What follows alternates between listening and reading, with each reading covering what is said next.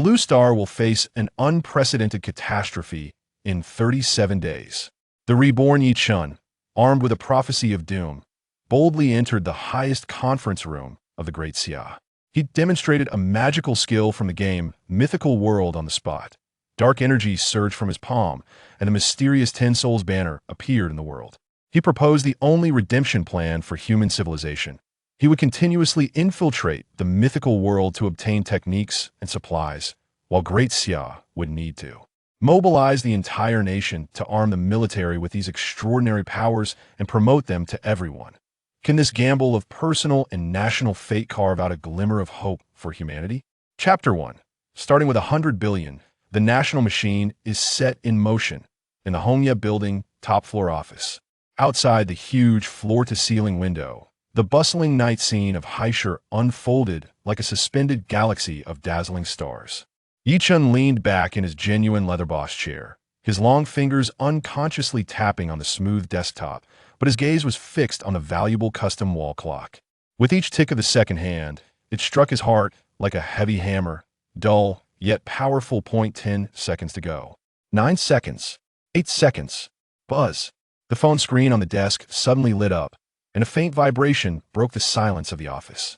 Ye Chen straightened up, almost lunging forward to grab the phone. On the screen, a message from an unknown number stood out. Dear user, congratulations.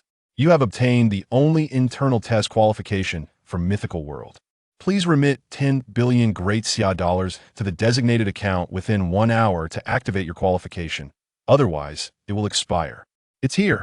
Ye Chen's breathing became heavy, his chest rising and falling violently, a hint of blood rising in his eyes. This is the message. In his previous life, he had dismissed it as a new type of scam from some reckless fraudster, laughing derisively and deleting it. But who would have thought that a month later, a portal called Mythical World would open in the sky above Blue Star, and all of humanity would be forcibly granted entry. Qualifications.at first, people were ecstatic, believing they had ushered in a new era of universal evolution. Everything gained in the Mythical World, whether it was earth-shattering techniques or body-enhancing elixirs, could be brought back to reality without a hitch. However, the revelry lasted only 7 days. 7 days later, the entrance to the Mythical World closed, replaced by countless ferocious beasts emerging from every corner of Blue Star. The hot weapons that humanity took pride in were as fragile as a joke before those tough-skinned monsters. Civilization collapsed in just half a month, and Ye Chen himself became a meal for a low-tier beast. The excruciating pain of having his chest torn open by claws, organs vivisected, still lingers deep in his soul, shocking him awake in cold sweat during midnight dreams. Fortunately, he was reborn. He returned to 3 days before he received that message. In those 3 days, he crazily sold off all the assets he had built over the past decade at nearly insane low prices. Countless business partners scolded him for going mad, and even the media mocked him for a broken capital chain. On the brink of bankruptcy, he didn't care, willingly taking on all the blame to liquidate all his assets, gathering up 10 billion in cash. All for today, to seize this opportunity that could change everything. Entering the Mythical World a month in advance, this month-long time difference is his only bargaining chip against the apocalypse. Ye Chen no longer hesitated, opening the mobile banking app, his fingers moving rapidly on the screen, fast enough to almost leave after images in the recipient account field. He entered that mysterious account number from the message without a single mistake. Transfer amount, 10 billion. When that long string of dazzling zeros appeared on the screen, there was not a ripple in Ye Chen's eyes. Confirm. Transfer. Enter password. The entire process was smooth, without a hint of hesitation. Your account ending in XXXX has successfully transferred 10 billion yuan. Current balance, 0 yuan. Looking at the receipt message from a bank, Ye Chen let out a long breath, his tense body instantly relaxing, sinking into the soft chair. 10 years of hard work, cleared in 1 day. He felt no regret, but rather an unprecedented sense of relief. Ding dong. Another message came in. Dear internal test user, your qualification has been successfully activated. The Mythical World will officially open in 1 hour. Please prepare yourself. It's done. Ye Chen's heart, which had been hanging in suspense, finally settled. He stood up and walked slowly to the floor-to-ceiling window. Outside was the empire of his business, but at this moment, In his eyes, these concrete jungles were nothing but ruins under the claws of future beasts. 10 billion for a month's time. This was the most correct transaction he had ever made in his 2 lifetimes. He took one last glance at the office. This had once been the nerve center of his business empire. Every priceless painting on the wall and every rare book in the bookshelf had been a symbol of his identity and wealth. Now, these things seemed like scrap metal to him. The office door was pushed open, and his chief secretary, Li Shui, hurriedly walked in with an anxious expression.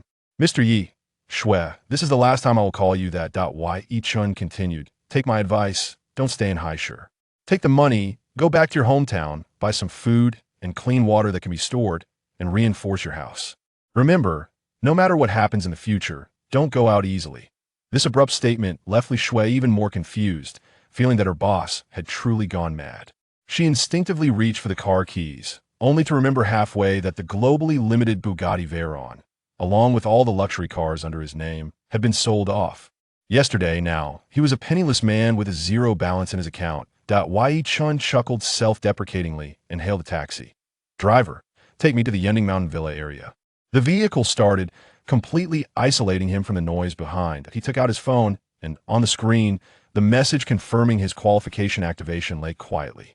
40 minutes left. This time, he would be the one in control, not the pawn to be slaughtered. The whole world would be at his feet.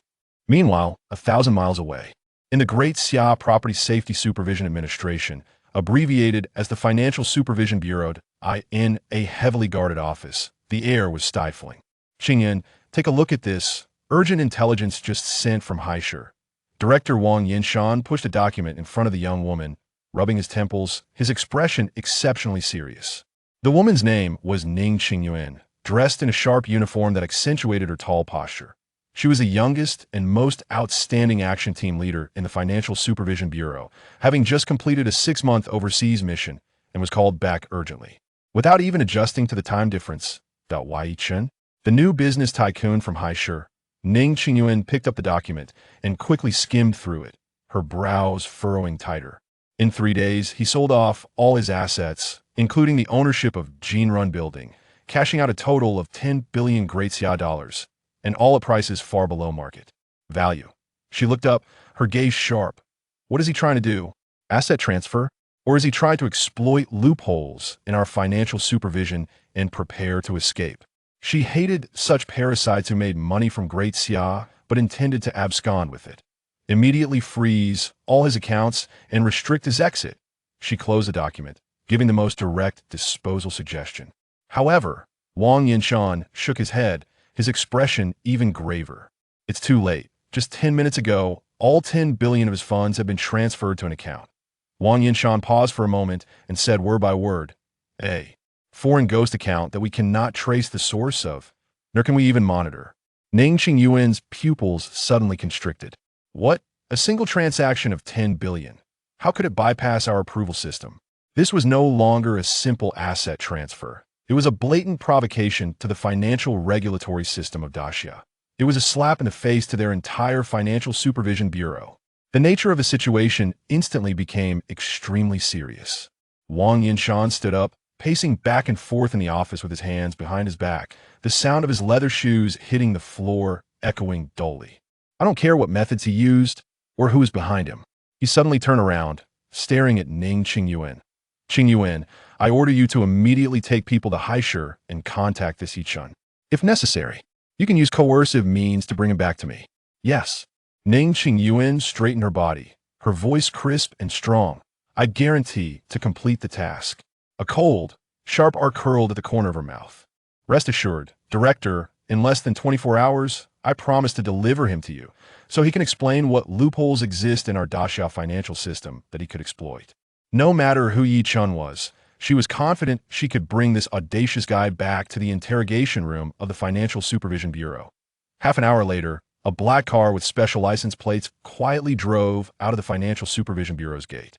Soon after, a piercing siren broke the night sky, and it sped away like an arrow, merging into the heavy flow of traffic towards Haishu.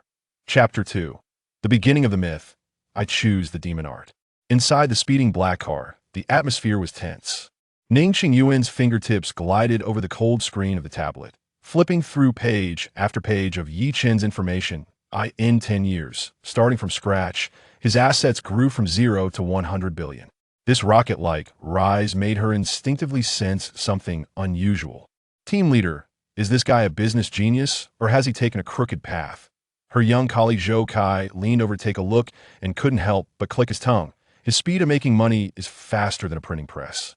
Ning Qingyuan remained silent, her gaze lingering on Ye Chen's unremarkable ID photo. The information stated he came from an orphanage and had no background. How could an ordinary person with no foundation create a 100 billion empire in 10 years? She didn't believe it. There must be something fishy going on, and it was a huge fishy affair. This transfer of 100 billion might be a signal that he was preparing to flee. Good. Ning Qingyan turned off the tablet, leaned back in her chair, and closed her eyes to rest.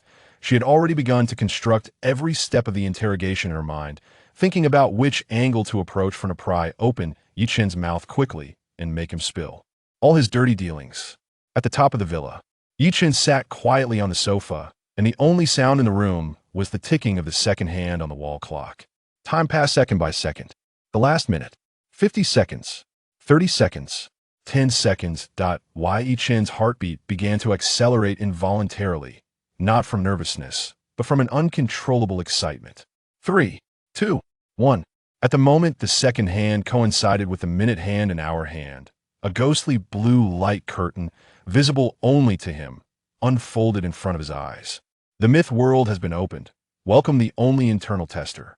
Please enter quickly and start your myth journey. Ye Chen took a deep breath, ready to confirm his entry, when a new prompt popped up on the light curtain. Kind reminder, each time you enter the myth world, you can stay online for up to 8 hours. After the time ends, you will be forcibly transported back to the real world. 8 hours? Ye Chen was slightly taken aback. In his previous life, there was no such restriction. But he quickly understood that in his previous life, it was a global open beta, and everyone was pulled in, so there naturally was no time limit. And now, he was the only internal tester. This restriction might be to prevent players from becoming addicted to the game, leading to a decline in their physical functions in reality. After all, time in the myth world flows synchronously with reality. A day has 24 hours, but you can only enter for 8 hours, returning to reality for the remaining 16 hours. This was also good, allowing ample time for rest and planning. The myth world has finished loading. Please enter quickly. The system's urging voice sounded again. Ye Chen no longer thought too much, focused his mind, and chose enter. Buzz. The scene before him was instantly engulfed by a blinding white light. When the feeling of spinning disappeared, Ye Chen found himself standing on a vast, endless plain. The scent of fresh grass mixed with the fragrance of the earth rushed towards him, and the gentle breeze caused the grass to undulate, with distant mountains silhouetted against the horizon. Everything was exactly as he remembered. Ye Chen clenched his fists, feeling the still weak body he was in his previous life. He had been dropped into this novice plane along with billions of people worldwide. And now, in this vast world, he was all alone. System, where's my novice gift pack? Ye Chen spoke to the air that he knew very well that without a novice gift pack, let alone challenging those powerful beasts, he probably couldn't even defeat the most ordinary wild wolf on the plain. As soon as he finished speaking, the system prompt arrived as expected. Detected internal tester's first login. Dispensing novice gift pack, internal test version. Dispensation successful. Would you like to open it immediately? Internal test version? Ye Chen's heart stirred, and he immediately chose yes. That a chest glowing with golden light appeared in front of him and automatically opened. Congratulations, you have obtained. Physique Potion X3. Congratulations, you have obtained. Beast Blood and Flesh, first stage, X10. Congratulations, you have obtained. Weapon Exchange Voucher, Novice, X1. Congratulations, you have obtained. Cultivation Method Selection Voucher X1. Looking at this string of rewards, Ye Chen's breath quickened. So generous. In the last life, the Novice Gift Pack during the public beta only contained a bottle of Physique Potion and a dull iron sword. Yet his internal test version gift pack was worth at least 10 times that of the public beta version. Just that cultivation method selection voucher was an invaluable treasure. In the last life, countless players dreamed of having a method to cultivate. But the drop rate for cultivation methods was appallingly low. Among billions of people, there might not be even one lucky player who could obtain one from monsters. Most people could only rely on the most basic attribute point upgrades to survive. He never expected that he could directly choose a cultivation method at the start. 100 billion was worth every penny. Ye Chen suppressed his excitement and first checked the other items. Physique potion could permanently enhance physical attributes. Beast blood and flesh, when consumed, could also strengthen physique with slightly inferior effects but in larger quantities. These were all good items for survival in the early stages. His attention eventually fell on that exchange voucher radiating purple light. Cultivation method selection voucher. After use, you can choose one from 2 randomly selected cultivation methods to learn. Without any hesitation, Ye Chen immediately chose to use it. The exchange voucher transformed into a purple light and merged into his brow. Immediately afterward, 2 options appeared in his mind. 1. Qianquan longevity technique. Immortal method. Practicing this method can prolong life and strengthen the foundation. The technique is mild and progress is slow. Those who reach great success can fly with a sword and roam freely in the world. 2. Wuxiang Tunshin demon art. Demon art. Practicing this method requires enduring the pain of being devoured. The technique is domineering and progress is rapid, allowing one to enhance oneself by devouring the blood, flesh, and souls of all beings. Immortal method, demon art. Ye Chen glanced at them and made his choice. I choose the Wuxiang Tunshin demon art. Longevity, freedom, in the impending apocalypse, all of this is just a joke. Only power, the kind that can be obtained in the shortest time possible and is strong enough to crush everything, is the only guarantee for survival. The pain of cultivating demonic skills, compared to the excruciating agony of being ripped open by ferocious beasts in my previous life. What does it even count for? With his choice, the information about the formless, sky-swallowing demonic skill surged into his mind like a flood. Countless obscure techniques and training diagrams were imprinted in his soul as if they were innate memories. Boom! A pain that was hard to describe suddenly surged from his limbs and bones, as if millions of ants were gnawing at his marrow. Ye Chen let out a muffled grunt, his body trembling violently, black mist seeping from his skin and enveloping him entirely. His body was undergoing the most thorough transformation by the demonic skill. At the same time, a series of system notifications rang madly in his ears. You have successfully learned the skill. Formless sky-swallowing demonic skill. Your level has increased to LV.1. Your level has increased to LV.2. Your level has increased to LV.3. Your level has increased to LV.4. As the black mist dissipated, Ye Chen slowly opened his eyes, a terrifying glint flashing by. He could clearly feel an unprecedented powerful force surging within him. He opened his personal panel, and rows of brand new data came into view. Name, Ye Chen level, 40 out of 400. Skill, formless sky-swallowing demonic skill, entry level. Just at the entry level, he had already jumped straight to level 4.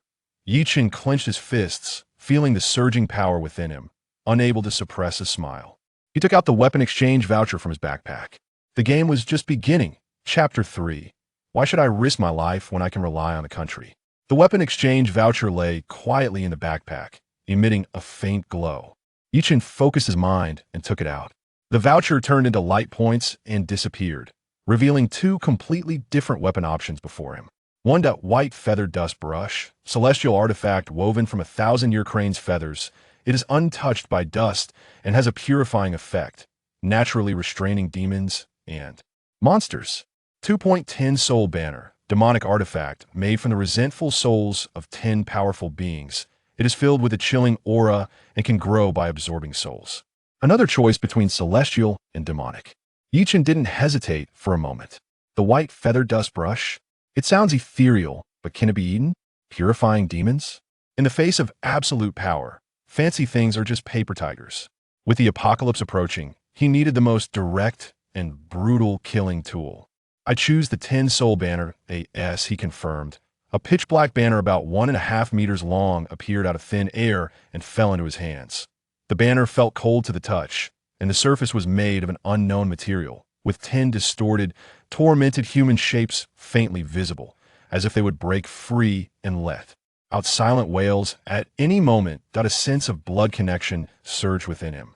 Ye Chen gripped the cold banner pole, an indescribable excitement welling up inside him. This was the feeling. He had chosen the most domineering path of the demonic way for both skill and weapon. In just a few minutes of starting, the advantages he had gained far surpassed the progress of ordinary players struggling for 3 to 4 days in his previous life. He no longer delayed and took out 3 bottles of physique potions from his backpack. Pulling the corks open, he tilted his head back and poured all the potions into his mouth. As the potions went down, a scorching warmth exploded within his limbs and bones, as if countless steel needles were stabbing his muscles and skeleton. His tendons and bones let out cracking sounds under the unbearable strain, and the blood vessels beneath his skin bulged, making him feel like he was being roasted over a fire. Ye Chen gritted his teeth and silently endured the excruciating pain of body transformation, but a few minutes later, the pain gradually subsided, replaced by an unprecedented sense of fullness and power. He could clearly feel that the density of his body and the strength of his muscles had improved by more than 1 tier. With his legs slightly bent, he exerted force and leaped up, soaring 4 to 5 meters high, landing silently. What powerful strength! Ye Chen clenched his fists, feeling the surging power within him, his confidence soaring. He looked around, starting to search for his first prey. Soon, a giant ape gnawing at grass roots came into his sight. The giant ape stood over 3 meters tall, its muscles bulging, and the fur on its back shone with a silvery luster. Silverback ape, beast, level 5 quality. First tier description: a common beast on the plains, aggressive and with a strong territorial instinct. This is it. Ye Chen's lips curled slightly as he walked slowly toward the silverback ape, holding the 10 soul banner. The silverback ape quickly noticed him, stopping its feeding, standing upright, beating its solid chest, and letting out a deafening roar in an attempt to scare away this insignificant human. Ye Chen ignored it, stopping about 20 meters away from the silverback ape. With a flick of his wrist, he gently shook the 10 soul banner. You have comprehended the skill. Soul summon. Almost at the same time as the system notification sounded, the 10 painful human silhouettes on the banner seemed to come alive. A piercing scream erupted from nowhere, and several shadowy figures struggled out from the banner, filled with bone-chilling resentment, transforming into black streams of light that rushed toward the roaring silverback ape. The silverback ape's roar stopped abruptly, its eyes wide with extreme fear. It wanted to escape, but the speed of those vengeful souls was beyond imagination, instantly wrapping around its limbs. Following that, shadowy figures rushed into its body one after another. Roar. The silverback ape let out the most painful howl of its life, its massive body convulsing violently. It frantically tore at its own flesh and pounded its head, as if something was gnawing at its organs and soul from within. In less than 10 seconds of struggling, this level 5 beast collapsed to the ground, its life extinguished. You have successfully killed a first-tier silverback ape, gaining 150 experience points. Ye Chen looked at the corpse on the ground, his heart calm. He noticed a faint white aura rising from the silverback ape's body, which was actively absorbed by the 10 soul banner. The human silhouettes on the banner seemed clearer than before. Indeed, this demonic banner can level up through killing. Ye Chen walked to the silverback ape's corpse and reached out to touch it. You have obtained Beast Flesh X5. At that moment, a grand voice resonated throughout the entire mythological world, ringing in his ears. Server announcement. Player Ye Chen has successfully killed the first creature in the mythological world, and the mall system has officially opened. Here it comes. Ye Chen's heart raced. With a flick of his mind, a dazzling virtual mall interface unfolded before him. The mall's categories were extremely detailed, including skills, weapons, elixirs, materials, and special items. Everything one could desire. Ye Chen's gaze quickly swept over the product list. Great Recovery Pill. Instantly restores all injuries and stamina. Priced at 10 million mythological coins. Fierce Beast Blood. Significantly enhances physique. Priced at 100 million mythological coins. Eye of the Candle Dragon. An eye left behind by the ancient divine beast Candle Dragon, capable of seeing through all illusions and discerning weaknesses. Priced at 800 billion. Mythological coins. Carefree Gourd. A transportation magical artifact that can travel thousands of miles a day and grant massive experience points daily, priced at 1 trillion mythological coins. Looking at those astronomical prices, Ye Chen's breath momentarily stopped. Expensive. Too expensive. He currently has not a single myth coin on him. Not to mention a divine artifact like the Eye of the Candle Dragon. Even the most basic Great Return pill is an unattainable luxury for him. Ye Chen's brows furrowed tightly.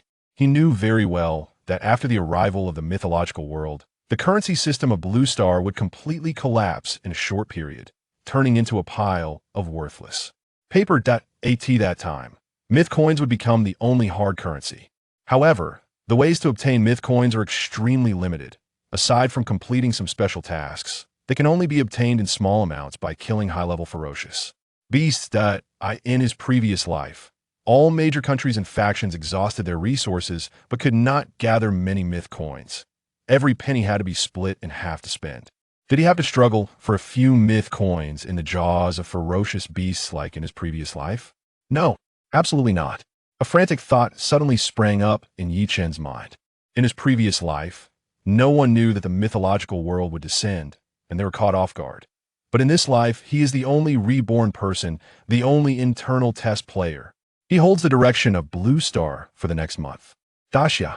What if he informs the high-level officials of Daxia in advance about the impending arrival of the mythological world and the invasion of ferocious beasts? Would they believe him? They would. With the backing of the country, why would he risk his life? Chapter 4. Capture me? Your level is not enough. This thought took root in Ye Chen's mind, growing wildly like weeds. He knew better than anyone that in a month, the game world known as myth would completely merge with reality. At that time, the spatial rifts would open wide, and countless beasts that only existed in legends would descend upon Blue Star, marking the true beginning of the apocalypse. Individual power, in the face of a devastating beast tide, was merely like a mantis trying to stop a chariot. To survive and to prevent the extinction of human civilization, the only way was to gather the strength of the entire Great Xia.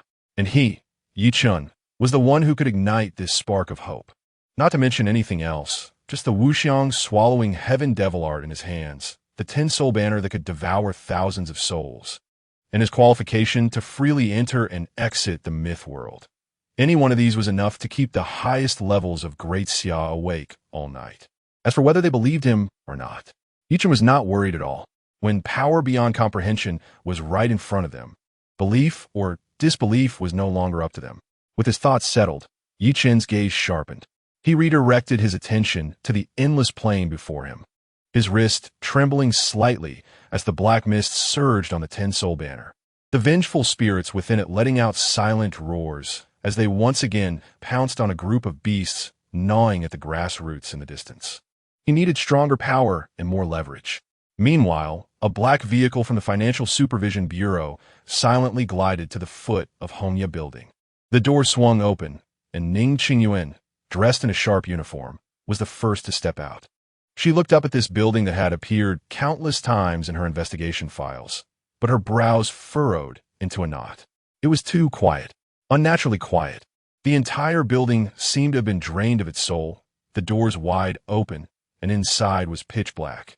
The wind blew, lifting a few scraps of paper, exuding a sense of desolation as if the place was abandoned. Ning, something is off. Her subordinate, Zhou Kai, quickly followed, his heart pounding as he looked at the dilapidated scene. Could the one named Ye have absconded with the funds? Ning Qingyuan remained silent, walking straight towards the security booth at the entrance of the building. An elderly man with graying hair was dozing off in a chair, drool nearly spilling onto his clothes. Hello, may I ask if the owner of Jinrun Building, Ye Chen, is here? Ning Qingyuan's voice was clear, carrying an authority formed by years of giving orders. The old man jolted awake, rubbing his sleepy eyes and sizing her up. Ye Building? He smacked his lips. Oh, that old news. This building was sold a long time ago, and a new sign would be hung next week. What was it called? Tianpeng Building. What? Ning Qingyuan's expression instantly darkened. The company was sold? Such a massive asset change, and the Financial Supervision Bureau hadn't received any hint? How could this be? When was it sold? Who was it sold to? A hint of urgency crept into her voice. Just a few days ago, the old man waved his hand nonchalantly, saying he heard it was sold to Tianpeng Group, doing some kind of shell listing, and the news was tightly wrapped.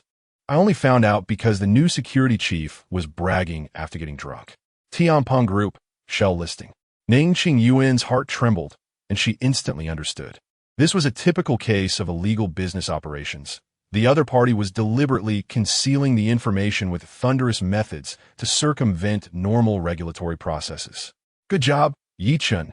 She suddenly turned around, pulled out her encrypted phone, and quickly dialed a number. Grandpa, it's me. As soon as the call connected, she got straight to the point. Her tone urgent and fast. I need you to use your authority to help me investigate all the insider information regarding Tianpeng Group's acquisition of Hongye Building immediately. Also, I need to borrow Troop Station in Haishur to help me seal off all airports, docks, and stations in Haishur. There was silence on the other end for a few seconds. Then an old yet strong voice responded with just one word. Good. Half an hour later, outside Ye Chen's standalone villa in the suburbs, Ning Qingyuan's black vehicle and two olive-green military jeeps formed a triangle, blocking the ornate iron gate completely. A middle-aged man in a well-fitted suit, resembling a butler, stood at the door, slightly bowing, his demeanor respectful, but his eyes remained calm. Team Leader Ning, we have confirmed that Ye Chen has not left the villa since returning. An officer stepped forward to report. Only then did the butler speak, his tone neither servile nor overbearing. Team Leader Ning, the sir is currently occupied with important matters and is not convenient to meet guests. Ning Qingyuan's patience was being worn down bit by this quiet villa, and she coldly waved her hand. We will wait here. She turned to Zhou Kai, her tone leaving no room for argument. Zhou Kai, immediately contact the Law Enforcement Bureau and have their people come assist. I want all entry and exit points in Haishur sealed off. Not even a fly should be able to escape. Time passed second by second. The villa remained eerily quiet.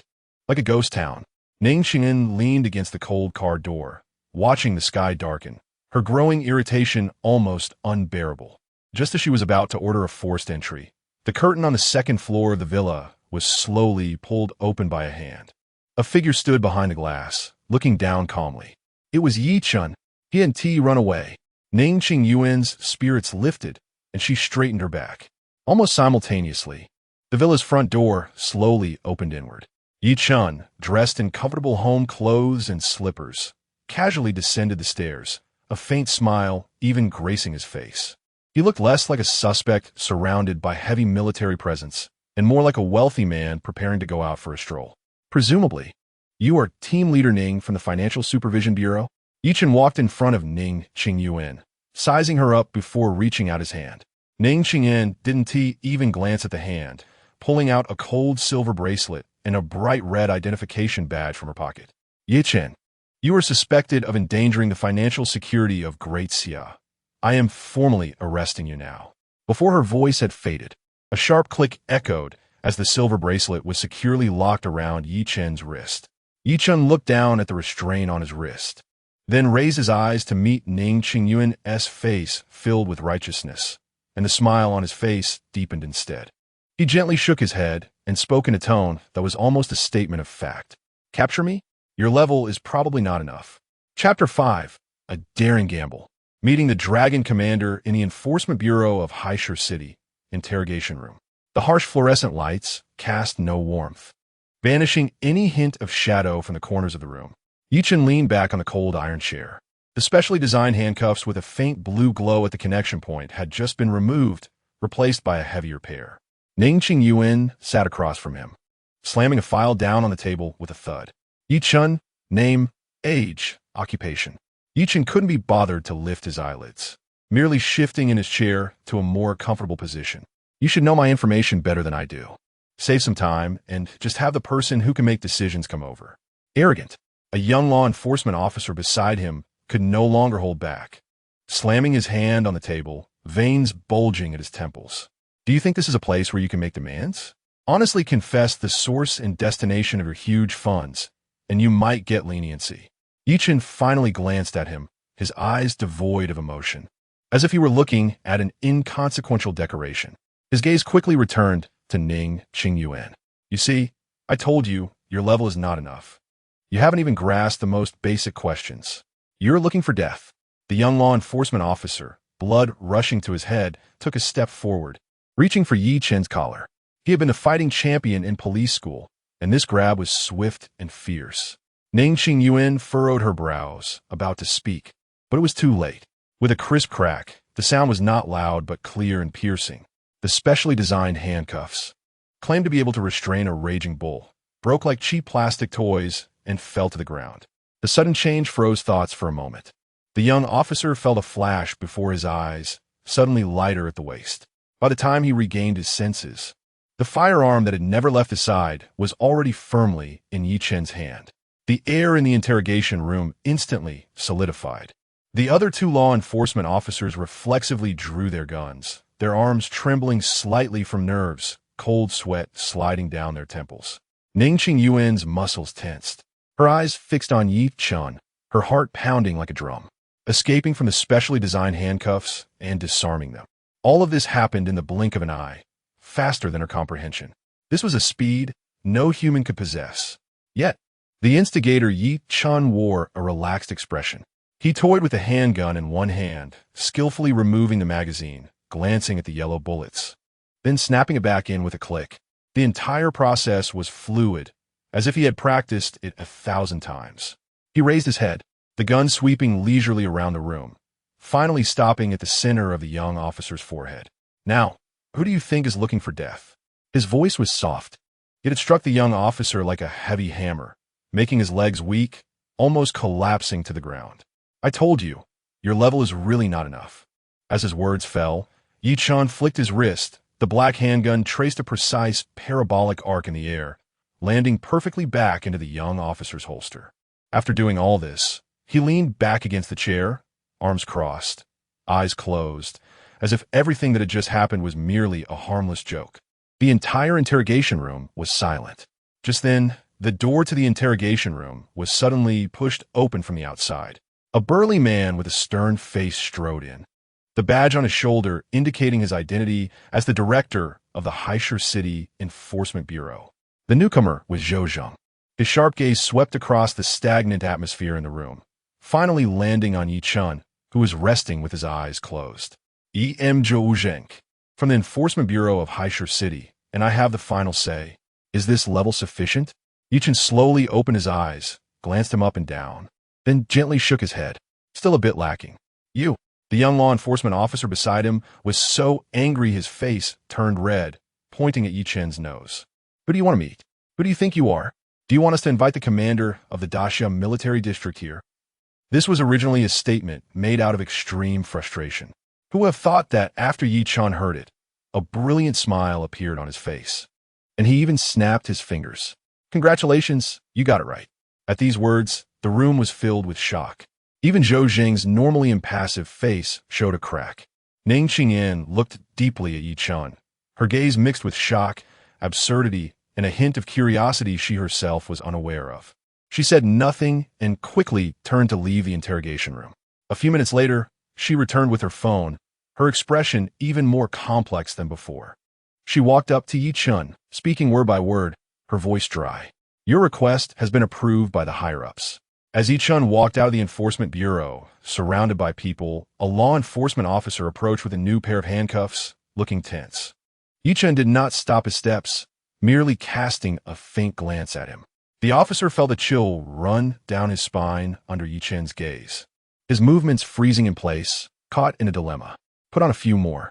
Ning Qingyuan's cold voice came from beside, devoid of any emotion. Hearing this, Ye Chen shrugged indifferently and instead extended his hands. This time, he allowed the other party to bind his wrists, ankles, and even around his waist with cold restraints. He understood that this was Ning Qingyan venting her emotions and also maintaining the waning face of the law enforcement department. Since the purpose had been achieved, he didn't mind cooperating with this performance. The convoy traveled for nearly 3 hours through the night, smoothly passing through green lights, ultimately arriving at an area that could not be found on any map. This was the heart of the Daxia military district. Ye Chen sat in the car, seemingly resting with his eyes closed, but his mind was racing with calculations. Since entering the mythical world until now, over 8 hours of real time had passed. Thanks to the newbie package and the beasts he hunted later, his level had successfully risen to level 7. This speed, in his previous life, was enough to drive any top guild crazy. The vehicle passed through layers of checkpoints and security checks that were outrageously stringent, finally stopping in front of a gray building with no markings. Ning Qingyuan personally opened the car door for Ye Chen, silently unbinding all his restraints. She pointed to the building, her voice emotionless. "The person you want to see is inside." After saying this, she did not look at Ye Chen again and turned to get back in the car to leave. Just before she closed the door, she paused for a moment, not looking back, leaving behind a sentence. "I hope you can still come out smiling." Chapter 6 Showdown with Dragon Commander. The entire Daxia territory is cultivating magic. The interior structure of the gray building was simple to the point of being dull. Apart from the cold metal walls and rows of overhead lights, there was nothing else. Ye Chen was led by a silent guard into an elevator that had no floor buttons. The elevator ascended smoothly and eventually stopped with a soft sound. When the doors opened, it revealed a spacious yet somewhat empty office. Two figures were sitting on the sofa in the center of the office. One was an old man with white hair and beard, sitting upright. It was Ning Qingyuan's grandfather, the god of war of Daxia, Ning Zhenjiang. The other man was younger, probably in his 50s, with a robust build and an imposing demeanor, adorned with shining military stars. He was another towering figure of the Daxia military district, Long Qingtsong. "Are you Ye Chen?" Ning Zhenjiang spoke first, his voice old yet powerful as he assessed Ye Chen, seemingly trying to glean something from this young man. Ye Chen wore a relaxed smile as he walked straight to the sofa opposite them and sat down casually. If Ning Qingyuan didn't find a wrong person, then it should be me. This calmness surprised both Ning Zhenjiang and Long Qingtsong. This was the power core of the Daxia military district. Ordinary people would tremble standing here. Yet this young man seemed as if he was visiting a neighbor. Long Qingtsong remained silent, but his sharp eyes never left Ye Chen, as if he wanted to see through him completely. He could sense that this young man possessed an indescribable aura beneath the calm exterior. There seemed to lurk a beast that would strike when given the chance. "Young man, you went through so much trouble, even causing such a commotion at the Law Enforcement Bureau, just to meet us two old men." Ning Zhenjiang picked up his teacup and gently blew on the steam. "Speak. What is your purpose?" Ye Chen's smile slowly faded, replaced by an unprecedented seriousness. "Two generals, what I am about to say may sound absurd, but please believe me." He paused, enunciating each word. "The Blue Star is about to face an unprecedented catastrophe." The air in the office seemed to freeze. Ning Zhenjiang's hand holding the teacup hung in midair, and Long Qingtsong's brow furrowed tightly. "Catastrophe?" Long Qingtsong finally spoke, his voice deep, carrying an iron-blooded tone of inquiry. "Is it a natural disaster or a man-made one?" As he spoke, he casually unholstered a handgun from his waist and placed it on the coffee table in front of him. The crisp sound of metal clashing rang out loudly in the quiet office. The implication of a threat was clear. Ye Chen, however, seemed oblivious to the gun and simply shook his head. Neither, or rather both. He no longer explained further, but extended his right hand. The next second, to the astonished eyes of Ning Zhenjiang and Long Qingtsong, a pitch-black banner inscribed with strange runes appeared out of nowhere in his hand. With a hum, as Ye Chen's magical power surged, an extremely cold black mist erupted from his body, instantly wrapping around the soul banner. The temperature in the office plummeted, and the air seemed to resonate with the wails and cries of countless vengeful spirits, chilling and piercing, making one's scalp tingle. Both Ning Zhenjiang and Long Qingtsong, battle-hardened soldiers who had survived countless bloodbaths, felt a chill shooting up their spines. This scene had completely surpassed their understanding. What is this? Magic? Or some technology we don't know? Ye Chen flipped his wrist, and the soul banner and black mist vanished without a trace, restoring calm to the office, as if everything that had just happened was merely an illusion. "Now, are the two of you willing to believe me?" Long Qingtsong stared intently at Ye Chen, and after a long moment, he squeezed out a few words through clenched teeth. "Who exactly are you? What is your true purpose?" He couldn't afford to be careless. Such an unpredictable ability, if misused, could pose an immeasurable threat to Daxia. Ye Chen understood their concerns. He smiled and prepared to reveal his final trump card. "My purpose is to save Daxia." No sooner had he spoken than he silently recited in his heart. Enter the mythical world. Swish! Just beneath the eyes of Ning Junjiang and Long Qing Ye Chen, who had been sitting on the sofa a moment ago, vanished into thin air. There were no shadows, no energy fluctuations. He simply disappeared abruptly and inexplicably. The two military leaders sprang up from the sofa, their faces displaying unprecedented shock. They looked around, even releasing their senses, yet could find no trace of Ye Chen. 1 minute later, swish! Ye Chen reappeared in his original position, even his sitting posture unchanged, as if he had never left. Even Ning Junjiang, who had seen countless storms in his life, completely lost his composure at this moment. He pointed at Ye Chen, his lips moving, but he couldn't utter a complete sentence. Long Qing directly grasped the handgun on the table, the muscles in his arms bulging, revealing his extreme unrest. After a long time, Ning Junjiang slowly sat back down, taking a deep breath to force himself to calm down. He looked at Ye Chen, his gaze turning incredibly complex. What exactly is this catastrophe you mentioned? He chose to believe, or rather, he had no choice but to believe. Ye Chen knew he had succeeded. He laid everything about the mythical world bare, including the arrival of the game in a month, the closure of the entrance in 7 days, the merging of reality and the game, and most critically, the invasion of ferocious beasts. In a previous life, the countries of the Blue Star thought this was just an epic-making holographic game, and no one took it seriously.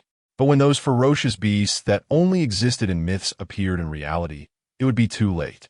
Our proud modern weapons would be as fragile as paper before those powerful ferocious beasts. According to my memory, ferocious beasts of level 2 and above could no longer be killed by conventional weapons. Ye Chen's voice was heavy, carrying a trace of sorrow from the depths of his soul. Long Qing's face turned ashen, his fingers gripping the gun, turning slightly pale from the pressure. Do you mean those ferocious beasts will completely destroy human civilization? Ye Chen paused for a moment, then nodded heavily. With our current strength, it is highly likely that this will be the case. The office fell into a deathly silence. Ning Junjiang's face revealed no expression, but in his murky, old eyes, a storm was brewing. He stared at Ye Chen and suddenly spoke. You didn't come to us just to tell us this news, did you? Ye Chen finally revealed a smile. Of course. Since I am the only internal beta player, it means I can enter the mythical world a month earlier than the rest of the world.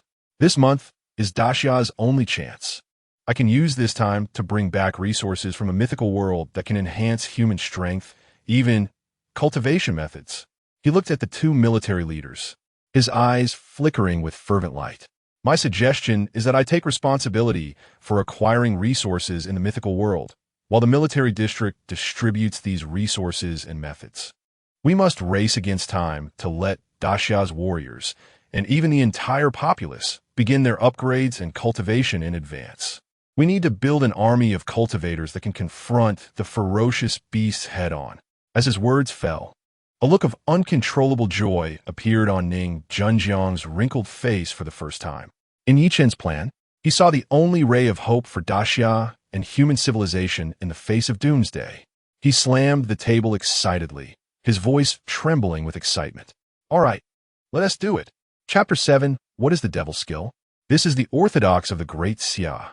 Ning Junjiang breathed heavily a few times, and the murky old eyes burst forth with a long-lost light.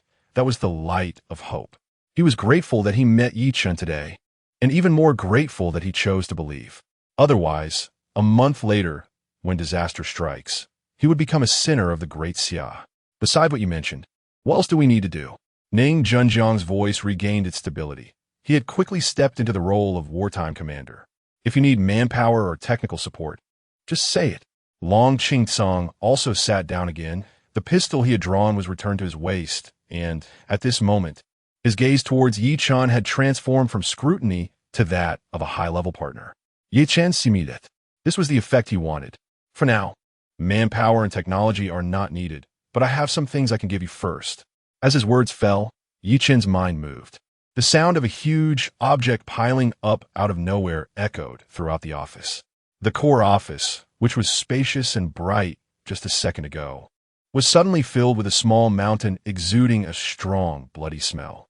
It was a pile of indescribable flesh. The smallest piece was as big as a desk, and the largest was even the size of a small car, with scales and rough beast skin attached to it. An primal and violent aura instantly filled the office, causing people's hearts to unconsciously race. Long Song stood up abruptly, his muscles tense, staring intently at the mountain of flesh, his burly body trembling slightly. He could clearly feel that within this flesh lay a terrifying energy that made even him feel palpitations. At this moment, the last trace of doubt in his heart vanished. This surreal method, this flesh filled with explosive energy, completely overturned his worldview. These are the cultivation materials you mentioned? Ning Junjiang was also shocked by this scene, but he quickly calmed down. Part of it is, Ye Chen pointed to the mountain of flesh. These can be divided and prioritized for the elite soldiers of the military district to consume, first for small-scale testing, and after confirming there are no abnormalities, gradually promoted. Good. Ning Junjiang answered without hesitation. Additionally, I will give you the simplified cultivation method tomorrow, and similarly, promote it on a small scale first. The Great Xia is fortunate to have you. Ning Senyang Sikhet sincerity. Long Song also nodded heavily, looking at Ye Chen with gratitude and admiration. You two old generals overpraise me. I'm also a citizen of the Great Xia. Ye Chen waved his hand. But I do have something I need from both of you, or rather, I need the help of the entire Great Xia. Speak. Ning Song said succinctly. Ye Chen extended a finger. I need money. A lot of money. Ning Junjiang and Long Song exchanged glances and almost laughed at the same time. I thought it was a big deal. Ning Junjiang waved his hand grandly. Money is not a problem. How much do you need? Just say a number. In the face of the impending apocalypse, money is the most useless scrap paper. I cannot give a specific number. Ye Chen explained that in the mythological world, there is a system similar to a mall where real currency can be exchanged for game currency to purchase various treasures that enhance strength. My upgrading efficiency largely depends on how much money I can invest. I only have one request. Ye Chen's expression became serious. Before 8 a.m. tomorrow, I hope to receive the maximum amount of cash you can raise in my bank account. Ning Junjiang and Long Song instantly understood Ye Chen's meaning. This means to exhaust the national strength to support him alone. No problem, Ning Junjiang said firmly. I will take care of it immediately. Long Song stood up, saluted Ye Chen and Ning Junjiang, and silently turned and walked out of the office with great determination. The office was left with only Ye Chen and Ning Junjiang. Ye Chen seemed to hesitate a bit. Ning Junjiang noticed his hesitation and gently spoke. Is there anything else? Feel free to say it. Ye Chen took a deep breath and decided to be honest. Elder Ning, the cultivation method I want to promote has a name that doesn't sound good called the Wuxiang Tunshin Devil Skill. He was worried that the two words devil skill would bring resistance to the national cultivation plan and even affect the image of the Great Xia. The air in the office fell silent for a moment. The smile on Ning Junjiang's face slowly disappeared, and he looked down at his teacup, remaining silent for a long time. Ye Chen's heart also sank.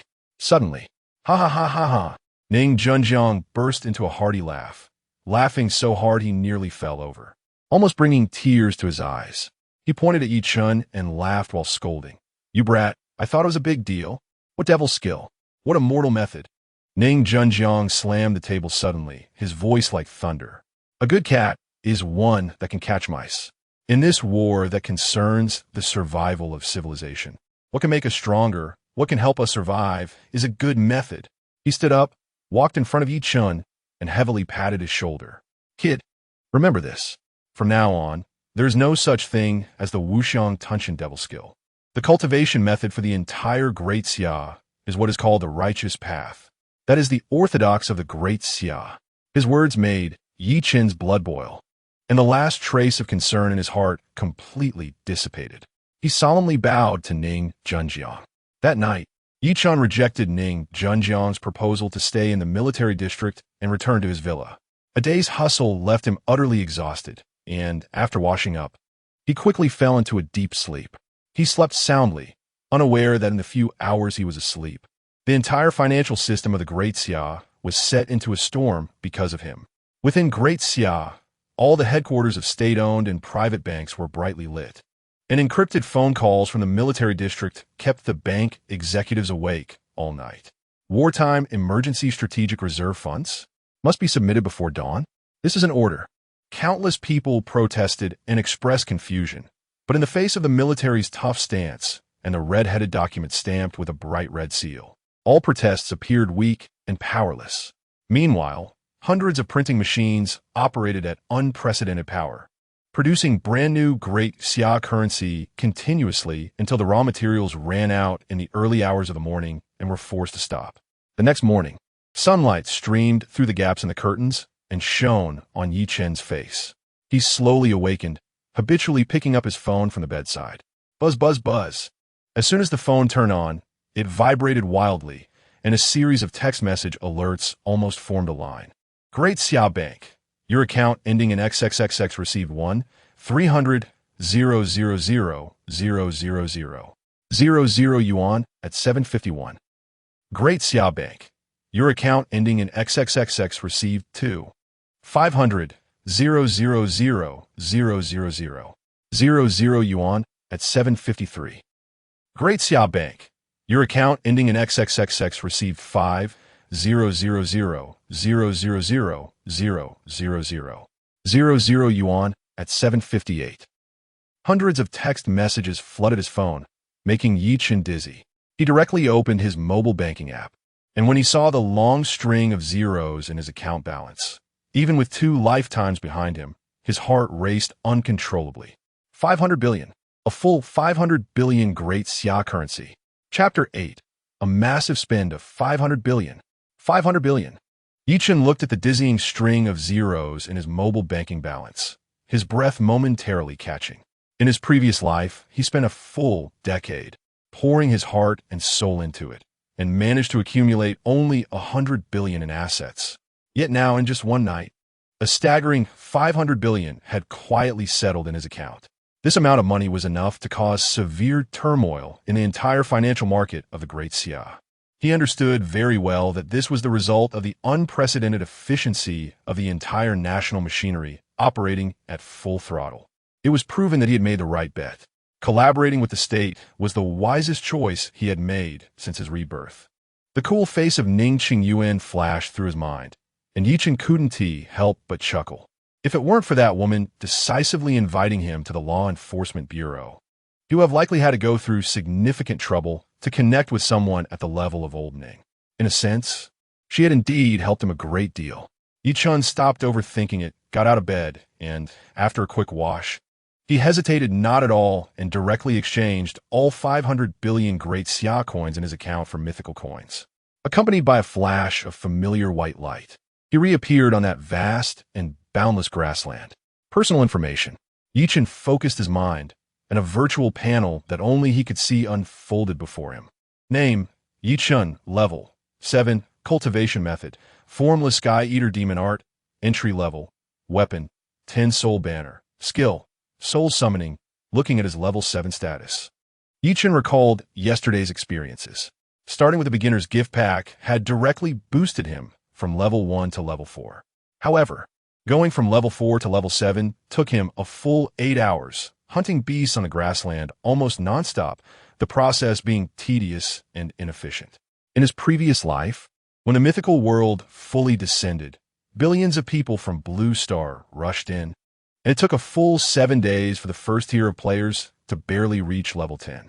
This illustrates just how difficult it was to level up in this world. Without external assistance, relying solely on hard practice, he could at most reach level 20 in a month. Such strength, in the face of the impending calamity of ferocious beasts, would only allow him to survive a little longer. It couldn't change anything. Mod system. Ye Chen closed the personal panel and opened the dazzling mall interface. 500 billion mythical coins. This was his greatest confidence now. He first found the Great Recovery Pill in the Elixir section, a necessary item for outdoor survival that could quickly restore injuries and stamina. He purchased 100 pieces. Ding! Spent 10 billion mythical coins. Successfully purchased Great Recovery Pill X 100. 10 billion mythical coins evaporated instantly, and Ye Chen didn't even furrow his brow. Next, he began browsing other items in the mall. First Order Ferocious Beast Blood contains the violent energy of the ferocious beast's essence. Using it can significantly enhance physical constitution, with a very low chance of awakening ferocious beast talents. Price, 150 billion mythical coins. Eye of the Candle Dragon. The eyeball left by the ancient divine beast Candle Dragon contains the power of time and space. After fusion, can see through illusions, greatly enhancing experience acquisition efficiency. Price, 150 billion mythical coins. Carefree Gourd. A celestial treasure. Can travel thousands of miles a day. Contains space. Can produce a wisp of celestial aura daily. Absorbing it can yield a large amount of experience. Price, 120 billion mythical coins. Spatial Ring. Contains 100 cubic meters of space. Can store non-living objects. Price, 50 billion mythical coins. Just a few recommended items on the mall homepage had prices that were jaw-dropping. Ye Chen flipped through a few pages and found that the total price of all items on the first 3 pages already exceeded $1 trillion. 500 billion. It actually spends so quickly? Ye Chen smacked his lips. It seemed he would have to ask old Ning and the others for more money later. However, for now, this funding was enough for him to undergo a transformative metamorphosis. He quickly made his choices based on his current needs. Ding! Spent 471 billion mythical coins. Purchase successful. Instantly, his account balance plummeted from 500 billion to less than 300 billion. Ye Chen looked at the 4 items radiating various colors in his backpack, feeling a sense of gratitude. Fortunately, he chose to rely on the Great Xia. Otherwise, let alone these expensive treasures, he probably wouldn't even be able to afford a few great recovery pills, which were basic consumables. The spatial ring was directly worn on his hand, and with a thought, he could sense the spacious interior. The Carefree Gourd was a palm-sized purple gold gourd, which he hung at his waist, preparing to study it later. The urgent matter was to immediately enhance his hard power. Ye Chen took out the First Order Ferocious Beast Blood and the Eye of the Candle Dragon from his backpack. The former was a fist-sized, constantly wriggling dark red blood, exuding a violent aura. The latter was a golden eyeball the size of a pigeon's egg, shimmering with colorful lights, as if it contained a world. Without a moment's hesitation, Ye Chen chose to use them simultaneously. Use First Order Ferocious Beast Blood. Use Eye of the Candle Dragon. The moment the words fell, the blob of essence blood and the golden eyeball transformed into 2 streams of light, one red and one gold, fiercely diving into his body. Boom! An indescribable pain instantly engulfed his entire body. Ye Chen's body trembled violently, and he uncontrollably knelt on the ground. He felt as if his blood was boiling in an instant, every inch of his veins burning, and his organs seemed to be gripped tightly by an invisible hand, threatening to crush them. His eyes quickly filled with blood vessels, his eyeballs bulging, and a terrifying golden light ignited deep within his pupils. He gritted his teeth, his throat emitting an uncontrollable roar of pain. Crack! Crack! His exposed skin began to show fine cracks, as if it were a porcelain piece about to shatter, crimson blood oozing from the crevices, only to be instantly evaporated by the high temperature. A primal, violent aura surged from deep within his bloodline. Roar! A terrifying beast roar, completely unlike that of a human, erupted from Ye Chen's throat, the sound waves rolling, shaking the air of the entire grassland. Chapter 9. Level up 3 times. This is the power of money. The intense pain came quickly and left just as fast. When the last inhuman roar echoed, the raging energy within Ye Chen gradually calmed down, replaced by warm currents flowing through his limbs and bones, repairing the damaged meridians and flesh from before. He could feel that his body was undergoing earth-shattering changes, with every muscle and every inch of bone seemingly being reshaped, filled with explosive power. Ding! Congratulations! You have successfully fused with the blood of a first-tier fierce beast, gaining the passive ability, Bloodline Suppression. Ding! Congratulations! You have successfully fused with the Eye of the Candle Dragon, gaining the passive ability, Candle Dragon Bloodline. Ding! Congratulations! Your level has increased to level 8. Ding! Congratulations! Your level has increased to level 9. A series of system prompts rang in his mind, invigorating Ye Chen, who just caught his breath. He suddenly stood up, clenched his fists, feeling an unprecedented fullness within him, and a wild joy appeared on his face. He did it. He quickly opened the descriptions of the two new abilities. Bloodline suppression, originating from the bloodline of a first-tier fierce beast. It exerts a powerful deterrent effect on beasts and fierce beasts with a level lower than yours, with a certain probability of causing them to enter a state of fear and flee. Candle Dragon Bloodline. Your eyes have gained part of the Candle Dragon's power, allowing you to see through illusions, and when killing any creature, you gain an additional 30 experience.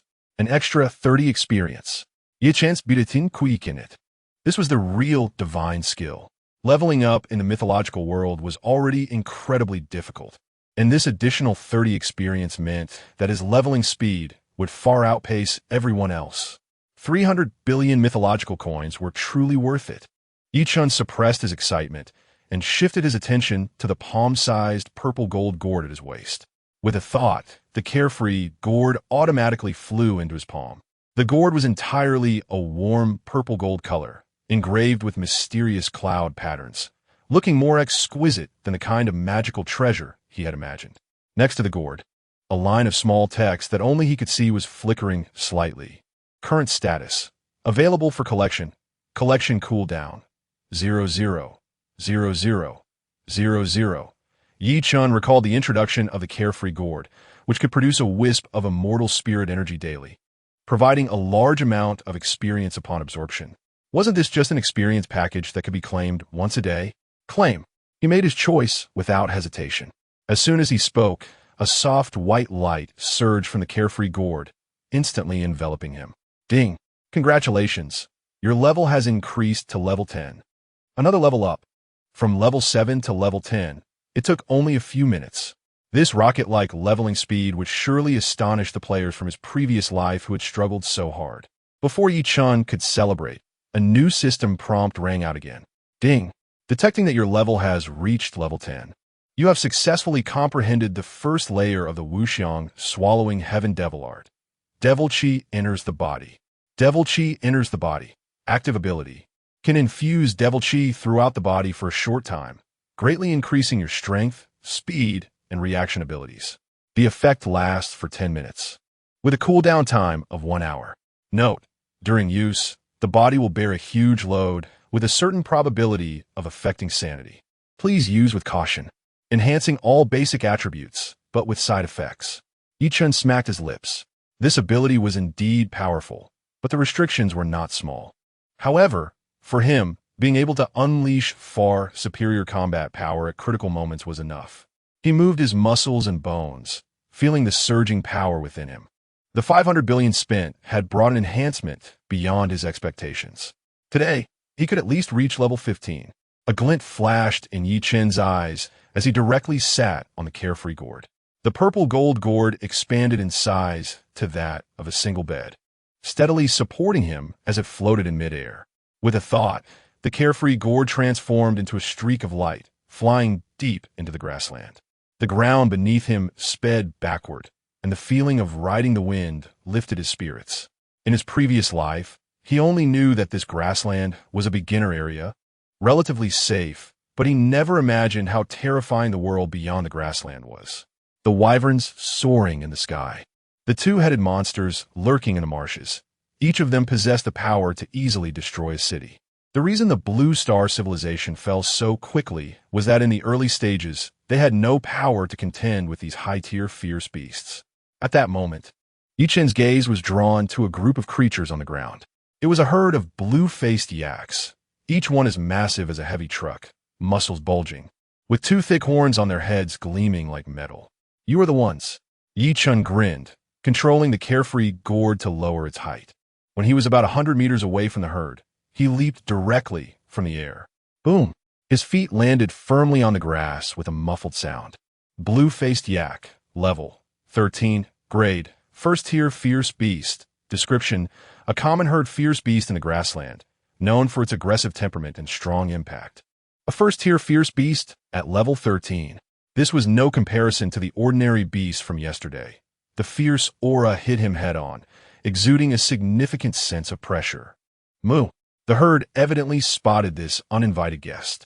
A leading yak let out a deep roar, its crimson eyes locking onto Ye Chen. In the next second, 6 blue-faced yaks simultaneously charged forward, the heavy footsteps creating a unified sound, causing the ground to tremble slightly as they rushed towards Ye Chen with an unstoppable momentum. Faced with this charge like 1,000 horses, Ye Chen showed no sign of fear. Devil Chi enters the body, he shouted, and dark devil Chi erupted from his body, enveloping him entirely.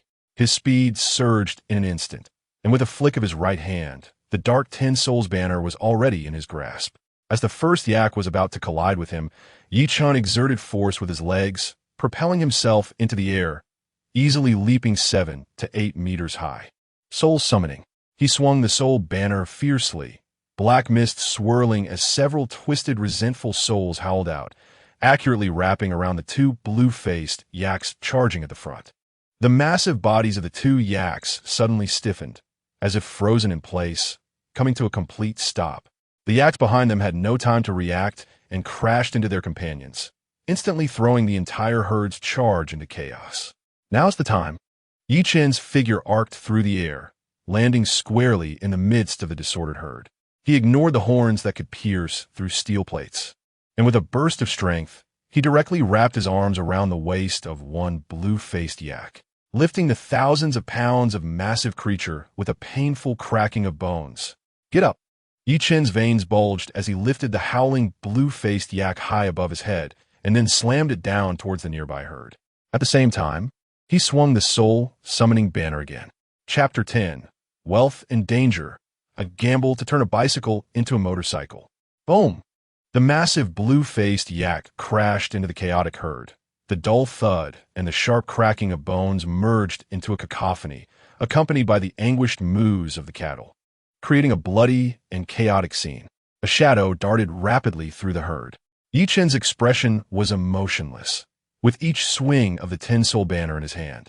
Numerous vengeful spirits emitted silent screams, precisely targeting each blue-faced yak. The brute strength of these first-level ferocious beasts was utterly fragile against the erosion of the vengeful spirits.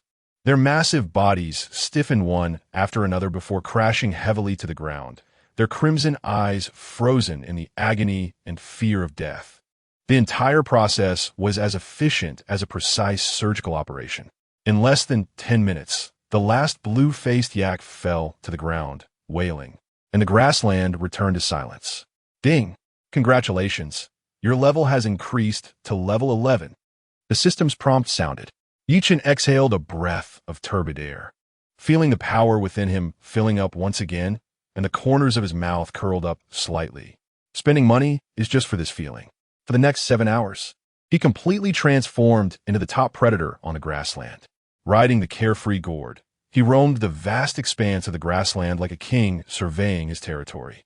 The 30% experience bonus from the Candle Dragon bloodline made his leveling efficiency terrifying. Groups of wild boars, cunning and swift-clawed wolves, and hovering strange birds all became the souls under his 10 Soul banner, as well as numbers on his experience bar. When he casually knocked down the last 2-headed monster bird that attempted to ambush him from behind, the long-awaited system prompt finally sounded again. Ding! Congratulations. Your level has increased to level 15. Ding! Detected that your level has reached 15. Successfully comprehended the second layer ability of the unseen devouring demon art. Soul Transfer Technique. Another new ability. Ye Chen immediately opened the skill description. Soul Transfer Technique. Active ability. Can temporarily transform one's soul body into a shadow, enabling instant movement up to 50 meters, ignoring most physical obstacles, with a cooldown of 30 seconds. Instant movement? Ye Chen's eyes lit up. This was a good thing. 50 meters, whether for ambush or survival, could significantly change the battle situation. With a thought, he activated the Soul Transfer Technique towards a boulder half his height in the distance. The scenery before him blurred, and, in the next second, he quietly appeared behind the boulder. The entire process was incredibly swift, with no sense of delay. Divine skill. He checked the time. Less than an hour remained before the mandatory logout in 8 hours. It was definitely not enough time to hunt these first-level ferocious beasts to reach level 16. Right? There was also a gift package. Ye Chen remembered something, took out the pitch-black, ancient-looking gift package from his backpack. Level 10 Novice Gift Package, Beta Version. Another beta version from the system reward. Hopefully, it would yield some surprises. He chose to open it. However, contrary to his expectations of a dazzling opening animation, a prompt that made his eyelids twitch popped up from the package. Opening countdown. 17 hours, 34 minutes, 12 seconds. Ye Chen was momentarily speechless. It takes 17 hours to warm up for opening a box? This system really knows how to tease. He shook his head and could only put this slow-release gift package back in his backpack, planning to deal with it the next time he logged in. After tidying up the mountain of ferocious beast blood and flesh in his backpack, Ye Chen planned to find Old Ning and the others after logging out to discuss the next step. Just as he was about to call up the logout menu. Roar. A terrifying beast roar suddenly echoed from deep within the grassland. The sound seemed to threaten to crack the sky. A terrifying pressure instantly enveloped the area. The air felt as if it had solidified, and even the carefree gourd beneath, Ye Chen emitted a mournful buzzing sound, its spirit dimming. Ye Chen's expression changed drastically. The level of power contained in that roar was not something a first-level ferocious beast could compare to. Even second- or third-level beasts were far from it. The blood within him unconsciously surged, a mix of curiosity and excitement instantly overpowering his instinctive caution. Wealth and danger go hand in hand. He immediately dismissed the thought of logging out, and spiritual energy surged into the carefree gourd, transforming him into a streak of light, speeding toward the direction of the beast roar. Ding! Detected that the beta user is in a special state. Mandatory logout restriction has been temporarily lifted. The system's prompt reassured him. This beta qualification is truly beneficial. With the carefree gourd at full speed, in just 5 minutes, Ye Chen approached the source of the sound. The sight before him made him hold his breath for half a second. Under the distant skyline, two colossal creatures were engaged in a frantic battle. One was a mountain-like giant tortoise with a fierce black python coiled on its back. Every time the giant python whipped its tail, it carved out bottomless ravines in the earth, sending rocks flying. Its opponent was a giant bird with a wingspan exceeding 100 meters. The giant bird was engulfed in crimson flames, turning the grassland into scorched earth wherever it flew. The most bizarre part was that its head resembled that of a human woman, but the face was filled with resentment and madness. Warning: detected 5th level ferocious beast. Black python Xuanwu. Warning: detected 5th level ferocious beast. Human-faced red bird. Danger level extremely high. Please host evacuate immediately. The system's warning echoed urgently in his mind. 5th level ferocious beasts. Ye Chen's heart sank sharply. In his previous life, any one of these beings could easily annihilate a large country. Today, in this place, 2 of them appeared simultaneously. Just then, he keenly noticed a fist-sized light ball floating in a massive crack in the ground at the center of the 2 giant beasts' battle. The light ball emitted a soft and mysterious glow, and with each pulse, ripples spread through the surrounding space. The 2 terrifying 5th level ferocious beasts were clearly fighting to seize this object, causing the earth to tremble. Ye Chen's throat involuntarily swallowed. Leave? What a joke. Why did he reincarnate? Wasn't it to seize these opportunities that he couldn't even dare to dream of in his past life? The greater the risk, the greater the reward. He fixed his gaze on the light ball. A trace of madness ignited deep in his eyes. Gamble. Ye Chen gritted his teeth. Not only did he not retreat, but he also urged the carefree gourd to its utmost speed, like an arrow released from the bow, charging toward that death zone capable of slaughtering everything. Chapter 11. Snatching food from the tiger's mouth. The protectorate formation is in hand. Ye Chen stood atop the carefree gourd, his garments rustling fiercely in the gale. He poured his internal spiritual power unreservedly into the ground beneath him, and the gourd transformed into a streak of blue light, shooting straight toward the center of chaos and destruction. At that moment, the human-faced red bird let out a sharp, piercing cry, a sound so twisted and strange that it resembled the mixed curses of countless women rather than that of a bird. Buzz. A visible ring of crimson fire exploded around it. The speed at which the fire ring spread was astonishing, scorching the air into a distorted blur, while the grass on the ground instantly turned to ash, leaving behind an ever-expanding circle of charred marks. Even hundreds of meters away, Ye Chen could still feel a wave of scorching heat rushing toward him, his skin prickling with pain. This was a fifth-tier, ferocious beast, capable of causing disaster with just a wave of its hand. His thoughts raced, and under his mental command, the carefree gourd traced an unimaginable arc, skillfully rolling and twisting through the gaps in the fire ring. Even so, the terrifying heat that brushed past him caused his protective spiritual light to flicker violently. Roar! On the other side, the burdened python Xuanwu clearly could not fully evade. Its hard shell charred black, and the giant python coiled upon it let out a painful howl, shedding large patches of burnt scales. The intense pain completely enraged this massive creature. It slammed its head into the ground. Boom! A dull, thunderous sound echoed, and the earth trembled violently. From the point of impact, deep blue ice patterns spread wildly in all directions, the ground visibly freezing at an incredible speed. The layered ice patterns spread faster than the fire ring, and Ye Chen had just narrowly escaped one disaster, with no time to avoid the second. Crack! The ice patterns caught up to him in an instant, an unimaginable oppressive force descending upon him. Ye Chen felt his entire body sink, as if struck by an invisible mountain, his bones groaning under the overwhelming burden. Countless fine cracks appeared on his skin, and the blood that seeped out was instantly frozen into dark, red ice crystals by the extreme cold. Hiss! He gasped, a layer of white frost quickly forming on his eyebrows and hair. Without a moment's hesitation, he immediately took a large recovery pill from his backpack and popped it into his mouth.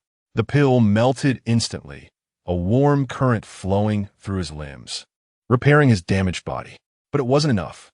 A chilling poison surged through his wounds, rampaging through his internal organs and causing waves of knife-like pain. Ye Chen's forehead veins bulged as he frantically pulled out more recovery pills from his backpack, swallowing them one after another like candy, barely maintaining his bodily functions from collapsing. No more waiting. His eyes reddened, fixating on the softly glowing sphere just over 10 meters away. He gritted his teeth and leaped down from the carefree gourd. Sul shift technique.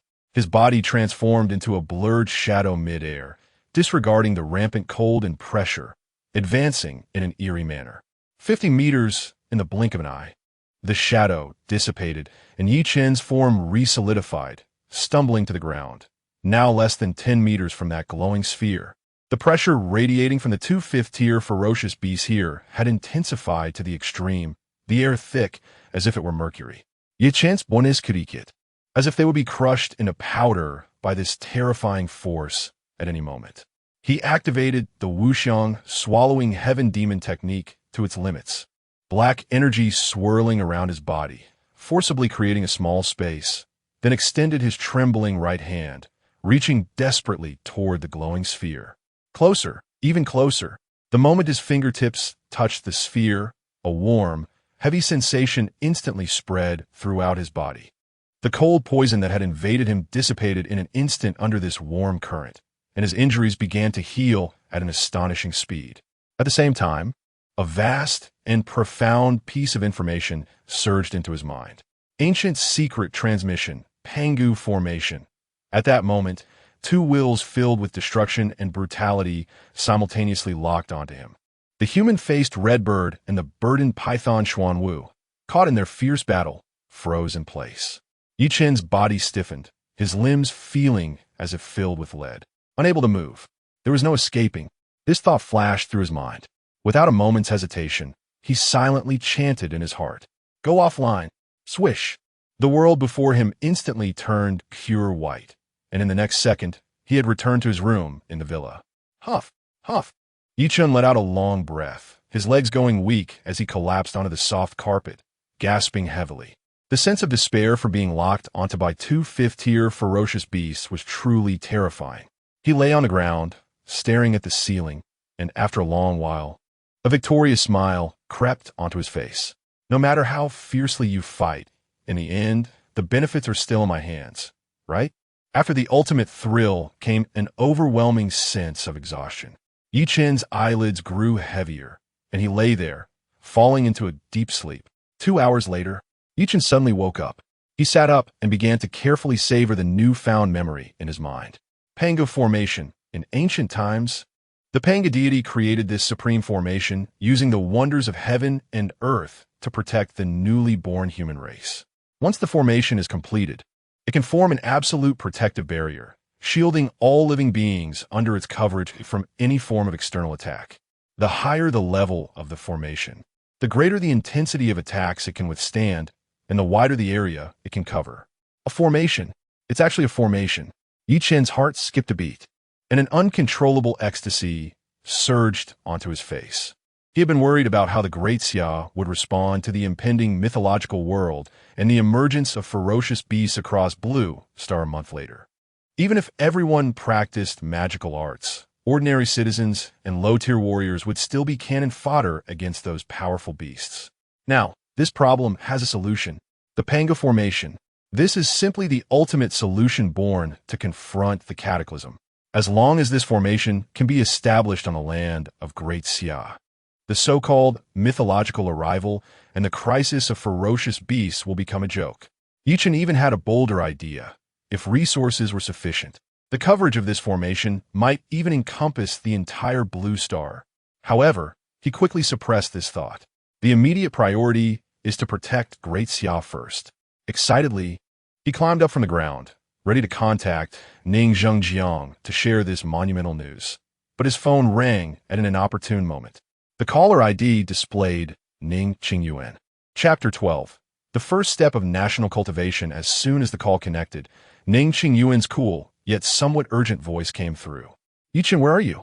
Old Ning wants you to come to the Haisher military district immediately. She paused for a moment, her speech quickening. Also, Commander Long has granted you the highest access privileges. From now on, you can freely enter and exit any military district within the Daxia territory without needing to report. Ye Chen raised an eyebrow slightly. He understood the significance of this privilege. It wasn't just trust. It was as if the entire military lifeline of Daxia had been opened to him. Got it. I'll be there right away. He hung up the phone without any delay, quickly washed up and changed, then drove straight to the Haisher military district. The car cruised smoothly on the road, but Ye Chen's thoughts were in turmoil. The blueprints for the Pangu array were in hand, and the biggest challenge now was the materials. And materials required massive funding. It seemed that old Ning and the others were truly anxious.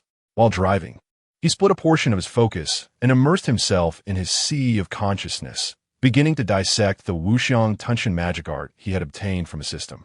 The original technique was too sinister and domineering, emphasizing the devouring of all things. The cultivation process was fraught with peril. A slight misstep could lead one to become a merciless killer, making it unsuitable for ordinary soldiers. What he needed to do was eliminate its demonic nature while preserving its formless foundation, refining it into a simplified version focused solely on strengthening the body and unlocking potential. A version that could serve as the cornerstone for all of Daxia to embark on the path of the extraordinary. Half an hour later, the imposing gates of the military district came into view. Stop. Accept inspection. The sentinel at the entrance stood tall, gun in hand, his gaze sharp as an eagle's. Ye Chen complied, stopping the car, lowering the window, and handing over his ID. The sentinel expressionlessly took it, lightly scanning it with a handheld terminal. Beep. A soft sound echoed, and the sentinel's body stiffened as if struck by an electric current. The seriousness on his face was instantly replaced by a complex expression of shock, confusion, and fervent reverence, his hand trembling as it held the terminal. In the next moment, he straightened his back even more and, with all his might, saluted Ye Chen with a standard military salute. Mr. Yi, please enter. His voice was loud enough to startle the nearby auxiliary sentinel. Ye Chen took back his ID and drove in. He parked the car in front of a familiar office building, and as soon as he got out, he saw Ning Zhengjiang and Long Qingtsang waiting at the door. Ning Zhengjiang appeared relatively calm, though the anticipation in his eyes was unmistakable. Long Qingtsang, on the other hand, was like an ant on a hot pan. The moment he saw Ye Chen, his eyes lit up like searchlights. You've arrived. Ning Zhengjiang smiled as he approached. Old Ning, Commander Long. Ye Chen nodded in acknowledgement, skipping any small talk. I'm here to handle two matters. First, to deliver a batch of cultivation resources. Second, I brought a technique and would like the two of you to try it out first. The smile on Ning Junjiang's face grew even broader. Upon hearing the words cultivation resources, Long Qingsong's heavy breathing could be heard from several meters away. He rushed over in 3 quick steps, his voice shaking with excitement. Is it that kind of meat from last time? The beast blood and flesh Ye Chen had brought last time had effects akin to divine medicine. After it was distributed, the soldiers' physical fitness skyrocketed like a rocket. Several veteran warriors now warmed up by lifting jeeps at the logistics department, each one vigorous and energetic, nearly tearing the training ground apart. The only downside was that those who had tasted the sweetness would gather outside his office daily, looking at him with eyes full of grievance like wronged concubines. He was so annoyed he wanted to avoid anyone in military uniform. Young friendy, how much did you bring this time? Long Qingsong rubbed his hands, his square face, usually imposing, now beaming like a blooming chrysanthemum, his tone full of flattery. Ye Chen similed calmly. Not much, just a bit more than double last time. It should fill this office without any problem. Boom! Long Qingsong felt as if a bolt of happy lightning had exploded in his mind, staggering slightly. He grabbed Ning Junjiang beside him, his face flushed, excited to the point of being incoherent. Old Ning, did you hear? The office. Filled. Ye Chen ignored the commander who looked about to faint from happiness and turned his gaze to Ning Junjiang. Old Ning, regarding the technique. It's better to act sooner rather than later. As his voice fell, he pointed his fingers like swords, touching the foreheads of Ning Junjiang and Long Qingsong. 2 massive streams of information surged into their minds like a flood breaking a dam. 1 hour later, in the office, Ning Junjiang and Long Qingsong sat cross-legged, with wisps of black mist rising from their bodies, emitting a foul odor. Suddenly, both opened their eyes simultaneously. 2 beams of brilliance shot out, like solid objects, causing the air in the room to freeze. A powerful aura exploded from within them. The technique has been initiated. This is the power of cultivation?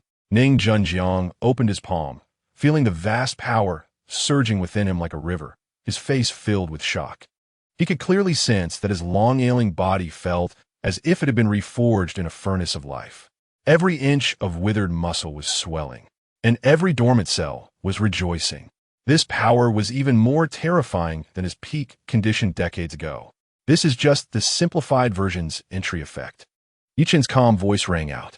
If it were the complete technique, the effect would be dozens of times greater than this.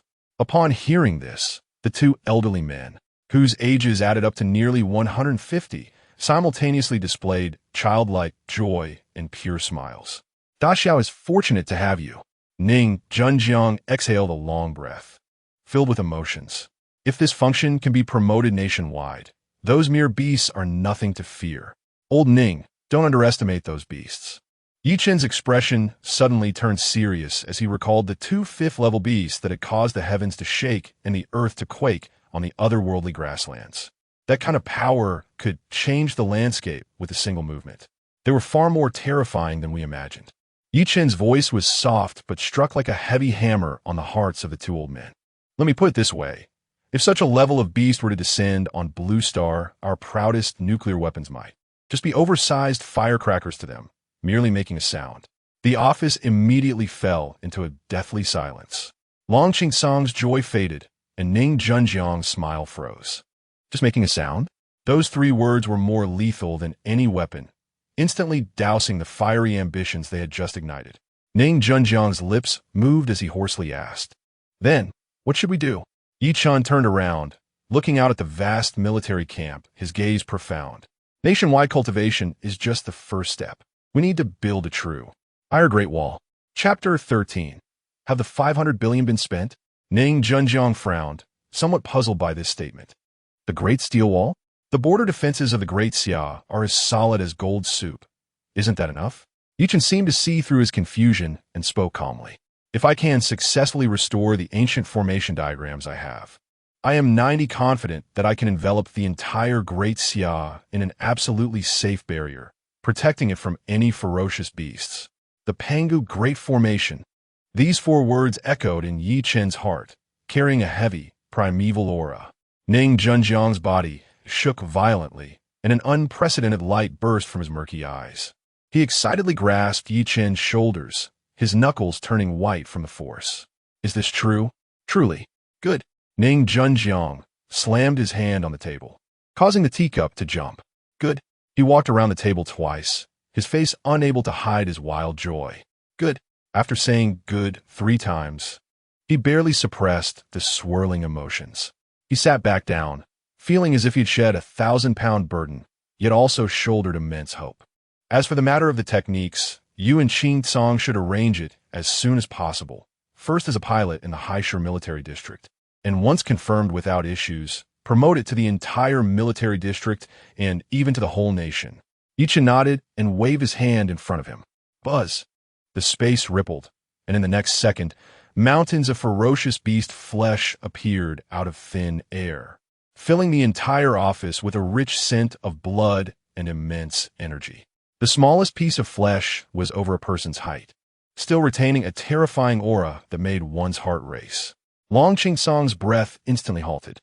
He quickly stepped forward and touched a dark red piece of flesh, feeling an explosive power, several times purer than last time, surge into his body through his fingertips, making every cell in him tremble with excitement. Good stuff. This is definitely good stuff. Long Qing Song's face turned red with excitement. He turned to Ye Chen, his eyes filled with gratitude and fervor. Young friend Ye Chen, these. I'll take care of them. I guarantee that within 3 days, the strength of all soldiers in the Haisher military district will double. After saying this, he waved his hand as if afraid Ye Chen would change his mind, collecting all the ferocious beast flesh and rushing out of the office, leaving behind only one sentence. Old Ning, I'm off to get busy. In the office, only Ye Chen and Ning Junjiang remained. Ye Chen sat down and poured himself a cup of tea. Old Ning, how did the fundraising go yesterday? Ning Junjiang had a gentle smile on his face. After cultivating the demonic technique, he felt as if he had become 20 years younger, full of spirit. Don't worry, the execution power of the Great Xia won't let you down. Ye Chen took a sip of tea, then put down the cup and said something that froze Ning Junjiang's smile. The 500 billion raised yesterday has already been spent. The air in the office seemed to be sucked out in that instant. Ning Junjiang's smile froze. He rubbed his ears, doubting whether he had misheard due to his cultivation. What did you say? Spent? 500 billion. That is not just 500. Even the entire annual military expenditure of the Great Xia military district wouldn't reach such a terrifying figure. This kid spent it all in one night? Did he burn it? It can't be burned that quickly. Even though Ning Junjiang had seen many storms in his life, he felt his brain was a bit insufficient at this moment. Looking at Ning Junjiang's ghostly expression, Ye Chen didn't explain much, just calmly nodded. Yes, it's all used up. Ning Junjiang took a deep breath, staring at Ye Chen for a full half-minute, as if trying to find a hint of joke on his face. But there was none. Ye Chen's expression was as calm as if he were saying he had finished his meal. Finally, Ning Junjiang slowly exhaled, not questioning where the money had gone, nor doubting Ye Chen's decision. He just revealed his smile again, a smile infused with a power called trust. All right, I understand. Tomorrow morning, I will have someone transfer more money to your account. It will be more than yesterday, not less. Ye Chen stood up. They'll take my leave. I'll trouble old Ning with the promotion of the techniques. Go ahead. Watching Ye Chen leave, Ning Junjiang's smile slowly faded. He picked up the red telephone on the desk and dialed a number. The moment the call connected, his entire demeanor suddenly changed. A sense of authority from someone who has long been in power spreading out. I don't care what method you use before dawn. I want to see the reserves from all major banks and submit a portion as well. The person on the other end seemed to be explaining difficulties, their tone full of hesitation. Old Ning, we already drew funds once yesterday, and the banks have strong objections. If we ask again today, I'm afraid. Objections? Ning Junjiang's tone turned cold, carrying an unyielding chill. This is combat readiness funding. It's an order. Whoever has objections, let them come to me directly. If the money ISNT received within 2 hours, the military S official document will be on your desk. Click. He hung up the phone, leaving no room for negotiation. Ning Junjiang leaned back in his chair, staring at the ceiling. He knew very well what kind of storm his decision would stir within the financial system of the Great Xia. But he didn't care, because he understood more clearly that what Ye Chen was shouldering was the future of the entire Great Xia, even of all human civilization. In the face of the future, everything could give way to Ye Chen. An hour later, at the Haisher military camp, training ground. Attention! Stop training. Long Song's loud voice echoed across the training ground, and thousands of soldiers sweating profusely stopped in unison. Class leaders, gather here. The command ignited the atmosphere on the training ground instantly. Wow, is something good happening again? Definitely. Didn't you see Commander Long's face, smiling like a flower? It won't be that kind of meat again, will it? Let me tell you, last time I ate just a small piece and went home and lifted the big millstone in our kitchen. My mom was so scared she almost reported my death on the spot. A soldier with dark skin boasted animatedly, drawing envious gasps from those around. The soldiers discussed excitedly, their eyes filled with fiery anticipation. Chapter 14, Dragon Commander, what kind of divine practice is this? The discussions on the playground were lively and heated. However, in a nearby, temporarily converted barrack, the atmosphere was entirely different. The 8 squad leaders, called out by Long Song, stood tall and straight in a row, their chests puffed out. As soon as they stepped into the room, a thick, almost suffocating smell of blood hit them, making it hard to breathe. In the center of the room stood 8 enormous wooden barrels, each about half a person high, filled with a viscous dark red liquid that bubbled slightly on the surface. Dragon. Commander, what is this? The stout man at the front, named Wang He, swallowed hard and couldn't help but speak. The smell, the color, was truly evocative. Long Song stood with his hands clasped behind his back, his expression calm. It's blood. As soon as he said this, the faces of several squad leaders changed slightly. Don't worry, it's not human blood. Long Song added, it's the blood of ferocious beasts. Ferocious beast blood? Wang He's eyes instantly lit up, and the others also gasped, their faces filled with incredulous excitement. They had personally experienced the taste and effects of ferocious beast meat. That stuff is more effective than any elixir. And now, there was a whole barrel of ferocious beast blood? What a grand gesture. What you ate before was the lowest grade of wild beast meat. Long Song's voice pulled their thoughts back. And what I prepared for you today is the true essence blood of a first-class ferocious beast, which is not comparable. His voice suddenly rose, carrying an undeniable authority. Put away those looks of having never seen a world. Everyone count off. 1, 2, 8. Their voices were loud and uniform, and the 8 squad leaders instantly gathered their emotions, regaining the military's necessary sternness. Very good. Long Song nodded. Now, take off your tops and get into the barrels. Orders are everything. The 8 men hesitated not at all, quickly removing their training tops to reveal bronzed, scarred, muscular bodies, then stepping into the wooden barrels in turn. The viscous liquid instantly submerged their chests. Strangely, the blood had no temperature, but the moment it made contact with their skin, it sent a scorching, burning sensation through them, as if they had been thrown into a steel furnace. Ugh! One squad leader couldn't hold back and let out a painful grunt. Their skin turned red at a visible speed, veins bulging from their necks to their foreheads, beads of sweat mixed with blood cascading down. This was a pain that ordinary people would find hard to endure, but here, aside from that initial grunt, no one made another sound. They gritted their teeth, allowing the wild force to rampage through their bodies, tearing muscles, bones, and veins apart inch by inch. Long Song watched quietly, a look of approval on his face. He had experienced this kind of pain himself. However, because he had cultivated the magic technique taught by Ye Chen, his physical strength far exceeded that of ordinary people. So his experience was not as intense as these soldiers. He was using this most domineering way to sift out the soldiers with the strongest willpower. It was clear that none of the soldiers under his command were cowards. Time passed second by second. The blood in the barrels slowly lightened in color, and the soldiers' pain began to gradually subside. In its place was an unprecedented sense of fullness. They could clearly feel that their bodies had been completely shattered and then reassembled with a stronger substance. Every muscle, every bone contained explosive power. How do you feel? Long Song's voice rang out again. Report. I feel great. He was the first to respond, his voice hoarse but filled with uncontainable excitement. Very good. Long Song's tone remained calm. The soaking was just an appetizer. Next, I will teach you a set of techniques, which is the main event. Each of you must memorize it word for word, and then teach it to your subordinates. Do you understand? Understood. The 8 men roared in unison, their voices shaking the walls. Long Song said no more and began to recite the simplified version of Ye Chen's Wuxiang Tunshin magic technique slowly, word by word.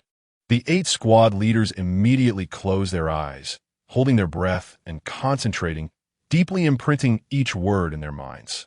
As the technique operated, a strange scene occurred. Thin strands of black mist began to seep out from their skin, swirling around them, carrying an indescribable strangeness and power. Suddenly, he opened his eyes wide. The black mist around him surged suddenly, and he instinctively punched forward into the empty space. Bang! A crisp sound of an air explosion echoed in the air. He stared blankly at his fist, completely stunned. He felt that with this punch, not to mention a person, even an adult northeast tiger standing in front of him could have its head blown apart. Dragon. Commander. What is this? His voice trembled, not from fear, but from extreme excitement. As soon as he finished speaking, the other 7 also opened their eyes one after another. They felt the surging power within them, their faces flushed with excitement, looking at Long Song with fervor and curiosity. The corners of Long Song's mouth finally curled into a mysterious arc. This technique, along with the ferocious beast blood you soaked in, comes from the same person. However, his identity is still a top secret. You're not authorized to know. This was the result of his discussion with Ning Junjiang. Ye Chen is the only trump card for the entire Great Xia to deal with future disasters. Before he has absolute self-protection ability, he must not be exposed to any potential threats. Upon hearing this, the soldiers discreetly closed their mouths. A soldier's duty is to obey orders. They wouldn't ask questions they shouldn't. But this did not prevent them from speculating wildly in their hearts about that mysterious existence. Who could possibly produce such a heaven-defying thing? All right. Long Song waved his hand. Everyone go out, take a shower, and then immediately return to the camp to pass on the techniques. The subsequent ferocious beast meat and blood will be delivered to your squad. I give you 1 day. After 1 day, I want to see results. Understood? The 8 squad leaders responded in unison, their voices filled with unprecedented desire and fighting spirit. Meanwhile, thousands of miles away, in a conference room on the top floor of the Great Xia Bank headquarters, the atmosphere was suffocating. A secret meeting concerning the financial lifeline of the entire Great Xia was taking place. Chapter 15. The bank president wept, 12 trillion transferred. At the headquarters of Daxia Bank, in the top-level conference room, seated around the enormous oval conference table are a dozen figures whose stomps could shake the Daxia financial circle. At this moment, everyone their faces is ashen. Nonsense. Absolutely ridiculous. The bank president, Qian Dehai, slammed his palm heavily on the table, causing the expensive porcelain cups to vibrate. His square face, usually imposing without anger, was now filled with bulging veins. 3 days ago, under the guise of a strategic reserve, 500 billion was transferred from our banks without even a formal approval process. And now they come again, with an increased amount? Do they really think our treasury is some military district from which they can take as they please? His roar echoed in the conference room, suppressing his overwhelming fury. President Qian, this is indeed not in accordance with the rules, said a vice president with gold-rimmed glasses, adjusting his glasses and speaking in a low voice. Such a large fund transfer, without even a red-headed document, just a phone call. How are we supposed to explain this to the depositors and the board? Explain? When have the people from the military district ever reasoned with you or me? Qian Dehai was about to explode when the heavy door of the conference room was silently pushed open. His female assistant, in high heels, almost ran to his side. Leaning down to whisper in his ear, her voice low yet trembling.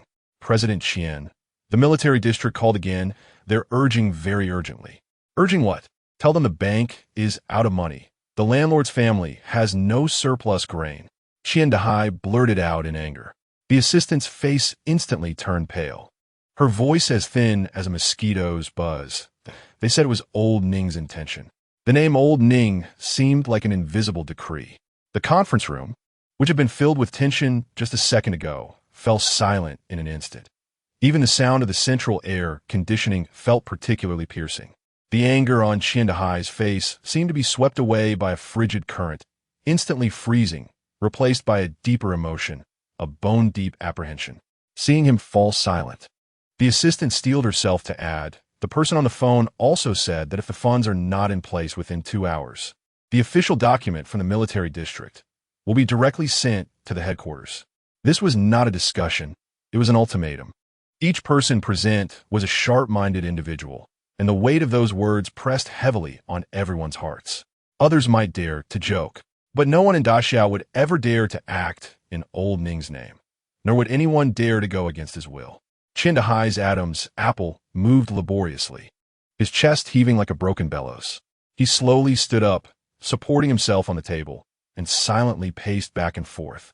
The expensive custom leather shoes echoed on the polished marble floor, with each step sounding like a pulse in the hearts of everyone present. After a full 5 minutes, he finally stopped, his entire spirit seeming to be drained, his back appearing slightly hunched. Wearily, he waved his hand, his voice hoarse. Transfer. Transfer the exact amount they mentioned. At the same time, in the top-level conference rooms of several other large banks within Daxia, an almost identical scene was unfolding. In front of the name Old Ning, all rules and regulations, all commercial logic, felt as fragile as a thin sheet of paper. A few hours later, in Ye Chen's villa bedroom, the phone on the table vibrated violently, the screen flooded with a series of text message notifications. Dear customer, your account ending in XXXX received a transfer of 100,000,000,000 yuan on X month X day at 1543. Dear customer, your account ending in XXXX received a transfer of 150,000,000,000 yuan on X month X day at 1545. Dear customer, Ye Chen casually glanced at the dense messages, and before he could count how many zeros there were, Ning Qingyuan's call came through. Ye Chen, what exactly did you say to my grandfather? The voice on the other end was urgent and chaotic, losing its usual calmness. 800 billion. Do you know what that means? The reserves of several major banks have been forcibly drawn out, and the entire financial system is now in chaos. Ye Chen leaned back on the sofa, picking up a glass of water, his tone as relaxed as if he were asking about the weather. Oh, it arrived so quickly? Efficiency is not bad. You. Ning Qingyan was choked by his attitude, unable to find words for a while. This is fraud. That can't be said. Ye Chen chuckled lightly. I just told Old Ning a story, painted a picture of the future. He thinks my project has good prospects and is willing to be an angel investor. Isn't that a normal business practice? Do you call this an investment? Of course. Ye Chen said slowly, don't ask what you shouldn't. By the way, please inform Old Ning that tomorrow morning at 8, I hope to see the remaining funds in my account. My project is on a tight schedule. After saying that, he decisively hung up the phone. Listening to the busy tone in his phone, Ning Qingyuan stood frozen in place, realizing she was increasingly unable to understand this man. The next morning, Ye Chen was awakened by the notification sound from his phone. He picked it up to see a long string of zeros in the account balance that made him very satisfied. 12 trillion Daxia dollars, not a cent less. Without any hesitation, his mind moved and a virtual interface appeared in his mind. Exchange all for myth coins. At the moment the command was given, the astronomical figures in his account began to jump wildly, resetting to 0, replaced by another currency symbol glowing with golden light, along with a brand new number. Hope those two big shots have finished their business. Ye Chen muttered to himself, his consciousness sinking into his mind as he chose to enter the mythical world. Chapter 16. Money really can get you anything. With a thought, the carefree gourd appeared out of thin air beneath his feet. Ye Chen stepped on it, and the gourd shot up 100 meters, allowing him to overlook the scorched earth below. The acrid smell of burnt remains mingled with the scent of sulfur. Still lingering in the air, while the ground cracked like a spider's web, wisps of blue smoke rising from the crevices. The terrifying oppressive force that had nearly suffocated him had completely vanished. He searched carefully for a moment and confirmed that the two fifth-level beasts had already left, then exhaled a breath of turbid air, his tense nerves slightly relaxing. It seemed that the human-faced redbird had won. It was not a place to linger. No one could say whether that feather creature would come back for a surprise attack. Ye Chen urged the carefree gourd, transforming into a streak of blue light, speeding off in the opposite direction. After flying for more than 10 minutes, greenery finally reappeared in his line of sight. He found a secluded valley to land, casually setting up a few simple alert formations. Personal information, he muttered to himself, and a virtual panel unfolded before his eyes. Name, Ye Chen, level 1545. Cultivation method, Wuxiang Tunshin Devil Art. Abilities, soul summoning, soul transfer technique, bloodline intimidation, candle dragon bloodline, devil chi infusion, equipment, 10 soul banner. Space ring. Looking at the panel, Ye Chen frowned slightly. The higher the level, the astronomical amount of experience required to level up. Currently, his offensive methods still relied too heavily on the 10 soul banner, which was singular and inefficient. Claim experience. The experience accumulated on the carefree gourd surged into his body like a warm current. System notification. Level increased to level 16. His strength increased slightly, but there was no joy on Ye Chen's face. He opened his backpack. The golden treasure chest, labeled Level 10 Beginner Gift Pack, internal test version, had only 1 hour left on its countdown. Time was tight. Ye Chen hesitated no longer and directly clicked on the dazzling shopping system. A dazzling array of products instantly occupied his entire field of vision. The first thing that came to his mind was the overwhelming Pengu Great Array that had nearly suffocated him. The ancient secret transmission he obtained from the light sphere required materials that could be described as mythical. Chaos essence, Nuwas tears, Bodhi tree seeds. In his previous life, he hadn't even heard of them. He had even prepared for the worst. If he couldn't find them, he would have to give up on the border city of Daxia, shrink the formation, and prioritize preserving the core area. That would be an incredibly heavy and painful decision. But now, he looked at his balance of mythical coins. A long string of zeros almost blinded him. 12 trillion. Taking a deep breath, Ye Chen forced himself to calm down. First, he needed to boost his combat power. The matter of the array could be considered later. He prepared to enter sword techniques or strong attack-type treasures in the search bar. However, just as his finger was about to drop, a product name that randomly crossed the system recommendation bar froze his action. Chaos Essence. A trace of primordial energy left over when Pengu opened the heavens and the earth. Essential for constructing the core of a large formation. Price, 500 billion mythical coins. Ye Chen's breath suddenly stopped.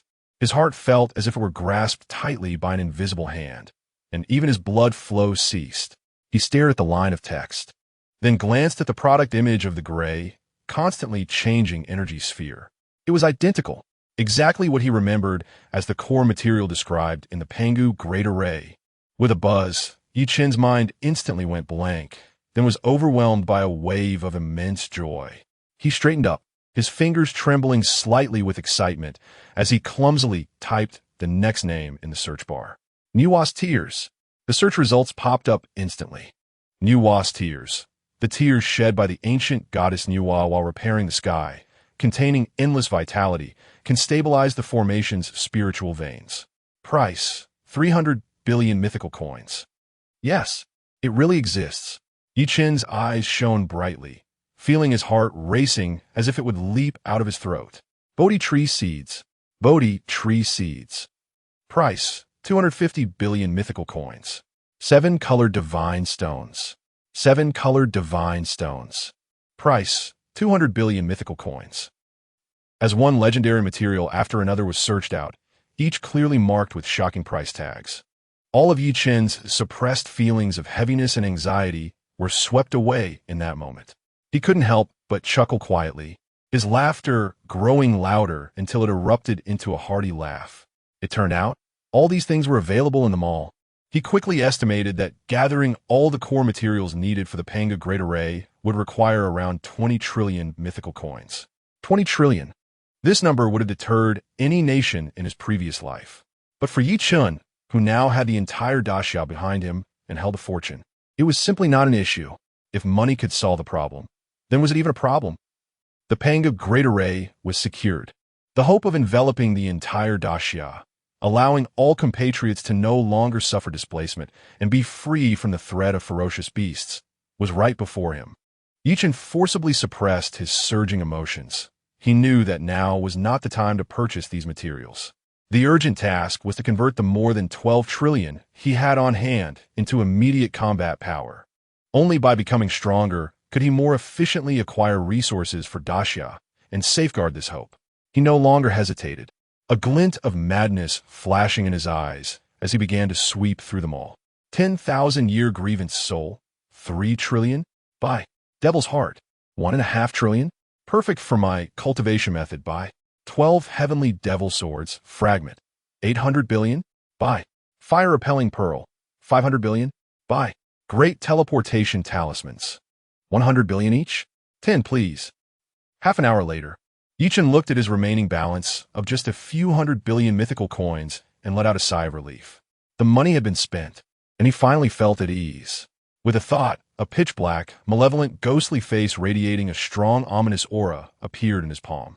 The air around the orb had been eroded and distorted, and one could faintly hear the wails of countless souls. 10,000-year grievance soul collects the resentment of countless beings, possessing the power to destroy the heavens and the earth, can be used to enhance soul-type treasures. This was the item he had purchased for a staggering 3 trillion mythical coins. Ye Chen pulled out the 10-soul banner with his other hand, showing no hesitation as he pressed the 10,000-year grievance soul onto it. The moment the two made contact, the ghostly face of the 10,000-year grievance soul twisted violently, letting out a scream that could tear apart souls. The sound was filled with endless pain and unwillingness, transforming into visible black sound waves that instantly swept through the entire valley. Rocks shattered and vegetation withered, and that seemingly ordinary 10-soul banner, upon contact with the 10,000-year grievance soul, seemed to come alive. The 10 grotesque, ghostly heads on the banner suddenly opening their mouths wide, greedily tearing and devouring the pure resentment. Chapter 17. 300 billion invested. Swapping bird guns for cannons. A piercing shriek echoed through the valley, causing stones on the rock walls to tumble down. The ghostly heads on the 10 souls banner seemed to come alive, greedily tearing at the mass of vengeful spirits that had existed for millennia. The dense, ink-like resentment was devoured in large bites, and the originally unremarkable banner began to reveal intricate blood-red patterns inch by inch, spreading a heart-wrenching wave of energy. The entire process lasted several minutes. When the last wisp of black gas was completely consumed, the ear-piercing shriek abruptly stopped. The valley fell into a deathly silence. System notification. The 10 Souls banner absorbed the millennia-old vengeful spirits. Upgrade successful. System notification. Congratulations, you have obtained the item 10,000 Souls banner. Ye Chen opened his palm, and the brand new 10,000 Souls banner floated silently.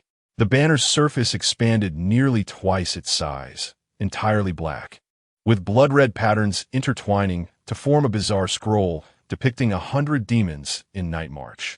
The skull at the top of the banner had 2 clusters of ghostly blood flames silently burning in its eye sockets. Just holding it, Ye Chen could feel a tremendous power surging into his limbs. With a thought, he received 2 notifications. System notification. Congratulations, you have comprehended the ability Spirit Binding and Commanding. System notification. Congratulations, you have comprehended the ability Soul Capture. Spirit Binding and Commanding allows for the forcible capture of souls of creatures no higher than 10 levels above oneself, refining them into soul generals to be commanded. Soul Capture is an active attack ability that directly strikes the soul. Good stuff. Ye Chen's eyes lit up. This finally compensated for his lack of diverse attack methods. He stored the 10,000 Souls banner and took out another treasured item from his backpack. A heart the size of a fist, entirely black, covered in strange magical patterns. Magic heart, a fragment of the heart of an ancient demon god. Once integrated into the body, It significantly increases the speed of magical cultivation and keeps the owner in a constant state of cultivation. Without any hesitation, Ye Chen chose to use it directly. The magic heart transformed into a beam of black light and instantly entered his chest. Boom! A dull thud like a drumbeat echoed from within him. Then thud, thud, thud. Ye Chen distinctly felt a second heartbeat emerge within his body. This heartbeat was strong and powerful. With each beat, an incredibly pure demonic energy was pumped throughout his body, nourishing his meridians and flesh, causing the speed of the unspeakable swallowing demon technique to surge several times. A warm current washed over him, and his sense of power escalated rapidly. System notification. Level increased to 17. System notification. Level increased to 18. Ye Chen could even clearly perceive that his experience bar was rising at an extremely slow yet unending pace. Refreshing. This feeling of getting stronger without doing anything, just lying there, was incredibly intoxicating.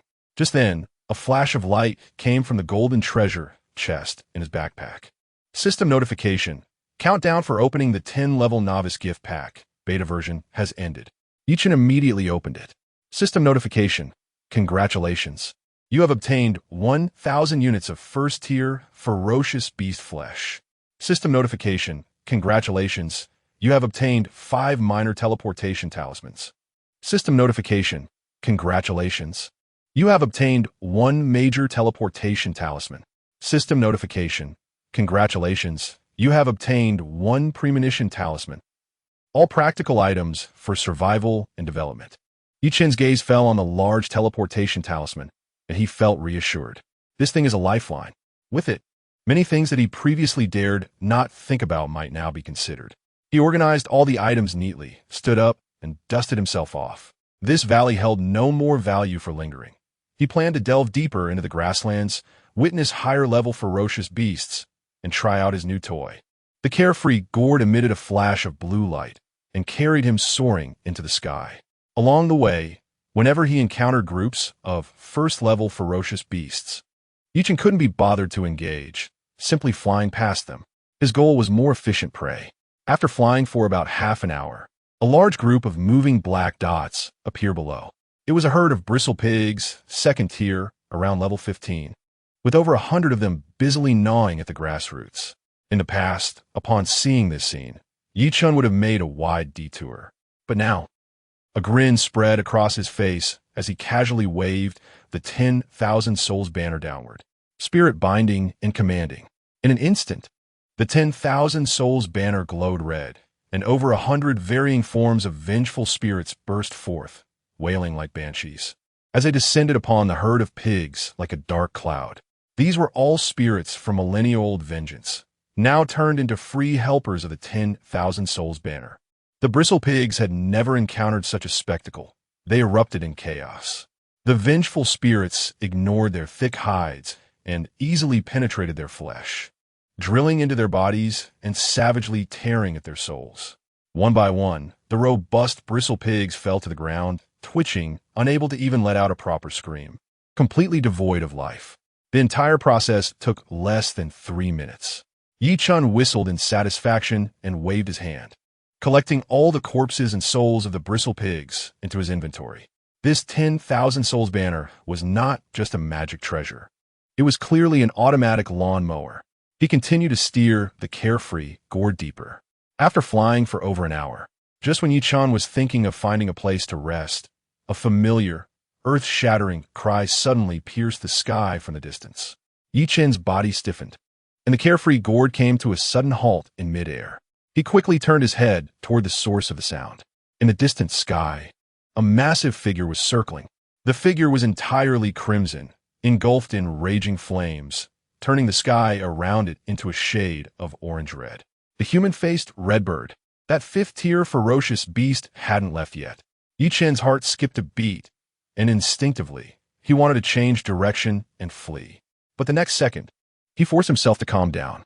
He squinted, carefully observing the distant human-faced redbird, and soon noticed something amiss. Its flying posture seemed somewhat sluggish, even appearing a bit clumsy.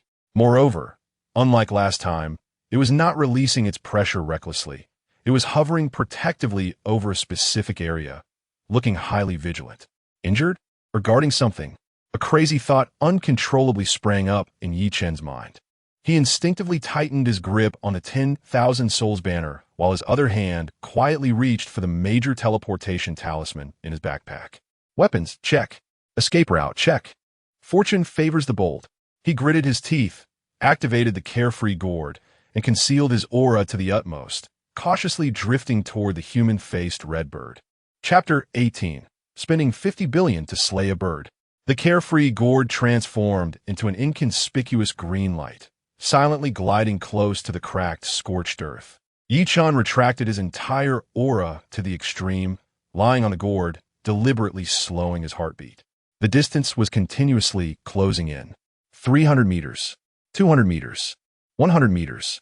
The human-faced red bird, circling low in the air, remained completely unaware. Each flap of its wings seemed so difficult, as if all its energy was focused on guarding the area it vowed to protect beneath it, while its perception of the surrounding environment had dropped to freezing point. Ye Chen felt a surge of confidence. This creature was indeed in serious trouble. He became bolder, urging the carefree gourd to move another 50 meters forward. This time, he finally saw the tragic state of the human-faced redbird. Its feathers, which should have been splendid like fire, were now charred and curled, large patches falling off to reveal the dark red flesh underneath. Numerous deep wounds, visible to the bone, covered its body, with the most horrifying one nearly tearing apart its entire abdomen, blood continuously dripping from it. The blood was not bright red, but an odd pale golden color. Each drop that hit the scorched earth emitted a faint hissing sound, corroding a small pit that billowed with green smoke. Signs of impending death. Ye Chen's breath suddenly caught. His heart felt as if gripped by an invisible hand. Then it thudded heavily. Kill it. The thought spread like wildfire, instantly engulfing his entire mind. As long as he killed it, the massive experience points, the top-notch materials surely dropped by this level 5 ferocious beast and its powerful soul. If he could refine it into the main soul of the 10,000 Souls flag, wouldn't he be able to dominate this grassland? No, the entire novice area? But Ye Chen was not blinded by this huge temptation. He knew very well that a dying tiger could easily shred a rabbit. Even if this human-faced redbird had only one breath left, its terrifying flames were not something his current body could withstand. He had to deliver a fatal blow, giving it no chance to counterattack. With a thought, the shop interface unfolded before him. A dazzling array of products flashed by, and Ye Chen's mind rapidly searched for keywords: flame, resistance, immunity. Soon, an item glowing with dark golden light caught his eye. Fire suppression pearl, an ancient divine item of the fire god. Activating it grants immunity to all fire damage for 3 hours. Price, 50 billion myth coins. That's it. Ye Chen clicked to purchase without hesitation. System prompt. Your myth coin balance is insufficient to purchase this item. Ye Chen was taken aback, realizing that after spending 12 trillion so freely earlier, he only had a few hundred billion left in his account. How regretful it is to find money lacking when it's needed. Without any hesitation, he immediately chose to go offline. In the villa room, Ye Chen suddenly opened his eyes, grabbed his phone, and dialed a number. The call was answered almost instantly. Old Ning, it's me, Ye Chen. His voice still carried a hint of tension from the game world. I need money now, immediately. On the other end, Ning Junjiang's voice remained steady, even carrying a hint of amusement. What's the rush? The sky won't fall. Just tell me how much. 50 billion. Okay. Ning Junjiang only said one word before hanging up. The whole process took less than 30 seconds. Ye Chen hadn't even had time to put down his phone when a series of urgent text message alerts went off frantically, sounding particularly jarring in the quiet room. Your account ending in XXXX received a transfer of 50,000,000,000 yuan on XXXX at XXXX. Current balance. Looking at the long string of zeros, Ye Chen took a deep breath and closed his eyes again. In the myth world, on the scorched grassland, with a flash of white light, Ye Chen's figure reappeared. He immediately opened a shop, exchanged all the 50 billion myth coins that had just arrived in his account, and heavily clicked the purchase button for the fire suppression pearl. System prompt. Purchase successful. A pearl, entirely fire red and emitting a warm glow, appeared in the palm of his hand, warm to the touch. Ye Chen directly chose to activate it. Buzz.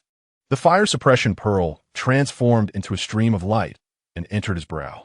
An almost invisible fire-red halo enveloped his entire body, and the stifling heat in the surrounding air instantly disappeared, replaced by a warm feeling akin to soaking in a hot spring. Everything was ready, just waiting to act. Ye Chen no longer hid his figure. The green light of the carefree gorge surged brilliantly, transforming into a sharp arrow that shot straight towards the human-faced redbird. 50 meters, 40 meters, 30 meters, until the distance closed to 20 meters. The lethargic human-faced redbird finally noticed this audacious human. Its bird head, resembling a human face, first showed astonishment, which was soon replaced by endless rage. An ant dared to provoke its majesty? Caw!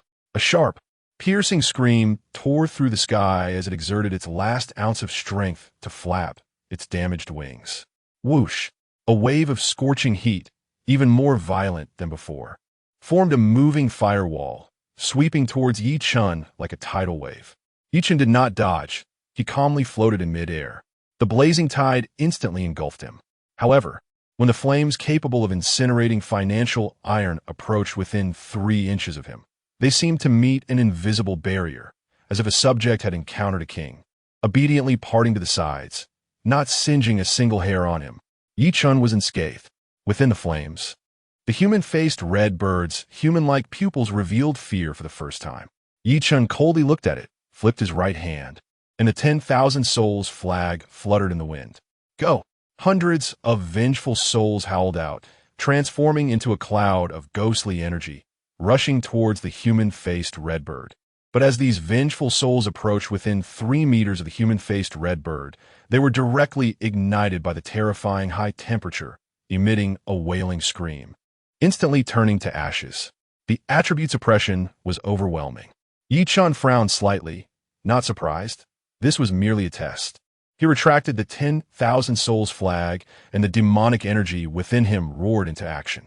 Sur shift technique. His figure instantly transformed into a blurred shadow, disappearing from the spot.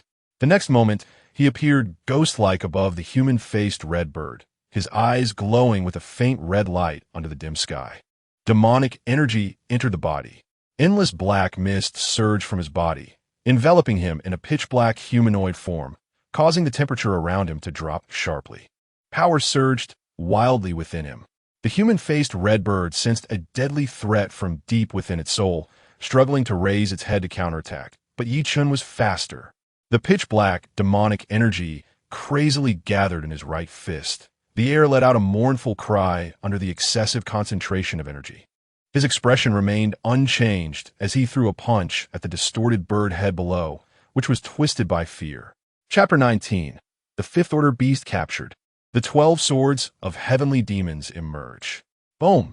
A dull, thunderous sound echoed as a pitch-black fist struck solidly against the enormous head of the human-faced redbird.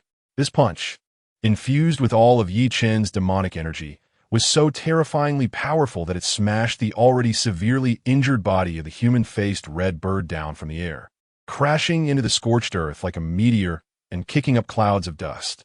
Screech! The human-faced redbird let out a heart-wrenching wail, a sound filled with unwillingness, anger, and a hint of unmistakable fear. It struggled to rise, golden blood gushing from its mouth and abdomen wounds, corroding the ground beneath it with a sizzling sound. Ye Chen's figure was like a shadow, descending from the sky and giving it no chance to catch its breath. He retracted the soul banner. In front of such a pure flame beast, the soul's effects were minimal. At this moment, he chose to end the life of this fifth-order beast in the most primitive and violent way. Demonic energy surged into his body. The black mist swelled again. Ye Chen's arm muscles bulged, veins popped, and he exuded a fierce aura. He rode on the back of the human-faced redbird, his fist transforming into a torrential downpour, targeting the deepest wound on its head, raining down punch after punch. Bang, bang, bang. Each punch emitted a sound like a drum, the noise of bones shattering clear and distinct. Golden blood splattered everywhere, some landing on Ye Chen, but all blocked by the protective demonic energy. The bird's struggles grew weaker. Its screeches turned from high-pitched to hoarse, eventually becoming a low moan. Minutes later, Ye Chen's fists finally stopped. The massive body beneath him went completely stiff, no longer showing any signs of life. System notification: congratulations, you have successfully defeated the 5th Order Beast Human-Faced Red Bird. System notification: congratulations, you have received a special reward 12 Swords of Heavenly Demons. System notification: congratulations, you have comprehended the ability Heavenly Demons 12 Sword Techniques. A series of system notifications exploded in Ye Chen's mind, followed by an even more violent influx of experience points. System notification: congratulations, your level has risen to level 19. System notification: congratulations, your level has risen to level 20. System notification: congratulations, your level has risen to level 21. Golden light burst from him 3 times in a row. An unprecedented feeling of power surged through his limbs and bones. Refreshing. Ye Chen let out a long breath. Standing up from the corpse of the human-faced red bird, his face filled with uncontrollable excitement. From level 18, directly soaring to level 21. If he had relied on slowly killing monsters, he wouldn't know when he would reach this level. The experience from the 5th Order Beast was indeed terrifying. He couldn't wait to open his backpack, focusing his mind on the item named 12 Swords of Heavenly Demons, and directly chose to use it. A wave of heat emanated from his right wrist. Ye Chen raised his hand and saw 12 exquisite and eerie black sword-shaped patterns being imprinted in circles on his skin, as if they were innate. With a thought, he attempted to activate the sword techniques he had just comprehended. In an instant, the 12 sword patterns shone brightly, and 12 pitch-black long swords of various designs, exuding rich demonic energy, appeared out of thin air, hovering around his body, their tips pointing outward, radiating a heart-pounding sharpness. Good stuff. Ye Chen's breathing quickened. Each of these magic swords gave him a feeling of being connected by blood, as if they were extensions of his arms. With this set of sword techniques, his attacking methods would no longer be singular. Satisfied, he put away the magic swords and stored the massive corpse of the human-faced red bird, as large as a small mountain, entirely into his spatial ring. This was the flesh and blood of a 5th Order beast, a priceless treasure for the warriors of the Great Xia. After completing all this, Ye Chen summoned the soul banner again. The black banner fluttered without wind, and a powerful suction force surged from it, enveloping a shimmering golden phantom above the corpse of the human-faced red bird. That was the soul of the human-faced red bird. The soul emitted a silent shriek, trying to resist, but in front of the upgraded soul banner, its struggles appeared pale and powerless, ultimately being forcibly pulled into the banner. System notification: the soul banner has successfully absorbed the soul of the 5th Order beast and can summon it as Soul General. Ye Chen immediately attempted to summon it. The soul banner shook, and a slightly smaller, illusory human-faced red bird composed of black mist and golden light appeared beside him, respectfully lowering its head.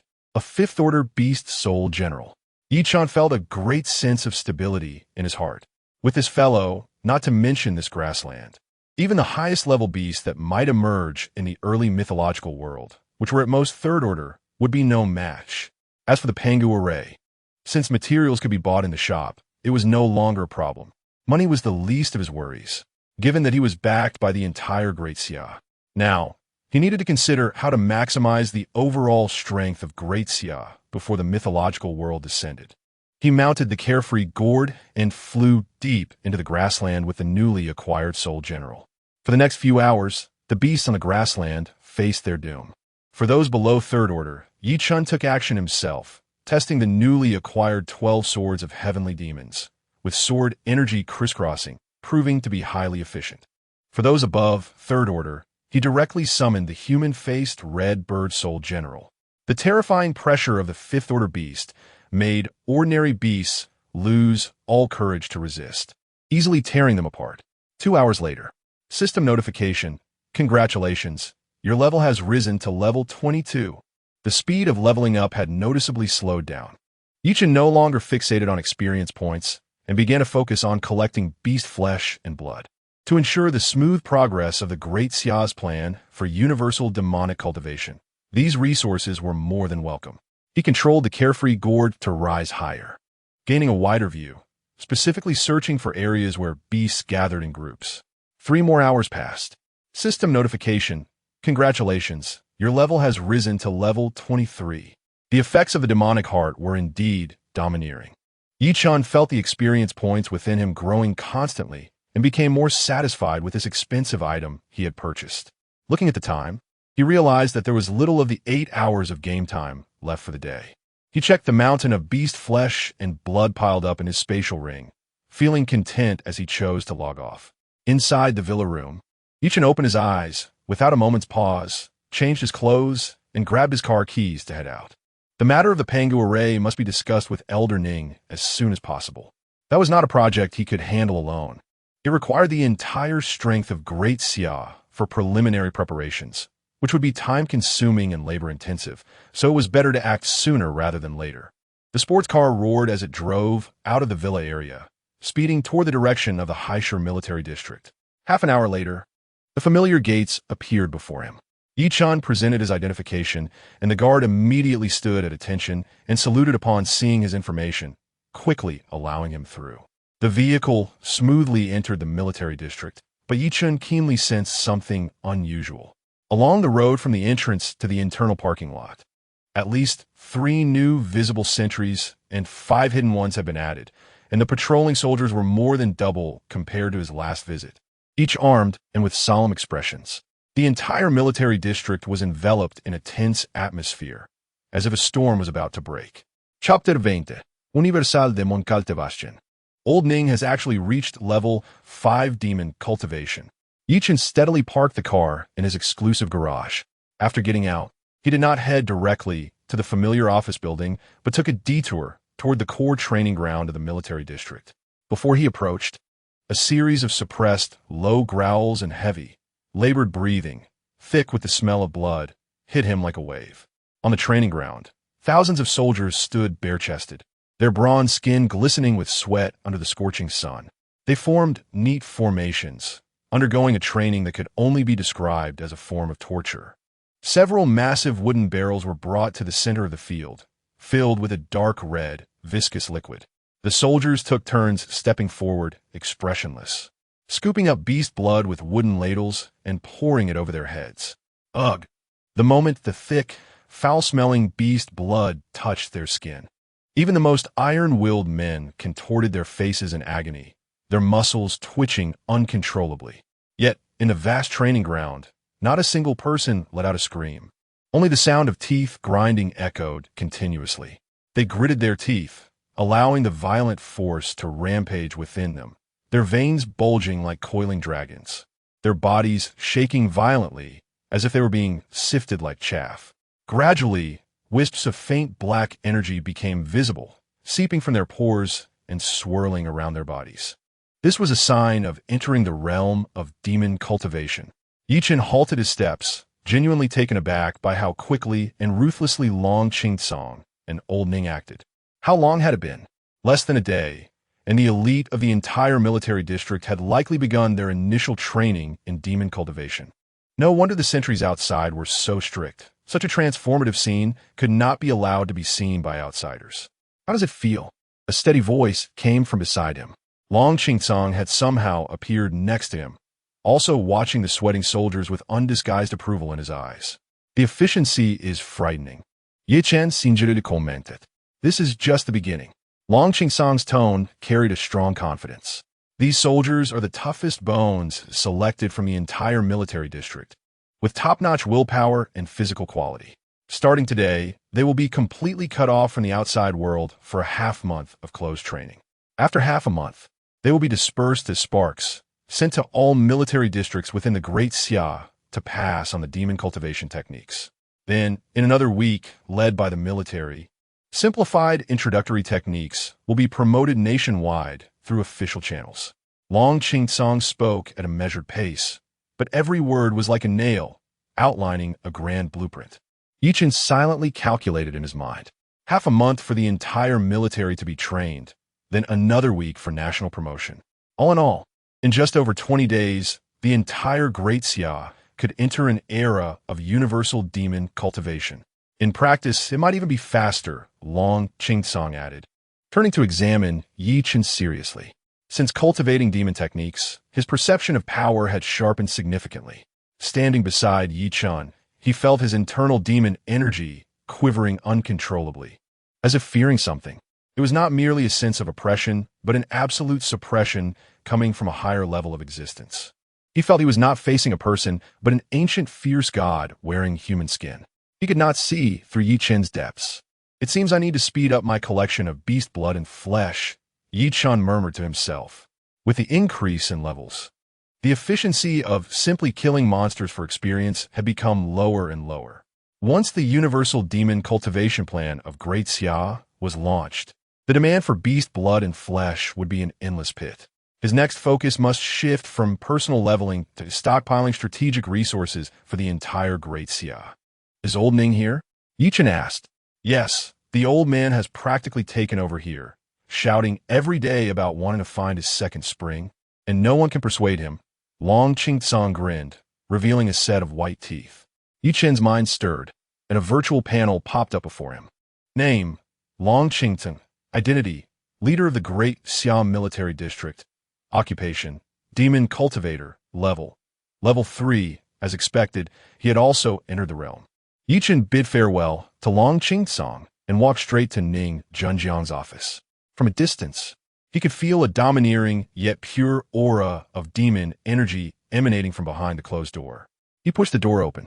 Inside the office, Ning Junjiang was sitting cross-legged on the carpet, wearing loose training clothes, with faint black energy swirling around him, forming a wonderful cycle. Hearing the door open, Ning Junjiang opened his eyes. Ye Chen could clearly sense that the old man before him was a completely different person from yesterday. His complexion was rosy and full, his eyes sparkling, and even the originally gray hair had sprouted some black strands at the roots, with a vigorous life force nearly spilling over from beneath his skin. Name, Ning Junjiang. Identity, Marshal of the Great Xia military district. Occupation, demon cultivator. Level 5. Ye Chen was somewhat surprised. Ning Junjiang's level was even higher than Long Qingsong's. But thinking it over, he understood the reason. The highest quality level 1 beast blood and flesh he had provided yesterday must have been prioritized for Ning Junjiang's use. For beginners, absorbing higher level blood and flesh was undoubtedly the most efficient way to level up. Ha, little Yi, you're here. Quickly take a look. Is my old body getting stronger again? Ning Junjiang stood up, casually stretching his limbs, producing a series of popping sounds throughout his body. In a burst of enthusiasm, he suddenly punched the air. The wind from his punch howled, almost producing a sound of breaking through the air. Old Ning's training speed surprises even me. Isn't it all thanks to the good stuff you brought back? Ning Senyang Lauket Heartidi. Feeling that the lingering ailments that had troubled him for many years were slowly being repaired by new force, his body brimming with unprecedented vitality. He walked to the desk and sat down, gesturing for Ye Chen to take a seat. Did you come this time because you're short on money again? Don't worry. Ning Junjiang waved his hand grandly. I've told those old guys in the finance department, print it until it's dead. If the printing press starts smoking, just throw ice cubes on it to cool it down. Anyone who dares to say no will have to go to the battlefield and gnaw on fierce beasts. When it comes to funds, you never have to worry. But Ye Chen couldn't smile. He shook his head. Old Ning, I didn't come this time for money. Ning Junjiang's smile gradually faded, and he straightened his body, his entire demeanor changing from a boastful old child to the strategist of the Great Xia. Ye Chen looked at him, his expression becoming serious. There is something more important that requires you and the strength of the entire Great Xia to accomplish. Chapter 21. Old Ning's Promise. The Great Xia will never be a saint. Ning Junjiang's sharp eyes were locked tightly onto Ye Chen. The air in the office seemed to have solidified. He slowly opened his mouth, his voice not loud, but carrying a metallic quality, each word resonating with strength. Ye Shaoyu. From a moment you handed over the magic skills to the Great Xia, you have already become the highest-ranking meritocrat of this country. Ning Senyang.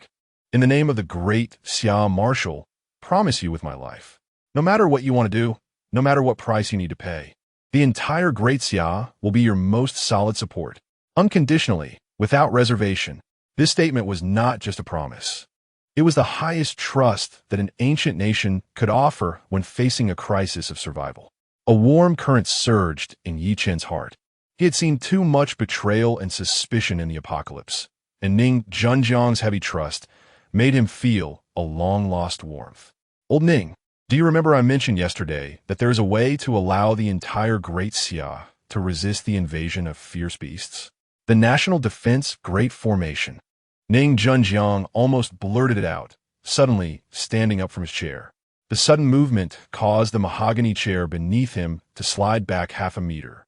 His fists were tightly clenched, his breathing became rapid, and the redness on his face deepened with excitement. Do you have a solution? Really have a solution? There was a barely noticeable tremor in his voice. It was the excitement of suddenly seeing the dawn after enduring despair for too long. I found it. Ye Chen calmly confirmed. Good, good, good. Ning Junjiang repeatedly said 3 goods, excitedly pacing back and forth in place, and finally slammed his fist heavily on the office desk, making a muffled sound. Heaven has eyes. The Great Xia is fortunate. Having you, Ye Chen, is the fortune of our Great Xia. Ye Chen waited for him to calm down a bit before continuing. Old Ning, although there's a way to restore it, certain specific requirements need to be met. You say. Ning Junjiang immediately reined in his excitement, sitting back down, regaining the composure of a marshal.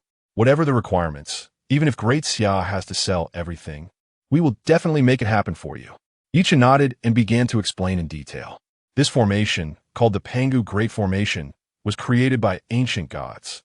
Once established, it can protect the entire territory of Great Xia. To restore it, there are 3 main things. First, I need money, a large amount of money, to purchase the materials needed to set up the formation. Ning Junjiang waved his hand. Just say the number. 15 trillion Great Xia dollars. Ye Chen stated a figure astronomical enough to instantly collapse the financial system of any country. Even though Ning Junjiang was prepared, he was still startled by this number. However, he did not hesitate for a moment, pausing only for a second before decisively responding. No problem. By this time tomorrow, 15 trillion will be deposited into your account on time. Second, Ye Chen continued, I need the cooperation of all border soldiers of Great Xia to place the foundation stones of the formation at various nodes in the border areas. That's even simpler. Ning Junjiang immediately picked up the red phone on the desk. I will give the border commander a preparatory order right now, instructing them to be on standby 24 hours a day. Once your people and materials arrive, they will act immediately. The third requirement, and the most important one, Ye Chen's expression became particularly serious. Great Xia must immediately recall all citizens abroad who are willing to return. Once the formation is set up, the entire Great Xia will enter a complete lockdown, completely isolated from the outside world. At that time, no one from the outside can enter, and those inside cannot leave. After hearing this, Ning Junjiang not only did not show surprise, but instead revealed an approving expression. He took out a brown paper file from the drawer and handed it to Ye Chen. I was thinking along the same lines. Ye Chen took the file with some surprise, opened the seal, and pulled out the documents inside. The first document was a red-headed notice stamped with the highest level seal. Notice on the emergency recall of overseas Great Xia citizens. He quickly skimmed through it and found that the content of the regulations was much more detailed than he had imagined, even to the point of being stringent. The document clearly divided overseas personnel into 2 categories. One category was Great Xia citizens who were abroad for official duties, studying, or normal trade. The state would spare no effort and use all means to bring them back. The other category was mercilessly labeled as those who had voluntarily given up their Great Xia nationality and had long been making derogatory remarks about Great Xia, maliciously slandering their homeland. The document concluded with a bold statement. Great Xia will never accept such personnel. Old Ning is very shrewd. Ye Chen sincerely praised. Great Xia has never been a saint. In times of peace, it might consider some international perspectives, but now, at a moment of life and death, there is no time or need to save those who have long abandoned their homeland. Don't be too quick to praise me. Ning Junjiang pointed to the file. There's another document inside. Upon hearing this, Ye Chen took out the second document from the bag. Appointment notice. Ye Chen is hereby appointed as the Chief Commander of the United Front Work Department of Great Xia, effective immediately. The Chief Commander can mobilize any military district within Great Xia at any time, and all departments must cooperate unconditionally. This appointment granted Ye Chen almost the same power as the highest commander during wartime. From now on, I will have to call you Commander Yi, Ning Zhenjiang said half-jokingly. He added, of course, this identity will not impose any restrictions on you. You do not need to fulfill any corresponding obligations, just to facilitate your resource mobilization. Ye Chen smiled and gently pushed back the appointment notice that would drive anyone else mad with desire. Old Ning, you can still call me Yi Xiaoyu. It sounds more friendly. These things mean nothing to me. Ning Zhenjiang looked into Ye Chen's clear eyes, where there was no desire for power, only a sense of calm. He understood. Someone like Ye Chen had long transcended the secular power structure. I'm used to being carefree and don't like being bound by rules. Ye Chen said calmly, besides, with you, old Ning, around, what difference does it make whether I have this position or not? Ning Senyang Lauket Hearti. The last trace of concern in his heart dissipating. He picked up the phone and dialed a number, his originally amiable expression instantly turning extremely authoritative. Notified downwards. The highest level combat readiness meeting will start in 10 minutes. Chapter 22, Thundercloud Storm. A terrifying corner of the mythical world. After greeting Ning Zhenjiang, Ye Chen left the office. As soon as he sat in the car, his phone screen lit up with a cheerful bank notification sound. Ding! Your account has received 18,000,000,000,000 yuan. 18 trillion. That long string of zeros was enough to make anyone's breath stop. It was a full 3 billion more than the 15 billion previously agreed upon. Ye Chen knew in his heart that this extra amount was a silent expression of attitude and determination from Ning Zhenjiang and the entire high-level leadership of Daxia. He did not hesitate, nor did he take a second glance at that string of numbers.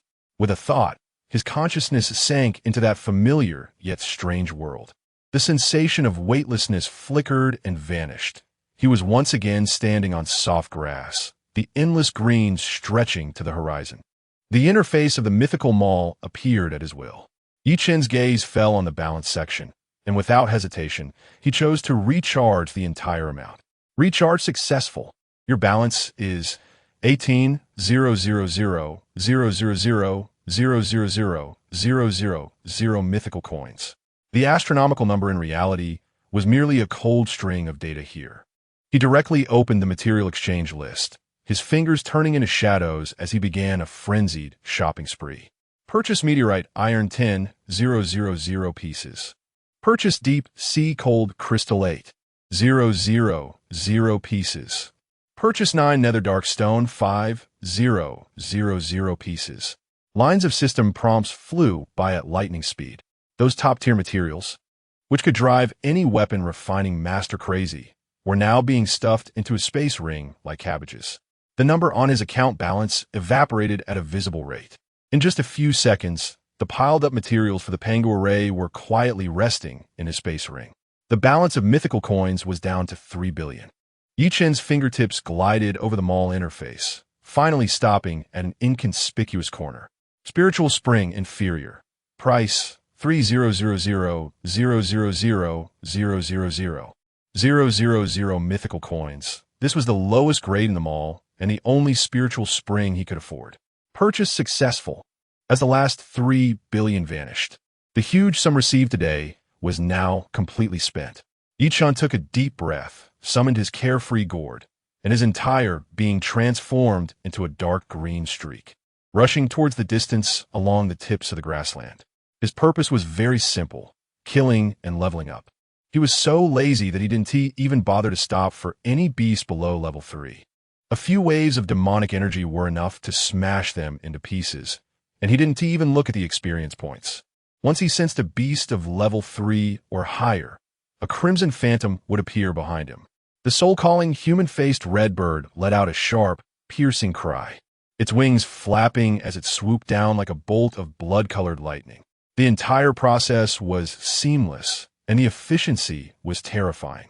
Within just a few hours, his space ring was filled with various beast blood materials. He opened his attribute panel to take a look. Name, Ye Chen, level 26, experience 12100. After reaching level 26, the experience required for leveling up increased geometrically. The experience gained from hunting these low-level beasts had become a mere drop in the bucket. He estimated that even if he spent an entire day grinding on this grassland without rest, the experience bar might only increase by 30 or 40%. And whether he could reach level 27 was still uncertain. Ye Chen retracted his carefree gourd and stood on a high slope, looking around. The green grass stretched to the sky. All he could see was grass, nothing but grass. Since entering the mythical world, apart from the novice village, he had been trapped in this grassland. He had flown full speed with a carefree gourd for 2 days and nights. Yet he still couldn't see the boundary of this area. The vastness of the mythical world had once again refreshed his understanding. What lies beyond the grassland? The 10,000 great mountains? Endless oceans? This was too slow. Ye Chen shook his head, feeling impatient with such turtle speed leveling. He decided to exit the game first and deal with the Pangu array as a priority. However, just as the thought of logging out arose, a roar that could not be described in words came from the distant horizon. Roar. The sound seemed to act directly on his soul rather than through the air, carrying a sense of desolation and fury from ancient times, causing Ye Chen's eardrums to buzz and his blood to surge. The sky darkened without warning. The originally clear sky was completely swallowed by the oncoming dark clouds in just a few breaths. The dark clouds gathered above, forming a massive vortex that blocked out the sun, rotating slowly and heavily, every turn making the space below groan under the unbearable weight. At the center of the vortex was pure darkness that swallowed all light. Thick lightning rolled within, roaring, and each flicker illuminated half the world in a ghastly white. Ye Chen's heart suddenly stopped. This absolutely was not a level he could currently handle. Level 8? Level 9? Or perhaps a legendary level 10 beast capable of destroying heaven and earth. Before his thoughts could finish, a terrifying wind pressure swept over. The residual wave from the beast's roar instantly crushed the small hill beneath him into powder. Ye Chen's body was completely out of control, like a fallen leaf being lifted into the sky. His face changed drastically as he hurriedly summoned the carefree gourd, frantically pouring in demonic energy, barely stabilizing himself in the air, staring intently at the center of that thundercloud vortex. At that moment, a lightning bolt as thick as a barrel, seemingly with a mind of its own, locked onto his aura and struck down directly. In that instant, a cold sensation of being targeted by a natural enemy spread throughout his body, every cell screaming in danger. Run. The only word left in Ye Chen's mind. Without any hesitation, he pulled out a teleportation talisman from his space ring and crushed it violently. Buzz. The space in front of him distorted violently, and his figure vanished in an instant. The next second, he appeared on another grassland hundreds of kilometers away, stumbling as he almost fell to the ground. He turned back in a panic, looking at the distant horizon where half the sky was occupied by that terrifying thundercloud, countless bolts of lightning falling like a torrential rain, bombarding the earth into a scarred wasteland. Phew! Ye Chen gasped for breath, his back already soaked with cold sweat. The mythical world was 10,000 times more dangerous than he remembered. In his previous life, half a year after the game as public beta, only top-tier player guilds had gathered thousands of elites, paying a near-total annihilation cost to barely take down a level 7 beast. And that existence, just now, could probably wipe out a player's main city with a single breath. His current strength was nothing but an ant in front of it. He must quickly increase his strength. He must quickly turn Xia into an impregnable fortress. A strong sense of crisis made him dare not linger any longer. With a thought, he chose to leave the mythical world. The familiar sensation of weightlessness returned, and Ye Chen's consciousness returned to reality. Leaning against the driver's seat, he could still clearly feel his heart beating like a drum. The scene he just witnessed was too shocking. He closed his eyes, beginning to calmly think about what level he needed to reach to confront such monsters head-on. Level 50? Level 60? It was probably still far from enough. He steadied himself, and looked inward at his space ring. The piled-up materials for the Pangu array, along with the inferior spiritual spring exuding a faint spiritual aura, were all safe and sound. This was his biggest trump card right now. Ye Chen wasted no time, turned the key, started the car, and roared towards the direction of the Haishur military district. Chapter 23. The magic power goes out of control. Ye Chen suppresses a level 7 demon cultivator with one hand. The car smoothly drove into the Haishur military district. As soon as the sentry at the entrance saw the unobstructed license plate, he straightened his back from a distance and saluted respectfully, without uttering a single word of inquiry. Ye Chen rested one hand on the steering wheel, his elbow leaning against the car window, already accustomed to such scenes. However, today the atmosphere in the military district seemed particularly different. Just as they turned the corner, a massive roar filled the air. On the playground, several military helicopters were taking off in succession, their rotors stirring up clouds of dust, making it nearly impossible to open one's eyes. Groups of fully armed soldiers were lining up to board, each surrounded by a faint aura of magical power, most hovering around levels 3 and 4. These should be the first batch of accelerated soldiers, ready to be deployed across the Great Xia as seeds for the inheritance of magical power. As soon as Ye Chen turned off the engine and got out of the car, a tall young soldier jogged over, coming to a halt in front of him and giving a flawless military salute.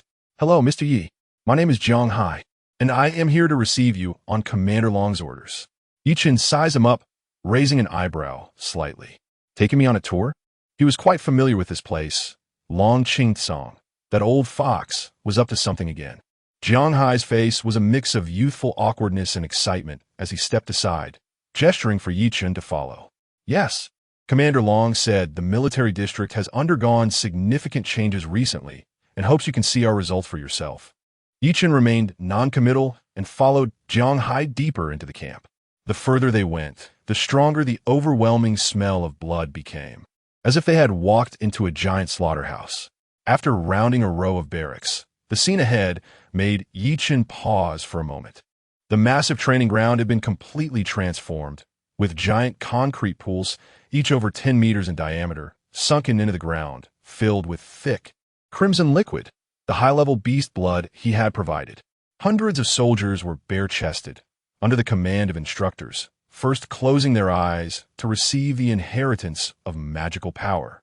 Then, without hesitation, they leaped into the blood pools. Splash! Splash! Water splashed everywhere.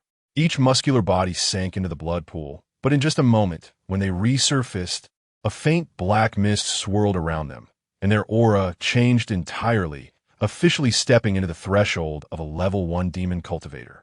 Ye Chen observed clearly that a very small number of individuals could jump directly to level 2 solely through inheritance, seeing the blood pool merely as a supplement to solidify their cultivation. However, for most, they had to rely on the external force of the blood pool to barely complete this first step. The gap in talent was starkly magnified at this moment. "Mr. Yi, look, the effects of these blood pools exceed expectations. The overall cultivation speed of the soldiers is over 30% faster than planned," Jiang Hai introduced, unable to suppress his pride in his voice. He spoke, but his peripheral vision never left Ye Chen. He simply could not understand how this young man, who looked to be about the same age as himself, could command such respect from figures like Commander Long and Elder Ning. In this heavily guarded core of the military district, he moved about as freely as if he were at home. At that moment, a sudden uproar erupted from the crowd not far away, the originally orderly lines collapsing into chaos. What happened? Jiang Hai's expression changed, and he immediately looked in that direction. Ye Chen's gaze had long been locked onto the center of the disturbance.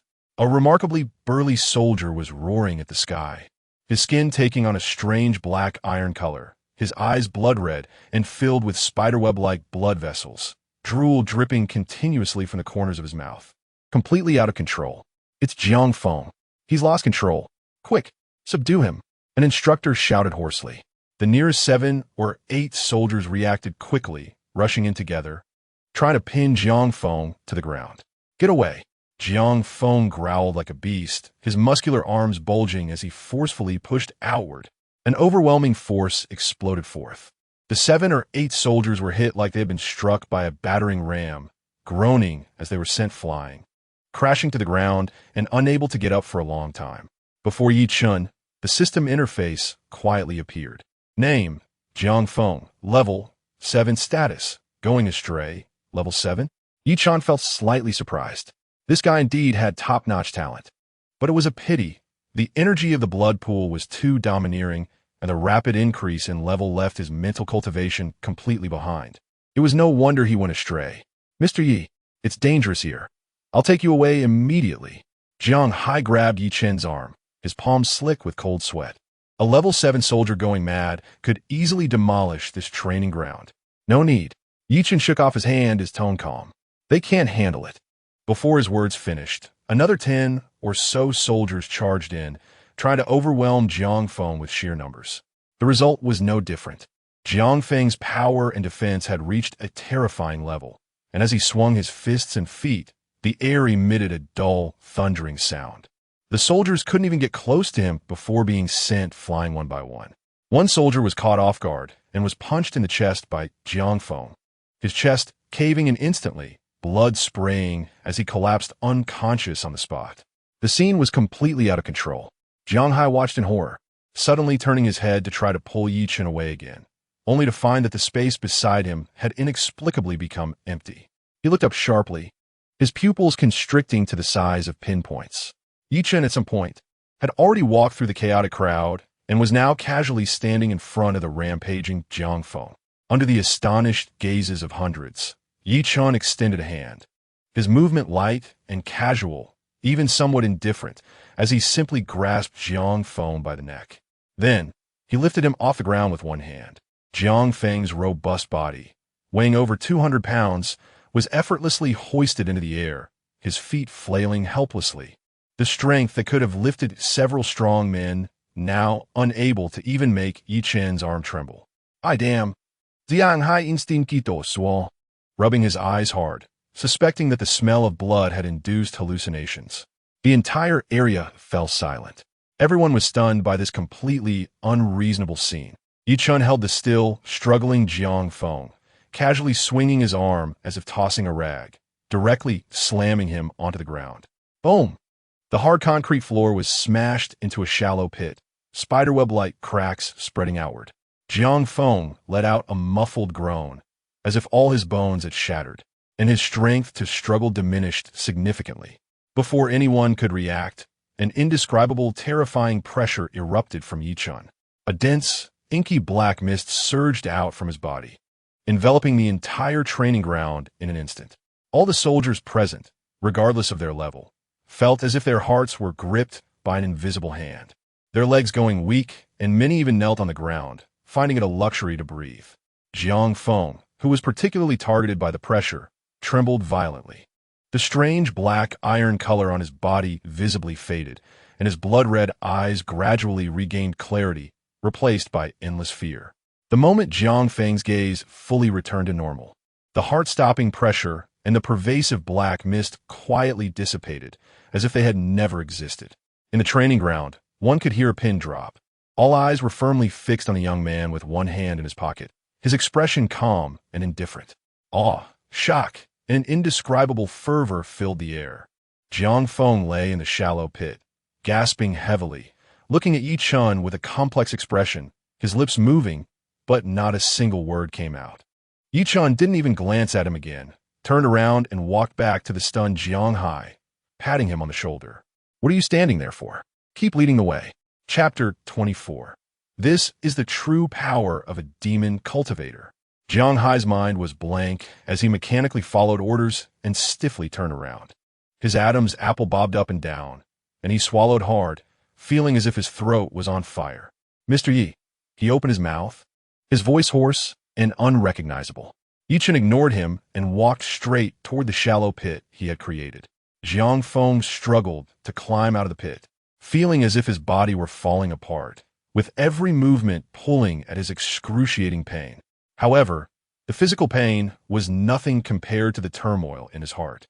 The memories of his demonic frenzy were chaotic, but he clearly remembered that just as he was about to be completely consumed by madness, a hand had seized his throat. That hand, though it did not appear strong, contained a power that he could not resist, so much so that he couldn't even form a thought. His proud level 7 demonic cultivation was as fragile as that of an infant in front of that hand. When the overwhelming black energy and pressure descended upon him, he felt that he was not facing a person, but an ancient demon emerging from a sea of corpses and blood. Just being stared at made his soul tremble. Thank you, Mr. Ye, for saving my life.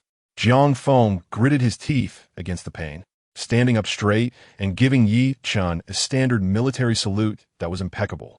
Ye Chen's expression did not change. Your talent is good, but your temperament is too eager. Demonic skills are overbearing. Haste makes waste. Remember to progress step by step in your future cultivation. Listening to this instruction, Jiang Feng lowered his head even more, his face burning. He indeed had been anxious. Watching his comrades break through one after another, as one of the most talented individuals in the military district, he naturally wanted to be at the forefront, but he hadn't expected to nearly cause a disaster. However, upon introspecting, he was pleasantly surprised to find that after this ordeal, his level 7 cultivation had not only remained intact, but had become more solid and stable. This could be considered a blessing in disguise.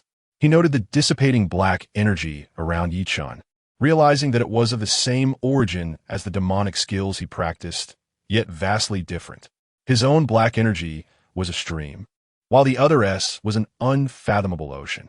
Ye Chen no longer paid him any mind and turned to face the hundreds of soldiers in the training ground who were frozen in shock.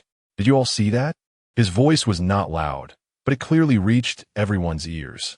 If you train hard, you can be like me, even stronger than me. After saying that, he ceased speaking. After a brief silence, the entire training ground erupted like a pot of oil thrown into an explosion. Oh my God, he cultivates demonic skills too? Why is he so strong? It's terrifying. Just now, I felt like I was about to suffocate. I made up my mind. From today on, Mr. Yi is my idol. I will train with all my might. What are you waiting for?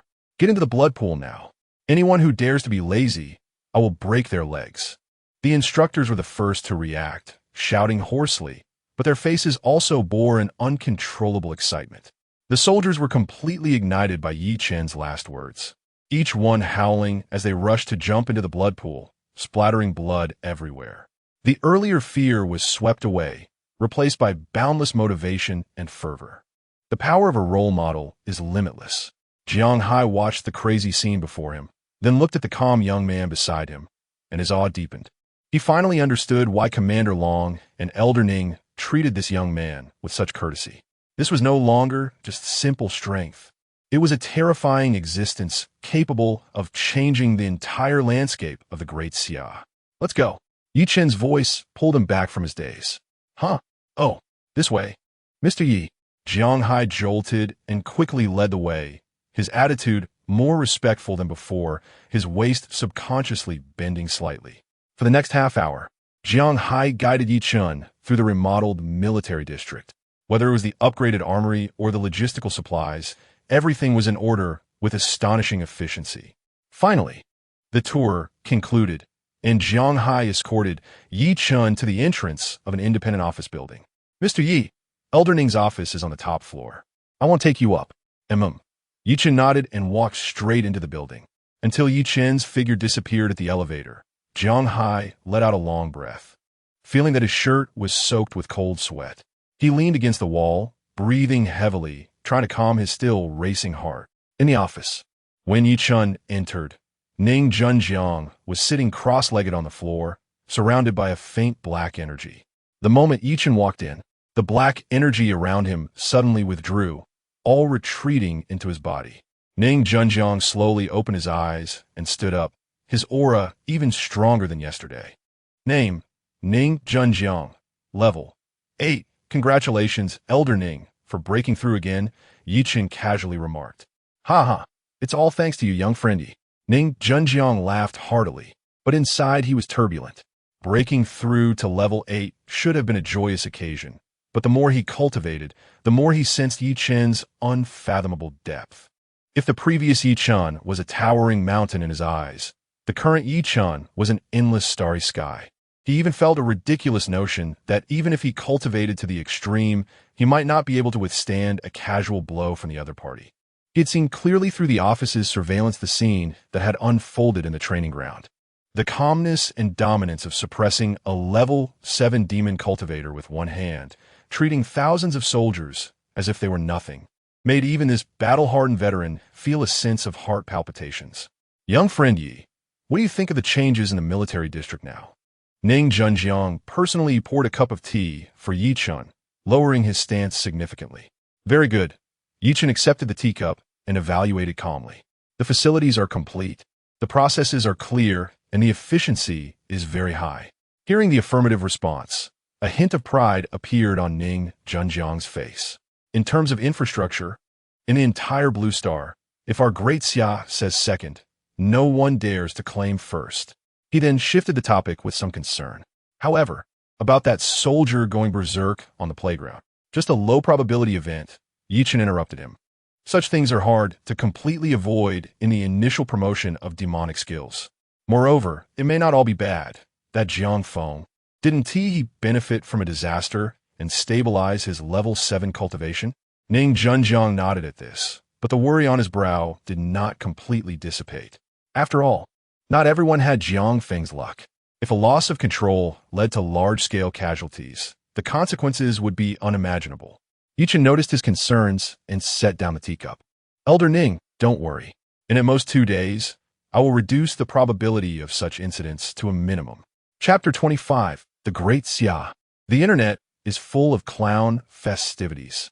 Ye Chen's words eased Ning Junjiang's heart slightly, but immediately, a more shocking thought surged into his mind. Reducing the probability of going into madness to the lowest in just 2 days? What kind of divine method is this? Does he want him to personally oversee it, one by one, to guide those warriors' internal energy? Tens of thousands of warriors. That is simply impossible. Ye Xiaoyu, what is this thing you mentioned? Ning Junjiang's voice was a bit hoarse as he cautiously sought confirmation. Ye Chen picked up his teacup, blew away the rising steam, and took a sip. It's a foundational item that can change the cultivation environment of the Great Xia. He put down the teacup, the bottom of the cup clinking lightly against the table. Each word clear and distinct.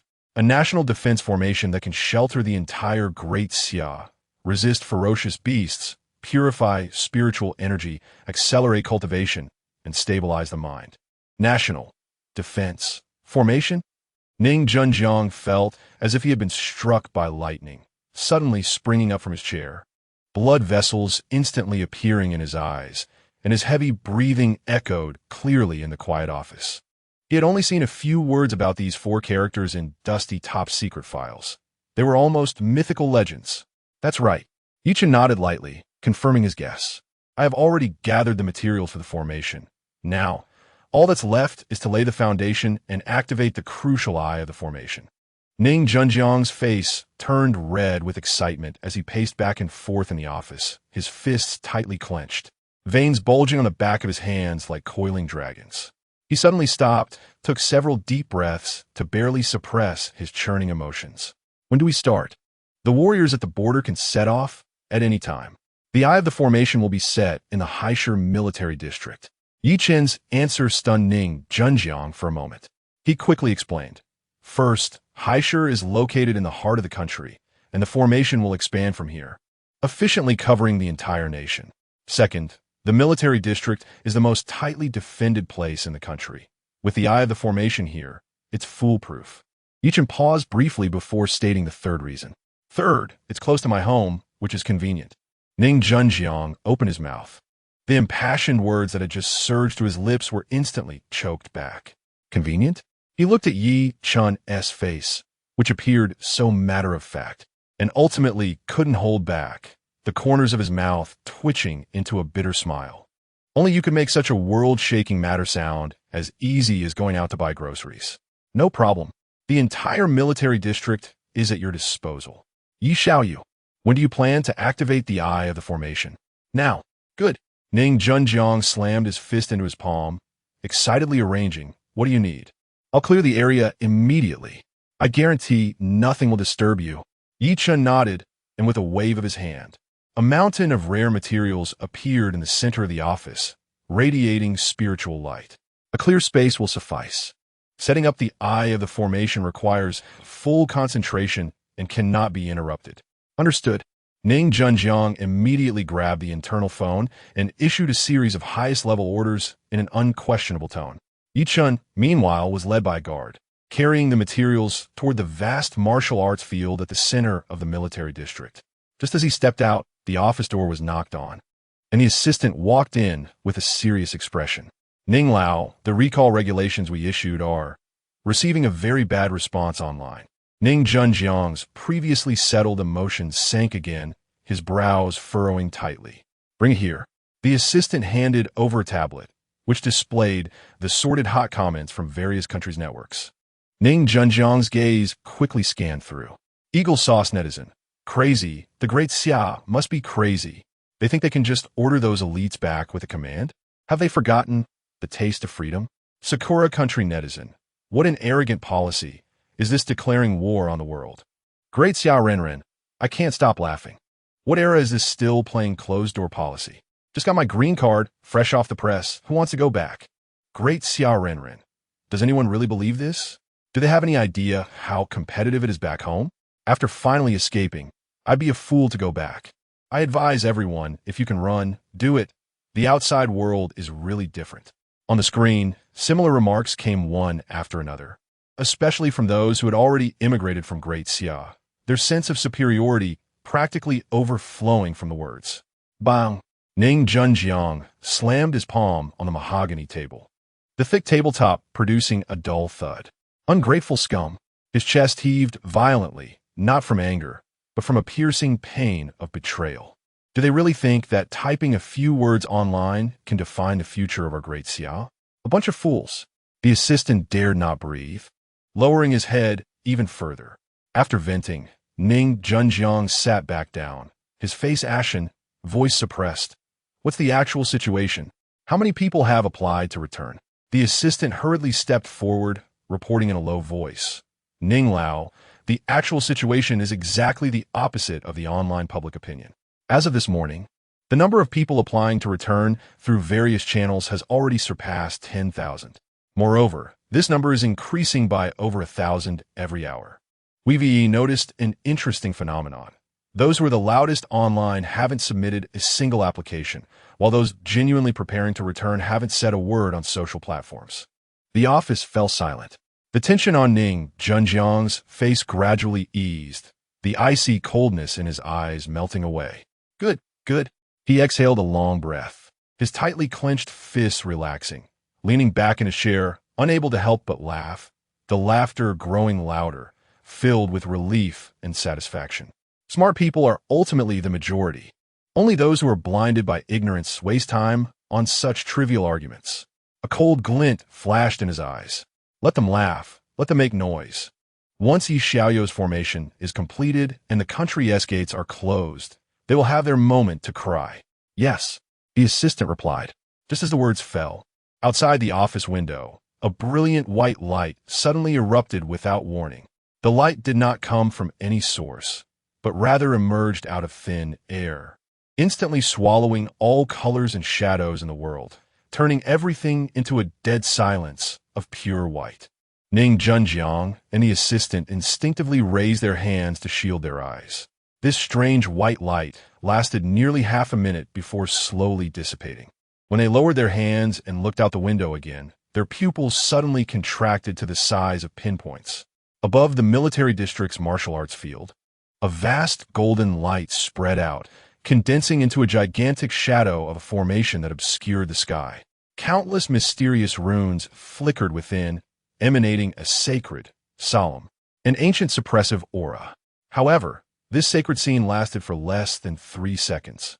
A thick, inky black gas suddenly erupted from the deepest part of the formation's center. That black gas, carrying endless evil and ominousness, surged like a drop of ink falling into clear water, frantically polluting and devouring every inch of golden light. The originally sacred and vast National Defense Formation, under the astonished gaze of the two, was instantly dyed into a heart-stopping pitch black. Chapter 26. What the hell? Why has the Guardian Array turned black? The moment that pitch-black aura erupted, Ning Junjiang's heart suddenly tightened, as if gripped tightly by an invisible hand. A tremor from the depths of his soul made his hair stand on end. This was definitely a commotion caused by Ye Chen. At the same time, in the entire Haisher military district, all the soldiers who were either training or on duty stopped their movements in unison. An indescribably chilling aura descended from the sky, enveloping the entire camp, as if summer had instantly turned to winter. What's going on? Why has it turned dark? So cold. What is this black gas? It makes people feel anxious. On the training ground, the practicing soldiers all looked up, staring at the dark sky above the martial arts arena. Their faces filled with confusion. The black gas was thick and unyielding, carrying a primitive, terrifying pressure. However, just as everyone was feeling uneasy, a sudden change occurred. What the hell? My magic power. It's moving on its own. A soldier who had just completed his inheritance suddenly shouted, his eyes wide as he felt the uncontrollable magic energy rapidly circulating within him. His exclamation seemed to ignite a fuse. Mine too. The training speed. It's even faster than in the blood pool. Oh my god, this black gas. It can help us train. Panic and unease were instantly replaced by ecstasy and shock. The soldiers stopped discussing and, regardless of the chilling aura, sat down cross-legged on the spot, starting to cultivate as fast as they could. For a moment, the entire military district fell into a strange silence, with only streams of black gas rising from the soldiers, echoing with the dark sky above.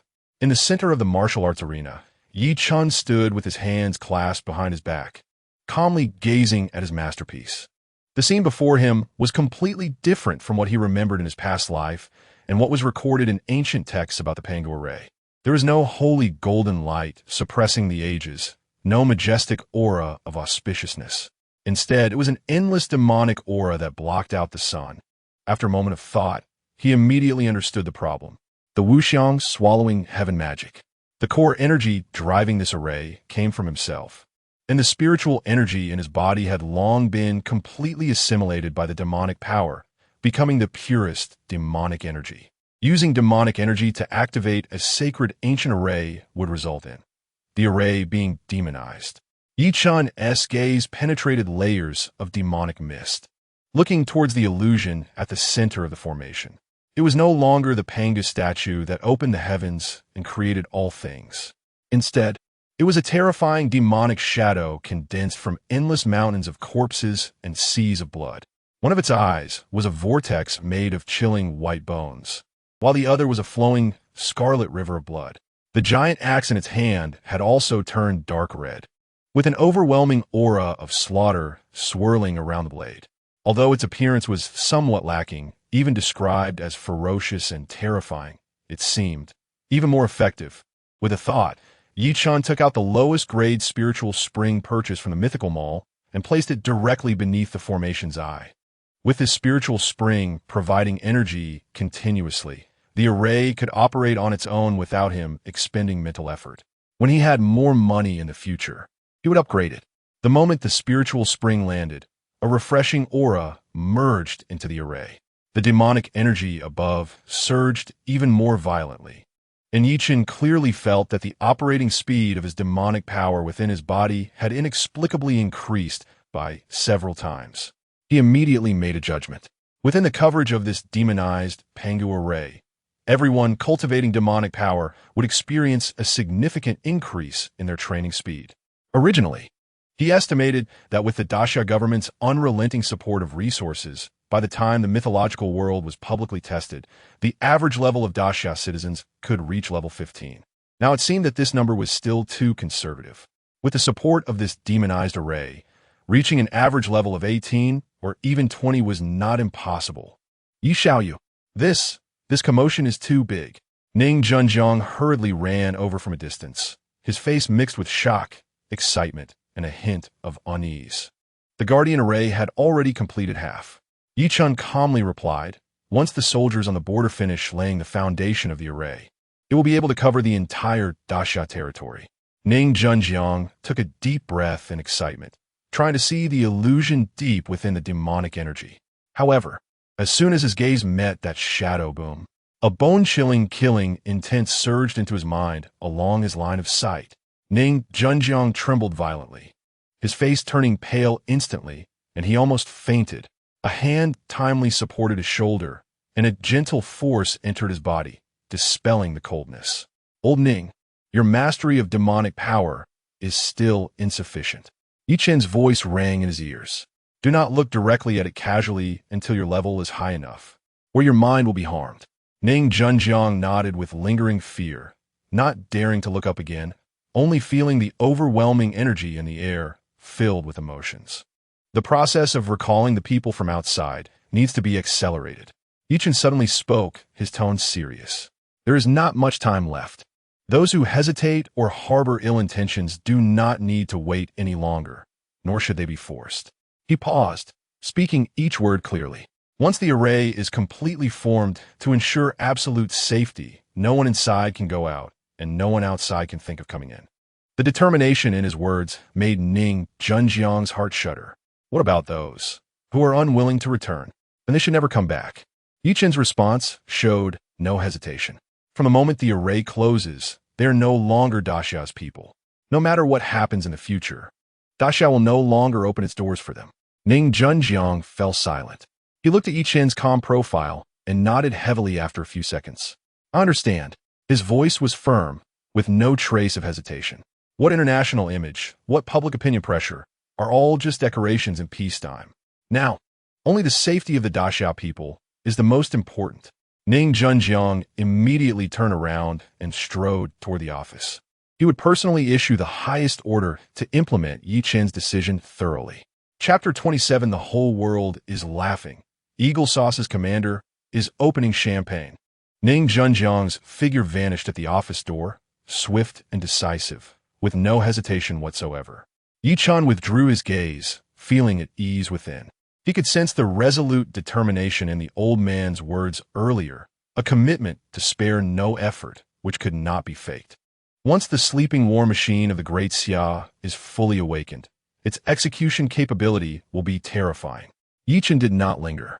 From his spatial ring, he dumped a mountain of beast blood and flesh, filling one corner of the training ground, enough for the military district to consume for a while. After a brief exchange with the officer in charge of the area, he turned and left, driving back home. The eye of the formation had already been established. The rest was up to the speed of the border warriors. Just after Ye Chen left, Ning Junjiang's orders were transmitted like the most urgent telegram, instantly reaching the most remote and arduous border outposts of the Great Xia. Highest order. All border defense units immediately execute the Great Wall plan. Coordinates have been issued. The task item is cornerstone, requiring precise burial of one every 100 meters. Repeat, this is the highest order. The moment the call was hung up, from the frozen, snow-capped plateaus to the scorching southern jungles, from the endless Gobi deserts to the tumultuous eastern coastline, countless figures in camouflage surged out from their respective camps and outposts. They were silent, their expressions solemn, with no questions asked, no conversations exchanged, only quietly receiving the strange stones that had been urgently airlifted, emanating a faint glow. Then they shouldered heavy packs, donned the finest equipment, and plunged into those rarely trodden, desolate places. At the summit of the snow-capped mountains, the soldiers faced the wind strong enough to blow people away, using ice picks to painstakingly break the frozen ground, firmly placing the cornerstones. In the depths of the Gobi, patrol convoys stirred up clouds of yellow sand. The soldiers braved the scorching sun, measuring distances with the most precise instruments, burying the stones in the searing sand. In the dense forest, patrol teams swung machetes, clearing paths amidst swarming poisonous insects and snakes, setting stones in designated spots. The most resilient sons and daughters of the Great Xia measured the thousands of miles of the motherland's borders with their feet, using their flesh and blood to lay down an invisible line of life for billions of compatriots behind them. The progress of the project was astonishingly fast.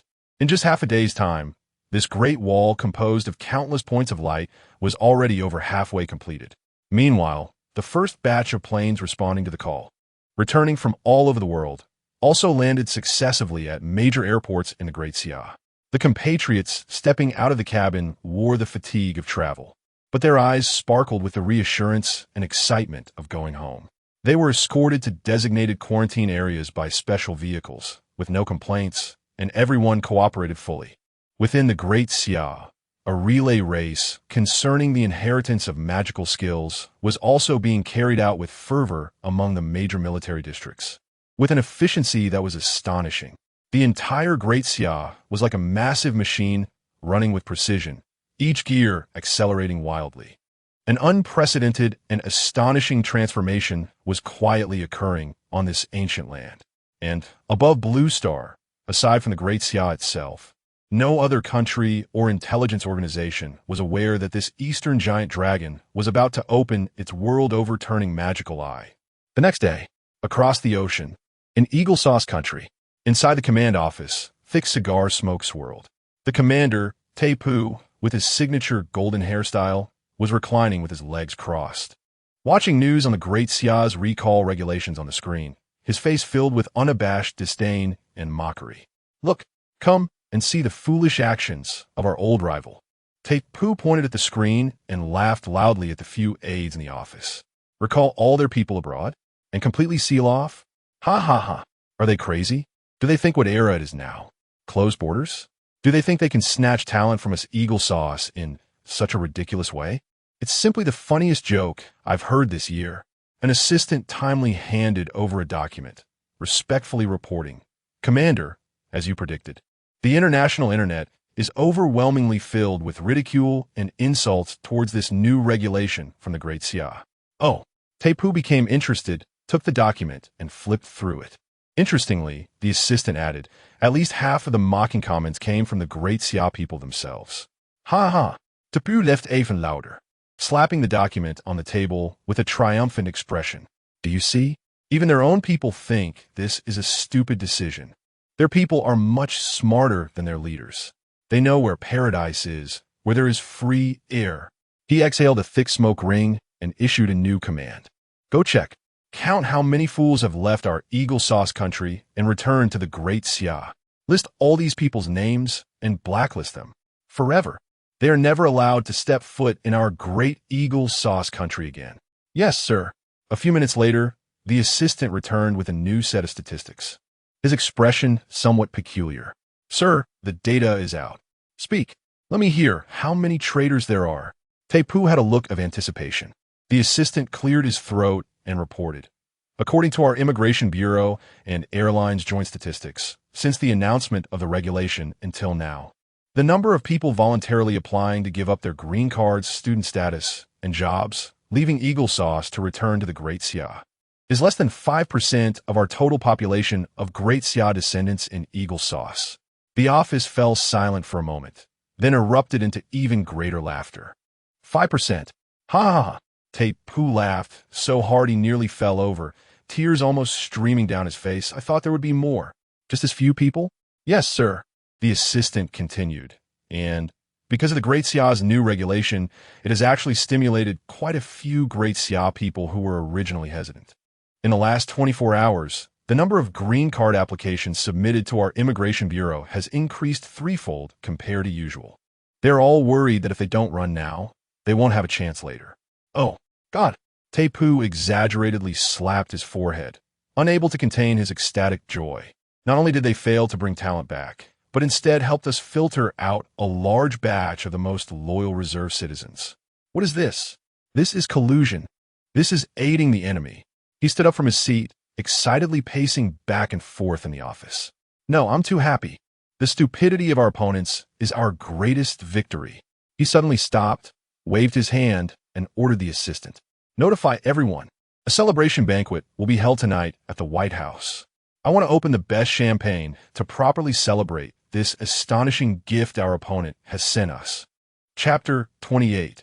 In an instant, the celestial demon descends. After returning home, Ye Chen entered the mythological world to continue his cultivation. On the boundless grassland, Ye Chen killed the last monster bird flying in midair, accompanied by a burst of white light rising from beneath his feet. A series of crisp notification sounds exploded in his mind. Ding. Congratulations. Host level has increased to level 30. Ding. Detected that the host technique, Wuxiang Tunshin Demon Technique, resonates with the level, gaining a new ability. Celestial Demon descends. Ding. Detected that the host talent Zhu Long's eye resonates with the level, gaining a new ability. Time Gaze. Ding.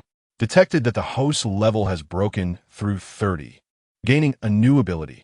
Soul Mark. In an instant, 3 vast and profound streams of information surged into Ye Chen's consciousness, as if an innate instinct had been awakened. He slowly raised his hand and opened his personal attribute panel. Name, Ye Chen, level 30, 54500000. Technique, Wuxiang Tunshin Demon Technique. Talent, Zhulong's Eye abilities, Demon Chi Blade, Celestial Demon descends, Time Gaze. Soul Mark, Soul General. Human-faced Red Bird, level 40. The 3 newly added abilities emanated an unsettling aura. Celestial Demon Descends is the advanced killing move of the Wuxiang Tunshin Demon Technique, capable of summoning a celestial demon phantom containing terrifying power, whose combat strength is closely related to Ye Chen's own strength. Time Gaze, derived from Zhu Long's eye, allows a single target within sight to be temporarily frozen in time, with the effect strength depending on the power disparity between the two parties. Soul Mark is a highly practical spatial displacement ability that can leave an undetectable soul mark at a designated location, allowing for instant teleportation within a certain range. Attack Control. Displacement. Ye Chen murmured to himself, quite satisfied with his harvest. These 3 abilities perfectly complemented his current shortcomings, making his combat style more 3-dimensional and unpredictable. It was time to find something to test the power of his new abilities. His gaze swept across the vast grassland, and Zhu Long's eye quietly activated, instantly zooming out his vision, revealing the outlines and information of countless ferocious beasts clearly before him. Soon, a large creature entered his perception range. It was a giant beast comparable in size to a heavy truck, resembling an ape but with elephant-like legs as thick as stone pillars. Its body covered in thick gray-brown skin, exuding a violent aura. Ferocious Beast. Elephant Ape. Level 34. Grade, Level 3 Ferocious Beast. Description: possesses the strength of a giant elephant and the agility of a monkey, with a violent temperament and a strong territorial awareness. That's it. Ye Chen's thoughts shifted slightly, and an almost transparent mark silently landed on the grass beneath his feet. It was the soul mark. In the next moment, demonic energy surged around him, and 12 pitch-black swords coalesced out of thin air surrounding him. He transformed into a black lightning bolt, accompanied by a sharp sound of air being sliced, charging towards the distant elephant ape. The elephant ape, which was gnawing on grass roots, immediately sensed the threat. It abruptly raised its head, its copper bell-sized eyes filled with blood, and let out a deafening roar, charging towards Ye Chen with heavy limbs. The ground trembled violently beneath its stomp. Good timing. Ye Chen advanced rather than retreating, pointing his right hand forward. 6 demonic energy swords broke formation, transforming into 6 black streaks of light that struck the elephant ape from different angles. Clang, clang, clang. A series of muffled sounds like metal clashing rang out as the swords left several deep, bloody gashes on the elephant ape's thick skin, black blood oozing from the wounds. However, this minor injury not only failed to stop the elephant ape, but instead completely ignited its ferocity. It roared, its speed increasing again, its massive fist raised high, carrying tremendous force, and slammed down towards Ye Chen. Before the fist arrived, the terrifying wind generated by it pressed down on the surrounding air, causing it to explode. At this critical moment, a strange glimmer flashed in Ye Chen's eyes. Time Gaze. In an instant, it was as if the entire world had been paused. The raging elephant ape's giant fist was bizarrely frozen in midair, its fierce expression clearly visible, only a hint of confusion and disbelief remaining in its eyes. It can actually freeze a ferocious beast 4 levels higher than me. Ye Chen was somewhat pleasantly surprised by this result, although he could sense that this stasis would last at most 1 second. For a true powerhouse, a second is enough to determine life and death. Roar. Almost at the same moment, Ye Chen's thoughts settled. The elephant ape broke free from the constraints of time. It let out an even angrier roar, its chest heaving violently, mouth opening wide as a deep brown energy sphere containing destructive energy rapidly condensed at a visible speed. Ye Chen had no doubts that if hit by this thing, even he would suffer greatly. But there was no trace of panic on his face. Soul mark. His figure disappeared from the spot without leaving any trace. The completed destructive energy sphere lost its target and exploded, creating a blackened pit several dozen meters in diameter where Ye Chen had originally stood. 100 meters away, Ye Chen reappeared, unscathed. He looked at the elephant ape, now driven mad by its missed attack, and slowly raised his right hand. It was time to end this test. Celestial demon descends. Boom! An indescribable, terrifying pressure suddenly engulfed the entire world, centered around Ye Chen. The sky seemed to darken at that moment. Behind Ye Chen, a towering phantom over 100 meters high slowly coalesced amidst rolling black mist. The phantom was pitch black, with a terrifyingly fierce face and bulging muscles, as if it had emerged from a mountain of corpses and a sea of blood. In its hand, it wielded a similarly gigantic celestial demon battle blade, with countless twisted, wailing runes engraved on the blade, causing anyone who looked at it to feel their soul shatter. The previously arrogant elephant ape froze the moment the celestial demon phantom appeared. It was a primal fear stemming from deep within its bloodline, the most basic shudder of a lower creature facing a higher predator. The rage and madness in its eyes faded, replaced by endless terror. It couldn't even muster the thought of resistance and turned to flee. Too late. Ye Chen's voice was cold, like a judgment from the underworld. He controlled the celestial demon phantom, slowly raising the world-shattering battle blade. With Ye Chen's will, the celestial demon battle blade, carrying the momentum to tear the heavens apart, fell fiercely. There was no earth-shattering roar, nor there any dazzling light or shadow effects. As the blade cut through, the fleeing elephant ape's massive body and the surrounding space were erased like a drawing erased with an eraser, instantly turning into a sky full of flesh and blood mist, not even letting out a single cry of anguish. Ding! Successfully killed the level 34 ferocious beast, elephant ape, earning 330 experience points. As the system notification sounded, the terrifying celestial demon phantom slowly dissipated, merging back into black mist and re-entering Ye Chen's body. The grassland returned to calm, leaving behind a huge pit and a ground scattered with blood and flesh, proving everything that had just transpired. Ye Chen felt a growing experience bar within him, but his brow furrowed slightly. A level 34 ferocious beast only provided 50,000 experience, while he needed 450,000 to reach level 31. This meant he needed to hunt nearly 90 ferocious beasts of the same level to level up. As expected, the difficulty of leveling up increased geometrically in the later stages. He decided to leave the mythological world first and plan his subsequent actions. At that moment, his phone received a text message reminder from a bank. Your account ending with XXXX has received a deposit of 1,500,000,000,000 yuan on X month, X day balance. Looking at that long string of zeros, Ye Chen's face revealed a playful smile. The efficiency of the Great Xia did not disappoint him. He originally planned to use this money to purchase some items in the system mall that could enhance upgrade efficiency. But now, he had a better idea. Chapter 29. A shocking change in the military district. Ning's granddaughter is stunned. The rolling thunderclouds above the grassland, along with that terrifying lightning that seemed to lock onto his soul, still lingered vividly in Ye Chen's memory. That was definitely a ferocious beast beyond his current level of understanding. Recklessly venturing into other areas would be akin to seeking death. It was better to be cautious before having enough trump cards for self-preservation. Although upgrading was important, life was even more valuable. Moreover, the 15 trillion funds pouring into the Great Xia every day gave him new ideas. Instead of purchasing upgrade items that only benefited himself, it would be better to invest this money into a more grand plan.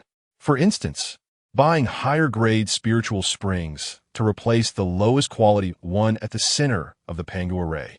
The higher the grade of the spiritual spring, the richer the aura it would emit, leading to a qualitative leap in the cultivation speed of all practitioners in the Great Xia. This was the choice that maximized benefits. With a thought, Ye Chen's figure disappeared from the mythological world and returned to the villa in the real world. He did not delay for a moment, took the car keys, and skillfully drove his Cullinan towards the direction of the military district. Ever since the promotion of demonic skills, he had been delivering a batch of fresh beast blood and flesh to the military district every day. This had almost become his daily routine. However, Ye Chen was well aware that his personal hunting output was merely a drop in the bucket compared to the overall demand of the Great Xia. The real resource explosion would wait until the mythological world was fully open for public testing. He had estimated that, according to the current progress, by the time of public testing, with the full support of the Great Xia government and the enhancement of the demonic Pangu array, it would not be difficult for the average level of the people in Great Xia to reach above level 18. This number had already far exceeded his memories from his past life. At that time, high-level citizens of Great Xia would be able to hunt ferocious beasts more easily, stockpiling blood and flesh, forming a virtuous cycle. By the final stage of world fusion, the average level of Great Xia might even surpass level 20, and with the protection of the Pangu array, it would be sufficient to handle any variables. The Cullinan drove steadily along the dedicated road to the military district. From a distance, Ye Chen noticed that the entrance to the military district seemed different from usual. Not only had the number of sentry soldiers doubled, but there were also many hidden surveillance facilities on both sides of the road, flickering with faint red lights, covering the entire area tightly. As his car approached, the station soldiers not only did not stop him, but instead stood at attention and saluted in unison. Ye Chen lowered the car window and casually nodded at them, allowing the vehicle to pass smoothly through the military district gate. This scene was witnessed by a woman nearby who was anxiously on the phone. Ning Qingyuan's mood was terrible. She had originally planned to come see her grandfather today, but found that the military district's defenses were at an unprecedented level and was explicitly told that without internal orders, no one could enter. This made her feel uneasy. She called her grandfather Ning Zhenjiang several times, but all she got was a busy signal. Just as she paced anxiously, the Cullinan she somewhat recognized appeared. Then, she witnessed an unbelievable scene. The sentry soldiers actually saluted that car. The owner didn't even get out, just rolled down the window and nodded, then confidently drove in. Ning Qingyuan's mind was a bit chaotic. She recalled the strange phone call with Ye Chen a few days ago and her grandfather's inexplicable change in attitude towards him. A huge mystery rapidly expanded in her mind. What secret was Ye Chen hiding? At that moment, her phone finally rang, and the caller ID showed it was her grandfather, whom she had been waiting for. When the call connected, Ning Zhenjiang's voice sounded robust, and after a few simple questions, he agreed to her request to enter the military district. After hanging up, Ning Qingyuan, guided by the sentry, walked into this place that was both familiar and strange to her, filled with confusion. However, when she passed through the gate and saw the scene on the playground, her whole body froze. On the wide playground, hundreds and thousands of soldiers sat cross-legged, forming neat formation, but they were not engaged in regular training. Each person was surrounded by a faint visible black mist, their expressions solemn, as if they were participating in some mysterious ritual. Next to each formation stood a huge wooden barrel filled with thick, scarlet liquid, emanating a strong, bloody smell. This eerie scene made Ning Qingyuan, who was used to various large-scale events as the director of the Law Enforcement Bureau, feel a chill run down her spine. What on earth was going on? She suppressed the turmoil inside and continued walking. In a corner of the logistics department, she saw an even more shocking sight. Piles of meat chunks, like small mountains, were carelessly stacked there. That was neither pork nor beef. From some remaining heads, it was evident that these creatures looked extremely bizarre, some resembling horses and chickens, while others had scales but mammalian limbs. An alien invasion? This was the first thought that flashed through Ning Qingyuan's mind. "Miss Ning, this way please. Old Ning is waiting for you in the office."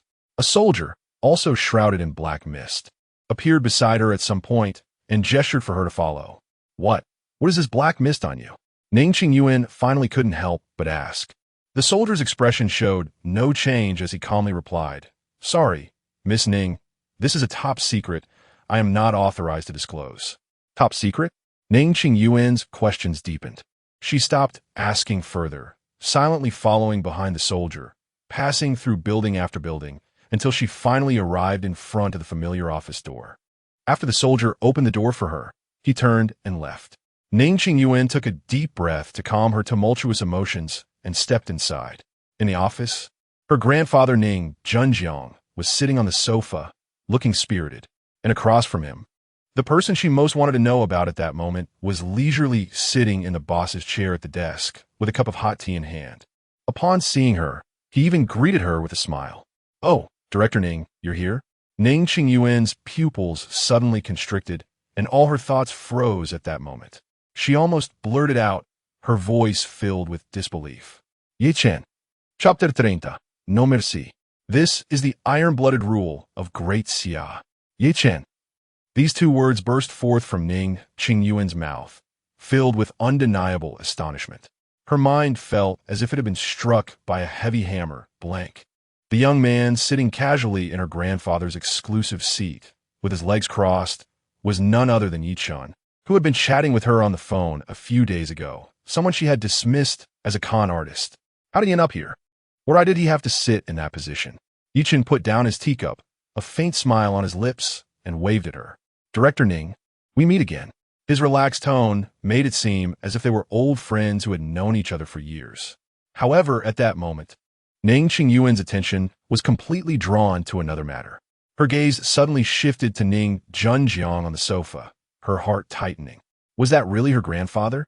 The man she remembered, with a head full of silver hair, his face lined with the marks of time, and a slightly hunched figure, now looked as if he had transformed into someone else. A thick head of black hair replaced the snowy white. The wrinkles on his face had faded significantly, and his posture was straight, radiating a vigorous life force that only someone in their prime could possess. This was simply rejuvenation. Ning Junjiang noticed the shock within his granddaughter and stood up, speaking in a booming voice. "Qingyuan, you're here. Sit down. I was planning to tell you everything later." As he spoke, he personally poured a glass of water for Ning Qingyuan, then succinctly recounted everything that had happened during this time, as well as the tremendous changes the world was about to face. From the existence of the mythical world to the arrival of ferocious beasts, the promotion of demonic techniques, and the establishment of the National Defense Array, Ning Qingyuan listened in a daze, feeling as if the worldview she had built over the past few decades was crumbling piece by piece into dust. Each word felt like a heavy hammer striking her heart. And all these incredible events pointed to the same person, Ye Chen. It was Ye Chen who informed the higher-ups of Great Xia about all this. It was Ye Chen who provided the cultivation method known as demonic techniques. It was Ye Chen who was working to restore the National Defense Array that could protect all of Great Xia. Ning Qingyuan's head punset. She finally understood why her grandfather's attitude towards Ye Chen had taken a complete 180-degree turn. She also finally understood that what Ye Chen had said on the phone was not arrogant nonsense. What was the position of a law enforcement director? What was power? In front of someone like Ye Chen, who could shift the entire world as structure? She was simply laughably insignificant compared to him. After a long time, Ning Qingyuan finally found her voice. She picked up the glass of water and took a sip, but her throat still felt dry. "Grandpa, Mr. Yi, I need some time to digest this." Ning Junjiang nodded, speaking gently. "Of course. You can rest in the adjacent reception room. I still have some important matters to discuss with young Master Yi." "Okay." Ning Qingyuan stood up, nodded at the two, and walked out of the office in a daze. As the office door closed, silence returned to the room. Ye Chen's peripheral vision swept over Ning Junjiang, and the system light curtain automatically appeared. Name, Ning Junjiang. Level, 9th grade demon cultivator. Cultivation method, formless heaven-devouring demonic technique. Incomplete. Only one step away from level 10. Ning Junjiang sat back down, his expression becoming serious. "Young Master Yi, the progress of the soldiers in the frontier laying the array's foundation is swift. Most areas have been completed. However, Some remaining areas are mostly rugged mountains and uninhabited deserts with treacherous terrain. It may take some more time. Ye Chen lightly tapped his fingers on the table, producing a rhythmic sound. Tell them to speed up at all costs. Time waits for no one. The sooner it's completed, the sooner the people of Great Xia will be ensured safety. Understood. Ning Junjiang nodded firmly, then reported, on the military district side, the inheritance of demonic techniques has basically covered the area. The first batch of soldiers has been dispatched to various parts of the country, and the popularization is about to begin. As he spoke, he picked up 2 documents from the table and handed them to his assistant. The assistant understood and stepped forward to present the documents to Ye Chen. Mr. Yi, we have drafted 2 plans for the popularization of demonic techniques among the public. The first plan pursues extreme efficiency, aiming to allow all the people of Great Xia to complete the inheritance of the techniques as quickly as possible, rapidly raising the overall level. The second plan places more emphasis on safety. We will proceed in batches and by regions, while also establishing a complete management department for demon cultivators, ensuring that the sudden spread of power does not lead to social unrest. After the assistant finished introducing, he stepped back and waited quietly. The office fell into a brief silence. Ning Junjiang leaned towards the second plan. After all, suddenly granting extraordinary power to over 1 billion people carries enormous risks. However, Ye Chen only thought for a moment before extending his finger to gently tap on the first document. This one. His voice was calm, yet carried an unyielding decisiveness. Ning Junjiang was slightly taken aback and couldn't help but speak up. Young Master Yi, isn't this plan too radical? If any issues arise, Ye Chen raised his head to meet his gaze. Old Ning, do you think that when the mythical world arrives, those ferocious beasts descending from the sky will reason with us, giving us time to develop slowly? Time is life right now. We have no choice but to spare no effort to raise the average level of Great Xia in the shortest time possible, even if it comes at some cost. Ye Chen's words plunged Ning Junjiang into deep thought. He had originally considered internal stability, but overlooked the most deadly threat from outside. Yes, when the real apocalypse arrives, when cities are crushed by the iron hooves of ferocious beasts, when lives are harvested like grass, what meaning does stability have? Only by surviving can one talk about stability. With this realization, Ning Junjiang's previous hesitation vanished, replaced by a sense of determination. I understand. We will proceed as young Master Yi suggests, to quickly raise the average level of Great Xia. This is our current top priority. The assistant beside him was swept by a storm in his heart. Having followed old Ning for many years, he knew how steady and prudent this elder's style was. Yet now, just a few words from Ye Chen had completely changed his original intentions, opting for such a radical and risky plan. This young man's influence on old Ning had reached an incredible level. As for the management issues you are concerned about, Ye Chen's voice rang out again, drawing their attention. It's simple as well. He leaned slightly forward, speaking slowly, his voice not loud, but it seemed to lower the temperature of the entire office by several degrees. Enact special regulations. From the moment the techniques are popularized, anyone who uses their level for wrongdoing and violates the law will be killed on the spot without trial. No merci. Ning Sen Yang Spupis constricted sarpli. And he even held his breath for a moment. No mercy. These 3 words carried a bone-chilling bloodiness and coldness. He looked at Ye Chen's calm eyes, remained silent for several seconds, then slowly nodded, his jaw clenched tightly. All right, in extraordinary times, we must act with thunderous methods. Let's do it. After speaking, he abruptly grabbed the red telephone on the table, dialed a number, and issued orders into the receiver. Relay my orders. The National Demonic Technique Promotion Plan will immediately implement Plan A. At the same time, draft the special regulations for wartime, with the core idea being, anyone who relies on power to harm the nation and its people shall be executed without mercy. Chapter 31. The city of Hai has darkened. The illusion of Pangu is alive. After finalizing all the details with Ning Junjiang, Ye Chen left the office directly. The plan for universal magic cultivation had already begun, and the most crucial step now was to enhance the power of the Pangu array. He crossed the military district's playground and arrived at the untouched forbidden zone in the back. The eye of the array was set up here. Compared to last time, The scene here had changed dramatically. The once ordinary grass was now lush and vibrant, with a refreshing aura permeating the air. Ye Chen took out the newly purchased intermediate spirit spring from his system backpack. The moment the spirit spring appeared, the surrounding air seemed to freeze for an instant. And then a visible white mist erupted from the center of the spirit spring, rapidly spreading outwards. The grass beneath his feet grew at an unnatural speed, soon reaching his ankles. In the sky, hundreds and thousands of birds flew in from who knows where, circling above the forbidden zone, chirping joyfully as they greedily absorbed the energy that was dissipating. Ye Chen weighed the intermediate spirit spring in his hand. You get what you pay for. This effect was indeed worth its price. Without hesitation, he walked to the center of the array, bent down, and took out the dimmed primary spirit spring. Then, he steadily placed the thick, white, mist-emitting intermediate spirit spring into the groove of the eye of the array. Buzz! At the moment the spirit spring dropped, a dull roar echoed from deep underground. The entire high military district and the ground within dozens of miles began to tremble slightly. The massive illusion of Pangu, which had been standing still, suddenly seemed to be infused with a soul. Its enormous body slowly began to move. Its tightly closed eyes suddenly opened, revealing nothing but a chaotic darkness.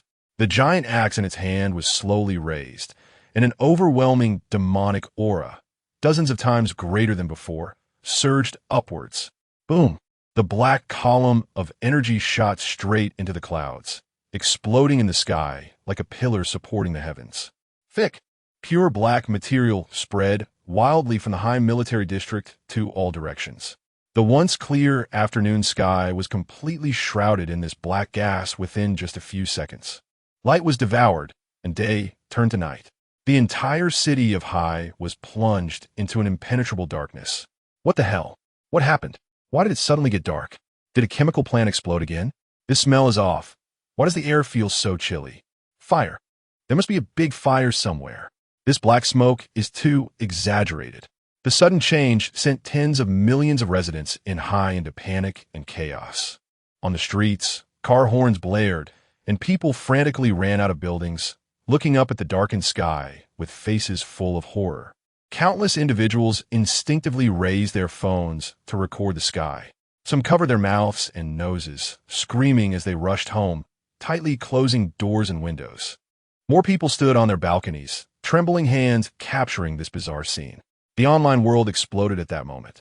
High chemical plant explosion chemical gas covers the sky of high apocalyptic scene shocking topics, surged to the top of major social media platforms at rocket speed. Related videos and photos spread like a virus. The number of comments showed a terrifying growth trend. Is there anyone from Hai who can explain the situation? I felt my legs go weak watching the video. This is definitely not an ordinary fire. The scope is too large. The entire city is covered. What about the authorities? Why haven't they come out to explain? What on earth is this? I'm scared. I don't dare to go out, feeling like something bad is about to happen.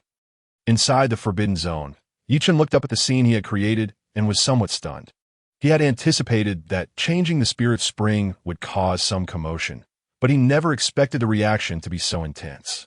The illusion of Pangu in midair had expanded to more than 3 times its original size, towering over 100 meters, and its outline became increasingly clear and solid, exuding a heart-pounding pressure with every movement. The flock of birds that had been attracted by the spiritual energy was now terrified by the overwhelming demonic aura, screaming as they scattered and vanished without a trace in the blink of an eye.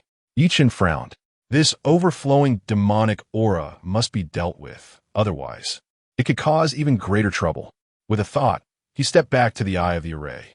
In an instant, an unprecedented surge of power rushed into his limbs. This power came from the entire Pangu array. Ye Chen felt as if he had merged with the earth, and the operation of the entire array was under his control. Gather, he shouted lowly, beginning to operate his technique with all his strength, controlling the array to recapture the overflowing demonic aura. The position of the eye of the array instantly became a massive vortex. The endless demonic aura that had shrouded the sky of Hai seemed to have found an outlet, transforming into torrents of black energy that were wildly sucked back into the eye of the array. The scene resembled rivers returning to the sea. In less than a minute, the black curtain covering the sky of high was completely drained. Sunlight poured back onto the earth, and the sky regained its clear blue, as if the apocalyptic scene just now had been nothing but an illusion. Ye Chen stood in the eye of the array, letting out a long sigh of relief. He could clearly feel that the upgraded Pangu array had reached a whole new level in its enhancement effect on cultivation. Even just standing there, doing nothing, the Wuxiang Tunshin demon technique in his body was operating at high speed, crazily absorbing the pure spiritual energy transformed from the intermediate spirit spring. Just then, he seemed to sense something and glanced toward Ning Junjiang's office. A strong wave of demonic energy fluctuated briefly from that direction. Old Ning's level has broken through to level 10. Ye Chen smiled slightly, quite satisfied with the reinforced array, and then stepped out of the forbidden zone, heading back to the office. Just as he reached the door, it was suddenly pulled open violently from the inside. Ning Junjiang rushed out with an excited expression, grabbing Ye Chen's arm when he saw him. Young friend Yi, did the National Protective Array upgrade? I just felt a magical power drilling into my body, and my bottleneck just broke. I have never felt this comfortable all over. Ye Chen smiled and explained, Old Ning, that's not some magical power. It's spiritual energy. It's also the most crucial thing for our magic cultivators. As soon as he finished speaking, boom, boom, boom, strong waves of demonic energy erupted in the direction of the military district's training ground. Immediately afterwards, the excited shouts of soldiers echoed throughout the military district. I broke through. Ha ha ha. I broke through again. Me too. This cultivation speed is amazing. It must be that officer Yi has come again. Every time he comes, we have good things happening. Chapter 32, This ability is too outrageous. Old Ning was petrified on the spot. At the military training ground, the atmosphere of joy was still fermenting. Ha ha ha. I've broken through again. I'm now level 7. Me too. This power, it's too strong. I feel like I could punch a cow to death right now. Awesome. It's just so exhilarating. Before, in the army, after practicing for a few years, my physical fitness was just average. But now, just a few days later, I feel like I've been reborn. The soldiers felt the surging demonic energy within them, each one excited to the point of having a flushed face. They discovered a pattern. Every time that mysterious officer Yi came to the military district, their training speed would experience a surge. That sudden influx of overwhelming energy, along with a nearly all-encompassing black mist over the entire city, was clearly the work of Officer Yi. The desire for power and the obsession with becoming stronger were now deeply imprinted in the hearts of every soldier. Except for necessary meals and rest, almost everyone devoted their time to frenzied training, and the entire military district of Haishur was filled with a fervent atmosphere. Ye Chen walked side by side with Ning Junjiang, his consciousness sweeping across the entire military district, fully aware of the soldiers' status. The average level of the soldiers in the Haishur military district had quietly reached level 8. This speed was terrifying. Of course, this was also due to the unique conditions. On one hand, there was a continuous supply of beast flesh and blood, and on the other hand, the Eye of the Pangu formation was located here, with a concentration of spiritual energy far exceeding that of other places. Ye Chen calculated in his heart that at this rate, when the mythological world goes public in a month, it shouldn't be difficult for the average level of the people of Daxia to rise above level 18. As elite soldiers of the Haishur military district, their average level might even reach level 25 or higher. Prioritizing resources for the soldiers was an incredibly correct decision. They would be the first and strongest line of defense against the beast tide, guarding Daxia. Old Ning, I'll head back first. Contact me if there's anything. Ye Chen briefly bid farewell to Ning Junjiang and turned to leave. After taking a couple of steps, his footsteps suddenly halted, as an idea unexpectedly popped into his mind. It seemed he had forgotten something very important. Ye Chen turned back, walked straight to the Eye of the Pangu formation beside Ning Junjiang's puzzled gaze, and then squatted down. He extended a finger and gently tapped the ground. A trace of nearly imperceptible black energy spilled from his fingertip, quickly merging into the ground, disappearing without a trace. A soul mark, visible only to him, quietly formed, glowing faintly. Soul mark. This was a special ability he acquired in the mythological world, allowing him to leave a mark at any location and perform instant teleportation by consuming a small amount of demonic energy. He had been so busy with various matters that he completely forgot about this magical skill. If he could use it proficiently, wouldn't it'd save a lot of time traveling back and forth to the military district in the future? Ye Chen stood up, dusted off his hands, greeted Ning Junjiang again, and then walked straight to the parking lot, driving home. Upon returning home, he entered his bedroom, closed the door behind him, and also left a soul mark on the floor of his room. After doing all this, Ye Chen closed his eyes, his thoughts slightly shifting. The next second, at the eye of the Pangu Formation in the Haishur military district, just having broken through to level 10, filled with excitement and planning to continue training while the iron was hot, Ning Junjiang suddenly saw the space before him twist without warning. Following that, Ye Chen's figure appeared out of thin air, standing abruptly in front of him. Ning Junjiang's eyes nearly popped out, his heart leaped, and he instinctively took 2 steps back, the demonic energy within him instantaneously swirling into a defensive posture. "Why, little friend?" As he recognized the visitor, he was completely stunned, stammering as he spoke. Ye Chen smiled at him, casually waved his hand as a greeting. Then, under Ning Junjiang's horrified gaze, his figure once again became blurry and vanished from spot, coming without a shadow, going without a trace. Ning Junjiang stood frozen in place, his mind blank. He rubbed his eyes vigorously, doubting whether he was experiencing a hallucination due to the excitement from his recent breakthrough. But before he could gather his thoughts, whoosh, Ye Chen's figure appeared again at the spot where he had just disappeared, a smile of successful testing on his face. Ning Junjiang was completely petrified, his mouth agape, his throat rolling up and down, but he couldn't utter a single word. Everything happening before him had completely exceeded the worldview he had built over decades. What is this? Instant téléportation? Shrinking the ground to an inch? Divine methods. This is absolutely a technique only a divine being could possess. After a long while, Ning Junjiang finally regained his voice, his throat dry, asking in a tone almost trembling, "You little friend, can we learn this ability in the future?" His words were filled with uncontrollable desire and awe. "That's hard to say." Ye Chen shook his head. "What I passed on to you is, after all, a simplified version of the demonic technique. Whether it includes this kind of ability, I'm not sure. Perhaps you'll only be able to comprehend it after the mythological world goes public and you enter it." Hearing this response, the light in Ning Junjiang's eyes dimmed slightly, but was quickly replaced by satisfaction. He sighed deeply, shaking his head with a bitter smile. "Well, one can't be too greedy. Having the current opportunity to extend my lifespan by decades and witnessing Daxia's rise to power with my own eyes, I'm already content." Old Ning need not be disheartened. Ye Chen comforted him. "After the public test, anything is possible. Everyone will have a chance."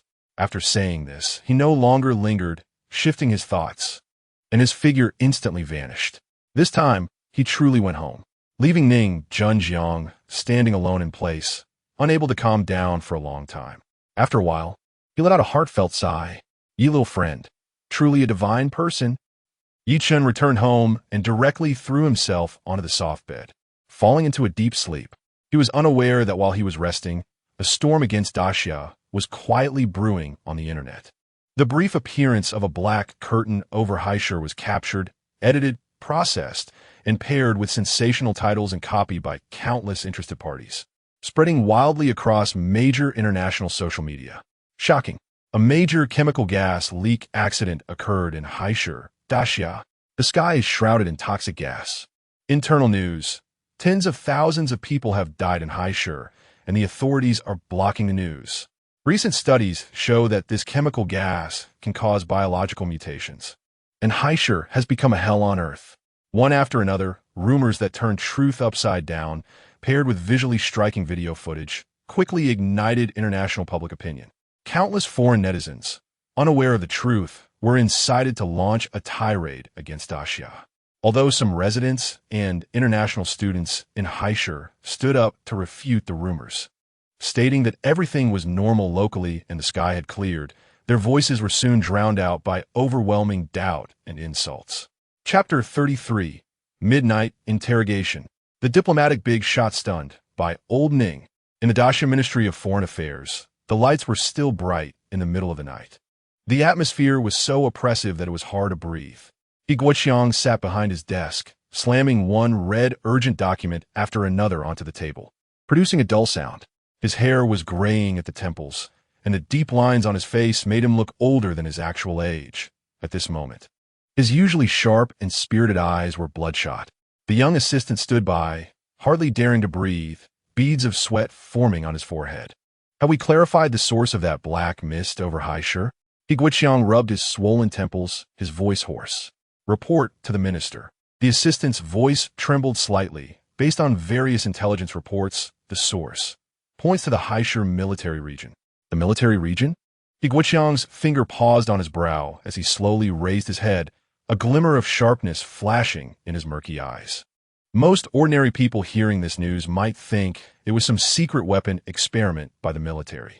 But as one of the core members of Daxia's highest echelon, Ye Chen knew some deeper insider information. The mythical world, the inheritance of demonic powers. These seemingly unbelievable terms have been swirling in his mind for quite some time. That place again. Ye Chen muttered to himself, the fatigue on his face replaced by a heavy expression. First, there was the sudden global evacuation statement, and now this overwhelming black mist incident. The combination of these two events put Daxia in an extremely passive position internationally. Those foreign forces that had long been eyeing Daxia were like sharks smelling blood, pouncing in to tear apart. Various chemical weapon leaks, inhumane experiments, and a looming apocalypse were being thrown at Daxia like they were free. As a veteran who had fought on the diplomatic front for a lifetime, Ye Chen had never endured such humiliation. Prepare the car. He slammed the table and stood up. I'm going to the Haishur military region. I want to go right now. The assistant was taken aback and quickly responded, yes. I want to see what that old guy Ning Junjiang is up to. Ye Chen grabbed his coat from the back of the chair and strode out. The fire was burning at our Ministry of Foreign Affairs, and he could still sit still. The black government vehicle sped through the night. The atmosphere inside was even heavier than the deep night outside. When they arrived at the entrance of the Haishur military region, it was already past midnight. The night sky was dotted with stars, with no trace of the black mist in sight. Military restricted area, no entry. The sentry stepped forward and stopped the vehicle. His movements standard and devoid of any emotion. The window rolled down, and Ye Chen leaned out, his expression unfriendly. Ye Chen from the Ministry of Foreign Affairs. Let Ning Junjiang come out to see me. The sentry clearly did not expect such a high-ranking figure to visit at this hour. But he still strictly followed the protocol and reported to his superiors through the internal communication system. Soon, the main gate slowly opened. The vehicle drove into the military region, finally stopping under Ning Junjiang's office building. Ye Chen pushed open the car door, exuding a chill, and rushed inside, almost leaving the assistant behind. Bang! He kicked open the office door. Ning Chen, you explain to me what the hell is going on. Before he even arrived, his questioning voice had already reached them. Inside the office, Ning Junjiang and Long Qingsong were sitting cross-legged, seemingly in conversation. Hearing the commotion, both opened their eyes simultaneously. Oldie, what brings you here? Ning Junjiang showed no surprise, instead smiling as he slowly stood up. What brings me here? Ye Chen was furious if I don't come. Our Daxia sky will be pierced by you. Look outside. What kind of rumors are spreading now? As he spoke, he walked over to the sofa and sat heavily, preparing to argue with Ning Junjiang. But when he sat down and looked up at Ning Junjiang, the remaining words got stuck in his throat. He froze. Is that Ning Junjiang? The old colleague he had worked with for many years, with gray hair, a face full of deep lines, and needing assistance to walk. No, the person before him, although there were faint traces of Ning Junjiang in his eyes, had a full head of thick, black hair, a tall and straight posture. And while there were still wrinkles on his face, they were far fewer than he remembered. This was clearly a Ning Junjiang who looked 20 years younger. You. Ye Chen pointed at Ning Junjiang, his finger trembling, his mind a mess. Old he, don't get excited. Sit down and have some tea. Ning Junjiang personally poured him a cup of hot tea and handed it over. I know why you've come, and that you're upset. But first look at me. What changes do you see? Ye Chen mechanically took the teacup, the The scorching temperature from his palm brought back a sense of reality.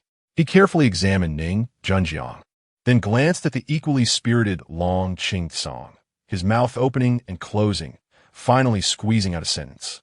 You have reversed aging? You can understand it that way. Ning Junjiang laughed heartily. This is the wonderful use of demonic powers. Demonic powers, He Guiqiang muttered to himself, finally connecting the unbelievable scene before him with that top-secret plan. Ning Junjiang did not hide anything, telling He Guiqiang about Ye Chen's existence, the upgrade of the Pangu formation, and the various miraculous changes brought about by demonic powers. He Guiqiang was shaken to the core, if before he was only half convinced. Witnessing Ning Junjiang's astonishing transformation with his own eyes made the last shred of doubt in his heart disappear. So it turns out, those rumors are true. Da Xiao really has mastered extraordinary power. That, Yi Xiaoyu, can I meet him? He Guiqiang's tone inadvertently carried a hint of reverence and eagerness. This requires his consent. Ning Junjiang pondered for a moment. How about this? You stay in a military region tonight. I will contact him tomorrow and arrange for you to meet. Good, good. He Guiqiang nodded repeatedly. The anger in his chest had long been replaced by immense joy. He slapped his thigh, his whole being glowing. With this in hand, our Ministry of Foreign Affairs will have confidence. His eyes sparkled, as if he could already see himself at tomorrow's press conference, debating fiercely and making those foreign journalist faces swell one by one. Rumors? Let them spread. Smear campaigns? Let us see who can shake us. Ning Junjiang watched him in excitement, shaking his head with a smile, then arranged for Long Qingcong to take He Guiqiang and his driver to the guest room to rest. In the guest room, following Ning Junjiang's instructions, Long Qingcong simplified the demonic power transmission to He Guiqiang and left behind a small piece of flesh from a fierce beast emitting a strange energy. He Guiqiang felt a warm current flowing in his body.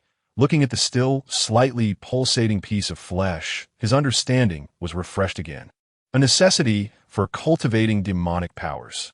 Long Qingcong briefly explained. He Guiqiang carefully held the piece of fierce beast flesh. Thinking it over, he still returned it to Long Qingcong. This thing is too important and too conspicuous. I can't take it out for now. Just store it here for me. I'll use it the next time I come. As the head of the Ministry of Foreign Affairs, he understood the importance of confidentiality. Long Qingcong nodded, took the fierce beast flesh, and turned to leave the room. Inside the room, only He Guiqiang remained. He felt the nascent, weak yet real power within him. Too excited to fall asleep, he walked to the window, gazing at the tranquil night within the military district, clenching his fists tightly. A storm sweeping across the globe was about to arrive. This time, the Great Xia would no longer be on the defensive. He would make the whole world see clearly who the real clown was. Chapter 34. The diplomatic team roars. The Eagle Nation is completely unraveled. The next morning, the venue for the press conference held by the Ministry of Foreign Affairs of Da Xiao was already packed with various media outlets, making it impossible for water to leak through. The flashlights flashed like daytime meteors, wildly illuminating the venue, and the air was filled with a strange mix of tension and anticipation. Everyone knew that this press conference would be Da Xiao's first direct response to the recent international media storm. Minister He, regarding the unknown black gas that appeared over Haishur. Foreign media have reported that it was a leak from your country's secret chemical weapons experiment, resulting in numerous civilian casualties. What is your response to this? A blonde, blue-eyed journalist from the Eagle Nation seized the first opportunity to ask a question, with the microphone almost poking into the spokesperson's face, the question sharp and piercing. The venue instantly fell silent. All cameras pointed at He Guiqiang on the podium.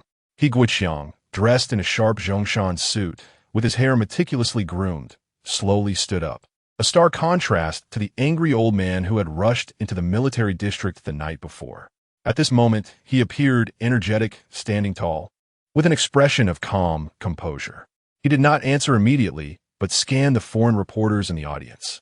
His calm gaze inexplicably put pressure on those who were seen. My journalist friend, your information is probably even more informed than our Da Xiao's intelligence department. He Guiqiang finally spoke, his voice loud and clear, with a hint of teasing. Chemical weapons? Numerous casualties? How come I am unaware that your media is now tasked with reporting casualties on our Daxia soil? I am quite curious. Did you send reconnaissance planes? Or launch satellites to observe from thousands of miles away so accurately? The Eagle journalist's face stiffened, clearly caught off guard by this unconventional response. Ye Chen did not give him a chance to press further, his voice suddenly rising. Daxia's development is the result of 1 billion people working hard, bit by bit. Our achievements are evident to the entire world and cannot be slandered by anyone.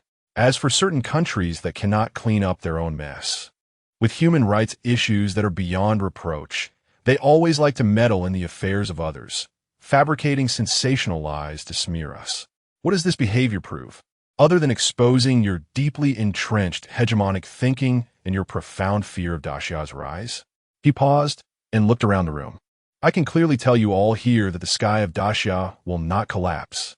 We are no longer the Daxia that could be bullied a century ago. History will prove who the real clowns are. Finally, he advised certain forces with a cold tone. If you continue to be obstinate and stray further down the wrong path, Daxia will not hesitate to call you out one by one, letting the whole world see what you truly are. His words landed with a thud. The entire press conference venue fell silent. Those foreign journalists who had prepared a slew of tricky questions now resembled ducks with their throats choked, unable to utter a word. The clarifications and explanations they expected from Daxia did not materialize, replaced instead by a resounding slap in the face. Online, the live broadcast of the press conference instantly exploded across all platforms. Wow, Minister He is awesome. This is the attitude Daxia should have. So refreshing. This really left those foreign guys speechless. This is how it should be done. Why bother explaining? Just hit back. There were even netizens in Haishur sharing their experiences. LOL. I'm in Haishur, and let me tell you, not only are there no casualties, but I feel like my years of rhinitis have improved since that black gas floated by a few days ago. The air is fresher. This comment quickly rose to the top of the hot comments, drawing a wave of laughter in response. However, while Daxia was celebrating, social media abroad presented a different scene. Typical Eastern trickery. They're trying to divert attention. Look at them. They're panicking, which proves they have something to hide. Cured your rhinitis? That's the funniest joke of the century. Eagle Nation, White House. Tep looked at Ye Chen calm and confident face on the screen, furious as he crushed the cigar in his ashtray. Damn it, they didn't leave us any face.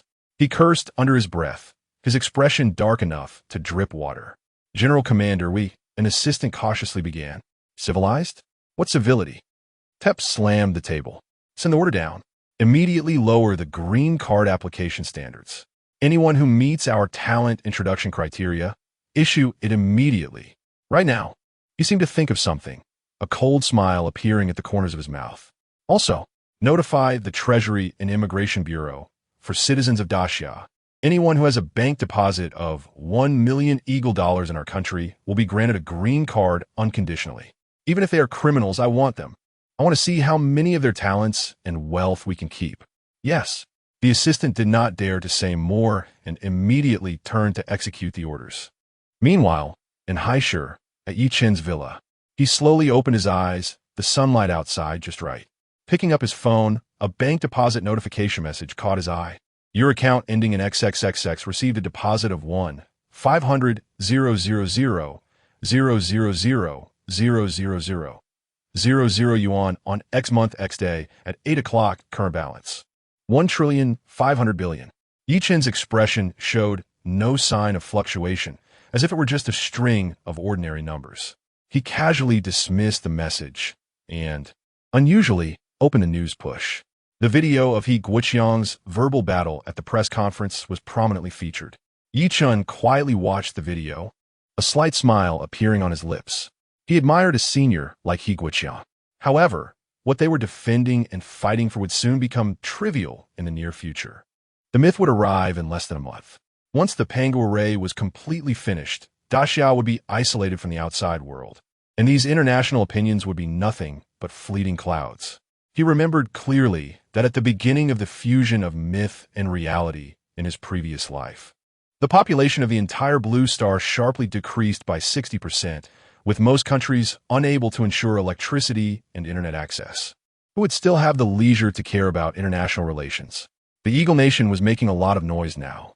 But when the monstrous creatures cast a shadow over their territory, would their aircraft carriers and fighter jets still be so formidable? In Ye Chen's memory, the Eagle Nation did indeed rely on its powerful hot weapons to withstand the first wave of monstrous creatures.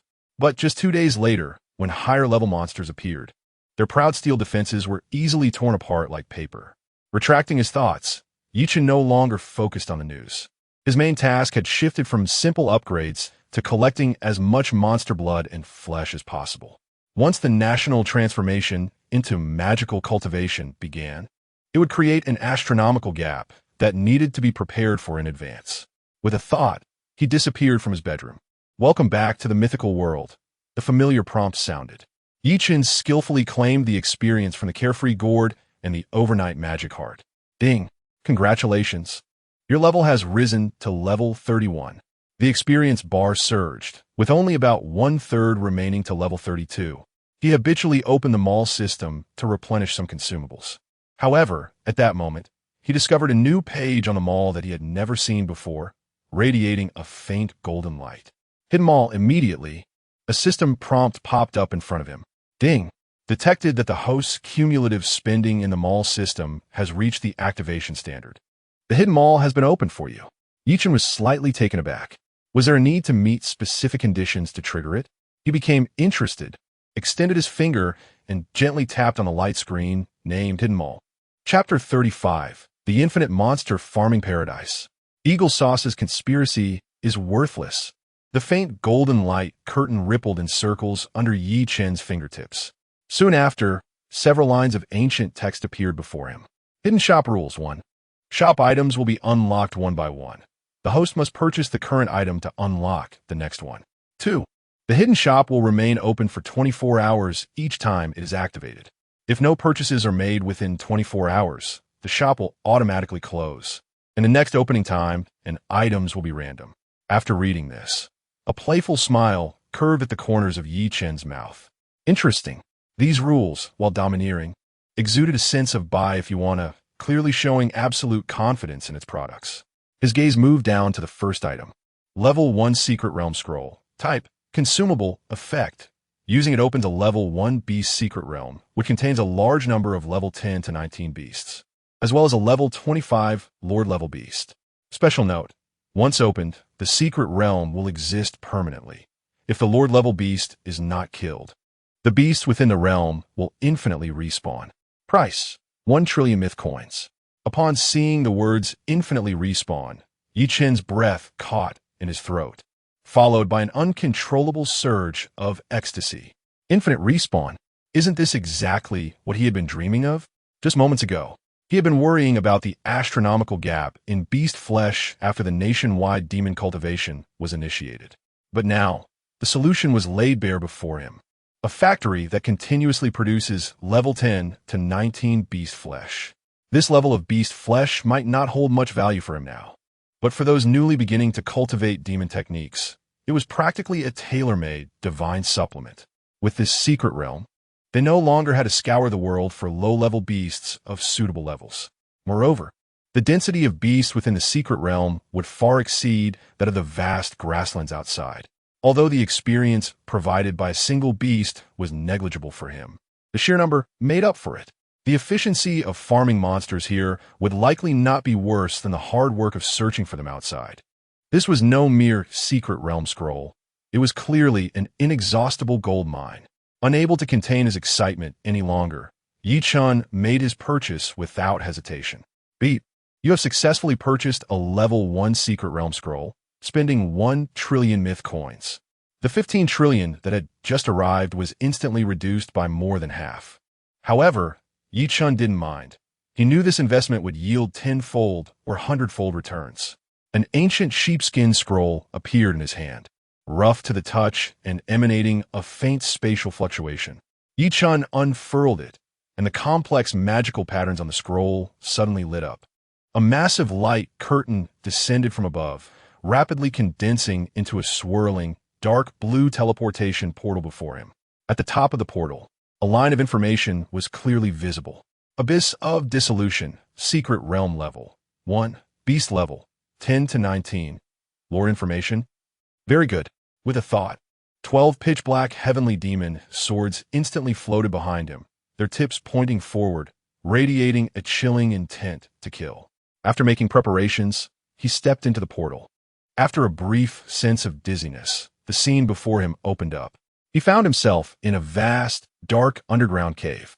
The air was thick with a nauseating mix of putrid and bloody smells. The surrounding stone walls were adorned with torches burning with faint green flames, casting an eerie and dim light throughout the space. Scattered bones and thick cobwebs littered the ground. Ye Chen had barely taken 2 steps when a rustling sound came from all directions. Soon after, a swarm of pitch-black, multi-eyed, arthropod-like creatures surged out from the shadows, pouncing towards him at high speed. Ye Chen couldn't even be bothered to look at them, casually waving his hand. The 12 heavenly demon swords hovering behind him instantly transformed into 12 black streaks of light, weaving together to form a net of death in the cave. Thud, thud, thud. Wherever the sword light passed, those creatures were easily sliced into several pieces, their green, corrosive blood splattering everywhere and corroding the ground into small pits. In less than half a minute, the first wave of over 100 creatures was completely slaughtered. These beasts, not even level 2, posed no threat to him at all. However, before Ye Chen could retract the heavenly demon swords, a sharper screech echoed from the dark depths of the cave. The next moment, a massive swarm of bat-like beasts surged forth, their wings flapping and creating gusts of foul wind. Looking at the second wave of monsters rushing in, Ye Chen showed no signs of fear. Instead, he revealed an excited expression. Good timing. He urged his demonic energy, and the killing efficiency of the heavenly demon sword skyrocketed. 12 black sword shadows wreaked havoc in the cave, slicing all the newly emerged bat-like beasts down, with none able to get within 3 meters of Ye Chen. As he commanded the flying swords, he collected the beast flesh from the slain creatures into his spatial ring. Time flew by in this one-sided massacre. 2 full hours passed. Beasts continued to pour out of the cave as if they were endless. Ye Chen glanced at his experience bar. The growth rate was as he had expected. He nodded in satisfaction, but soon, a new idea sprouted in his mind. While this method was efficient, it ultimately required his personal involvement. Is there a more labor-saving way? Ye Chen suddenly halted the slaughter of the heavenly demon swords, allowing a new wave of beasts to charge towards him. He flipped his hand, and the banner adorned with numerous ferocious ghosts appeared in his grasp. Gripping the banner's pole, he shook it violently. Whoosh! A gust of cold wind whipped up out of nowhere, and 5 semi-transparent, uniquely shaped soul weapons whistled out from the banner, guarding in front of him. Chapter 36. Can one person supply all of Great Xia? This idea is too crazy. In the underground cavern, the wind howled. The 5 soul soldiers that burst forth from the Wandering Soul's banner, upon appearing, unleashed a terrifying killing intent that was completely at odds with their translucent forms. Roar! One of the soul soldiers, resembling a wild bull and the largest among them, directly ignored the swarm of bat-like beasts rushing at it. It stomped its hooves on the ground, its massive body turning into a phantom as it crashed into the herd of beasts. Boom! Boom! Boom! A series of dull explosion sounds echoed. Any bat-like beast that was struck by it, regardless of its level, instantly exploded into a mist of blood, leaving no complete corpses behind. The other soul soldiers displayed their own abilities as well. Some transformed into swift shadows, weaving through the herd of beasts, each swipe of their claws inevitably claiming the lives of several beasts. Others opened their large mouths, spewing out ghostly green soul flames, igniting large swathes of beasts, their heart-wrenching screams echoing endlessly. This was a one-sided slaughter. Ye Chen stood still, not even moving a finger, just quietly watching. Although these soul soldiers had been weakened to 30 of their original strength, they had all been level 40 or higher 4-level beasts in life. And dealing with these first-level beasts, which were at most level 19, was simply a dimensional strike. Their hunting efficiency was several times higher than when he personally controlled the 12 swords of heavenly demons. It was indeed feasible. Ye Chen's heart raced as a bold thought began to take root. He focused his mind and recalled two of the soul soldiers. The slaughter efficiency in the caverns slightly decreased, but it still maintained an extremely high level. He found that just 3 4-level soul soldiers seemed to have already pushed the refresh rate of this first-level secret realm to its limit. Any more would just be a waste. To verify his ultimate hypothesis, Ye Chen did not linger, turning and stepping through the teleportation portal, returning to the vast grasslands of the mythological world. He stood outside the portal, closed his eyes, and focused on his feelings. The next second, a series of system prompts rang out in his mind. Ding! Your soul soldier killed cave corruption bat. You gained 120 experience points. Ding! Your soul soldier killed black armored thorn insect. You gained 115 experience points. Ding! Your soul soldier. It worked.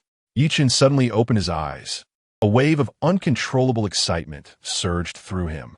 After he left the secret realm, the soul soldiers continued to hunt automatically.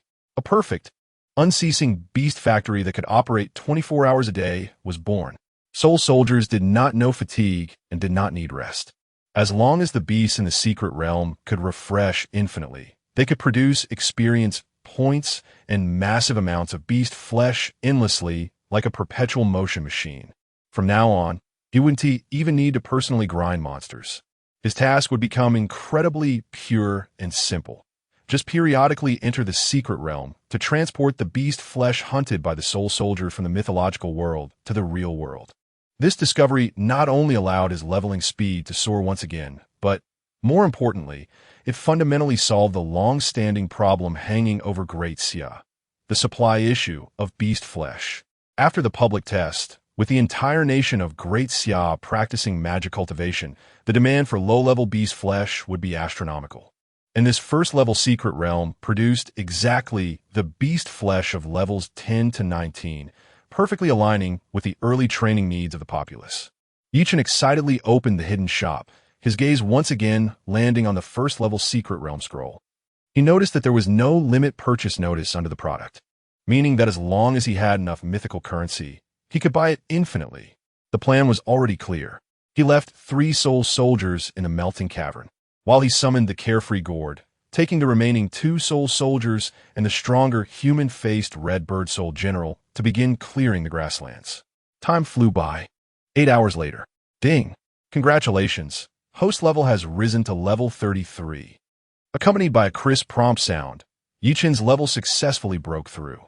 He glanced at the experience bar. He was only 1/5 away from level 34.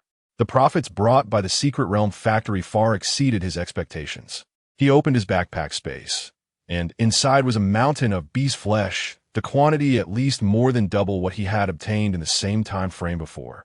At this efficiency, if he opened a few more secret realm factories by himself, he might really be able to supply the entire Great Xia with the demand for beast flesh before the public test.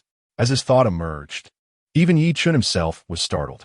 It was too crazy, but he knew that it was entirely possible to achieve. Right now, he still had 2 soul soldiers and 1 soul general in the Wandering Souls banner that were idle, which could at least support 3 more secret realm factories. The only obstacle to achieving all of this was money. He quickly calculated that to maximize efficiency, he needed to buy at least 5 more first-level secret realm scrolls. One cost 10 trillion, so 5 would be 50 trillion mythical currency. Moreover, the hidden shop was only open for 24 hours. He had to get Great Xia to gather this huge sum by tomorrow. There was no time to waste. Ye Chen did not hesitate at all and immediately chose to leave the mythological world. In the real world, Haishir Military District, a figure suddenly appeared at the door of Ning Guiqiang's office without any warning. Ye Chen pushed the door open and saw Ning Guiqiang and Long Qing meditating in the office. He glanced around. Ning Guiqiang's level had already reached level 12, while Long Qing was at level 11. With the support of the Panga formation and ample beast flesh, this speed was reasonable. The two sensed Ye Chen's presence almost the moment he appeared and immediately exited their meditation state, surprise evident on their faces. "Young friendy, why did you suddenly come here? Is there something urgent?" Ning Guiqiang asked as he stood up. There was indeed something urgent. Ye Chen walked over and sat beside the sofa, looking at the two and slightly raising the corner of his mouth. I have one good news and one bad news. Which one do you want to hear first? Ning Guiqiang and Long Qingsong exchanged glances. Long Qingsong, being more impatient, spoke directly. Let's hear the good news first. Ye Chen nodded, leaning slightly forward, speaking word by word. The good news is, starting now, I alone can supply all the beast flesh needed by the entire nation of Great Xia for magic cultivation. As the words fell, the entire office instantly fell into a dead silence. The expressions on Ning Guiqiang and Long Qingsong's faces transformed from confusion to shock in just 1 second, and then from shock to unbelievable ecstasy. Just moments ago, they had been in a meeting, troubled by the astronomical gap in beast flesh that would arise after the comprehensive promotion of magic cultivation in the future. This problem weighed heavily on the hearts of all the high-ranking officials in Great Xia like a mountain. But now, Ye Chen was telling them that he alone could solve this problem. Ning Guiqiang was so excited that his lips were trembling. He suddenly stepped forward, placing his hands on the table, and stared intently at Ye Chen. Young friend Yi, is this true? Chapter 37 Bad News? Bring 50 trillion. Ning Guiqiang leaned forward with both hands on the table, his entire weight pressing down, his breathing becoming somewhat heavy. At his age, having reached this position, he had seen all kinds of storms, but he had never lost composure like today. The supply of fierce beast blood was like a sword of Damocles hanging over the entire daxia.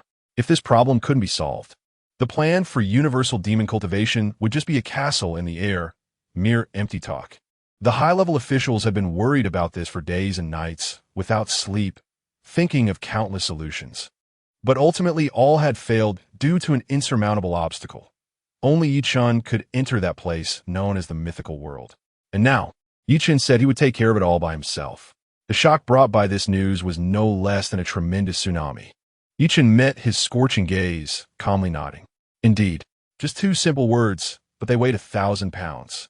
In the office, Long Qingsong's chest heaved violently, his fists clenched, the veins on his arms bulging as he tried to suppress the surging emotions within. It's done. The biggest problem of daxia has been solved. After the wild joy, he suddenly recalled Ye Chen's previous words and quickly spoke up. Young friend Yi, what is the bad news? Ning Guiqiang also snapped back to reality, nervously looking at Ye Chen. If it could be called bad news by Ye Chen, it probably wasn't a trivial matter.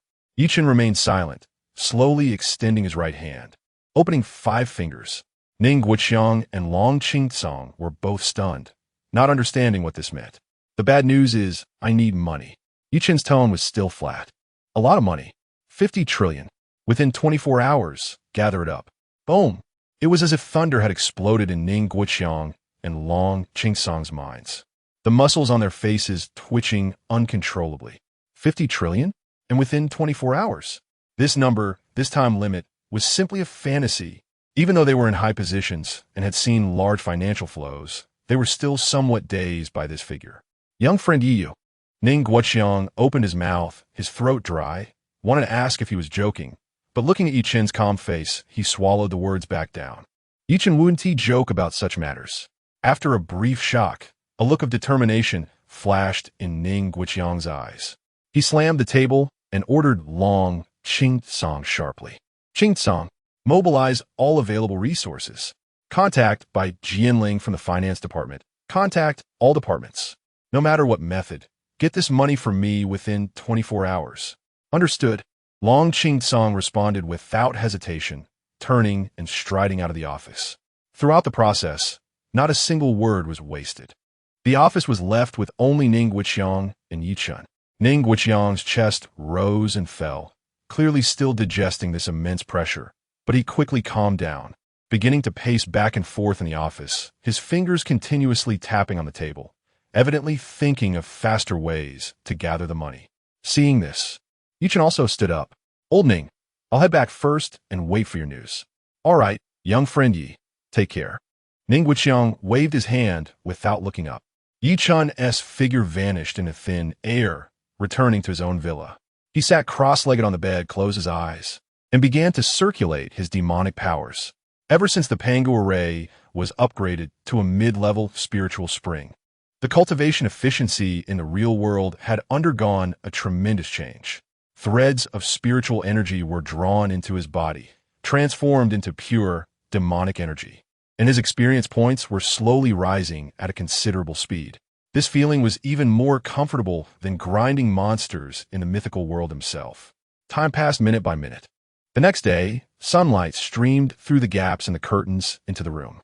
Ye Chen opened his eyes, glanced at the clock on the wall, and saw that only 1 hour remained before the 24-hour deadline he had given. He picked up his phone to check, but there were no remittance notifications. It seemed that even for Xia, gathering 50 trillion in such a short time was indeed a tall order. He was considering giving Ning Guoqiang a call to ask him to transfer whatever money he had gathered, even if it wasn't enough for 5 secret realms. Opening 2 or 3 would still be good. However, just as he was about to dial, a notification sound rang out. Ding! A crisp text message alert sounded. Ye Chen swiped the screen, and a remittance message from the bank appeared before him. Your account ending in XXXX received a transfer of 5,000,000,000,000,000 yuan on X month X day at XXXX. Current account balance. A string of zeros dazzled the eyes. Almost simultaneously, Ning Guoqiang's call came in, his voice carrying a sense of relief. Young friend Yi, the money has been transferred to you. Thank you for your hard work, old Ning. Ye Chen hung up the phone. Without any delay, his mind moving, and he immediately entered the mythical world. Ding! The experience from the idol gourd has been settled. Ding! Congratulations. The host level has risen to level 34.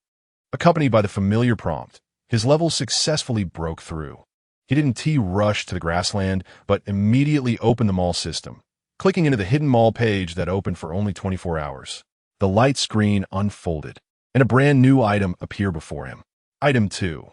High-level spiritual spring. Effect. A magical spring containing extremely powerful spiritual energy can be used as a formation eye, providing more than 10 times the spiritual energy of a mid-level spiritual spring with a wider coverage area. Price. 100,000 billion mythical currency, 100 trillion. Ye Chen's breath paused slightly. This price was 10 times more expensive than a level 1 secret realm scroll. However, the effect was equally astonishing. With more than 10 times the increase in spiritual energy, if applied to the Pangu array, the cultivation speed of the entire Xia would probably take off directly. He immediately had a new plan in mind, and it seemed he would need to communicate with Ning Guoqiang again in a couple of days. Then, he shifted his gaze back to the first item, Level 1 Secret Realm Scroll. Price, 10,000 billion mythical currency. Without hesitation, he clicked to purchase, selecting a quantity of 5. The 50 trillion Xia currency that had just arrived, not even warmed up, was completely spent in less than 5 minutes. Ye Chen took out 5 ancient parchment scrolls from his backpack, waved his hand casually, and 5 huge light screens simultaneously descended, quickly transforming into 5 glowing teleportation portals, floating in the sky above the grassland. He didn't linger at all, walking into each teleportation portal. In the first secret realm, he placed 2 soul soldiers. In the second secret realm, he placed 2 soul soldiers. In the third secret realm, he placed the last soul soldier. In the fourth secret realm, he placed the human-faced red bird soul general. To maximize efficiency, he even sent out the only soul general by his side. When he walked out of the 5th teleportation portal, having settled the last soul soldier, less than half an hour had passed. After finishing all this, he habitually opened his attribute panel to check the change in experience points. However, the next second, his pupils suddenly constricted. On the attribute panel, the bar representing experience points was now skyrocketing at an unprecedented, visible speed. Chapter 38. Public test ahead. The mythical world can't keep up. That long bar representing experience points was currently surging forward at an unbelievable speed, like a flood bursting a dam. Unstoppable. In just half an hour, ding. Congratulations. Host level has risen to level 35. Accompanied by the crisp prompt, a torrent of complex information rushed into Ye Chen's mind, elevating his understanding and application of demonic energy to a whole new level. At the same time, 2 brand new abilities slowly emerged in his mind. Heavenly Demon Domain. Release a dark domain centered on oneself. Within the domain, all targets except for the user will have their vision deprived, and the flow of time within the domain will be significantly slowed down. Targets that stay in the domain for a long time will suffer endless attacks from the heavenly demon. Incarnation of the Candle Dragon. The power of the Candle Dragon is bestowed, and indestructible dragon scales will grow around the body, greatly enhancing all bodily functions and granting the ability to control flames. During the duration of this ability, the time gaze effect is enhanced. A glimmer of brilliance flashed in Ye Chen's eyes. The heavenly demon domain deprives vision and slows time. The incarnation of the Candle Dragon strengthens oneself and enhances the time gaze. If these two effects are stacked together, combined with the effect of time gaze itself, under the triple time slowdown, even higher-level ferocious beasts will become slow-moving targets in front of him. He looked at his attribute panel again. After reaching level 35, the experience required for the next level had astonishingly increased to 5 times what it was before. This was a rather terrifying number. Yet even so, the speed at which the experience bar was rising was still frighteningly fast. Ye Chen roughly estimated that at this rate, in no more than 3 hours, he would level up again. This kind of leveling speed was simply astonishing. However, just as he was about to continue enjoying the thrill of skyrocketing experience, a cold announcement echoed throughout the entire Mythical World without warning. Mythical World announcement. Due to player Chen reaching level 35, a special mechanism has been triggered, and this internal test will end 7 days early, directly launching the public test. The announcement reverberated in his ears, and Ye Chen's calm expression slightly paused. Public test ahead? 7 days early? He quickly realized that this was likely a balancing mechanism of the Mythical World itself. It did not allow players to reach excessively high levels during the internal test to avoid devastating impacts on game balance after the public test. Is this restricting me? Ye Chen raised an eyebrow, but did not feel anything particularly concerning. It was just a pity. His original plan was to use the experience gained from the Carefree Gourd to level up, while letting the Soul Soldiers accumulate ferocious beast flesh in the Secret Realm, and then retrieve it all at once before the public test. Now that the public test was moved up, with less time for AFK grinding, it meant a significant loss of ferocious beast flesh. Just as he felt a bit of regret, the announcement from the Mythical World rang out again. Mythical World announcement. Due to player Chen reaching level 35 24 days early and significantly shortening the internal test process, additional rewards will be given based on his contribution when the public test begins. Upon hearing this second announcement, Ye Chen relaxed his furrowed brow. Extra rewards. That is not a loss. But what followed was an even more severe reality check. An early public test meant less time for Xia. Right now, Xia's national magic cultivation plan hadn't even officially started, and a considerable part of the Pangu Great Formation S foundation hadn't been laid yet. 7 days was too tight. He had to find a way to raise the average level of the entire Xia above a safe line before the public test began. And the prerequisite for all of this was to complete the Pangu Great Formation as soon as possible and upgrade the Formation Eye again. Ye Chen's mind flashed to the high-level Spirit Spring in the hidden shop priced at 10 trillion. As long as he had it, he was confident he could raise the average level of the Xia people to above level 10 within these 7 days before the public test. Time flew by. 3 hours later. Ding! Congratulations. Host level has risen to level 36. The level up prompt arrived as expected, but Ye Chen noticed that after reaching level 36, the speed of experience gain had noticeably slowed down, no longer skyrocketing as before. He understood that the experience provided by the 6 level 1 secret realms was nearing its limit for him. Future leveling would likely rely on the daily AFK experience settled by the Carefree Gourd. However, these 6 secret realms had already completed their most crucial mission. From now on, they would serve as Xia's most stable flesh factories, continuously providing cultivation resources. Ye Chen left the Soul Soldiers and Soul Generals in the Secret Realm while he focused his thoughts and exited the Mythical World. In the real world, Haisher Military District, in Ning Guiqiang's office, Ye Chen's figure appeared out of thin air. The office was empty. Director Yi? A surprised voice came from the doorway. It was Ning Guiqiang's assistant, Zhao Shuqian. After this period of cultivation, he had also become a level 7 magic cultivator. Whereas old Ning? Ye Chen casually asked. Old Ning is attending an urgent meeting and may not return for another hour. Zhao Shuqian respectfully replied. Should I call to hurry him? No need. I'll wait here for him. Ye Chen waved his hand and walked straight to the sofa to sit down. Zhao Shuqian left discreetly, gently closing the door. Ye Chen didn't waste any time. He crossed his legs, closed his eyes, and entered a state of cultivation directly. The spiritual energy in the surrounding air, guided by the demonic energy in his body, began to wildly converge towards him. An hour later, the office door was suddenly pushed open, and Ning Guoqiang rushed in, looking travel-worn and hurried. He had just finished a meeting in the capital and had his assistant bring him back as quickly as possible. However, the moment he stepped into the office, his footsteps abruptly halted. An indescribable sense of pressure hit him, so heavy that he could hardly breathe.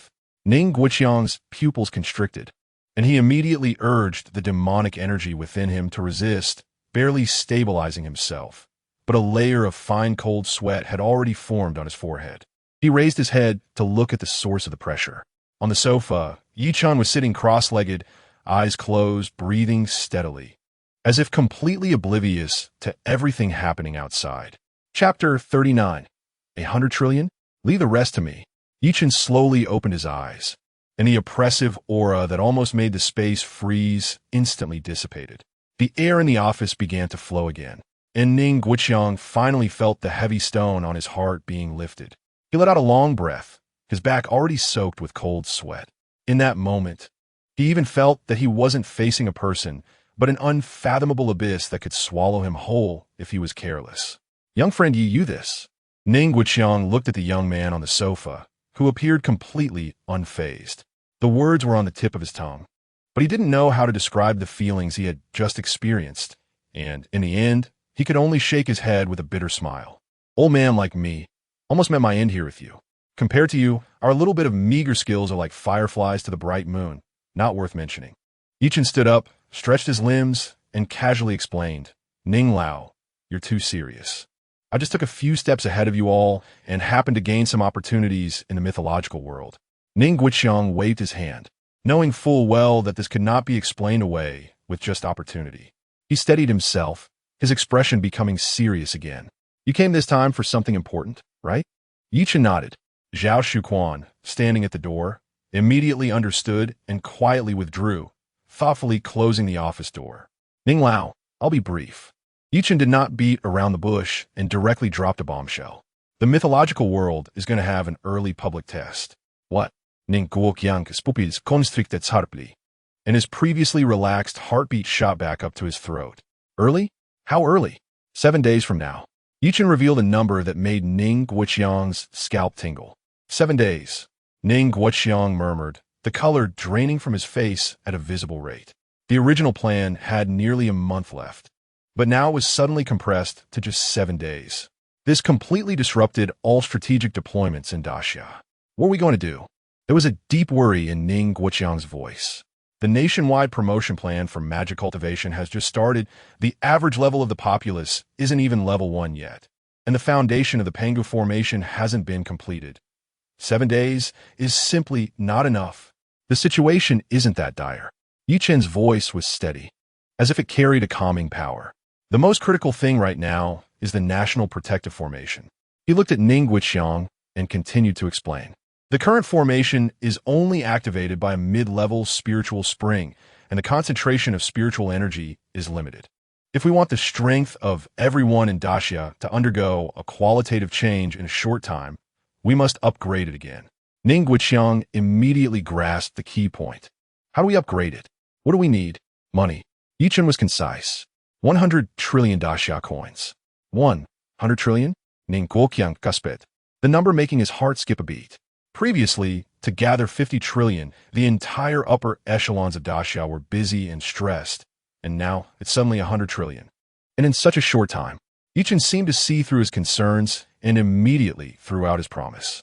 As long as the money is in place, the formation can be upgraded. Within 3 to 4 days, I am confident that the average level of everyone in Daxia can be raised to above level 10. 3 to 4 days. Average level 10? Ning Wuqiang was completely stunned, hardly daring to believe his ears. This was no longer a miracle. It was a divine act.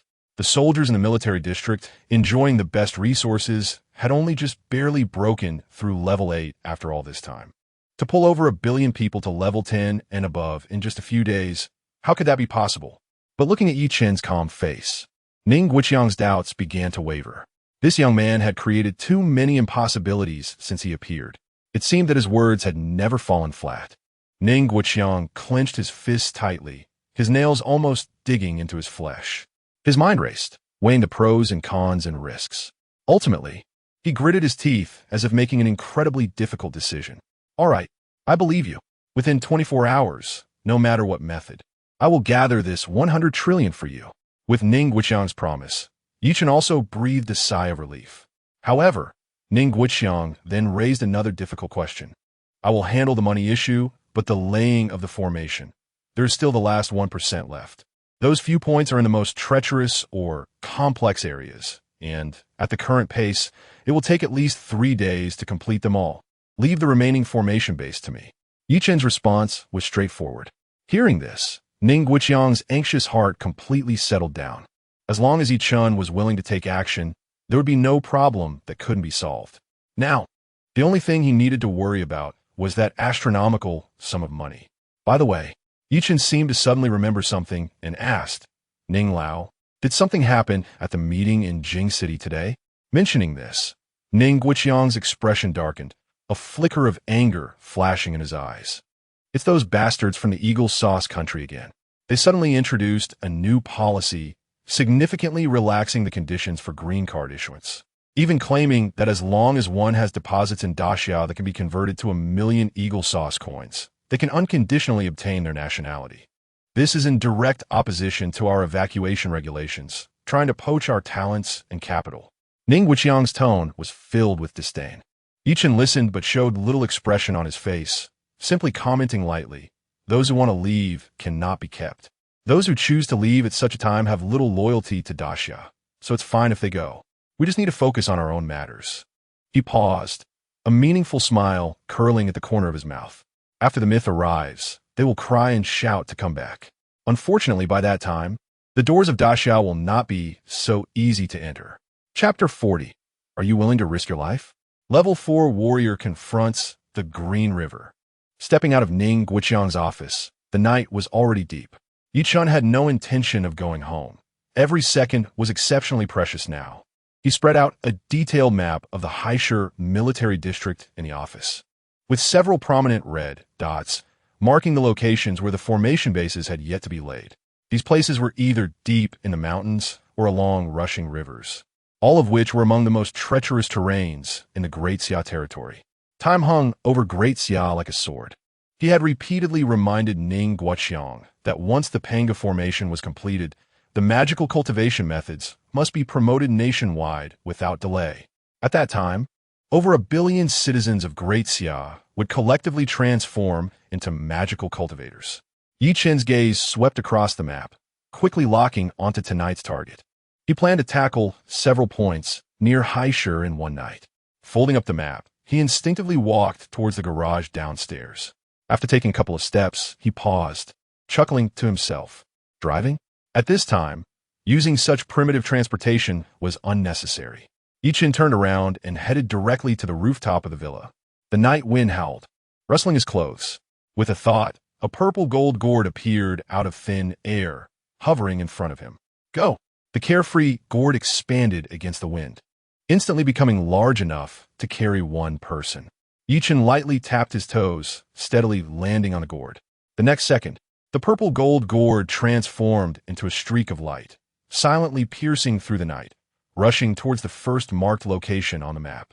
Under the same night sky, 1,000 miles away in Jiang City, the temporary camp by the rushing Green River was brightly lit, but drowned out by the thunderous roar of the river, leaving only a dead silence. The head of the Jiang City military district, Peng Tianlong, stood by the riverbank, his face resolute, his brows furrowed. 10 minutes ago, the headquarters in the capital issued a death order. The deployment task, originally requiring 4 days, must now be completed within a day. The task was to precisely sink a special formation stone into the heart of the Green River. But now, it just so happened to be the Green River's once-in-a-century flood season.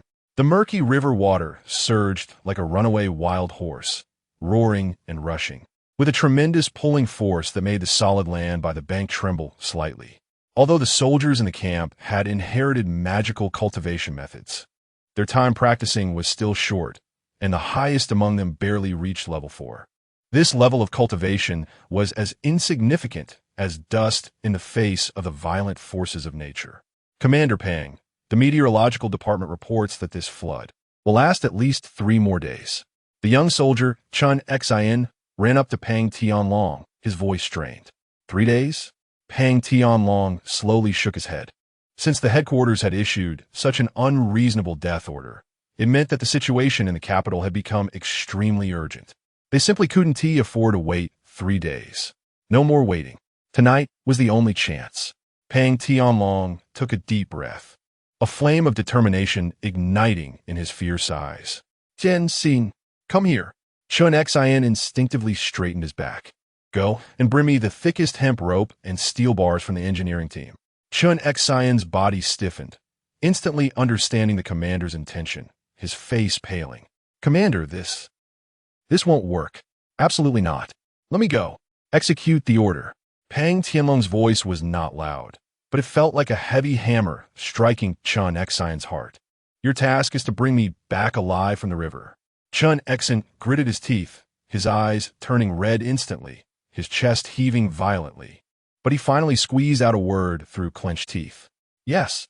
Soon, a yellow hemp rope thicker than an adult's arm was brought over, with the other end firmly anchored by dozens of steel bars driven deep into the ground. Chen Xian trembled as he wrapped the hemp rope around Pang Tianlong's waist again and again, finally using all his strength to tie the tightest knot. Pang Tianlong closed his eyes, the image of donning a military uniform and swearing allegiance under the national flag flashing through his mind. He did not know what had happened in the capital, but he knew that he bore the weight of this country and the lives of billions of compatriots. As a soldier, being able to share even a little pressure for this country with his flesh and blood, he would die without regret. Opening his eyes again, he was no longer hesitant. He adjusted his breathing, his internal magical power surging violently, with strands of black aura swirling around him, forming a thin protective shield. He took out the glowing formation stone from his pocket, gripping it tightly in his palm, and then leaped. Splash! The moment he hit the water, it felt as if he had been hit head-on by a high-speed train, with his internal organs jolted out of place.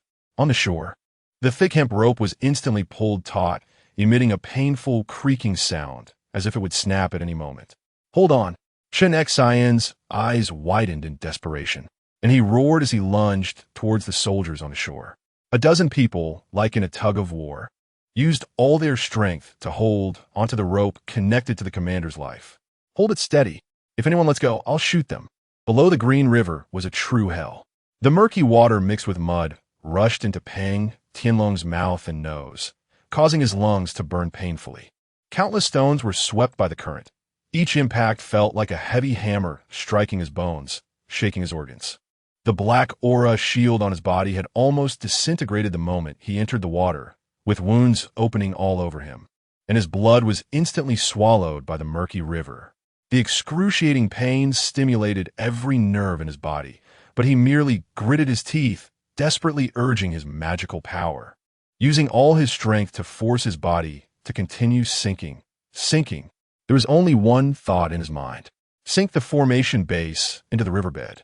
In the pitch-black water, he lost his sense of direction, relying solely on his will to descend little by little. On the shore, the soldiers pulling the hemp rope had their palms already worn raw by the rough rope, blood flowing down their hands, dyeing the yellow rope a shocking dark red. Yet no one spoke up, and no one let go. Just then, the ground beneath their feet suddenly softened without warning. Crack! A sinister crack suddenly erupted next to the anchored steel bars. Not good. The foundation is giving way. Chen Xian's face changed drastically. Before he could finish, the soil and stones anchoring the rope collapsed, and dozens of steel bars were instantly pulled out, the terrifying force from the riverbed acting on everyone without resistance. A dozen soldiers were caught off guard, like kites with broken strings, dragged by the blood-colored hemp rope, all sliding towards the roaring green river. Chapter 41. The Divine Man descends. One sword cuts the great river. The dam is broken. The roar of the soldiers from behind was immediately torn apart by the howling wind and the roaring river. The ground beneath the warriors, who were clinging tightly to the hemp rope, cracked, and their bodies uncontrollably slid toward the riverbank. Yet their blood-stained, raw hands seemed to be glued to the rope, showing no sign of loosening. They must not let go. Absolutely must not let go.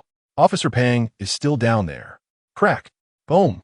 The steel stakes anchoring the rope could no longer withstand the immense force, uprooted and tumbling into the river along with chunks of earth and rock. An irresistible pulling force suddenly surged, and the soldiers on the bank could no longer maintain their footing, being violently dragged forward. Hold on. Chun Exen let out a beast-like roar, his foot already hanging in mid-air, stepping into the roaring river. The icy river water was about to swallow him whole. At this life-and-death moment, a purple-golden flash of light pierced through the darkness, arriving above the green river at an unimaginable speed. Above the light, a figure stood tall.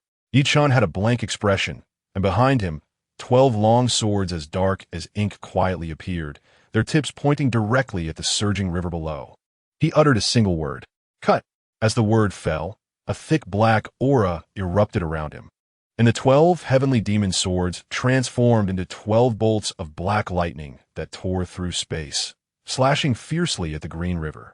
There was no earth-shattering roar, only a sound that made one's teeth ache from the cutting. The surging river, capable of swallowing everything, was abruptly severed in the middle upon contact with the black sword energy, forming a vacuum zone several kilometers long. The roaring river came to an abrupt halt. At the riverbed, Pang Tianlong, who had nearly lost consciousness, felt a sudden lightness in his body as the terrifying pulling force that threatened to tear him apart vanished. The surviving soldiers on the bank seized the opportunity, using their last ounce of strength to roar as they yanked the blood-red hemp rope back. With a splash, a blood-soaked figure was dragged up from the river. Fall back! In midair, Ye Chen's voice rang clearly in the ears of every soldier. He formed hand signs, and the heavenly demon 12 swords slashed out again, with an even more ferocious sword energy, further cutting the forcibly separated green river to expose the dark riverbed below. Having completed all this, Ye Chen leaped down from the carefree gourd, his figure plummeting straight toward the riverbed. In midair, he flipped his right hand, revealing a softly glowing array stone in his palm. Then, he swung his arm sharply. The array stone transformed into a streak of flowing light, accompanied by the sound of breaking air, smashing into the exposed riverbed, embedding itself deeply into the mud and rock. The entire process, from appearance to conclusion, took no more than 5 seconds. Ye Chen's figure landed steadily, silently standing before the group of soldiers still in shock. The river behind him closed up again, resuming its roaring appearance, as if the earlier scene of cutting the water had never happened. Silence. A deathly silence. Everyone was stunned, including Pang Tianlong, who had just been pulled back from the brink of death. He lay on the ground, coughing violently, spitting out mouthfuls of mud and blood. Yet his eyes were fixed on the tall figure before him. That person stood quietly, surrounded by a black aura that emitted a heart-pounding pressure. A young soldier instinctively swallowed, his throat moving, but he couldn't make a sound. His comrades beside him stared wide-eyed, forgetting to breathe. The scene, like something out of a mythological movie, was unfolding before their eyes. Pang Tianlong's mind was in chaos, countless fragments of information swirling around, until finally, a name popped up from the depths of his memory. He struggled, using all his strength to tentatively call out. Officer Yi? Ye Chen slowly turned around. The soldiers could finally see his face, which was excessively youthful, but his eyes were deep enough to make one hesitate to look directly at them. Among the crowd, someone finally couldn't contain themselves and gasped in shock. It's the legendary officer. Oh my God, he is an immortal cultivator? Can someone who practices demonic arts really be this powerful? One sword cuts the river. Am I dreaming? A soldier pinched his thigh hard, wincing in pain, but his expression was even more fervent. Hearing Ye Chen's name confirmed, Pang Tianlong suddenly pushed himself up, disregarding the tearing pain throughout his body, standing straight with his feet together, then saluted Ye Chen with an extremely standard military salute. "Officer Yi." His voice was hoarse but firm. Ye Chen's gaze fell on Pang Tianlong, whose military uniform was soaked in blood and river water, covered in gruesome wounds, with some areas even revealing stark white bones. A light screen appeared before him, visible only to Ye Chen. Pang Tianlong, level 4 demon cultivator, only level 4. Ye Chen sighed softly in his heart. With such a low level, to dare to confront the once-in-a-century flood, he was practically putting his life on the line. Pang Tianlong didn't know what level 4 meant. He only knew that the headquarters had issued orders that the Great Xia was facing unprecedented pressure, and, as a soldier, jumping in could possibly buy a breath of relief for this country and the billions of compatriots behind him. So he jumped without hesitation. Ye Chen looked at his eyes, which were slightly dim from blood loss but still burned with fire, and felt something soft within him being touched. It was precisely because of countless individuals like him, always ready to give everything for this country, that the Great Xia could rise again and again from peril. He rummaged through his backpack space, producing a pill that emitted a faint fragrance. "Take this." He handed the Great Return pill over. Pang Tianlong looked at the extraordinary pill, first stunned, then shook his head without thinking, grinning to reveal his blood-stained teeth. "Officer, no need. These are just superficial wounds. A couple of days of rest will be fine. This precious item should be saved for someone in greater need." Ye Chen raised an eyebrow, looking at this tough man, covered in wounds and swaying as he stood. "Superficial wounds?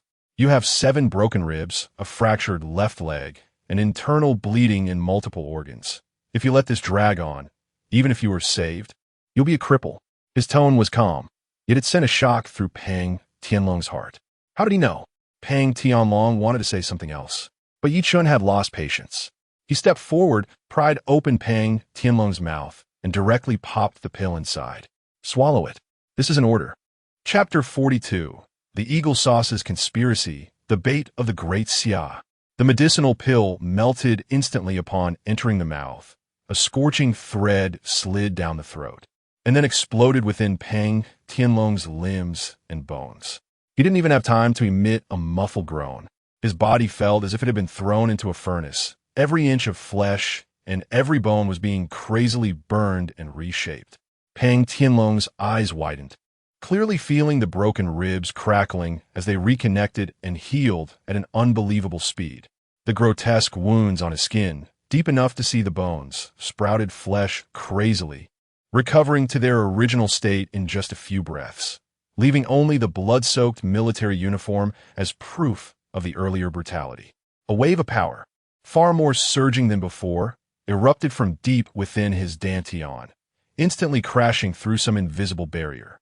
Pang Tianlong, level 6th grade demon cultivator. The light curtain in front of Ye Chen flickered and vanished. This, Pang Tianlong moved his limbs, and what he felt wasn't the tearing pain anymore, but an unprecedented sense of fullness. He incredulously clenched his fist. It was strength, an unprecedented sense of power. He suddenly raised his head, looked at Ye Chen, and, after a long moment of lip movement, finally managed to stammer out a sentence. "Commander, how much does this medicinal pill cost?"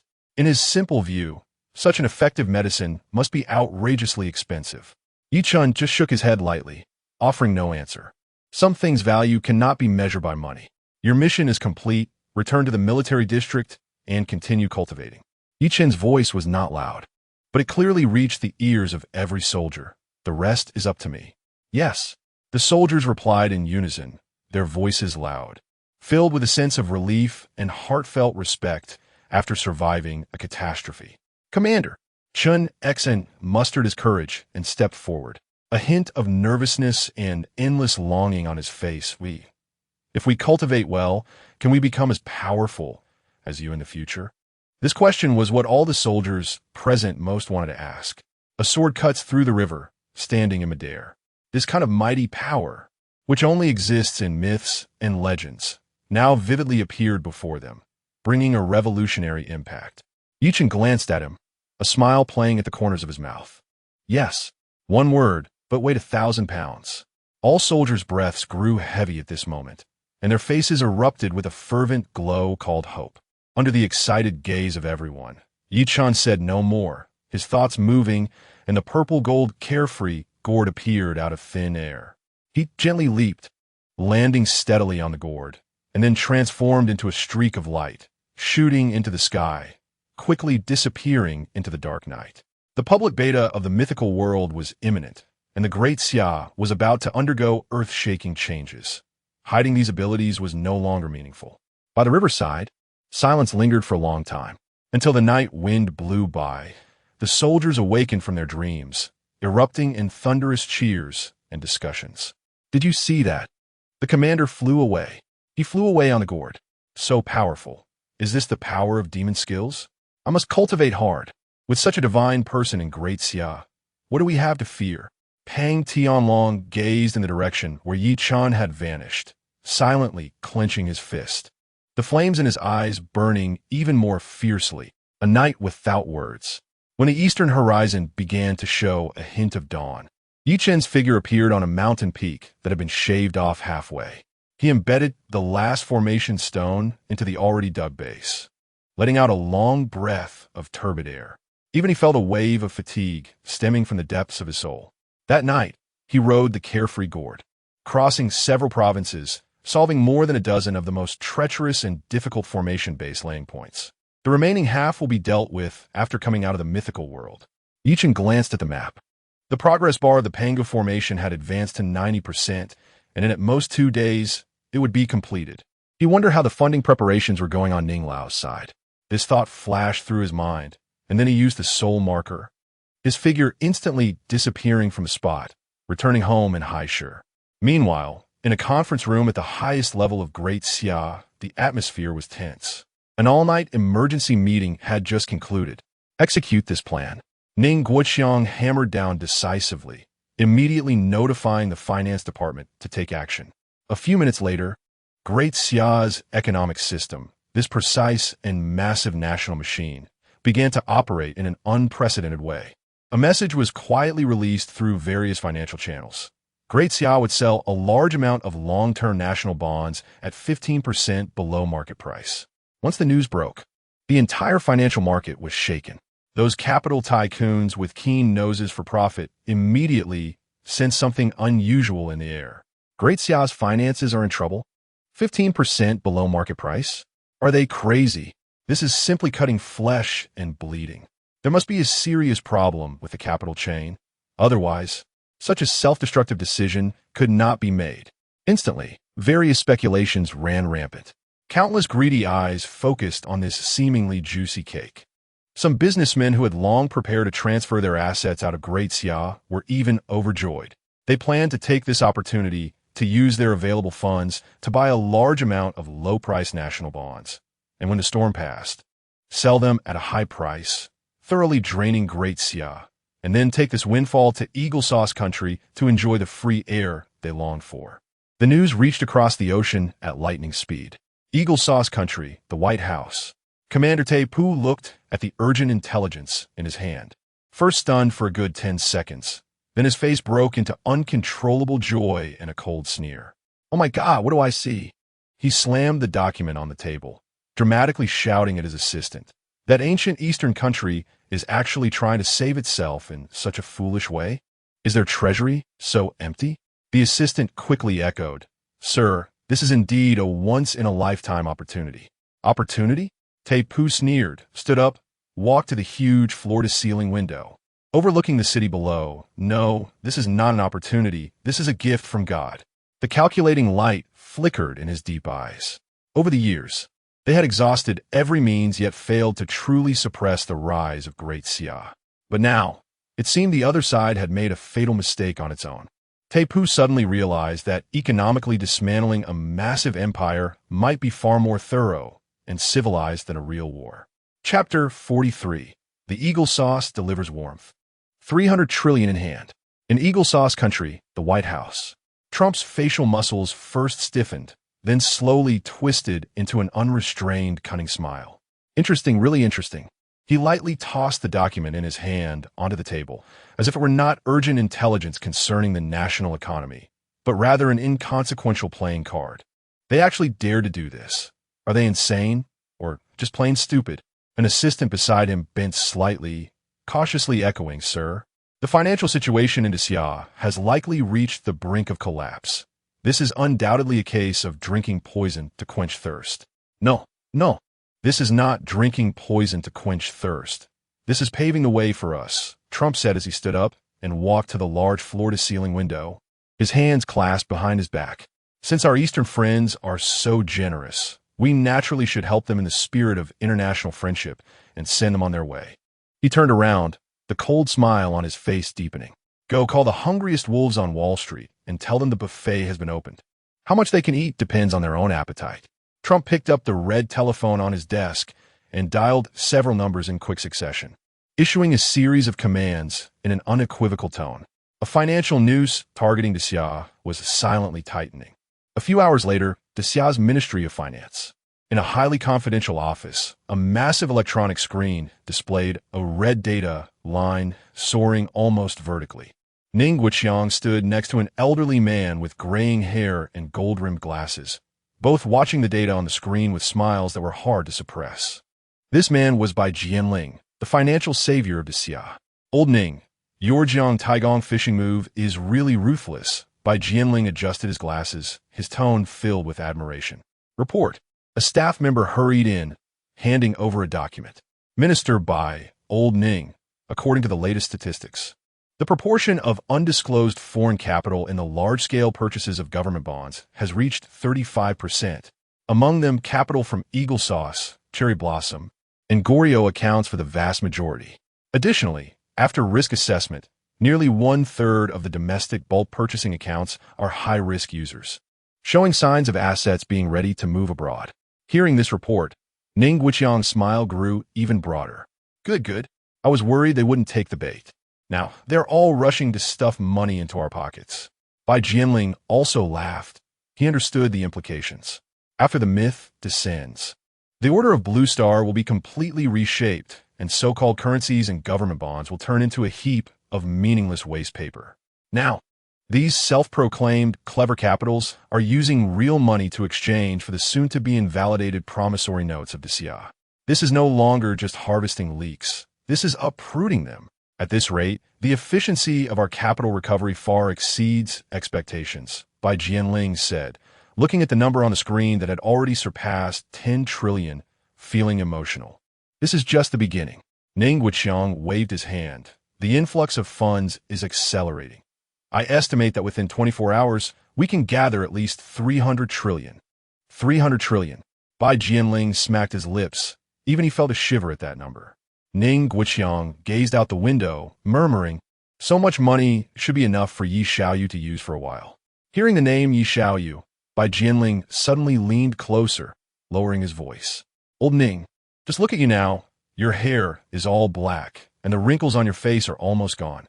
You've aged at least 20 years younger." He looked at Ning Wuqiang eagerly. "Don't forget my share from the financial department with the fierce beast's blood and flesh. We people deal with numbers every day. Our bodies can't take it. The financial department inherited the magical skills the latest, and the resources allocated are the least." Bai Jianling looked at Ning Wuqiang and Long Qing-song, changing every day, feeling envious. "Don't worry, I won't forget you," Ning Wuqiang said cheerfully, patting his shoulder. "Once Ye Xiaoyu's matters are settled, I'll give you a share. I guarantee you'll also experience the feeling of youth returning." That's good. A few hours later, when the total amount in the account steadily surpassed 300 trillion, Ning Wuqiang wasted no time and immediately instructed the staff to transfer this astronomical sum into Ye Chen's personal account. Meanwhile, a storm was quietly brewing on Xia's internet. A somewhat blurry video began to spread wildly across major social media platforms. The background of the video was a deep night sky filled with stars. In the frame, a blurry figure stood on a giant gourd, followed by 12 glowing flying swords, flashing past the camera at an unimaginable speed. The video shooter was an astronomy enthusiast named Zhang Kuei. He was originally filming star trails from his balcony when he accidentally captured this astonishing scene. He posted the video online, and the original post instantly exploded. Within just a few hours, the number of comments exceeded 10,000. Wow, is this a movie trailer? The special effects are great. At first glance, it's a fake. The current AI videos are too amazing. Up owner, I'll give you 3,000. Make another one of flying with a sword. I want to see. Let us disperse. Let us disperse. Who still believes this in this day and age? Zhang Kuei, sitting in front of his computer, nearly smashed the keyboard in anger as he looked at the screen full of skepticism and ridicule. He directly pinned a reply in the comment section. I, Zhang Kuei, guarantee with my character that this video has absolutely not undergone any post-production. If I'm lying, I'll become an orphan on the spot. However, even with such a solemn vow, the comments section remained uniformly skeptical.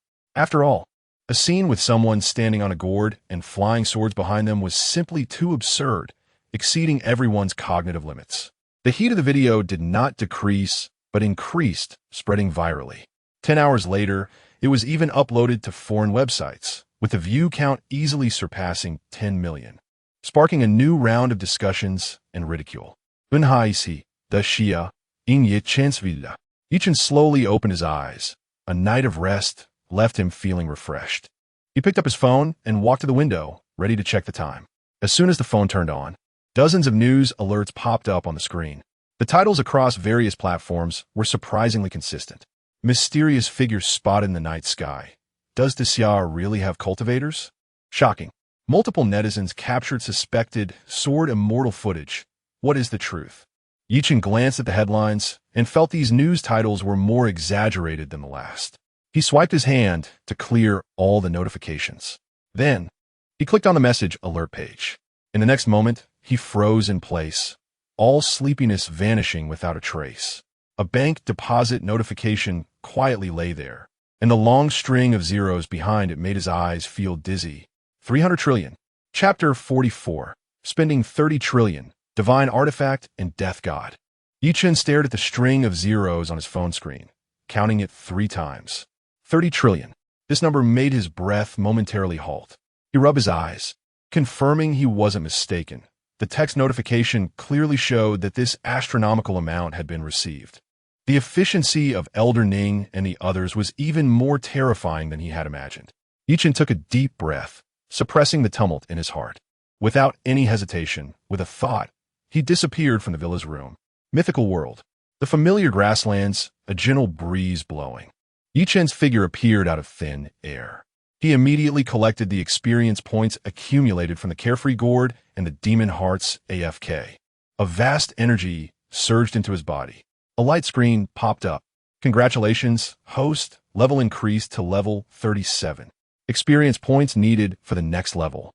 Next, he stored all the beast blood and flesh harvested by the soul weapons and soul generals in the secret realm into his backpack, nodding in satisfaction as he watched his inventory skyrocket. After completing all this, Ye Chen immediately opened the mall system and directly clicked into the hidden mall page that gleamed faintly.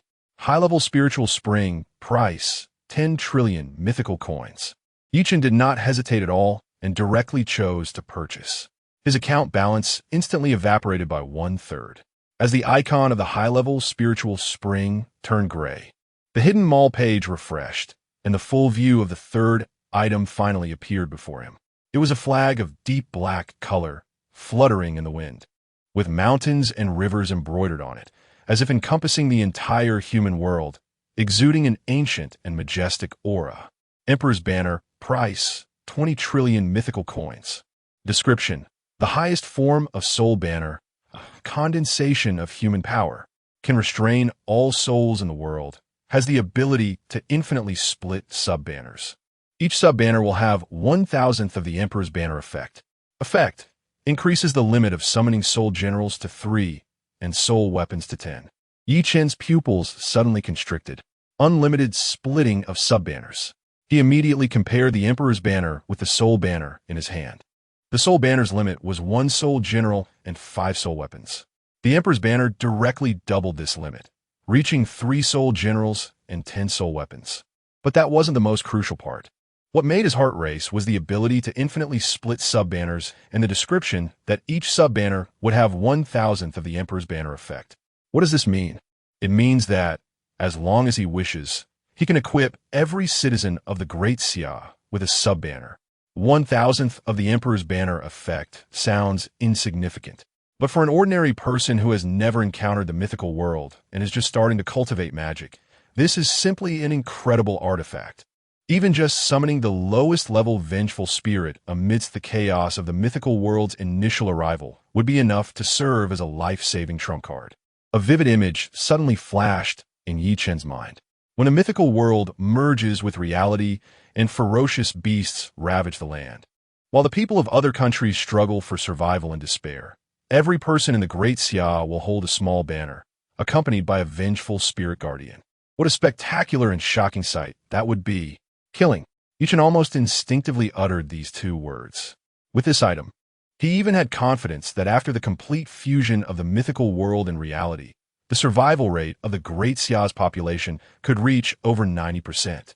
This thought made his blood boil. He looked at the 20 trillion price tag, which he previously thought was exorbitant, but now felt it was a bargain. Purchase. Ye Chen confirmed again. The 30 trillion he had just received less than half an hour ago was now down to a mere 20 trillion, and it instantly cleared to zero. Buzz. A flag identical to the product icon appeared in his hand. The flag felt heavy, and the mountains and rivers on its surface seemed to flow slowly, creating a feeling of connection with his bloodline. He could sense that the flag contained an unimaginable vast power. Next, he needed to find 2 suitable soul generals. Ye Chen stored the Emperor's banner in his backpack, already formulating a new plan in his heart. To maximize the power of the Emperor's banner, he needed to fill the 3 soul general slots. And they must be powerful, ferocious beasts. At least level 55 or higher, 5-tier ferocious beasts. He summoned the carefree gourd and leaped onto it, racing towards the deeper areas of the grasslands. The carefree gourd was incredibly fast, transforming into a streak of light across the sky. However, Ye Chen frowned slightly. With his level increasing, the speed of the carefree gourd seemed to be lagging a bit. Whether it was setting up the array foundation before or now searching for high-tier ferocious beasts in the depths of the grasslands, the efficiency was affected. If only the next hidden mall could refresh a flying mount.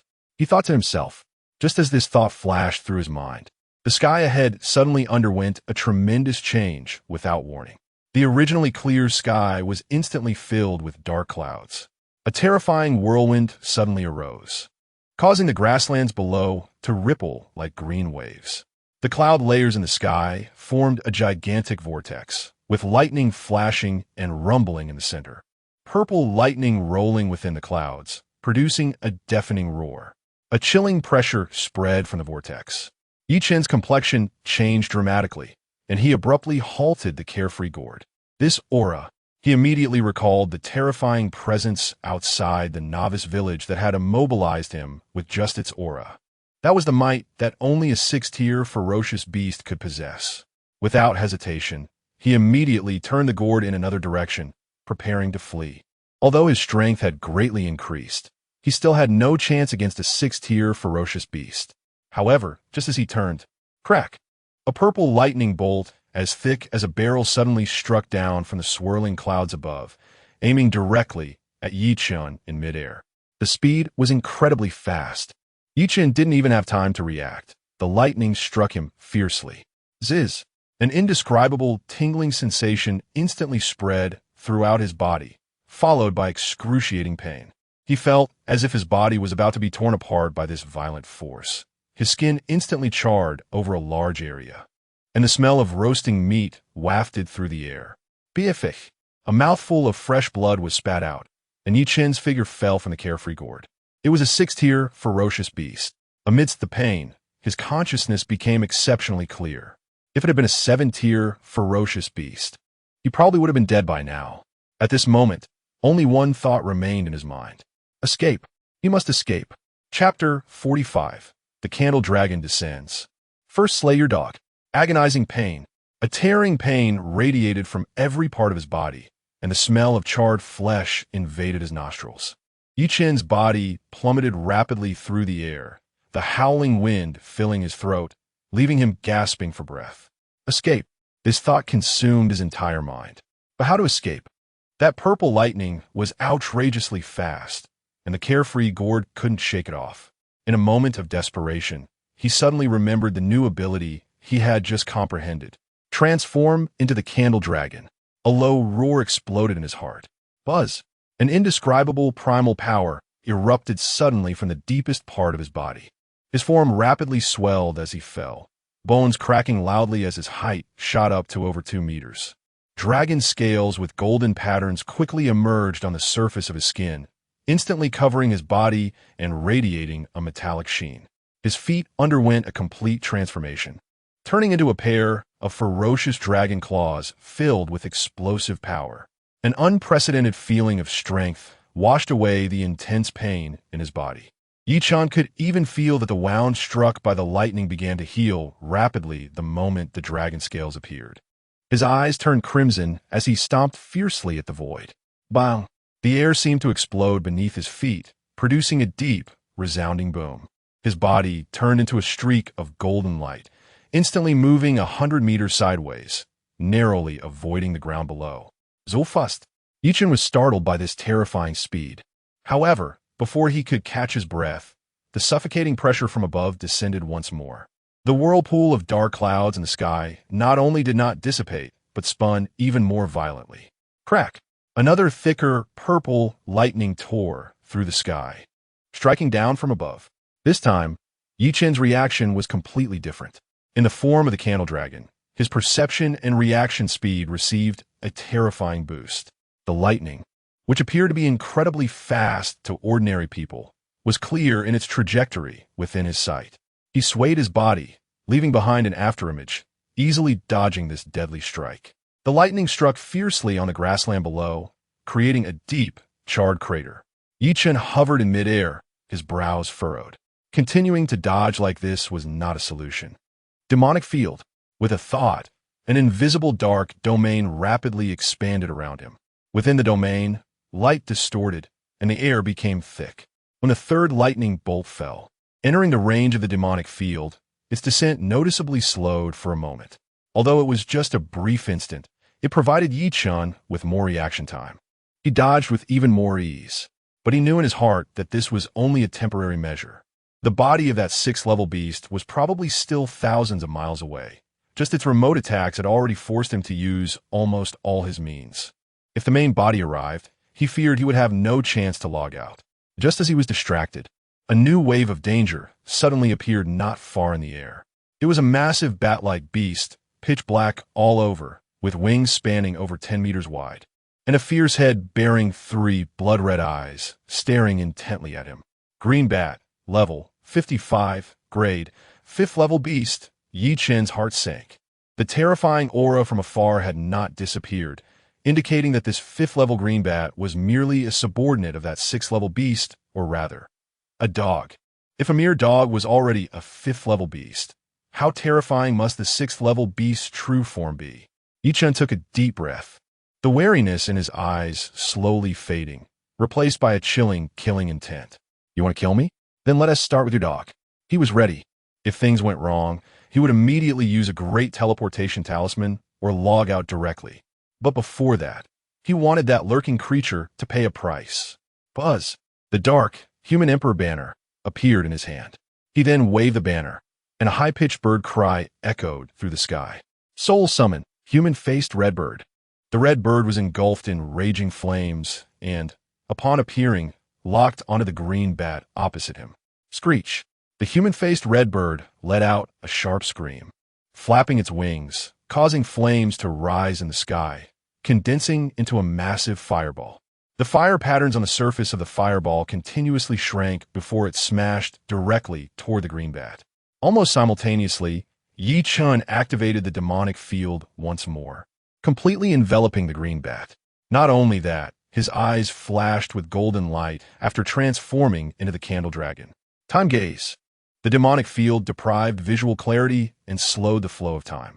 The transformation into the candle dragon enhanced the effect of time gaze. With the double slowing effect, combined with the domain suppression, the green bat's actions became incredibly sluggish. Even the speed of its wing flaps was laughably slow. It watched helplessly as the massive fireball smashed toward it, unable to dodge in time. Boom!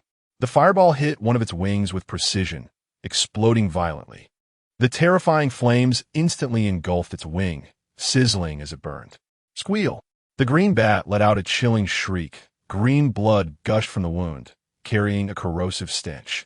The human-faced red bird seized the opportunity, wrapped in flames, and shot upward again, its claws aimed directly at the green bat's head.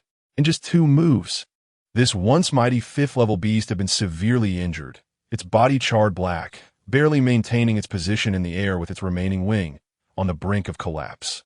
At that moment, the terrifying pressure from afar suddenly surged. A wave of fury crossed the distance, locking onto Ye Chen. Ye Chen felt as if he had been targeted by an ancient god or demon, every dragon scale on his body tense. But instead of fear, he grinned and shouted at the whirlpool of dark clouds in the sky.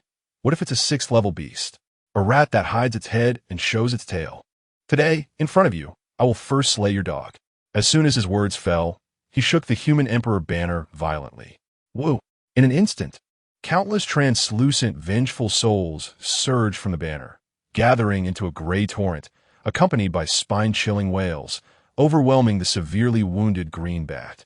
In the remaining 3 eyes of the green bat, endless fear finally surfaced. It let out its final screech, but was instantly submerged by the torrent of vengeful souls. In just a few seconds, the screams abruptly ceased. When the vengeful souls dissipated, the 5th-level beast, the green bat, was left with not even a single bone remaining in midair. Chapter 46, The Last Base, Leave It to Me, with a flick of the human emperor banner. The fearful, resentful spirit of the blue bat was forcibly pulled into it, becoming a new, sinister addition to the banner. Ye Chen could clearly feel that the power of the human emperor banner had grown stronger. At that moment, the swirling dark clouds above suddenly accelerated, and thunder rolled within, emitting a muffled roar.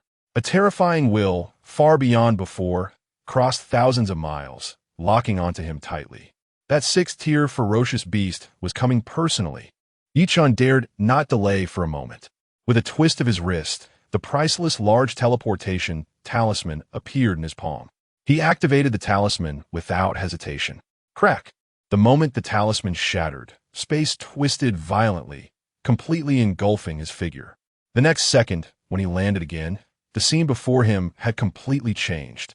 The blinding sunlight and the heat wave hit him, making him squint. This was no longer the vibrant grassland, but an endless desert. Underfoot was cracked yellow sand, and as far as the eye could see, there were wilted shrubs and ominous bones of ferocious beasts, with sand and stone hills rising and falling. In the sky, groups of flying ferocious beasts circled, emitting piercing cries. Have I been teleported to another area? Ye Chen looked around, confirming that no powerful auras were approaching, and finally sighed in relief. He focused his thoughts, and the carefree gourd appeared beneath him, lifting him into the air. Immediately, the human-faced redbird and the recently subdued blue bat spirit flanked him on either side as guards. The pressure emitted by the 2 5th-tier soul generals made the low-tier ferocious beasts circling in the sky dare not approach easily. Ye Chen piloted the carefree gourd, beginning a slow cruise above the unfamiliar desert. The ferocious beasts in this area were clearly of a higher level than those on the previous grassland. The scorpion and snake-shaped ferocious beasts wandering on the ground were at least level 20, with an average level reaching 28, including many elite monsters of the 3rd and 4th tiers. Soon, he discovered a 5th-tier ferocious beast sleeping soundly in a hollow of a stone hill. It was a massive sandworm, with just a part exposed above ground, measuring over 10 meters long. However, surrounding it were 5 or 6 sand scorpions, also 5th-tier ferocious beasts. Acting as guards, Ye Chen took a distant glance and decisively abandoned the idea of making a move. Dealing with so many 5th-tier ferocious beasts at once would require considerable effort, which would not be worth it. His goal was clear: to expand the Soul Soldier lineup. In the following exploration, he specifically targeted lone 4th-tier ferocious beasts, relying on the absolute suppression of the 2 5th-tier soul generals and his own terrifying strength. The capture process went exceptionally smoothly. In just over an hour, he had added 10 higher-level 4th-tier soul soldiers to the human emperor banner. With enough soul soldiers, the next step was to buy a few first-tier secret realms, throw them all in, and have them automatically spawn monsters around the clock. Ye Chen calculated in his mind that this way, both the acquisition of experience points and the production of ferocious beast flesh would reach a terrifying number. He wandered in this desert area for nearly 2 more hours until he expanded the number of soul soldiers to the maximum limit of the human emperor banner. Then he was satisfied and chose to leave the mythical world. In the real world, at the Heisher Villa, as soon as Ye Chen opened his eyes, the phone on the bedside vibrated. It was a message from Ning Guoqiang with a simple content. Young friend Yi, come to the military district when you have time. Ye Chen did not delay. With a thought, he activated the soul marker left in the Heisher military district. In the next moment, his figure appeared directly in a deserted corner of the military district. Then he strode toward Ning Guoqiang's office. Pushing open the door, a thick demonic aura rushed toward him. Ning Guoqiang was sitting cross-legged on the sofa, eyes closed, surrounded by swirling black energy, clearly in a critical moment of cultivation. A light screen appeared, showing that his level had reached 17. Ye Chen did not disturb him, just quietly stood aside. A few minutes later, the demonic aura around Ning Guoqiang slowly receded into his body. He let out a long breath and opened his eyes. Young friend Yi, you came at the right time. Ning Guoqiang stood up, looking slightly fatigued but exceptionally spirited. Ning Lao, it seems your progress is good. Ye Chen similed faintly. Alas, compared to you, my little progress is nothing. Ning Guoqiang shook his head with a wry smile. Then his expression turned serious.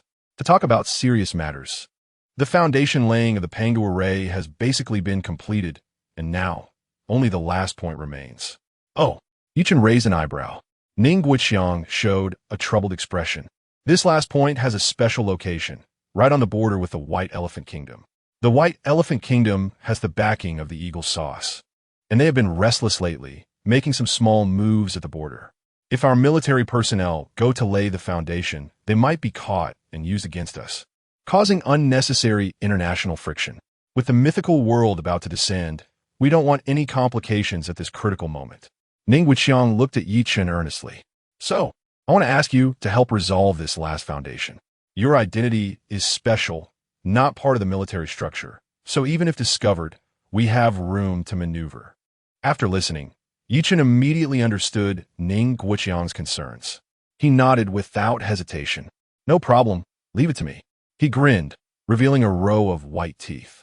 If they are blind, I'll clean them up effortlessly, ensuring it won't involve the military. Hearing this casually confident yet powerful statement, Ning Guoqiang's heart finally settled. A smile appeared on his face as he continued. Additionally, the process of the entire Daxia's demonic cultivation has also fully started.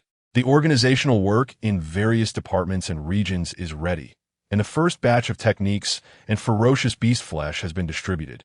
Just waiting for the moment the Great Array is completely finished. As soon as the Pangu Array envelopes the entire Daxia, we will immediately announce the truth to the public and begin the inheritance. Ning Guoqiang felt a surge of emotions as he said this. By the way, I have to thank you, young friend Yi. Thanks to you, we now have a very sufficient reserve of ferocious beast flesh, completely enough to support the first stage of the nationwide cultivation. Upon hearing this, Ye Chen felt much more at ease. It now seemed that contacting Daxia had been the best decision he made. If he had acted alone, he might become a top powerhouse. But relying on himself to protect the entire Daxia was akin to a pipe dream. The naive thought of leveling up alone and then stepping forward to save the world now seemed laughable in retrospect. By collaborating with Daxia, he gained massive financial support, rapidly increasing his level while also disseminating the demonic cultivation inheritance to billions of people in the fastest and most efficient way. This was a win-win situation. Ye Chen said no more, exchanged a few simple words with Ning Guoqiang, then directly used the soul marker, his figure disappearing from the office. He was going to the back mountain of the Heisher military district first. Chapter 47.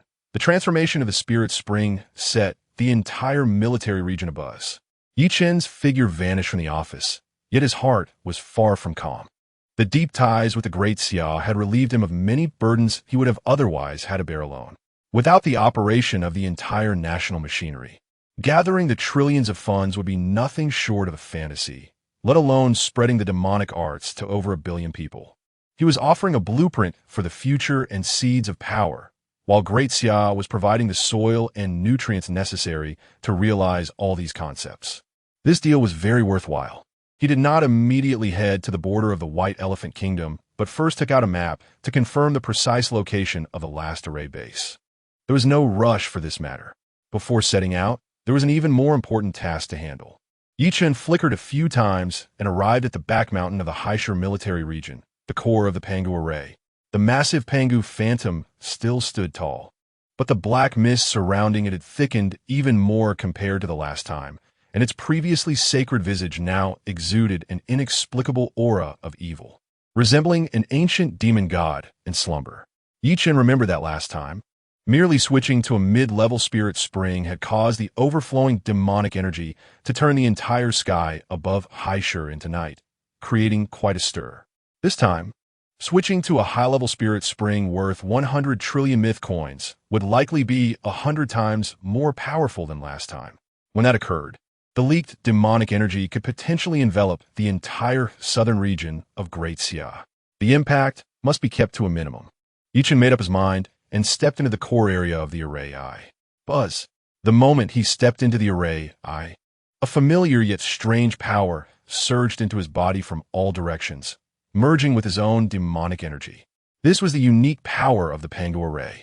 Being in the array eye, his perception was infinitely amplified. The entire Haisher military region, and even every blade of grass and tree within dozens of miles. The sound of the wind and the chirping of insects all vividly appeared in his mind. He even had the illusion that once the Pangu array completely enveloped Great Xia, he might be able to stand here and overlook every corner of the nation.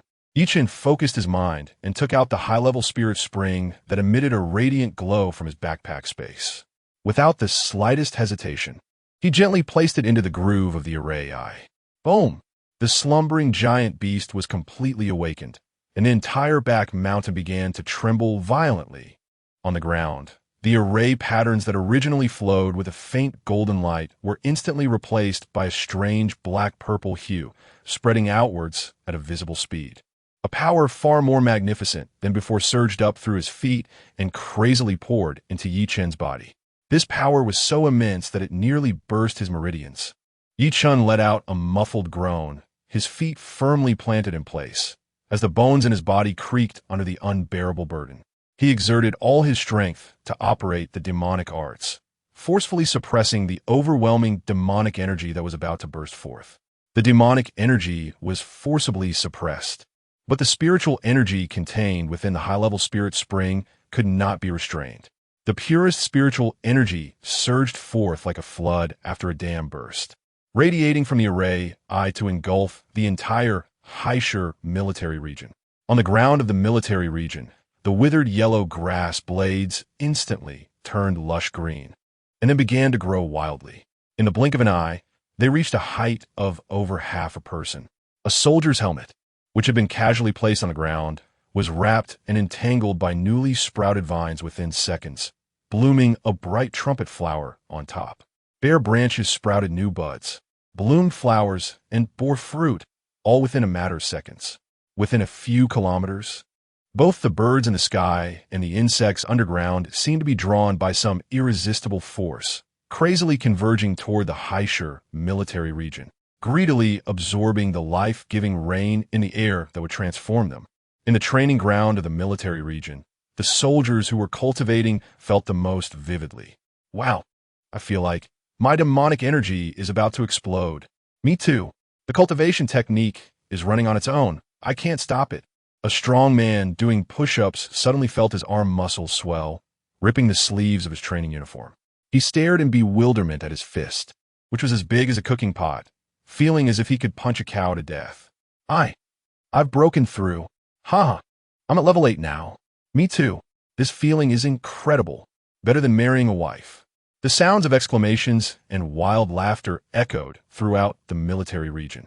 The soldiers felt a warm and overwhelming energy drilling into their limbs and bones, breaking through barriers that would normally take days of hard training to overcome. Almost everyone had consecutively broken through at least one level in just a few short minutes.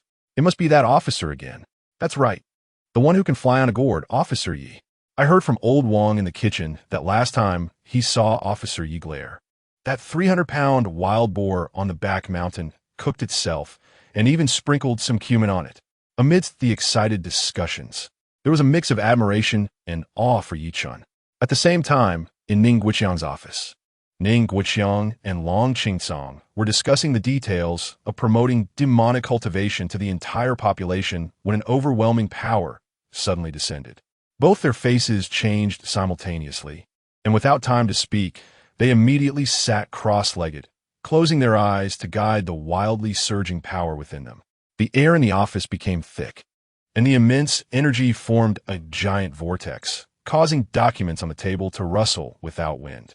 The calligraphy on the wall, which depicted tranquility and deep insight, seemed to come alive, flowing slowly on the paper. A few minutes later, when everything calmed down, the two slowly opened their eyes, and both saw unmistakable shock on each other's faces. In just that brief moment, they had consecutively broken through, their strength skyrocketing significantly. Young friend Yi always brings us tremendous surprises. Ning Guiqiang exhaled deeply, feeling refreshed, his body filled with explosive power. Long Qingsong clenched his fists, feeling the surging demonic energy within him, his face breaking into a fervent joy. Old Ning, I feel like most conventional weapons probably wouldn't be able to hurt me now. He stood up, his gaze landing on the tall steel safe in the corner, which was made from a special alloy, capable of withstanding the direct fire from heavy sniper rifles. Long Qingsong pointed his finger like a sword and casually swiped to the safe. Swish! There was no earth-shattering noise, only a faint cutting sound. A smooth, mirror-like cut slowly appeared on the heavy alloy door, and in the upper half of the door silently slid down, crashing to the ground with a clang. Ning Guoqiang spupis contracted sharply. Long Qingsong looked at his finger, murmuring to himself, "Take down a tiny nation?" He raised his head, his eyes shining with unprecedented brilliance. "No, old Ning, give me a 100-man team that has also broken through, and I can breach the capital of the White Elephant Kingdom within an hour." Chapter 48. Wow. There's a giant in the sky above the military district. Old Ning, I feel that if Xia could have obtained this magical power a year earlier. Long Qingsong's voice was filled with an uncontainable excitement as he clenched his fist, the joints cracking loudly. Every inch of flesh and every vein was filled with an unprecedented explosive power. If that's the case, this blue planet might just change its surname to Xia. Hearing this, Ning Guiqiang simply smiled faintly, but he couldn't hide the excitement in his eyes. He patted Long Qingsong's shoulder and said solemnly, "One must know contentment. Having today is already a blessing for Xia." His appearance looked younger than last time, as the few strands of silver at his temples had turned completely black, and his demeanor had become even more composed, exuding a weighty sense of being refined through hardship. At that moment, a dark shadow suddenly flashed outside the office window. The light was fleeting but instantly captivated both of their minds. Long Qingsong instinctively turned to look, and in the next second, he froze in place, his pupils suddenly constricting. Outside the window, in the direction of the military district's back mountain, a gigantic shadow, so immense it was hard to describe, was slowly rising from the ground. It was a giant shadow at least 20 to 30 meters tall, with a clear outline, emanating a terrifying aura that struck fear into the heart. The giant held a massive axe, its face indistinct, but within its hollow eye sockets, it seemed as if mountains of corpses and seas of blood were churning, with the sun, moon, and stars collapsing. Just from a distant glance, Long Qingsong felt a chill surge from his soles to the top of his head, and his blood seemed to slow down. What is that thing?" Ning Guiqiang did not answer, his brows furrowed tightly. He recognized the giant shadow. It had also appeared when Ye Chen upgraded the formation last time, but the previous one was just a vague shadow, far less solid than the one before them, and it definitely didn't have the overwhelming demonic aura that seemed capable of piercing the heavens. A thought suddenly sprang into his mind, causing his heart to sink. Something has happened to friend Ye. Once this thought emerged, it could no longer be suppressed. Ye Chen was the stabilizing anchor for all of Daxia. He was the core of all plans, and he absolutely must not have any mishaps. Let's go, Ning Guiqiang exclaimed in a low voice, without any hesitation. Long Qing Song, let's go take a look. If something really happened to friend Yi, then my old life will be lost here today. His voice was not loud, but it carried an undeniable determination. Long Qing Song nodded heavily, without saying a word. The two figures flickered and leaped directly from the third-floor windowsill, landing silently, then transformed into two afterimages, racing toward the back mountain. Meanwhile, the entire Haisher military district was in an uproar. On the training ground, the soldiers who had been practicing stopped their movements, all looking up with wide mouths, staring blankly at the terrifying giant that loomed in the sky. Wow, am I seeing things?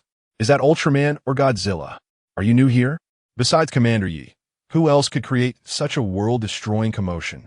An old veteran scoffed, his tone surprisingly tinged with a sense of pride.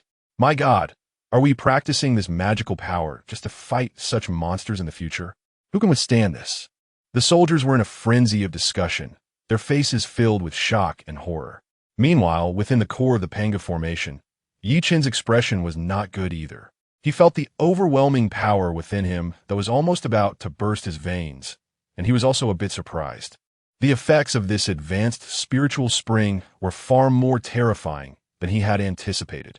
The power of the formation surged like a wild horse, wildly overflowing, which had coalesced into the giant Pango shadow outside. Gather. He took a deep breath, fully operating his magical power to suppress and consolidate the raging force. Buzz.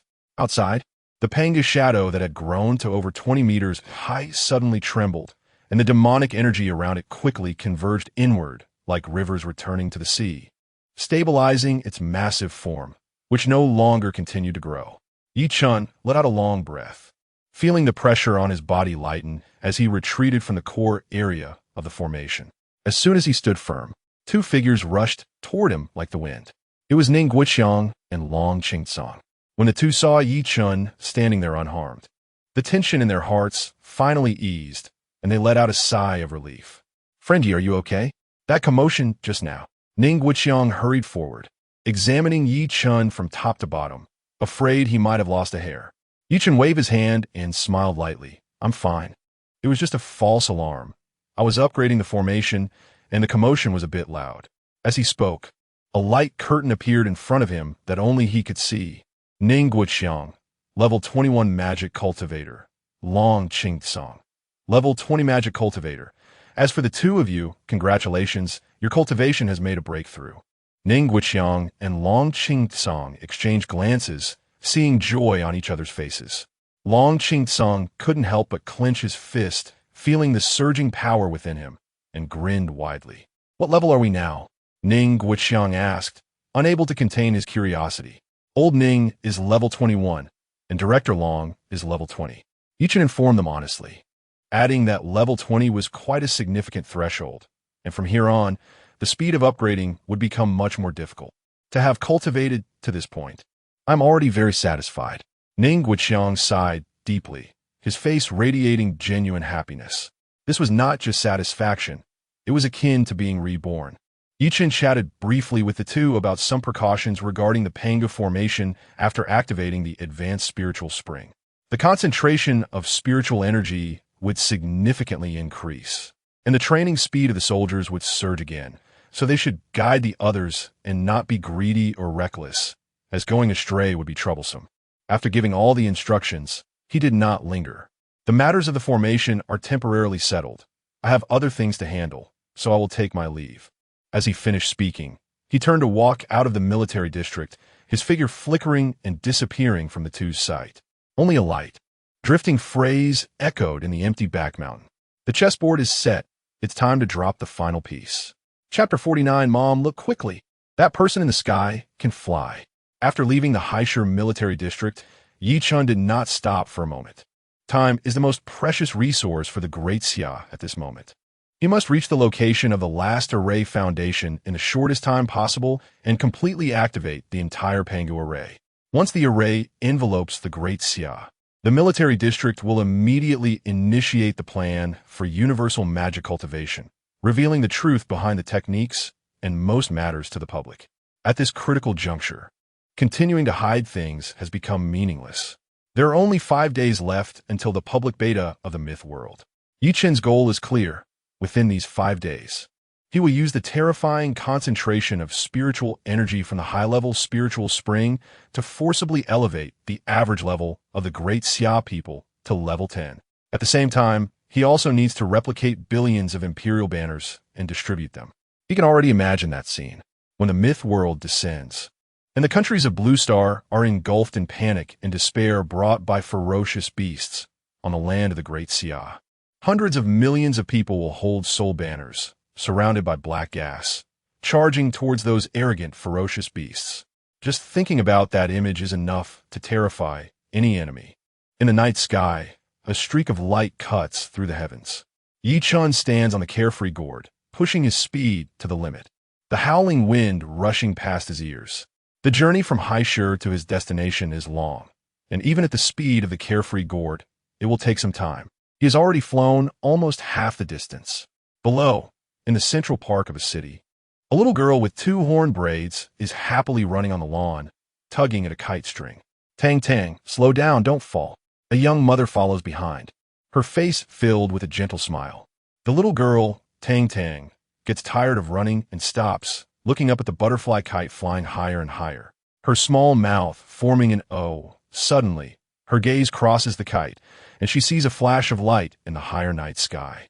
She rubs her eyes, unable to believe what she sees. Mom. Tang Tang suddenly turns around, tugging at her mother's clothes, pointing at the sky with her small hand and calling out in a childish voice, "Look quickly. There's a person flying in the sky." "What nonsense are you talking about?" The mother squats down, playfully scratching her daughter's small nose. "There's no one in the sky. It's just Tang Tang's kite flying high." "It's not the kite." Tang Tang stomps her feet anxiously, her small face turning red. "It's real. It's an uncle, flying on a big gourd. Whoosh, he just flew past."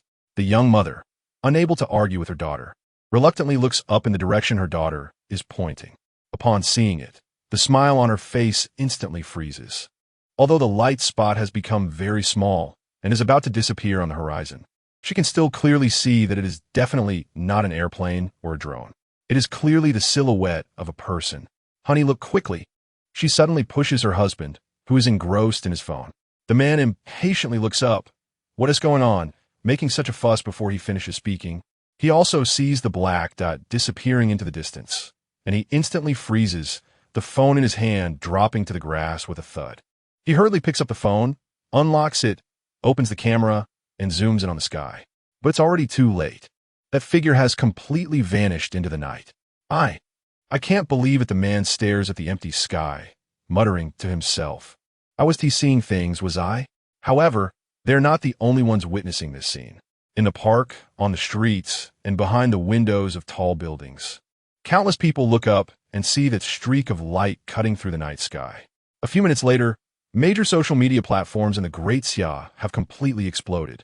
Wow, I think I just saw a celestial being. There are pictures as proof.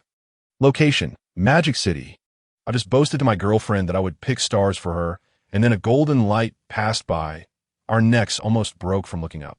The picture is blurry like it was taken with a landline camera, but bear with it. There really is someone in the sky. Flying with a sword, no. Flying with a gourd. Upstairs, that's your girlfriend as Prince Charming riding a rainbow cloud. Oh no, it's a yellow gourd coming to pick her up. Isn't this a photoshopped image? These days, people will do anything for fame. A series of blurry videos shot from different angles and locations are being uploaded wildly. The view counts and comments on the videos break through the 1,000,000 and 5-figure barriers in a very short time. In a public restroom stall, Zhang Kuei is squatting on the toilet, bored, scrolling through his phone. When he comes across those exaggeratedly titled videos, he initially scoffs. What another special effects video for attention.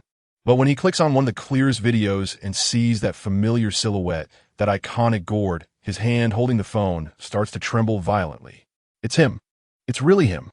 He lets out a strange laugh from his throat, and soon, the laughter grows louder and more uncontrollable. Ha ha ha ha ha ha. The uncontrollable laughter echoes in the restroom, startling the person washing their hands outside, who curses and leaves. Tears well up in Jean Couet's eyes. Crazy lunatic delusional, those taunts and insults still ring in his ears, all because he had posted online saying he had seen Ye Chen flying in the air, only to be ridiculed by the whole internet, even losing his job. He has finally cleared his name. As more and more videos from different angles are released, the sentiment online begins to shift. The initial doubts and ridicule gradually give way to shock and disbelief. If one video is special effects, then dozens or even hundreds of videos from different cities and angles can't all be special effects, right? The speed at which this incident fermented is beyond imagination. An hour later, related videos are shared on foreign websites. Foreign netizens, upon seeing this, burst into laughter, believing it to be a humorous video made by the Great Xia for promotion, poorly done. As for all this, the instigator Ye Chen remains completely unaware. He glances at the military district map, confirming that he has arrived near the target area. He puts away the carefree gourd and, at an altitude of 10,000 meters, begins to free fall straight down. At first, it is silent, but soon, a sharp whistling fills his ears. The ground below rapidly enlarges in his view, the contours of mountains becoming clear. Boom! With a loud sound, the ground shakes violently, and a shock wave spreads in a circular pattern, flattening all the grass and trees within 100 meters. A huge pit appears out of nowhere, smoke and dust billowing. This huge commotion instantly alarms the border soldiers of the White Elephant Nation nearby. What sound is that? Is it artillery fire? The Dragon Kingdom is attacking. A patrol team of more than 10 people immediately raises their weapons, their faces filled with vigilance as they move towards the source of the sound. The team leader holds up binoculars, staring intently at the direction of the smoke and dust, his palms slick with cold sweat. As the smoke slowly disperses through the binoculars, in the center of a massive pit, a figure stands quietly. It is a person. Chapter 50. Those who offend the Great Xia shall be killed without mercy. What Great Xia Dragon Kingdom people? They're just a bunch of soft eggs who can only talk big. In the patrol team, a soldier was lazily chewing gum, kicking a piece of rubble with his toe, making it arc through the air and land accurately on the other side of the border. He winked at his teammates. Look, I just urinated on their faces, and they don't even dare to fart. Captain, I think the commotion over there is probably just a military exercise to scare us. Exercise? The man called Captain, with a scarred face, spat disdainfully. Just them? Even if they had 100 guts, would they dare to touch a hair on us? Don't forget who is standing behind us. The Eagle Sauce Country. The team members exchanged knowing laughs, and the atmosphere immediately relaxed. In their eyes, the Great Xia Kingdom would only protest, condemn, and then engage in stern negotiations. Once the 3 moves were exhausted, there would be no further action. Just then, amidst the swirling dust in a deep pit, a figure lightly leaped and silently landed on the flat ground at the edge of the pit. Ye Chen brushed off the non-existent dust on his body, his brow slightly furrowed. Still couldn't achieve perfect control. Falling from 10,000 meters and creating such a big pit made too much noise and attracted flies.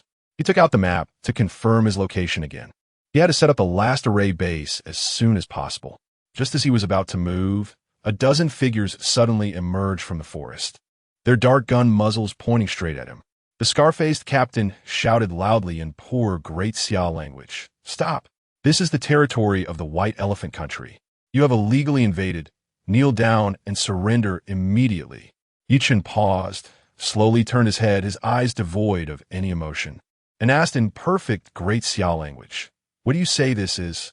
"The White Elephant Country." The scar-faced captain puffed out his chest, a near sickly pride on his face, and warned, "I warn you, lay down your resistance immediately, or we will open fire." At that time, your Great Xia won't even dare to let out a fart. Before he could finish his sentence, a faint sound was heard, a barely audible light sound. The arrogant expression on the scar-faced captain's face instantly froze. A small blood hole appeared in his throat, and blood gushed out. He opened his mouth, wanting to say something, but could only produce a hissing sound. His eyes widened, and he fell straight back, crashing to the ground, silent. T-Team. Captain. The remaining soldiers of the White Elephant Country were all dumbfounded. They didn't even see what had happened. After a brief silence, chaos ensued. Fire! Fire! Kill him! Hot, hot, hot, hot! The dense gunfire suddenly erupted, flames spewing forth. Countless bullets tearing through the air, forming a metal storm aimed at Ye Chen. However, an astonishing scene occurred. All the bullets, when they were half a meter away from Ye Chen, seemed to hit an invisible wall. Their speed drastically reduced, and the bullets twisted and deformed under the violent impact, then helplessly hovered in the air, clattering down to the ground. Around Ye Chen, a thin layer of black gas was slowly swirling.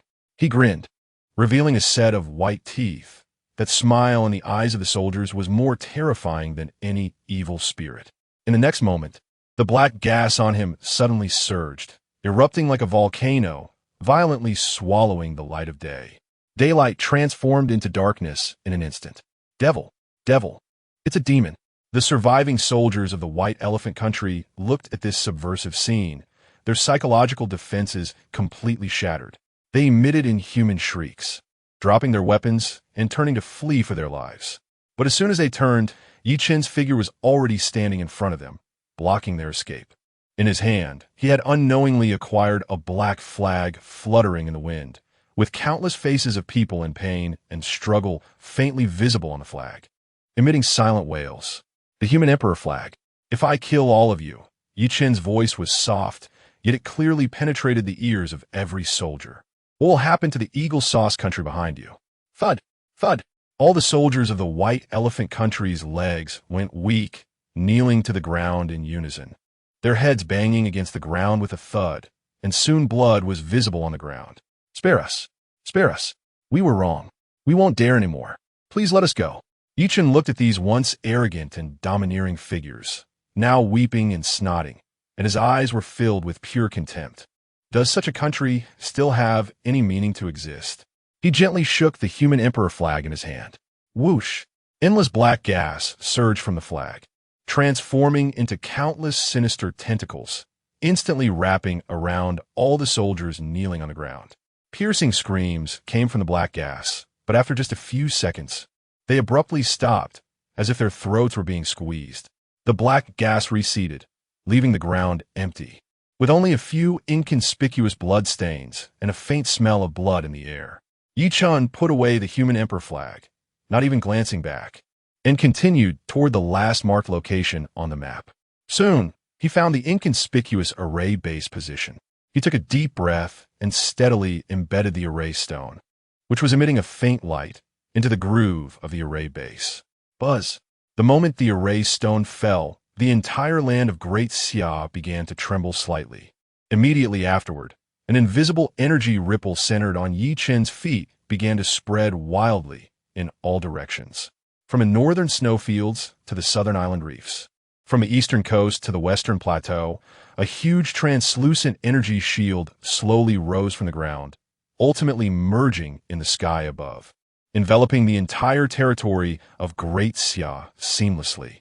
The Pang of Great Array is complete. At the same time, above the Great Array, endless demonic energy surged and gathered into a thick black cloud that obscured the entire sky of Great Xia. Even Ye Chen, the instigator, felt his breath catch at the sight of this vast scene. This commotion was far greater than he had anticipated. At the same time, in the Haisher military district, in Ning Guiqiang's office, he suddenly stood up from his chair, rushed to the window in a few steps, leaned on the windowsill with both hands, and stared intently at the sky, where the familiar yet more intense and majestic demonic energy was swirling. His eyes reddened slightly, and his body trembled slightly from extreme excitement. It worked. It finally worked. Ning Guiqiang took a deep breath, turned around, and picked up the red phone on the desk. His voice, slightly hoarse from excitement, contained a power enough to shake mountains and rivers. The Great Xia National Magic Cultivation Plan. Commence. Chapter 51. The National Magic Cultivation Initiative begins. Ning Guiqiang put down the heavy red phone that carried immense responsibility, turned around, and fixed his gaze on Long Qingsong. who stood in the corner of the office like a spear. Commander Long, initiate the National Magic Cultivation Initiative, Phase 2. Yes. Long Qingsong snapped to attention with a crisp salute that stirred the air. Without hesitation, he took out a uniquely designed metallic communicator from his pocket, his fingers flying over it as he connected to the highest level of encrypted channels. Attention all units, the National Magic Cultivation Initiative, Phase 2, is officially launched. Repeat. Phase 2 officially launched. The command spread through the quantum communication network, reaching every nerve ending in the Great Xia within 0.01 seconds. The once silent giant stirred. The propaganda vehicles, already on standby, surged onto the streets like a steel torrent, with loudspeakers on their roofs broadcasting a passionate call. Attention all citizens. A challenge concerning our survival is about to arrive. Trust the country, obey the command, and we will surely triumph. Military districts, government offices, communities, all personnel were mobilized at this moment, rushing to their designated posts. At this very moment, on the streets and alleys of Great Xia, countless people looked up at the sky, their expressions shifting from initial astonishment to an indescribable shock and confusion. What is going on? Is the sky falling? The apocalypse? I still haven't spent the money I just charged in the game. Stop talking nonsense, that black gas. Why does it look a bit familiar? A delivery guy suddenly slapped his helmet. I remember now. Didn't that thing in the sky above Heisher look like this a few days ago? Yes. At that time, experts even debunked it as a rare weather phenomenon. Just as the crowd was in turmoil, a sharp and unified alarm blared simultaneously from everyone's phones. Emergency notification. All citizens of Great Xia, please immediately open the official platform to watch an important live broadcast. What live broadcast? Why is it such a big deal? Who cares? The country says to watch. It must be important. 10 minutes later, the official live broadcast platform of Great Xia opened on time. The title had only one line, yet it made everyone who saw it feel their heart leap. An important speech concerning the fate of Great Xia. Less than a minute into the broadcast, the online viewership skyrocketed, instantly surpassing 100 million. In the server backend, a group of programmers was sweating profusely, staring at the data flow, fearing that this unprecedented traffic would crash the server. Wow, this number, is the entire nation watching? My mom is asking why I'm kneeling to watch my phone. Oh no, I just took out a 30-year mortgage. Does this mean I won't have to pay it back? 3 minutes later, the number of viewers in the live broadcast room approached 500 million, and the bullet screen had completely turned into a blur, making it impossible to read any content. On the screen, a familiar figure appeared, recognized by all citizens of Great Xia. Long Qingsong, this legendary military figure, dressed in a sharp military uniform with a general star on his shoulder, sat solemnly in front of the camera with a bright red national flag in the background. The bullet screen froze for a brief moment, then erupted with even more fervor. Commander Long. It really is Commander Long. Oh my God. Is war about to break out? Who are we fighting against? I'm signing up for the military right now. That black gas in the sky. Could it be a biochemical weapon from an enemy country? Long Qingsong cleared his throat, his steady and powerful voice resonating clearly through the live broadcast, reaching the ears of nearly 800 million people. Fellow citizens, I have gathered you today for one matter. He paused, his gaze piercing as if he could see through the screen and meet the eyes of each person. A matter concerning our Great Xia, and indeed, the fate of all human civilization. The noisy bullet screen instantly quieted down by half, and everyone subconsciously held their breath. In 5 days, we will face an unprecedented challenge. As soon as the words fell, the bullet screen began to scroll again. What challenge? In 5 days? So urgent? Don't scare me. I have a weak heart. Long Qingsong ignored the bullet screen and spoke with even more gravity, every word seeming to be squeezed out through clenched teeth. This challenge, if successful, will usher humanity into the greatest evolutionary leap. If we fail, human civilization will cease to exist. Boom. This sentence detonated like a nuclear bomb in the minds of 800 million people. The live broadcast room fell completely silent. The bullet screen disappeared, and the comment section was empty. Everyone sitting in front of the screen, whether a white-collar worker in a bustling city or a farmer in a remote village, felt a chill rush from their feet to the top of their heads. Human civilization will cease to exist. These 8 words weighed heavily on everyone's heart like a mountain. After a brief silence, sporadic bullet screen comments trembled into existence. No. Cease to exist? What does that mean? Commander Long, you're not joking, are you? I feel cold all over. In the next 15 minutes, Long Qingsong spoke in the calmest and most detailed tone, revealing a fact that would overturn everyone's worldview. The public test of the mythological world. The fusion of the blue star, the cultivation of magic skills, the arrival of ferocious beasts. Each word was like a heavy hammer, shattering people's ingrained perceptions. The bullet screen in the live broadcast room fell completely silent, not due to network lag, but because everyone was so stunned by this myth-like information that their brains went blank, losing their ability to speak. Shock, confusion, disbelief. After a long time, the bullet screen began to thaw like a stream, slowly recovering. The mythological world. Is it real? I wouldn't even dare to write this in a novel. Cultivation? Can we really cultivate to become immortals? Ferocious beasts are coming. Oh my God, does my dog count as a ferocious beast? My worldview has shattered into a QR code. Can someone scan it for me? This is more science fiction than all the sci-fi movies I've ever seen combined. But soon, another voice began to dominate. I believe in Commander Long. He would never lie to us about something like this. So that's what the black gas in the sky meant. I knew the country wouldn't just sit back and do nothing. Oh my God, our country has been preparing for this all along. Awesome. After the shock, a strong sense of pride and security surged in their hearts. If the sky were to fall, the country would hold it up. What is there to be afraid of? Whatever the country says, we will do it. Yes. Trust the country. Trust the party. Let's just do it. Though still dazed, many felt a hint of excitement. Ning Wuxiang sat in his office, quietly watching the entire live broadcast. As he observed the bullet screen transition from panic to united front, his tense face finally relaxed, and he nodded gently. It's normal to be bewildered. It would be abnormal not to be. But the people's hearts can be united. This first step seems to have been taken firmly. As the broadcast ended, the vast machinery of Great Xia began to operate with unprecedented efficiency. In every city, street, and community, the staff that had long been in position began to take action. Books with dark covers, exuding a faint scent of ink titled Introduction to Basic Magic Skills, were distributed to every person. Packages of ferocious beast flesh, sealed in vacuum bags and radiating strange energy waves, began to be allocated. Empty sports arenas, parks, and squares were urgently transformed into temporary training sites.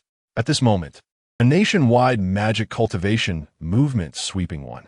4 billion people officially commenced. Ning Wuxiang stood up, walked to the window, and gazed at the bustling scene below, filled with tension and vigorous energy. He picked up the phone on his desk and dialed the number he had long memorized. The call connected, and he said in a deep voice, "Ye Xiaoyu, the national mobilization has been completed, and the stage is set for you. Now, it's your turn to take the stage and ignite the first spark for them." Chapter 52. All agents missing. Military District of Haisher, Command Center. Ning Wuxiang stared at the document in front of him, his brows furrowing into a knot. 3 pounds of beast blood and 1 pound of beast meat per person per day. Isn't that too high? The operations officer beside him looked at the figures on the document, his eyelids twitching. This is not just a few 100,000 people, but 14 billion. The daily consumption is simply astronomical. Hi. Ning Wuxiang raised his head, tapping the table with his knuckles. This is still the result after I pressed it down. According to the amount sent by Ye Xiaoyu, even if we open the supply, it would be enough. The operations officer opened his mouth, but could not speak for a long time. How many beasts would that be? Piling them up could probably fill an entire strait. Enough. Stop looking like you've never seen the world. Ning Wuxiang waved his hand, signed his name at the end of the document, and ordered immediate execution. Set up 12 distribution points in major cities nationwide. The military district is responsible for transportation and safety throughout the process, and must ensure that everything is foolproof. Yes. The officer took his orders and walked away, his steps a bit unsteady. Ning Wuxiang leaned back in his chair, rubbing his throbbing temples. Ye Xiaoyu. What kind of monster is this kid? He was too lazy to think about it. It was beyond his understanding, and thinking about it would be pointless. Meanwhile, in the mythical world, in the vast valley of the first-level secret realm, thousands of fierce beasts were roaring. The next moment, a black tide surged in from all directions. It was an endless army of soul soldiers and soul generals, silently wielding cold weapons like a precise and ruthless meat grinder, instantly engulfing the entire beast horde. Ye Chen was riding on the carefree gourd, floating in mid-air, his expression indifferent. The Emperor's banner behind him moved without wind, swallowing all the harvested soul power and beast corpses. One secret realm after another was clearly arranged by him, operating 24 hours nonstop, with efficiency that was shocking. The initial cultivation resources should be sufficient. Ye Chen calculated in his heart that the firmer the foundation laid, the greater the chances of the Great Xia facing the real catastrophe in the future. He concentrated his mind and exited the mythical world.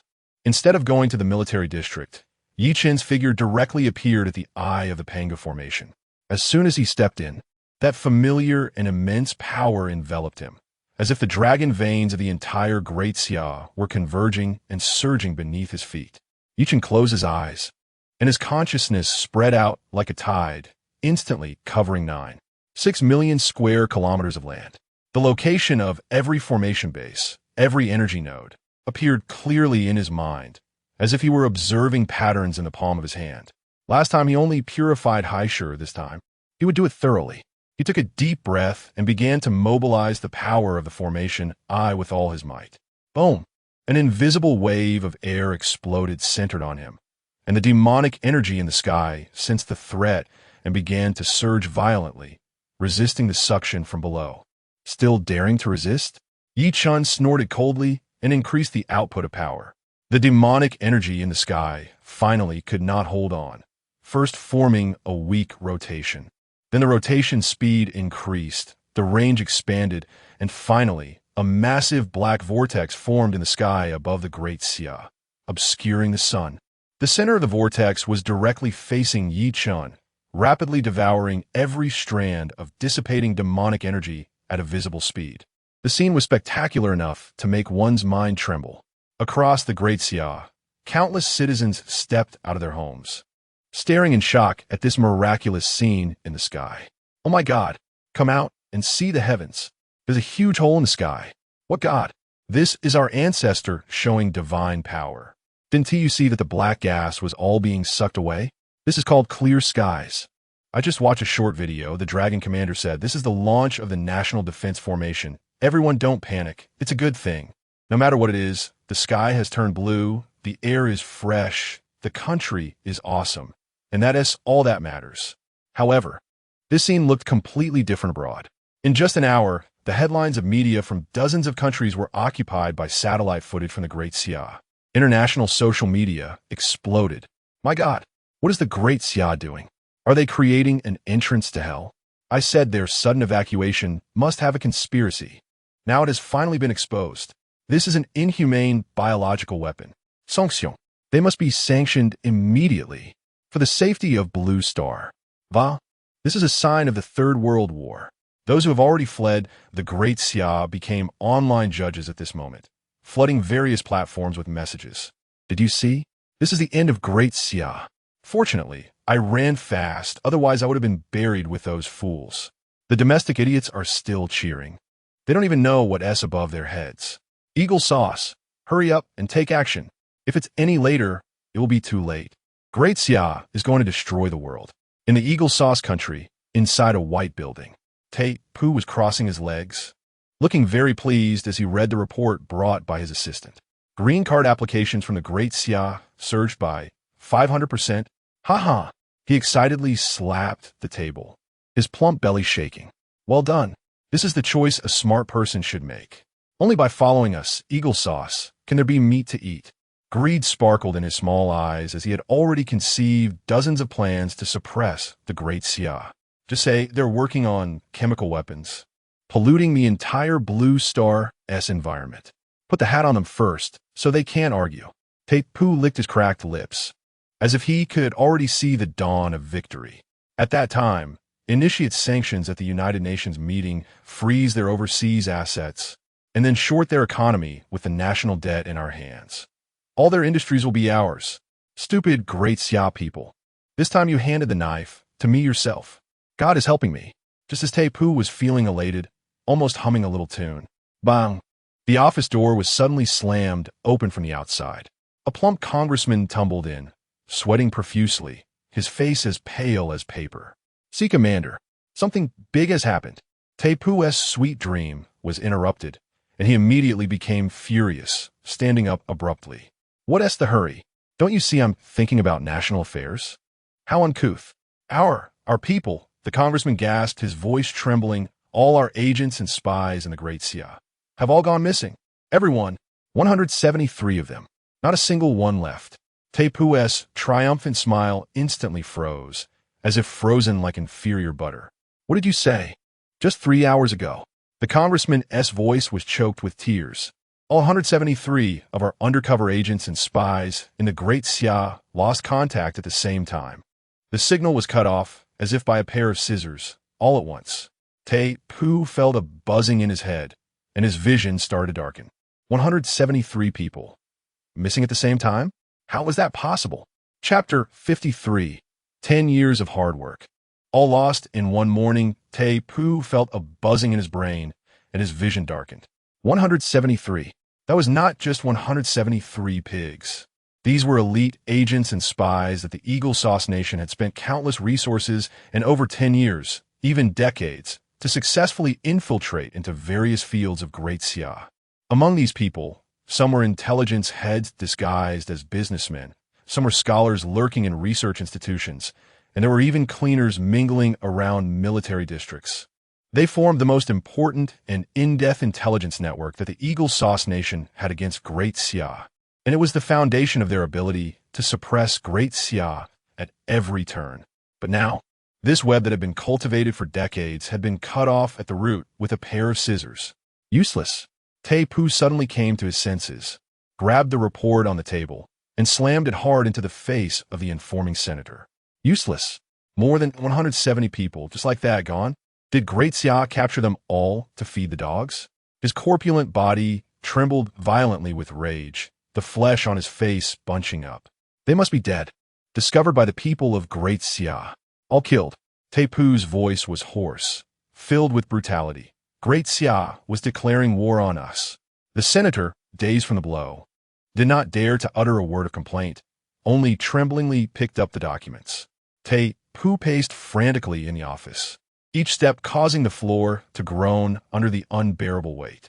He wasn't afraid of a few deaths, but of what it represented. This meant that the Eagle Sauce Nation's intelligence work against Great Xia would be completely paralyzed. For the next 10 years, even 20 years, Great Xia would be a pitch-black void in their eyes. What was worse was that this incident happened during his term. If his political enemies seized this handle, his position as the commander-in-chief would surely be over. "Listen."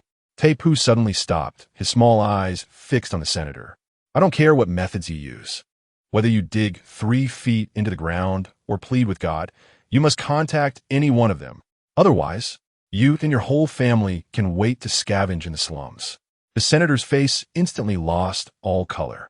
He knew very well that Tapu had a lot of dirt on him, and this threat was no empty talk. He could only turn pale, nodding repeatedly, practically crawling out of the office. In stark contrast to the chaos in the Eagle Sauce Nation, Great Xia was currently immersed in an unprecedented frenzy of cultivation. With the full activation of the Pangu array, the power of the high-grade spirit spring at the center of the array was completely unleashed. Enriched spiritual energy permeated every inch of the 960,000 square kilometers of land. Today's Great Xia had a spiritual energy concentration almost indistinguishable from that of the mythical world. This directly led to a geometric decrease in the comprehension difficulty of the Wuxiang Tunshin magic art. What once required extremely high talent to get started could now be easily mastered by an ordinary person in just half an hour in an abundant spiritual energy environment. Coupled with the continuous distribution of beast blood and flesh from the military district, the levels of the people in Great Xia began to soar like rockets. In just 2 days, The rate of universal magic cultivation reached a terrifying 60%. Countless people easily broke through to level 10. The once bustling streets became eerily quiet, and the thriving shopping malls closed down one after another. It wasn't an economic recession. Everyone had gone home to cultivate. Major social media platforms became the only channels for people to exchange cultivation insights. Brothers, I'm level 11. I feel like I can kill a cow with one punch. Is this the feeling of power? So awesome. What is upstairs? My grandma has been paralyzed for over a decade, but after cultivating yesterday, she not only walked today, but even jumped to the roof of our 2-story house. I was so scared I had to pull her down. No way. Is that true? Can magic arts cure diseases? Absolutely. My neighbor's old rheumatism has him parkouring in the community every day, more agile than the young people. Woo-woo. Is there any beast meat left? I'm willing to pay $1 million for a pound. Who has a connection? $1 million? Are you out of your mind? This stuff is more precious than gold now, priceless in the market. Anyone who sells it is a fool. Ha ha ha. The thing I'm most grateful for right now is that I didn't listen to those public intellectuals who spread nonsense. Those in the Eagle Sauce Nation must be regretting it so much now. What they missed was not just an opportunity, but a new era of species evolution. Pangu Array, core of the formation. Ye Chen slowly opened his eyes, feeling the stable flow of power within the array, and nodded in satisfaction. The demonic energy in the sky had been completely absorbed and transformed, and there would be no further issues in the short term. With a thought, he appeared in the Haisher military district. He went straight to Ning Guoqiang's office and found that the old man was also sitting cross-legged, surrounded by a faint black aura. Old Ning, it seems you've made significant gains. Ning Guoqiang opened his eyes, unable to hide the joy on his face.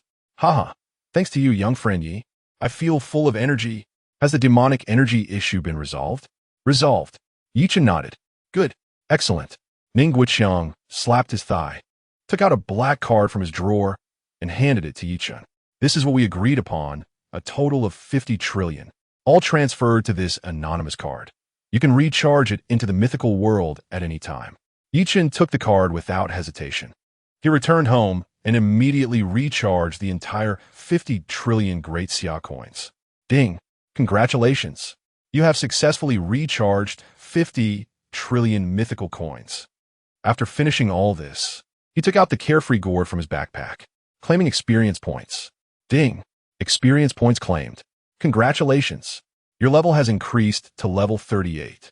A surge of even more powerful energy flowed through his limbs and bones. Ye Chen clenched his fist, feeling himself becoming significantly stronger. It's time to check the hidden shop. Rubbing his hands together, he clicked on the mysterious shop interface with great anticipation, clutching the 50 trillion fortune. However, when he saw the price of the third item, his smile instantly froze. It was an item priced at 300 trillion. The 50 trillion in his hand wasn't even a fraction of that. 300 trillion? Ye Chen felt his breath momentarily stall. He focused his gaze, and the information about the item slowly surfaced. Item name: Bone Dragon Origin Crystal. Item type: Mount. Item price: 300 trillion mythical coins. Item description: the bones of the ancient dragon race. Alive due to a lingering remnant of unextinguished will.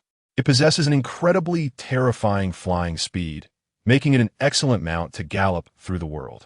Bone Dragon. It's actually a bone dragon.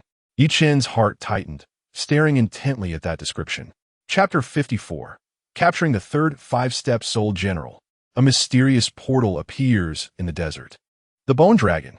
It is actually the legendary ancient dragon clan that was thought to be extinct. Ye Chen's heartbeat skipped a beat, his gaze firmly fixed on that description. An excellent mount that gallops across the heavens and earth, possessing extremely terrifying flight speed. Just these two sentences are enough to drive any player crazy. This is not just a means of transportation, but a symbol of identity and power. If one could ride the bone dragon soaring above the 9 heavens, how glorious that would be.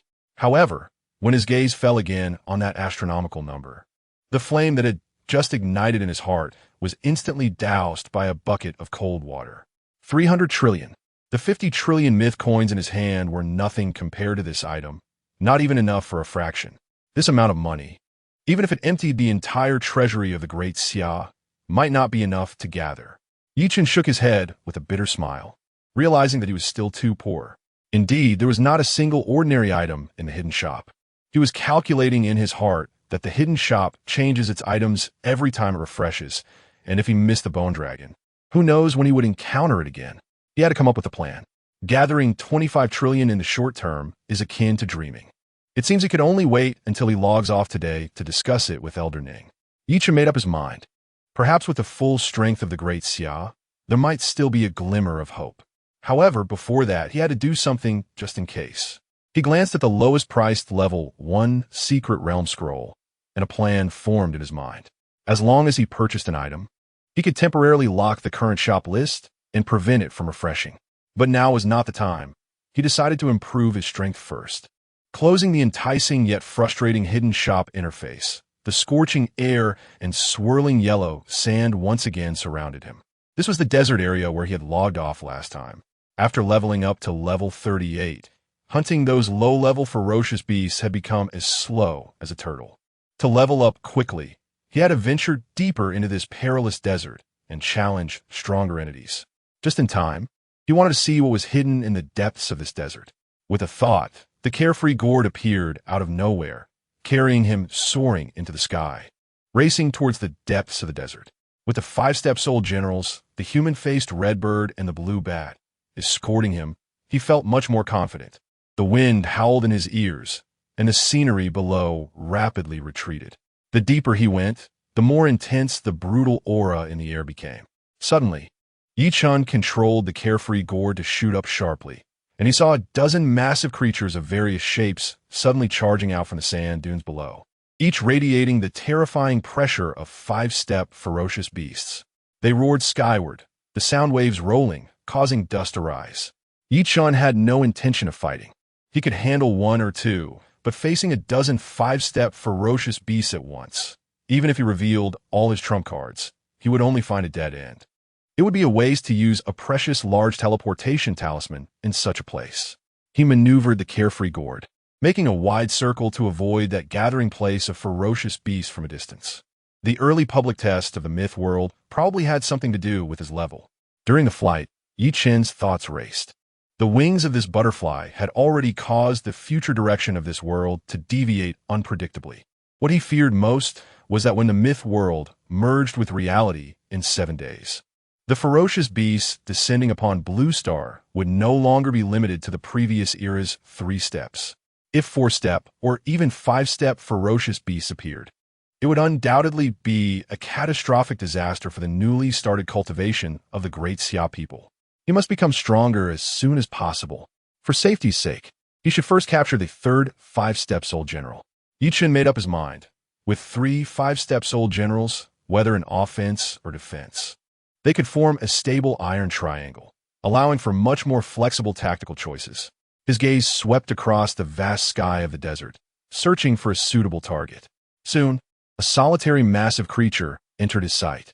This creature was enormous, with an exaggeratedly long neck, resembling the long-necked dinosaur from ancient Blue Star. But its head was covered with sharp fangs, and its back was covered with heavy bone armor.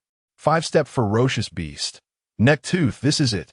Ye Chen no longer hesitated and leaped down from the carefree gourd, the human emperor banner instantly appearing in his hand. Come out. With a low shout, the human-faced redbird and the blue bat appeared on either side of him, the terrifying pressure of the ferocious beast erupting. The neck tooth below immediately sensed the danger. Letting out an angry roar, its long neck swinging violently towards Ye Chen in the air, tried to bite him. Candle Dragon Transformation. Ye Chen's body was instantly covered in golden dragon scales, an aura of ancient majesty spreading out. Demon God Domain. Time Gaze. The dark domain rapidly expanded, centering around him and enveloping the massive body of the neck tooth. At the same time, a flash of light appeared in his golden vertical pupil, momentarily freezing the neck tooth's movements. Now was the time. The human-faced redbird let out a sharp cry, and a sea of fire poured down. The blue bat transformed into a shadow, silently pouncing on the neck tooth's back, its sharp claws tearing through its bone armor. Roar! The neck tooth cried out in pain. wildly thrashing its body, trying to shake off the blue bat on its back. But under the dual suppression of the demon god domain and time gaze, all its actions became extremely sluggish. Ye Chen controlled the body of the demon god, wielding the demon god blade, and descended from the sky, striking fiercely at the neck-tooth's neck. With a poof, blood gushed out. The entire battle lasted only a few minutes from start to finish, under the combined assault of Ye Chen and the two five-step soul generals. This powerful five-step ferocious beast didn't even manage to exert its full strength before crashing to the ground. Ye Chen wasted no time, immediately activating the human emperor banner to forcibly extract the struggling soul of the neck-tooth, refining it into his third five-step soul general. Human-faced redbird, blue bat, neck-tooth. Feeling the three powerful auras emanating from the human emperor banner, Ye Chen felt a sense of certainty in his heart. But just then, he suddenly sensed a peculiar call coming from deeper within the desert, faint yet enticing. The feeling was subtle, as if something was drawing him in. After a moment of contemplation, Ye Chen decided to investigate. He once again mounted the carefree gourd and raced towards the direction from which the feeling emanated. Along the way, he encountered increasingly higher-level ferocious beasts, their auras becoming more terrifying, but he carefully avoided them all. After flying for an unknown amount of time, the scenery ahead suddenly opened up.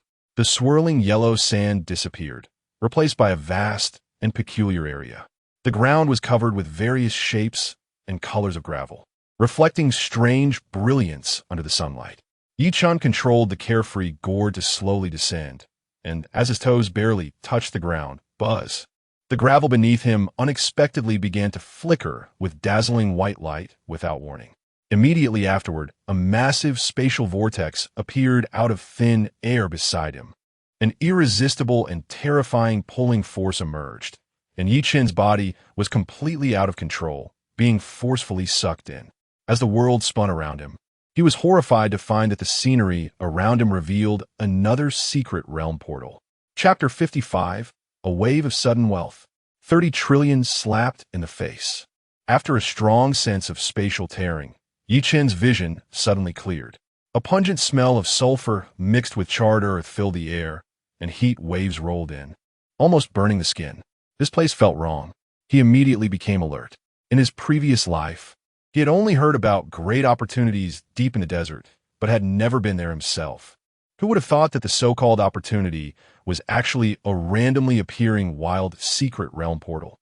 Such natural occurrences were much rarer than mass-produced secret realm scrolls. But of course, the danger was entirely disproportionate. The ground beneath him was covered with cracked patterns, dark red light seeping through the gaps, like wounds bleeding from the earth. Nearby, several small volcanoes were billowing thick smoke, dyeing the entire sky a foreboding crimson. Roar! A deep roar interrupted his thoughts. In a magma pool ahead, thick magma was boiling violently, and a humanoid creature made of dark red rock was slowly crawling out. It had no facial features, only a pair of hollow eye sockets burning with orange flames, fixating on Ye Chen, the only living creature. Fourth-order beast, rock demon, level 45. Before Ye Chen could react, the magma pools around him began to bubble like boiling water. 1, 2, 3. One after another, rock demons emerged from the magma, moving stiffly but with clear intent, quickly surrounding Ye Chen. With many ants, it could kill an elephant. Ye Chen did not want to flip over in such a place. He focused his mind, and the human emperor banner appeared in his hand, giving it a gentle shake. Come out! With a low shout, 3 massive figures descended with a thundering sound, the gust of wind even dispersing some nearby smoke. A human-faced redbird, a green bat, and a neck-tooth. The 3 fifth-order soul generals, upon appearing, instantly unleashed a terrifying pressure that enveloped the area. The rock demons, which had just been aggressive, noticeably hesitated, the flames in their eye sockets flickering with instinctive fear. Clear them out, don't let them group up. Ye Chen issued a simple command. The soul generals immediately sprang into action. The human-faced red bird flapped its wings, unleashing a torrent of flames from the sky. Fire had a natural restraining effect on these rock-based creatures, causing their bodies to crackle and sizzle. The green bat and neck-tooth turned into 2 afterimages. like tigers entering a flock of sheep, rushing into the group of rock demons, under their sharp claws and fangs. The seemingly hard rock bodies were weak and crumbled into pieces. A fifth order against a fourth order was a one-sided massacre. Ye Chen did not intervene, but stood still, calmly observing the entire secret realm. This wild secret realm had a non-fixed location and was one-time use. It would completely disappear after completion, unlike secret realm scrolls, which could be fixed within the Great Xia territory and become stable resource points. Since that was the case, he had to extract its value all at once. He resolved not to waste time killing these low-experience small monsters at the entrance. He had to go deeper, find the lord of this secret realm, kill it, and claim the first completion rewards. Half an hour later, the rock demons near the entrance were cleared out. Ye Chen, accompanied by the three soul generals, pushed deeper into the secret realm. Wherever they went, the scattered fourth-order beasts dared not resist and even actively avoided them, occasionally encountering an unwitting fifth-order beast. Ye Chen would direct the soul generals to kill it. After a round of sweeping, his experience bar at level 38 only barely increased by 1/5. The efficiency was still too slow. Ye Chen shook his head, dissatisfied with the monster-clearing speed.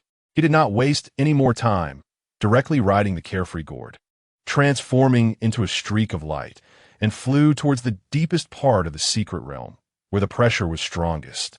The three soul generals followed closely. Soon, a massive circular volcano appeared in his view. In the center of the crater, a giant boar, comparable to a small mountain and covered in steel-like black scales, lay sprawled in the magma, snoring thunderously. Fifth-order beast, steelback boar level. Fortunately, it was not a sixth-order beast. Ye Chen breathed a sigh of relief. As long as it wasn't sixth order, there was nothing to fear. Quick battle, quick resolution. Without any hesitation, he issued the attack command. The human-faced red bird struck first. A thick pillar of flame descending from the sky and crashing onto the steelback boar's back. A loud sizzling sound erupted, magma splashing everywhere. Yet it left not a single mark. Roar! The steelback boar was awakened from its beautiful dream, letting out a deafening roar. It abruptly stood up from the magma, shaking itself, and the scales on its back remained unscathed. But the next second, the green bat and neck tooth had already flanked it.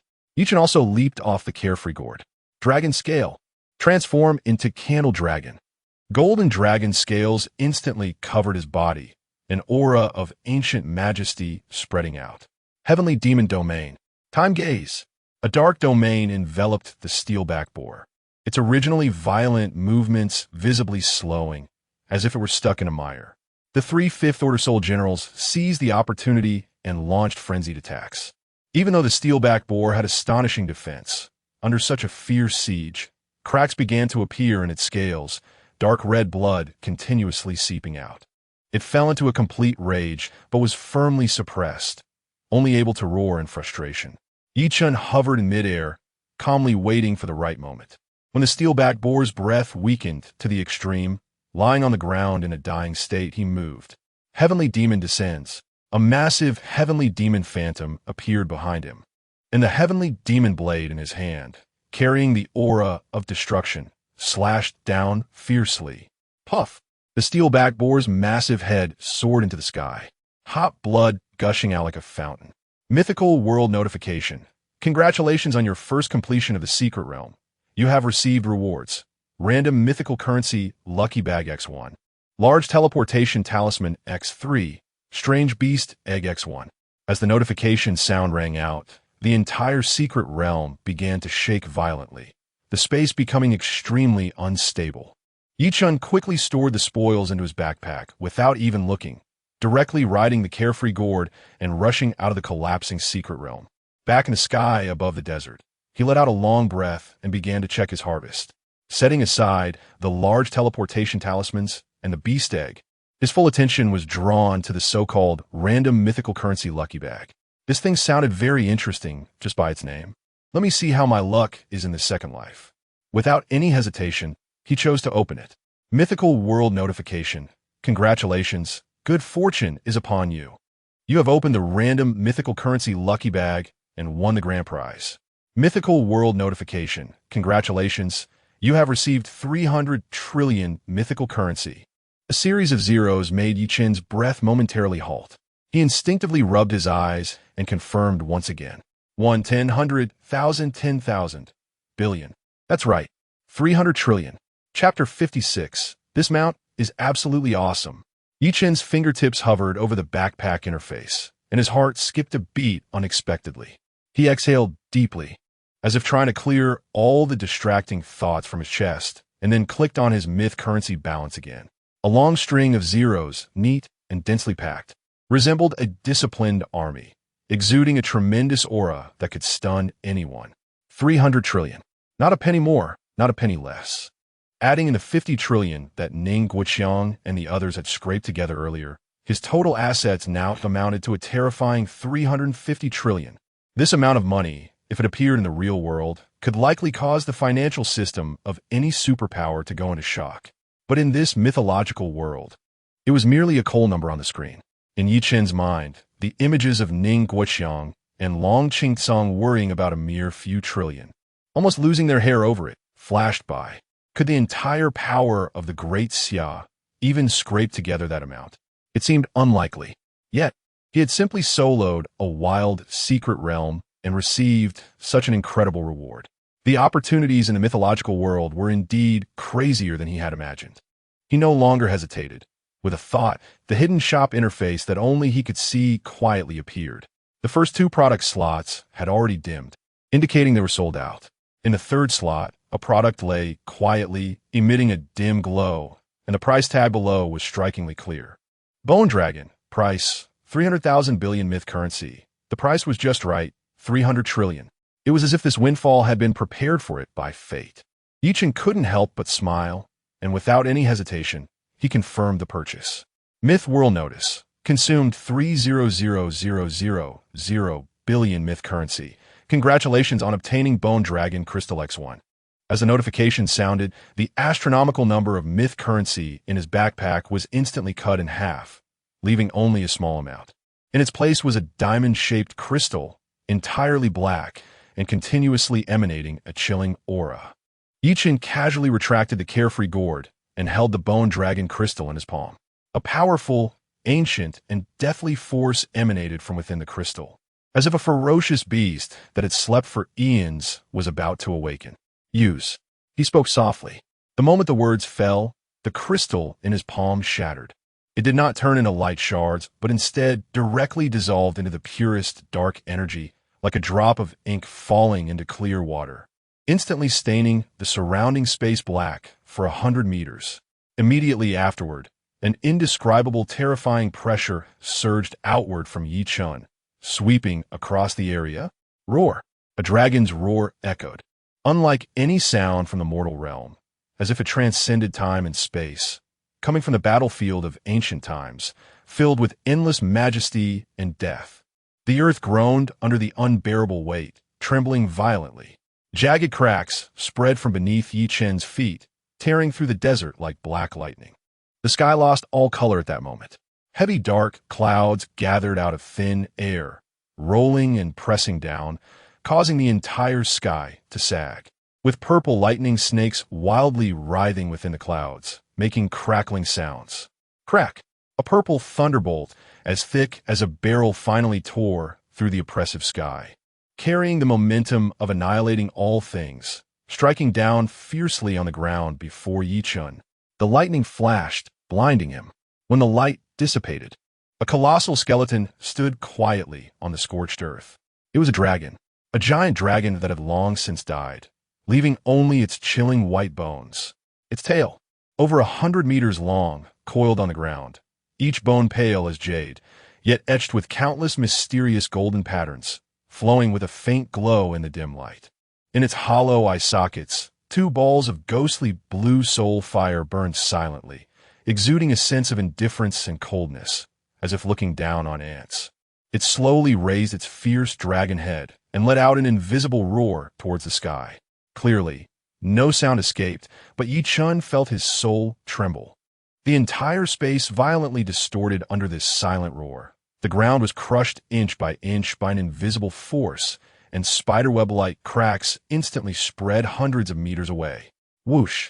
Its wings, already devoid of flesh, only a membrane and bone structure, suddenly spread open, creating a hurricane filled with the dense aura of death, lifting nearby rubble and sand into the sky, forming a gray tornado.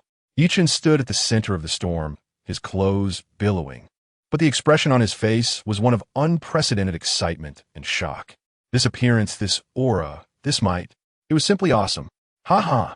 Spending 30 trillion on this was absolutely worth it. He couldn't help but burst into laughter. However, he quickly realized the problem.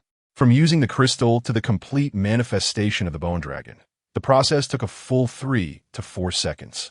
This cinematic-like appearance was impressive, but in the fast-paced battlefield, such a long summoning delay was enough for enemies to kill him 100 times.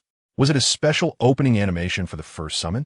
Ye Chen muttered to himself as he tried to retract the bone dragon. The massive bone dragon instantly transformed into a stream of light and entered his body, as if it had never appeared. He focused his thoughts again. Roar! Almost at the same moment, his thought arose. The enormous body of the bone dragon appeared out of thin air. The entire process seamless and swift, almost indistinguishable from summoning the carefree gourd. Ye Chen's smile grew even wider. It seemed his guess was correct. Gourd, from now on, you can just be a tool for daily logins. Fighting ISNT suited for you. He concentrated his thoughts, and the information panel of the bone dragon floated before his eyes. Mount, bone dragon, rank, 5-stage beast can grow, level, 55, ability 1, abyssal dragon might. Passive ability, causes a 20 suppression effect on beasts of a lower level. Ability 2, soul fire, emits flames containing soul power from its eye sockets, causing continuous soul-burning damage to enemies. Ability 3, Death Storm, flaps its wings to create 2 hurricanes filled with the aura of death, tearing apart all enemies in front. Ability 4, Moment of the End, sacrifices part of the soul fire to unleash a power that surpasses its own rank for a short time, delivering a devastating blow to the target. After use, the bone dragon will enter a brief period of weakness. After reading the 4 abilities of the bone dragon, Ye Chen nodded in satisfaction. Passive suppression, single target burning, area tearing, and a self-destruct style explosive trump card. This was no longer a mount. It was practically a mobile war fortress, a terrifying ally. However, Ye Chen's gaze fell on the rank section, and his brows slightly raised. The top-tier item he bought for 300 trillion was only a 5-stage beast? Chapter 57, the 6-stage beast, Ice Mountain Python. This place is not to be trifled with. A strange feeling stirred in Ye Chen's heart. Is this it? A 5th-stage beast? It's not that he looked down on 5th-stage beasts, but the commotion caused by the appearance of this bone dragon was simply too great, with thunder rumbling and space distorting. The pressure sweeping in from the ancient wilderness made him momentarily think that his luck had exploded, and he had directly summoned a terrifying existence of the 6th or even 7th stage, spending 30 trillion and only hearing a sound? But upon reflection, he was relieved. After all, this bone dragon had already died once, and it was normal for its tier to drop. Perhaps it was indeed a 6th stage, 7th stage, or even higher-tiered giant in its lifetime. Moreover, a 5th-stage beast with dragon bloodline would definitely have combat power that could not be measured by common sense. It might even be stronger than some 6th-stage beasts with ordinary bloodlines. Calculating this way, this deal was still not a loss, even a great profit. He no longer thought much and leaped, landing steadily on the bone dragon's back, which was comparable to a small mountain. The cold, hard touch under his feet revealed the passage of time in every bone. Let's go. Ye Chen commanded. The bone dragon's broken membranous wings trembled violently, the ground exploded, and violent air currents swept the sand and stones hundreds of meters into the air as its massive body soared into the sky. Whoosh! In the next second, sonic booms erupted on both sides of the dragon's wings, and the entire skeleton transformed into a pale stream of light, tearing through the sky. In just a breath, they were already a kilometer away. Ye Chen stood on the dragon's back, with a fierce wind separated by an invisible barrier. The vast desert below rapidly receded in his vision, eventually becoming a blurred yellowish patch. His speed, compared to his carefree gourd, it was simply like an old man's joyride, at least a gap of over 15 times. This was true speed. For a moment, Ye Chen felt a surge of ambition, even contemplating riding the bone dragon to see the ends of this mythical world. But he quickly suppressed this impulse. The terrifying existence he encountered 2 days ago, that feeling of helplessness that even the thought of resistance could not arise, still lingered in his heart. If he hadn't been cautious enough at the time and decisively torn the great teleportation talisman, he might be buried under grass several meters high by now, with his level reset and everything starting over. Although he had 3 fifth-stage soul generals by his side, along with this bone dragon whose combat power was comparable to the 6th stage, the lineup was indeed luxurious. However, his own level was still too low. The means to save his life were too few. If he encountered that kind of insurmountable danger again, whether he could escape would depend solely on luck. Roar! Just as he was contemplating, sharp shrieks came from the distant horizon. He saw a dozen flying beasts of various sizes approaching the bone dragon from all directions, their eyes gleaming with greed. The rich aura of death emanating from the bone dragon was an irresistible supplement for them.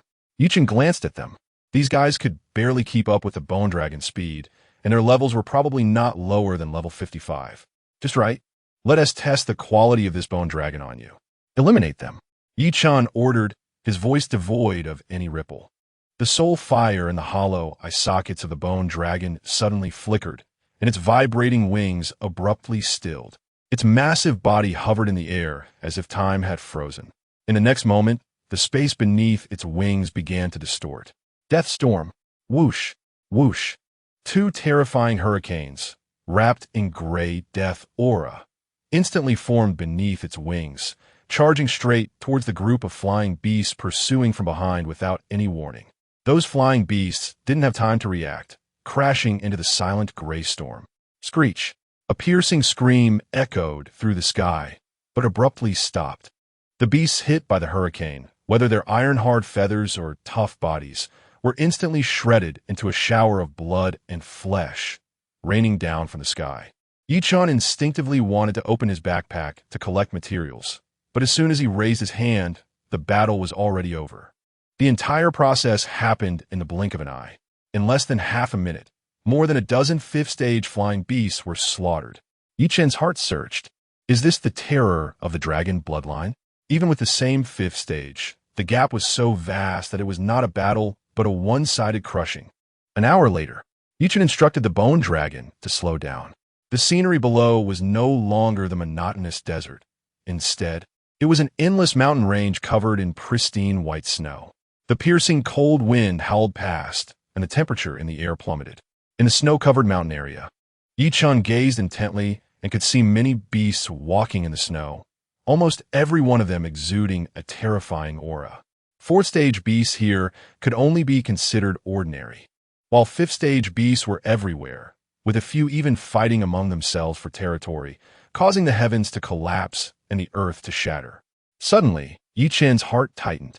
A shiver from the depths of his soul made him tense up immediately.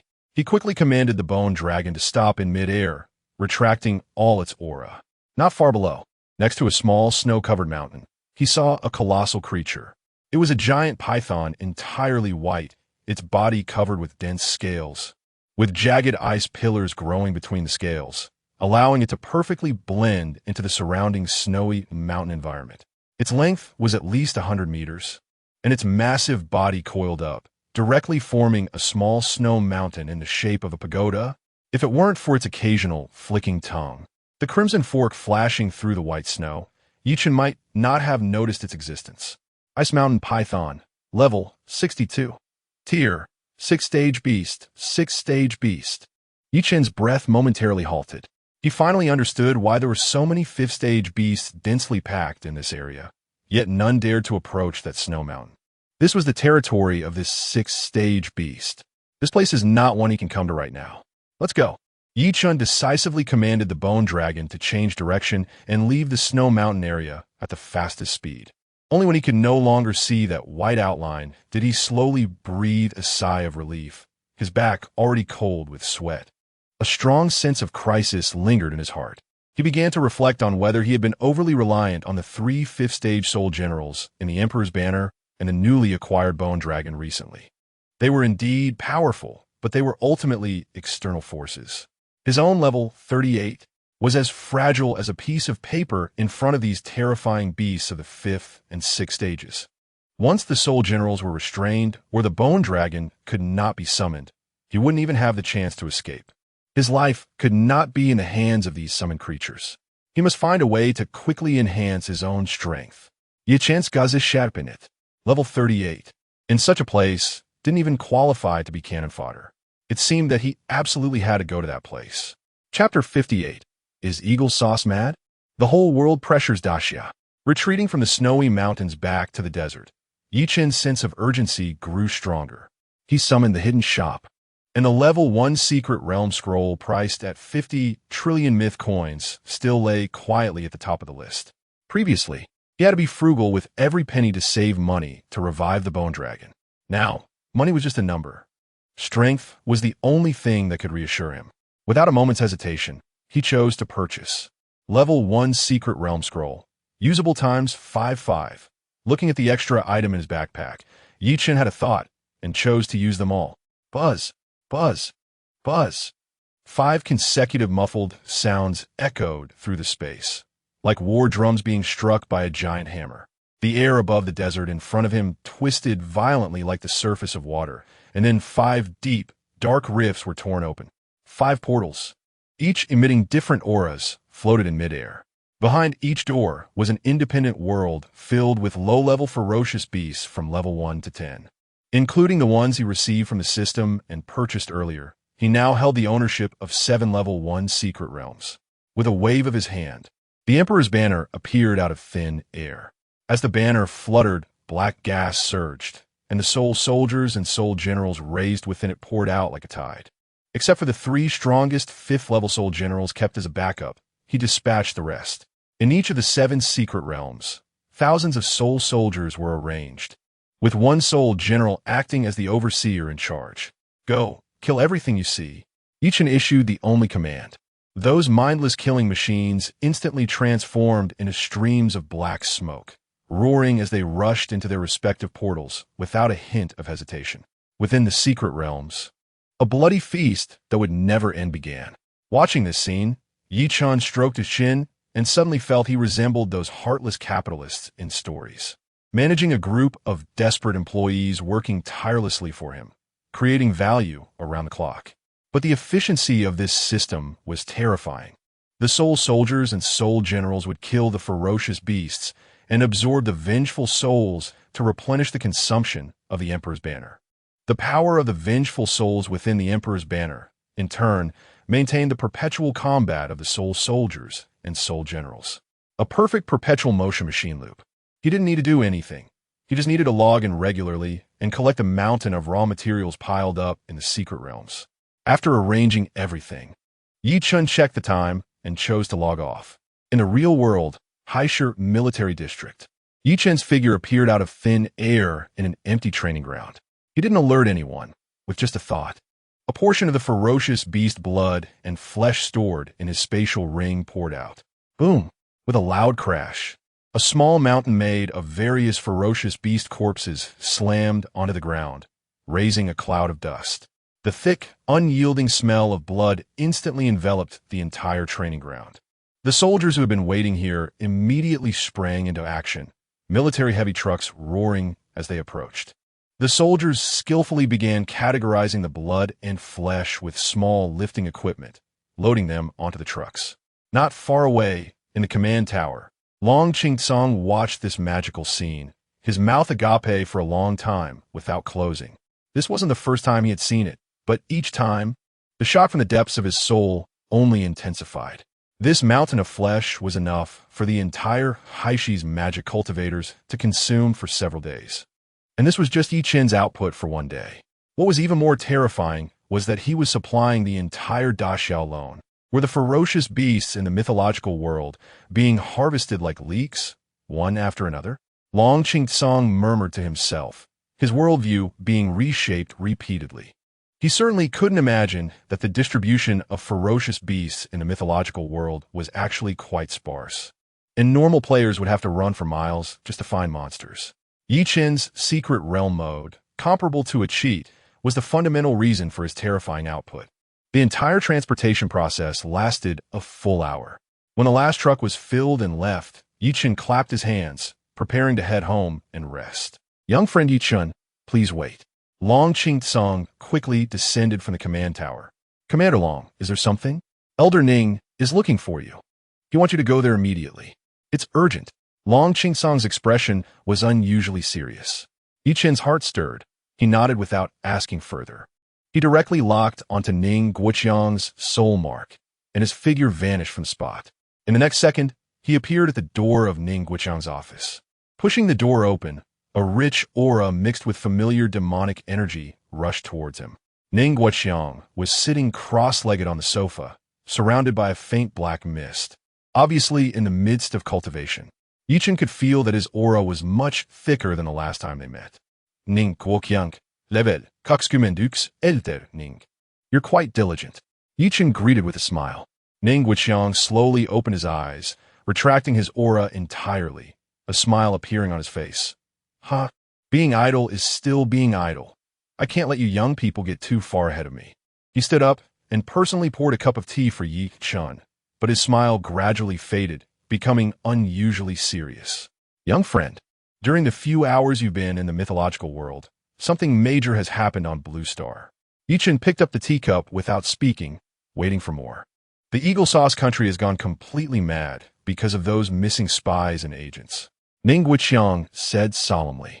"That madman Tai Pu directly called an emergency meeting of the Blue Star United Nations. We refused to participate, but they forcibly held it in our absence." Ning Guoqiang's voice grew increasingly somber, the air in the office seemingly solidifying. "At the meeting, Tai Pu took advantage of our absence to make outrageous claims, directly defining the black gas incident that appeared over Daxia as a terrorist act harming Blue Star's ecology, demanding that we immediately provide an explanation and compensate for their mental damages. He also attacked our activation of the Pangu Great Array as a self-isolated behavior that unilaterally separates us from the international community, severely disrupting world peace.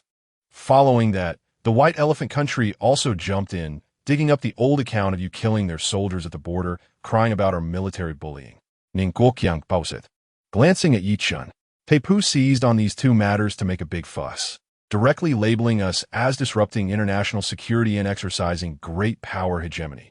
Because we were absent and unable to refute, all the charges were unilaterally established by them.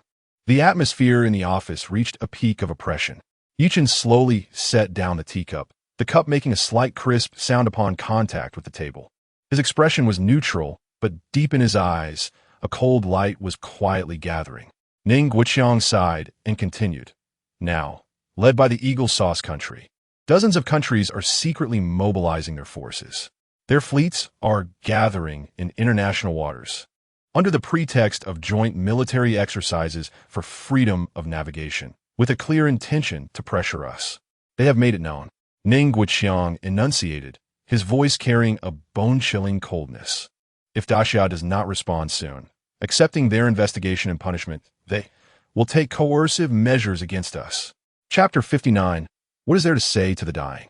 The air in the office became heavy and oppressive as Ning Guoqiang's last words fell. Compulsory measures. These 4 words represent a blatant threat of war. Ye Chen gently rubbed the wall of his teacup with his fingers, his brow furrowing slightly, a fleeting anger that even Ning Guoqiang failed to catch. He certainly understood the calculations of the Eagle Sauce Nation. The Pangu formation was activated, dark clouds obscured the sky, spies went missing, and the nation closed its doors. This series of operations, which seemed incomprehensible to the outside world, could easily be interpreted as a tremendous chaos within the Great Xia, even suggesting that the economy was on the brink of collapse. The hungry wolf of the Eagle Sauce Nation smelled what it believed to be blood and could not wait to pounce, eager to tear off the juiciest piece of meat from the weak lion of Great Xia. "Little friend, it's not worth it to confront them now." Ning Guoqiang broke the silence, his voice filled with concern. "Our focus must be on the mythological world. The process of national magic cultivation has just begun, and every moment is incredibly precious. We cannot be distracted by these trivial matters." He sighed deeply, leaning back on the sofa, his expression complex. To be honest, I even find it ridiculous to argue with them. In a few days, the mythological world will arrive, and whether they can survive that catastrophe is still unknown. Why should we get angry with a group of dying people? This statement was harsh, but it was Ning Wuqiang's most genuine thought. Having witnessed a glimpse of the mythological world, he was well aware that when the real natural disaster struck, the Eagle Sauce Nation's proud aircraft carrier fleet would be as fragile as a pile of scrap metal in the face of the destructive beasts. Then, what do you suggest we do? In the end, Ning Wuqiang still handed the decision-making power to Ye Chen. Ye Chen put down his teacup, stroked his chin, and a smile appeared on his face that was difficult to decipher. Respond? He retorted, then shook his head. Old Ning, no need for any response. If they want to hold a meeting, let them hold it. If they want to curse, let them curse. If they want to assemble their fleet, let them burn more oil in international waters. Our Great Xia will proceed according to the original plan, not a single step astray. Ning Wuqiang's face showed some astonishment. He did not expect Ye Chen to be so indifferent. Ye Chen stood up, walked to the window, and looked at the busy scene outside the training ground. His tone flat, yet carrying an undeniable strength. If they truly do not know what death is and implement their so-called compulsory measures, I will personally take action to make them understand what true despair is. In the 24 hours following the conclusion of the Blue Star United Nations meeting, the entire international community fell into a bizarre frenzy.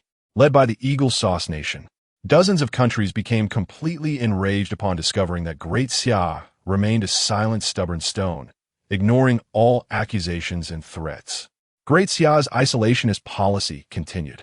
There were no diplomatic notes, no trade exchanges, and all personnel and goods were completely severed. This resolute stance had an immediate impact on the economies of many countries that heavily relied on trade with Great Xia. However, they did not dare to take real action. Everyone knew that waging war against a colossal entity like Great Xia could not be resolved in a short time. The ultimate result would only be mutual destruction, with no one coming out well.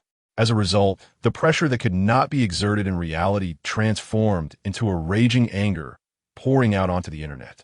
The international public opinion was completely controlled by the Eagle Sauce Nation and others. Foolish isolation. This is a regression in history. Do the people of Great Xia want to return to primitive society? Having polluted the entire Blue Star's ecological environment, they haven't even offered a single apology. Is this what they call great power responsibility? They must be feeling guilty. Not daring to respond is an admission of all charges. Even rumors began to spread with some credibility. Insider information. The intelligence department of the Eagle Sauce Nation discovered that Great Xia is researching biological weapons. So the dark clouds over Great Xia are actually from their laboratory exploding. Those Great Xia people who had chosen to stay abroad instead of responding to the evacuation call were now filled with a sense of relief as if they had survived a disaster. Thank you to the Eagle Sauce Nation for taking me in. The air here is sweet. Fortunately, I got out quickly. Otherwise, I'll be locked up in that big prison now. What a wise choice. Amidst these clamorous voices, the voices of the Great Xia people had almost completely vanished. They were mocked as turtles withdrawing their heads, ridiculed as street rats that did not dare to confront. However, the truth of the matter was entirely opposite to the speculations from the outside. The internal situation of Great Xia was not unknown. They simply could not be bothered to care. To add a crime, what need is there for excuses? Long Qingsong had long made it clear to all the people of Great Xia through official platforms before the national magic cultivation began. When there are false statements and malicious attacks from the outside world, the best response is silence. Because you can never argue clearly with a civilization that is about to perish. That is purely a waste of breath. What is there to say to the dead? When the entire Blue Star's online world was filled with insults and attacks against Great Xia, the internal network of Great Xia, isolated by the Pangu Formation, presented a completely different harmonious scene. There were no quarrels, no anger, and no confusion or fear about the future. Major social media platforms had become a grand exchange conference for national cultivation. Brothers, I finally drew energy into my body. I feel like I can kill a cow with one punch.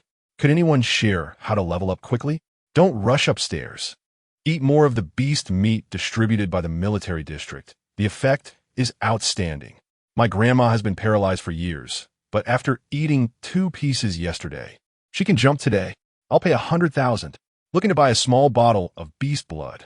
Just a small bottle. What are you dreaming about upstairs?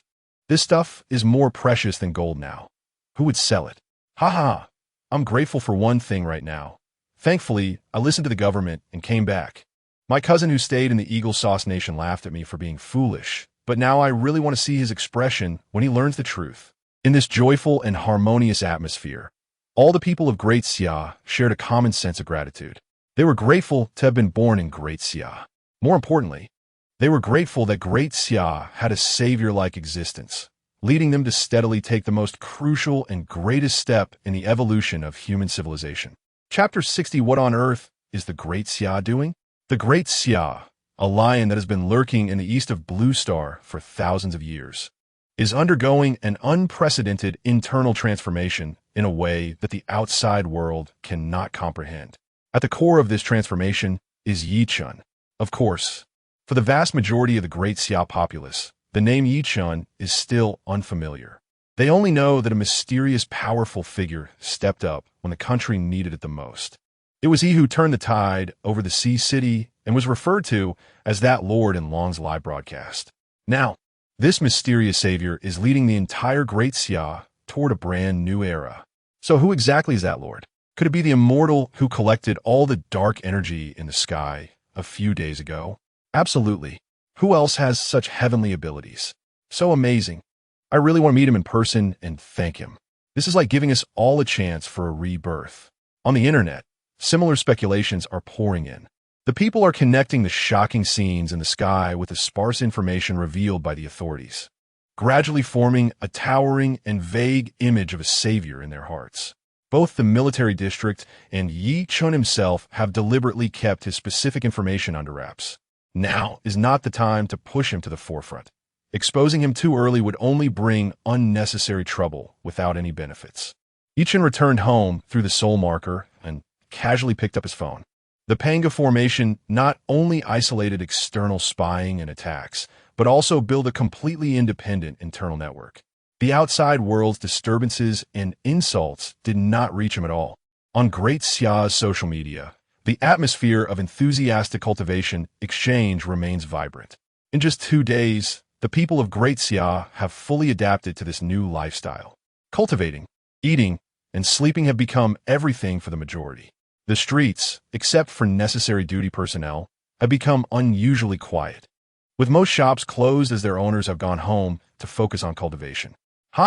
Brothers, I've leveled up to level 5. I feel so energetic now. I can eat 3 big bowls of rice in one sitting. What else upstairs? My neighbor, Old Wang, who has suffered from rheumatism for years, has been cultivating for 2 days and now walks briskly, racing with the young people in the community every day. The military district is really supportive. Today, a share of beast meat has increased. As long as you stick to your necessary post, you'll get extra subsidies. Who wouldn't envy this benefit? To maintain the essential operation of society, the military district has introduced corresponding incentive policies, providing extra beast blood and meat as subsidies to the personnel staying in key positions such as electricity, water supply, transportation, and communications.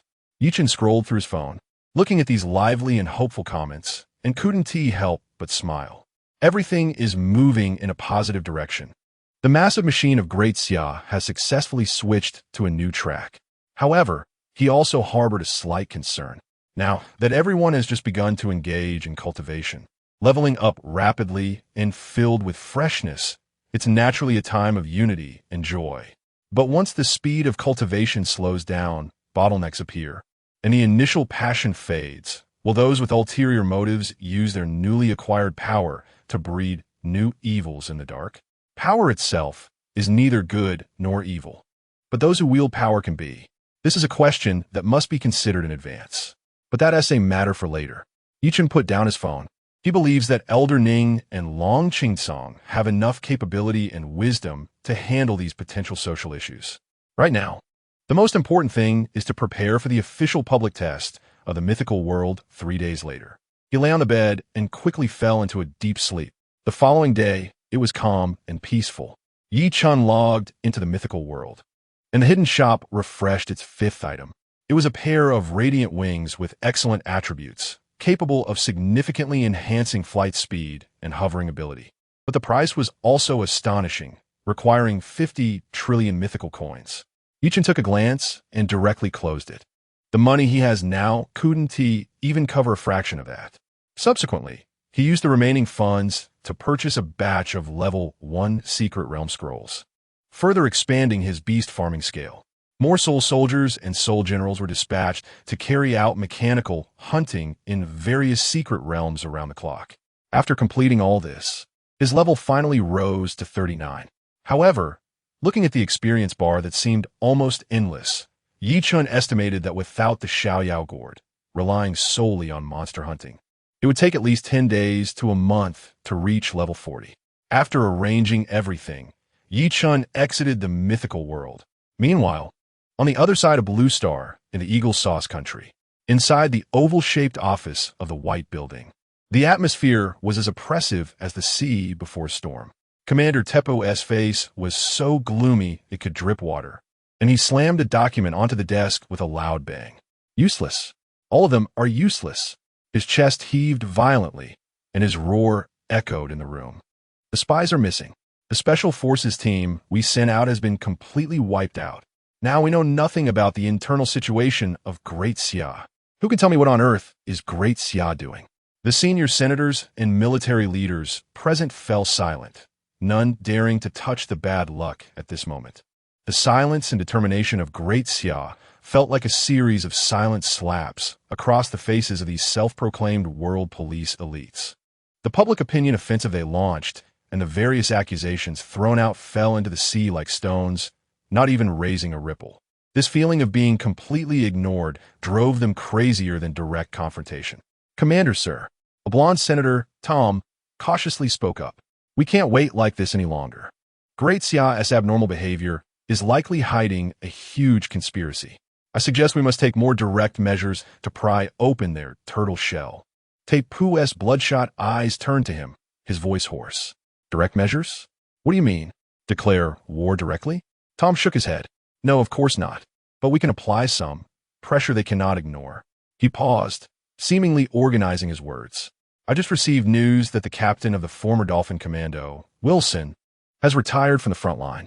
He is our top infiltration expert and knows Great Xia's borders like the back of his hand." Tepu raised his eyebrows, signaling him to continue. "We can send an elite team led by him to secretly infiltrate Great Xia. We're not asking for a big commotion. We just need them to find out what's really happening inside Great Xia." Tom's eyes became sharp. "As long as we can obtain substantial evidence of their research on biological weapons or human experiments, even if it's just a photo or a video, we can thoroughly nail them to the pillar of shame."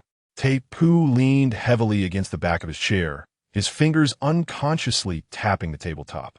After a long time, he raised his head and looked at his assistant secretary. "Immediately contact Wilson and have him come to me right away." Chapter 61. The soldiers of Great Xia are all monsters. Half an hour later, a robust man with dark skin walked into the Oval Office. His name was Wilson, the legendary captain of the former Dolphin Strike team, his hands stained with the blood of at least 30 rebel fighters from various countries. The sharpest knife of the Eagle Sauce Nation. "Commander," Wilson stood at attention and saluted, his voice crisp and clear, without a trace of unnecessary emotion. Tep stood up from his chair, walked around the desk, and clapped Wilson's rock-solid shoulder heavily. "Wilson, the nation needs you." Tep's voice was low, carrying an undeniable tone of command. "I need you to lead an elite team of 20 to infiltrate Great Xia. I want to know what those unusual movements are on the border." He paused, leaning closer to Wilson's ear, his tone chilling. "If you encounter their border soldiers, you know what to do. Make it clean." Tep raised his hand, making a gesture across his neck. Wilson's facial muscles showed no change as he simply replied, "Understood." To him, this was just another mission, nothing different from before. "Commander, this..." The assistant secretary beside them turned pale and finally couldn't hold back. "If we get caught by Great Xia with evidence, our position in the international arena will be very difficult. It's equivalent to declaring war." "Shut up." Tep suddenly turned around, glaring at him fiercely, Do you think Great Xia would go to war with us over a few border soldiers? They don't have the guts. Right now, they're just a turtle hiding in its shell. He waved his hand irritably, as if swatting away a fly. Immediately gather all the members of Congress. I want to hold a meeting. The night was deep, with no moon or stars. 7 to 8 kilometers outside the northwestern border of Great Xia, several specially modified military jeeps silently stopped in a concealed forest. Wilson, along with over 20 fully armed Eagle Saw soldiers, got off the vehicles. Their gear, from silent combat suits to multifunctional tactical helmets, was all top-notch products of Blue Star technology. Everyone moved forward on foot, maintain silent communication. Wilson issued the order, and the group melted into the night like drops of ink, quickly disappearing into the wilderness. Their formation was perfect, each person stepping in the footprints of the one before them, and despite more than 20 people moving, not a sound was heard. After 2 hours of rapid marching, they finally arrived at their destination, a temporary outpost of Great Xia's border at the scheduled time. Wilson crouched on the cool grass, raising a high-powered night vision binocular. In the distance, lights were on in the military tents, and he could vaguely see 4 or 5 figures moving inside, seemingly laughing and talking loudly. Outside the tent, it was empty, not even a symbolic patrol. It's rotten to the core. Wilson lowered the binoculars, a disdainful curve forming at the corner of his mouth. Such discipline, such vigilance. It was like a bunch of farmers in military uniforms. A military like this deserves to be a rival to the Eagle Sauce Nation. I'll go in alone and take care of it in 5 minutes. You provide cover fire and wait for my signal. He rejected the team's request to infiltrate together. In his view, dealing with a few unguarded new recruits of Great Xia was more than enough for him alone. It was even somewhat overkill. Wilson lowered his body, blending into the darkness, his steps so light that even he couldn't hear them. He approached the brightly lit military tent like a gliding snake, silently and stealthily. He drew a military dagger from his tactical vest, the cold blade reflecting no light. His target was the figure closest to the entrance of the tent, facing away from him, just as his muscles tensed, ready to spring up and slice the opponent's throat with the dagger. The figure that had been sitting there suddenly vanished into thin air. Wilson's pupils constricted suddenly, and a momentary brain freeze made his blood feel like it had solidified. Were they? Before he could react to this bizarre scene, an indescribable force struck him from behind. Bang! The force felt less like a kick and more like being hit head-on by a charging rhinoceros. Wilson was sent flying, crashing through the canvas of the military tent. The immense impact made him feel as if his insides were being churned up, and a mouthful of blood surged up his throat, which he forced back down. Enemy attack. The tremendous noise instantly alarmed the 20 or so Eagle Saw soldiers lying in ambush outside. Their combat training was vividly displayed at this moment. No one panicked. No one questioned. Open fire. Tot, tot, tot, tot, tot. The dense tongues of fire ripped through the quiet night. A net of fire composed of over 20 automatic rifles unleashed countless bullets toward the swaying military tent. In an instant, the tent was turned into a sieve, collapsing with a thunderous crash. As the gunfire ceased and smoke filled the air, the Eagle Saw soldiers maintained their combat formation, cautiously approaching. However, the scene before them left these battle-hardened elite soldiers frozen in place. Amidst the ruins of the tent, for Great Xia soldiers stood quietly. They were not only uninjured, but their clothes were also spotless, without a single tear. Surrounding their bodies was a faint, visibly black airflow, flowing like a living entity. The bullets, capable of shredding steel plates, were all blocked by this strange black mist, clinking as they fell to the ground like a metallic hailstorm. Silence. A dead silence. One Eagle Saw soldier's mouth dropped open, nearly losing grip on his rifle. My God, what is that thing? Among the ruins, one Great Xia soldier stretched and yawned, seemingly indifferent to the recent gunfire. He rubbed his eyes and looked at another person, lazily complaining, "It's too noisy. Can't you let people sleep?" Another soldier bent down, picked up a deformed bullet from the ground, weighed it on his fingertips, then looked up at the stunned Eagle Saw soldiers, grinning widely. Is that all the power? Not even enough to scratch me. Chapter 62. The people of Great Xia are all devils reincarnated, The atmosphere on the scene had solidified. Those self-proclaimed elite soldiers from Eagle Sauce, at this moment, had pale faces, their arms holding guns trembling like sifted chaff, their teeth chattering uncontrollably, making a clattering sound. Everything happening before their eyes had completely shattered their military training and technological understanding, which they relied on for survival. Cough, cough. In the ruins of the tent, Commander Wilson struggled to prop up half of his body, violently spitting out a mouthful of blood mixed with mud and sand. He felt several ribs had broken, and his internal organs felt as if they had been kneaded by an invisible giant hand. The force of that kick, just now, was beyond human capability. He laboriously raised his head, and his gaze coincidentally met the 4 Great Xia soldiers surrounded by black mist, his pupils suddenly shrinking to the size of pinpricks. What was that? Some kind of energy shield? Or a new type of exoskeleton secretly developed by Great Xia? As a battle-hardened commander, fear lingered in his mind for only a moment before being forcibly suppressed by his professional training.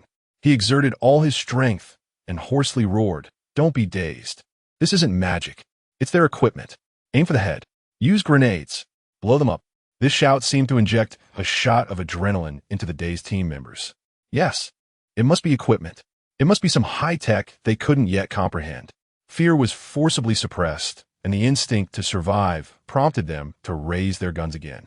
The dark muzzles no longer aiming at torsos, but locking onto the heads of the 4 Great Xia soldiers. Fire! Rat-a-tat-tat-tat-tat. A new round of gunfire erupted, even more frenzied and dense than before. However, just as they pulled the trigger, the 4 figures standing in the ruins vanished once again. The bullets predictably missed, kicking up a spray of dust on the ground behind them. Where did they go? The brains of the Eagle Sauce soldiers completely crashed, falling into a blank state. In the next second, a bone-chilling cold surged up from the back of each person's neck. "Hey, looking for us?" A voice laced with mockery, like the whisper of death, rang in their ears. The surviving Eagle Sauce soldiers stiffly turned their heads, and then they saw the most horrifying scene of their lives. The 4 Great Xia soldiers had mysteriously appeared behind them, almost face to face. In the pitch-black night, the eerie black mist rose from them, making them appear not like living humans, but like vengeful spirits crawling out of the underworld. Cold daggers silently sliced through the air, leaving behind trails of deadly cold light. Puffed, warm blood sprayed out, staining the cold night sky red. Those Eagle Saw soldiers didn't even have time to scream. They instinctively covered their necks, their eyes filled with confusion and fear that couldn't dissipate in time, and then they collapsed weakly. The entire process was so fast it was suffocating. Originally a squad of more than 20 elite soldiers, only 5 or 6 remained now, instinctively huddling together, trembling more violently than leaves in the wind. They looked at the 4 Great Xia soldiers, shrouded in black mist and dripping blood from their daggers, and a word uncontrollably emerged from the depths of their souls. Devils. Devil. They are devils. A blonde-haired, blue-eyed Eagle Sauce soldier finally completely broke down. He threw away his rifle and let out a scream like a slaughtered pig. They sold their souls to Satan. They are not human. His scream seemed contagious, and the remaining few began to howl incoherently, crawling backward in a panic. The Great Xia soldiers did not immediately pursue. Instead, they approached step by step with a teasing demeanor, like a cat playing with a mouse. With each step they took forward, the Eagle Sauce soldiers retreated 3 steps in fear. Squad leader, this Wuxiang Tunshin magic is really damn exhilarating. A Great Xia warrior named Zhang Feng wiped the blood from his dagger, feeling the unstoppable power surging within him, his face filled with uncontrollable excitement. He could clearly feel that after practicing this magic, his strength, speed, and reaction ability had undergone a qualitative leap, even able to withstand the shooting of rifle bullets. Looking at the corpses of these Eagle Saw soldiers on the ground, he even felt a bit disdainful. Is this it? This is the so-called number 1 in individual combat capability, the Eagle Saw soldier? More than 20 people, well-equipped and fully armed, ambushing 4 Great Xia border defense warriors who were resting. And what happened? They were counter-killed by the 4 without a scratch. What are they screaming about? Zhang Feng frowned. His Eagle Sauce language skills were limited to fuck and hello. Nearby, Lu Xiaofeng walked over. He understood some eagle sauce language, and after listening for a while, burst into laughter. They say we are devils, that we sold our souls to Satan. Satan? Zhang Feng grinned, revealing a set of white teeth. What is that? Our Great Xia doesn't do that stuff. If we were to sell, it would have to be to our King Yin, mixing in as a ghost official. Something like the black and white impermanence. Much more impressive than whatever Satan is. Just as they were talking, an eagle sauce soldier, perhaps driven to the brink of despair, suddenly let out a beast-like roar, drew his dagger, and crazily charged at Zhang Feng. The devil! Zhang Feng looked at the oncoming enemy without even raising an eyelid, showing no intention of dodging. Just as the dagger was about to stab into his chest, the black mist around him surged violently, causing the eagle sauce soldier's movements to suddenly freeze as if he had hit an invisible wall. In the next moment, Zhang Feng extended his right hand, reaching out first, and single-handedly grabbed the soldier's neck, effortlessly lifting him into the air like a chick. No martial ethics, ambushing. You really are just like your dog masters. Zhang Feng said mockingly. Crack! A crisp sound of bones breaking echoed. Zhang Feng casually threw the eagle sauce soldier's lifeless body to the ground, completely devoid of life. They dared to be so reckless because before the nationwide magic cultivation began, the military district had issued the highest order. For any external forces daring to provoke across the border, there was only one word: kill. No warnings, no captives, kill without mercy. 1 minute later, the last eagle sauce soldier also fell into a pool of blood, leaving no survivors on the scene, except for the 4 Great Xia warriors. Zhang Feng wiped his hands, looked around, and suddenly remembered something. Squad leader, wait. Earlier when the tent collapsed, there seemed to be another eagle sauce guy, the one you kicked away at the beginning. He wouldn't have run away, would he? Upon hearing this, the squad leader revealed a confident smile. One did escape. He raised his hand and pointed to the distant, dark woods. However, Zhang Kai's already caught up. The squad leader turned his head to look at Zhang Feng and leisurely asked, do you think he can get away? Chapter 63, he actually caught up. Under the night sky at the border of Great Xia, the shadows of trees danced. A figure stumbled through the forest, dragging a wounded leg, every step pulling at the muscles of his face, with an unshakable terror in his eyes. This figure was none other than Wilson, the captain of the Dolphin assault team, who had just escaped with his life. At this moment, Wilson's mind was a chaotic mess. He couldn't understand how he, leading over 20 fully armed elite soldiers from Eagle Sauce country, could have ended up in such a situation after attacking for seemingly defenseless Great Xia border soldiers. The entire squad had been wiped out, and he was the only one who managed to escape. What baffled him even more was, those Great Xia soldiers seemed to have not even a scratch on them. Terrifying, too terrifying. They were devils. They weren't afraid of bullets. They must be Jin warriors. The Jin warriors that Great Xia had developed. I must bring this information back to Eagle Sauce country. I must. As Wilson ran desperately, he raged in his heart. To prevent the signal from being intercepted by Great Xia, he had deliberately left the device that could directly contact the Eagle Sauce headquarters on the military truck. Now, he was running towards the parking spot of that military truck. As long as he could get in the vehicle, he could leave smoothly and relay this earth-shattering news back home. Wilson did not believe that those Great Xia soldiers could run faster than a military truck. No way. As he thought about it, Wilson, aided by the sparse moonlight, finally saw the blurred outline of the military truck in the distance. The moment he saw the truck, he almost burst into tears of joy. If he could bring this news back and let the United Nations take action, he could solidify the accusation against Great Xia for developing Jin warriors. At that point, what good would it do for Great Xia to be strong? Could they withstand the united attack of the entire blue planet? The more he thought about it, the more excited Wilson became, as if he could already see Great Xia surrounded by fleets from dozens of countries. He painstakingly made his way to the vicinity of the truck, not immediately getting in, but instead scanning the surroundings cautiously. After confirming that those terrifying Great Xia soldiers had not caught up, he suddenly yanked the door open and threw himself inside. Wilson fished out a palm-sized satellite communication device from the passenger seat and quickly organized his thoughts. Then, he directly turned the key, started the truck, and sped towards the nearest airport. After deciding how to report, Wilson pressed the button on the communication device. The next second, a raspy electrical noise came from the device. "Is this the Eagle Sauce Command Center? This is Wilson, codename Adam. Just now, I was executing a reconnaissance mission against Xia, but we encountered 4 Great Xia soldiers at the border. They're simply devils. They were enveloped in dark mist and, oh, God, that devil is chasing me. I see him.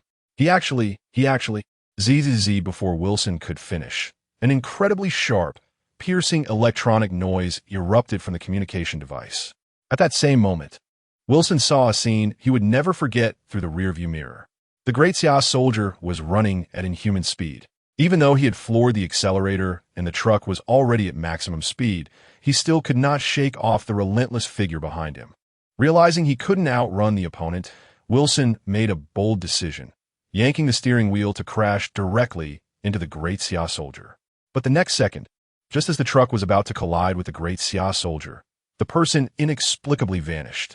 When Wilson's gaze whipped back to the front of the truck, he was shocked to find that the Great Xia soldier was now standing firmly on the hood. "Hello there, Eagle Sauce guy."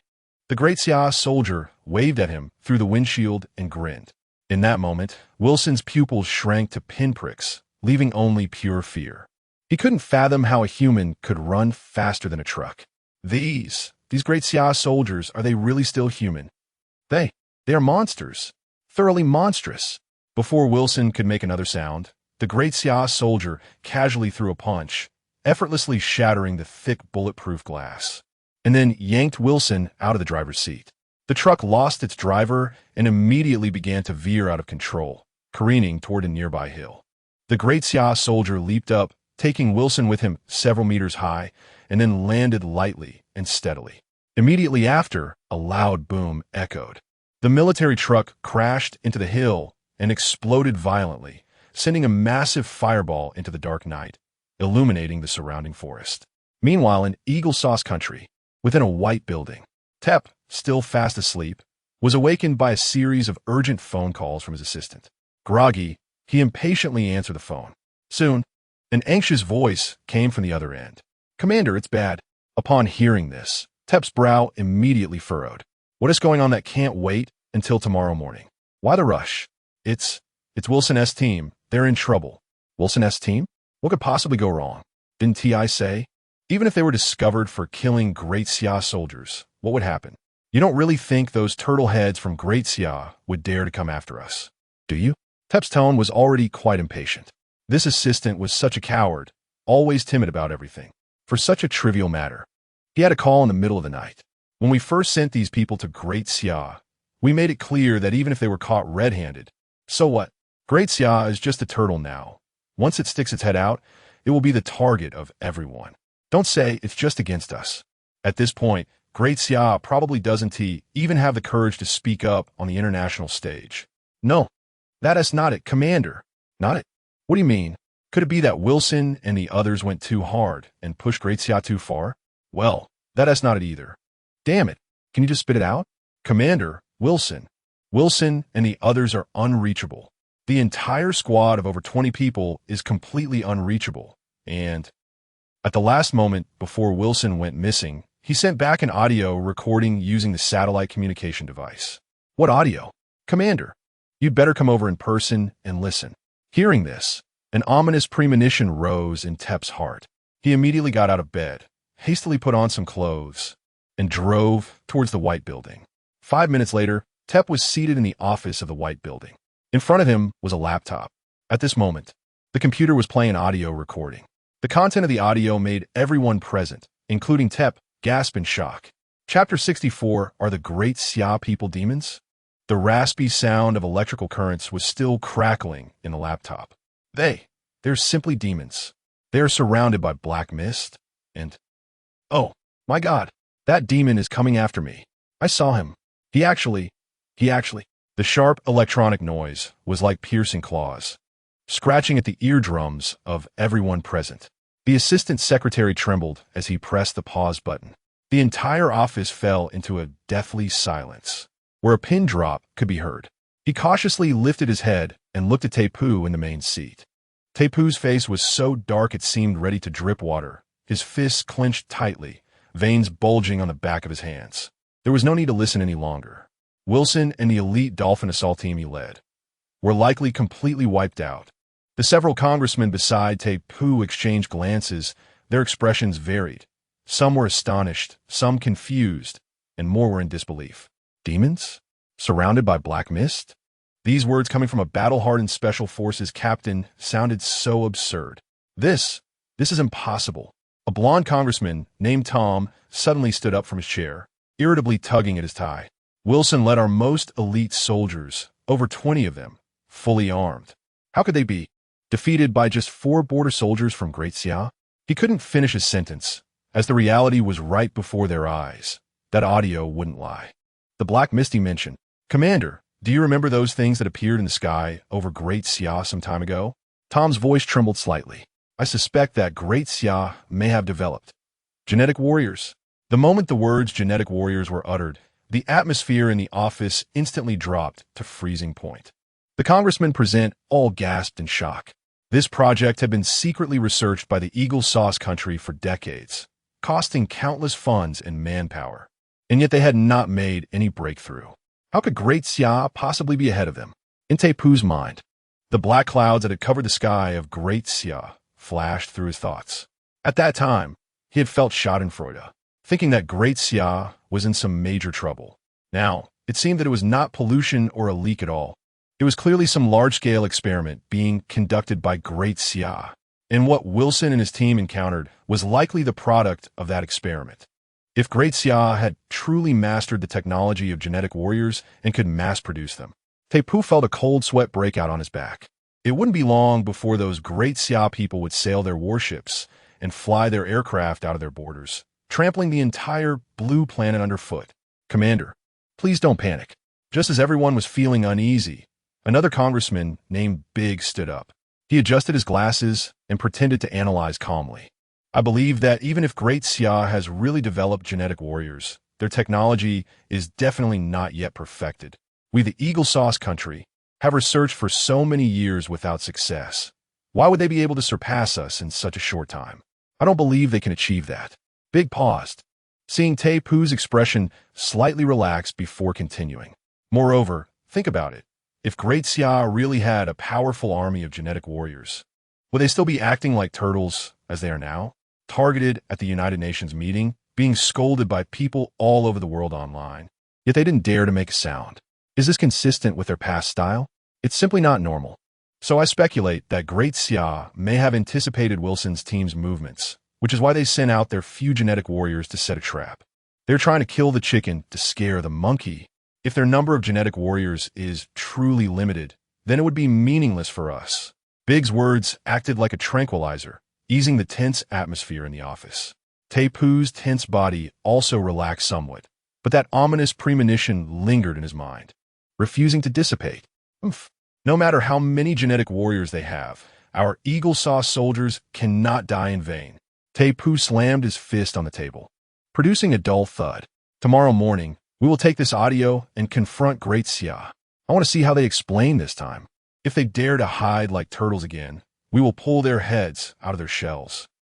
A few hours later, as dawn broke, Ye Chen received a message from Ning Guoqiang, which was concise and to the point, asking him to quickly go to the High City Military District. He quickly put on some clothes, and with a thought, his figure disappeared from home, reappearing in the vicinity of the High City Military District the next second. Familiar with the route, he arrived at Ning Guoqiang's office, pushed open the door, and a refreshing aroma of tea greeted him. Ning Guoqiang was sitting at the tea table, leisurely pouring tea, looking spirited and rosy. Ye Chen glanced around and noticed that Ning was even more robust than a few days ago. Ning Guoqiang, level 22, old Ning. Congratulations on your breakthrough again. Ye Chen smiled as he walked over and sat down opposite Ning Guoqiang. Ha ha ha. Thanks to you, my young friend Su. Ning Guoqiang laughed heartily, pushing a cup of freshly brewed hot tea towards Ye Chen. Now, on to serious matters. Ning Guoqiang's smile faded, and his expression became serious. Last night, a Special Forces team from the Eagle Sauce country infiltrated our northwestern border with ulterior motives. And the result? Ye Chen picked up the teacup and took a gentle sip. They were completely annihilated by the 4 soldiers stationed there. Ning Guoqiang's tone was very calm, as if he were discussing a trivial matter. Oh, Ye Chen raised his eyebrows.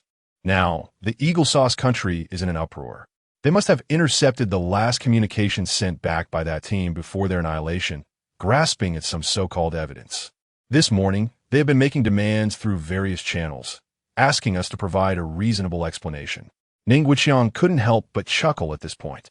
Otherwise, they would take coercive measures against us. Hearing the words coercive measures, Ye Chen almost spat out the tea in his mouth. He put down the teacup, feeling amused. This commander of the Eagle Sauce country can come up with a new rocket every day. I wonder if he ever gets tired of it.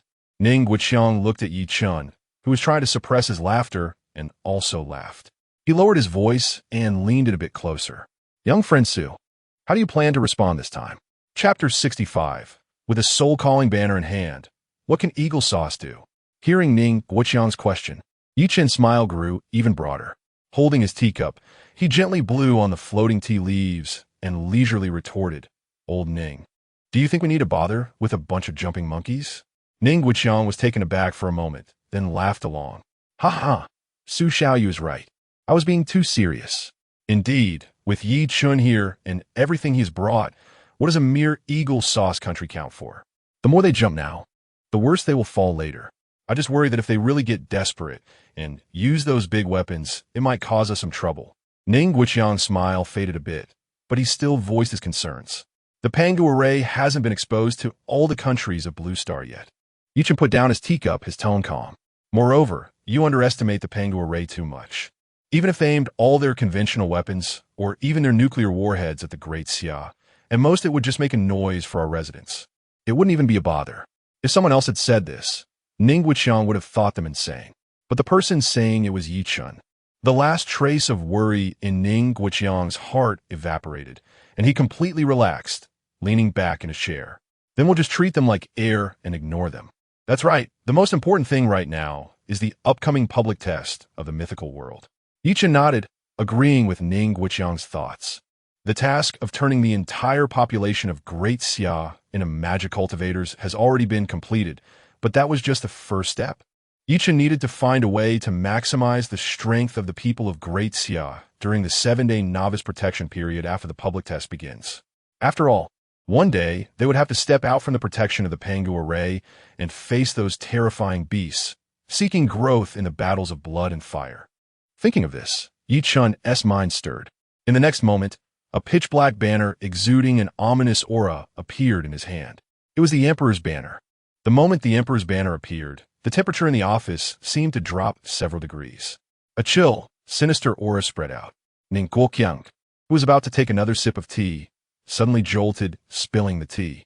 He abruptly raised his head, staring intently at the black banner in Ye Chen's hand.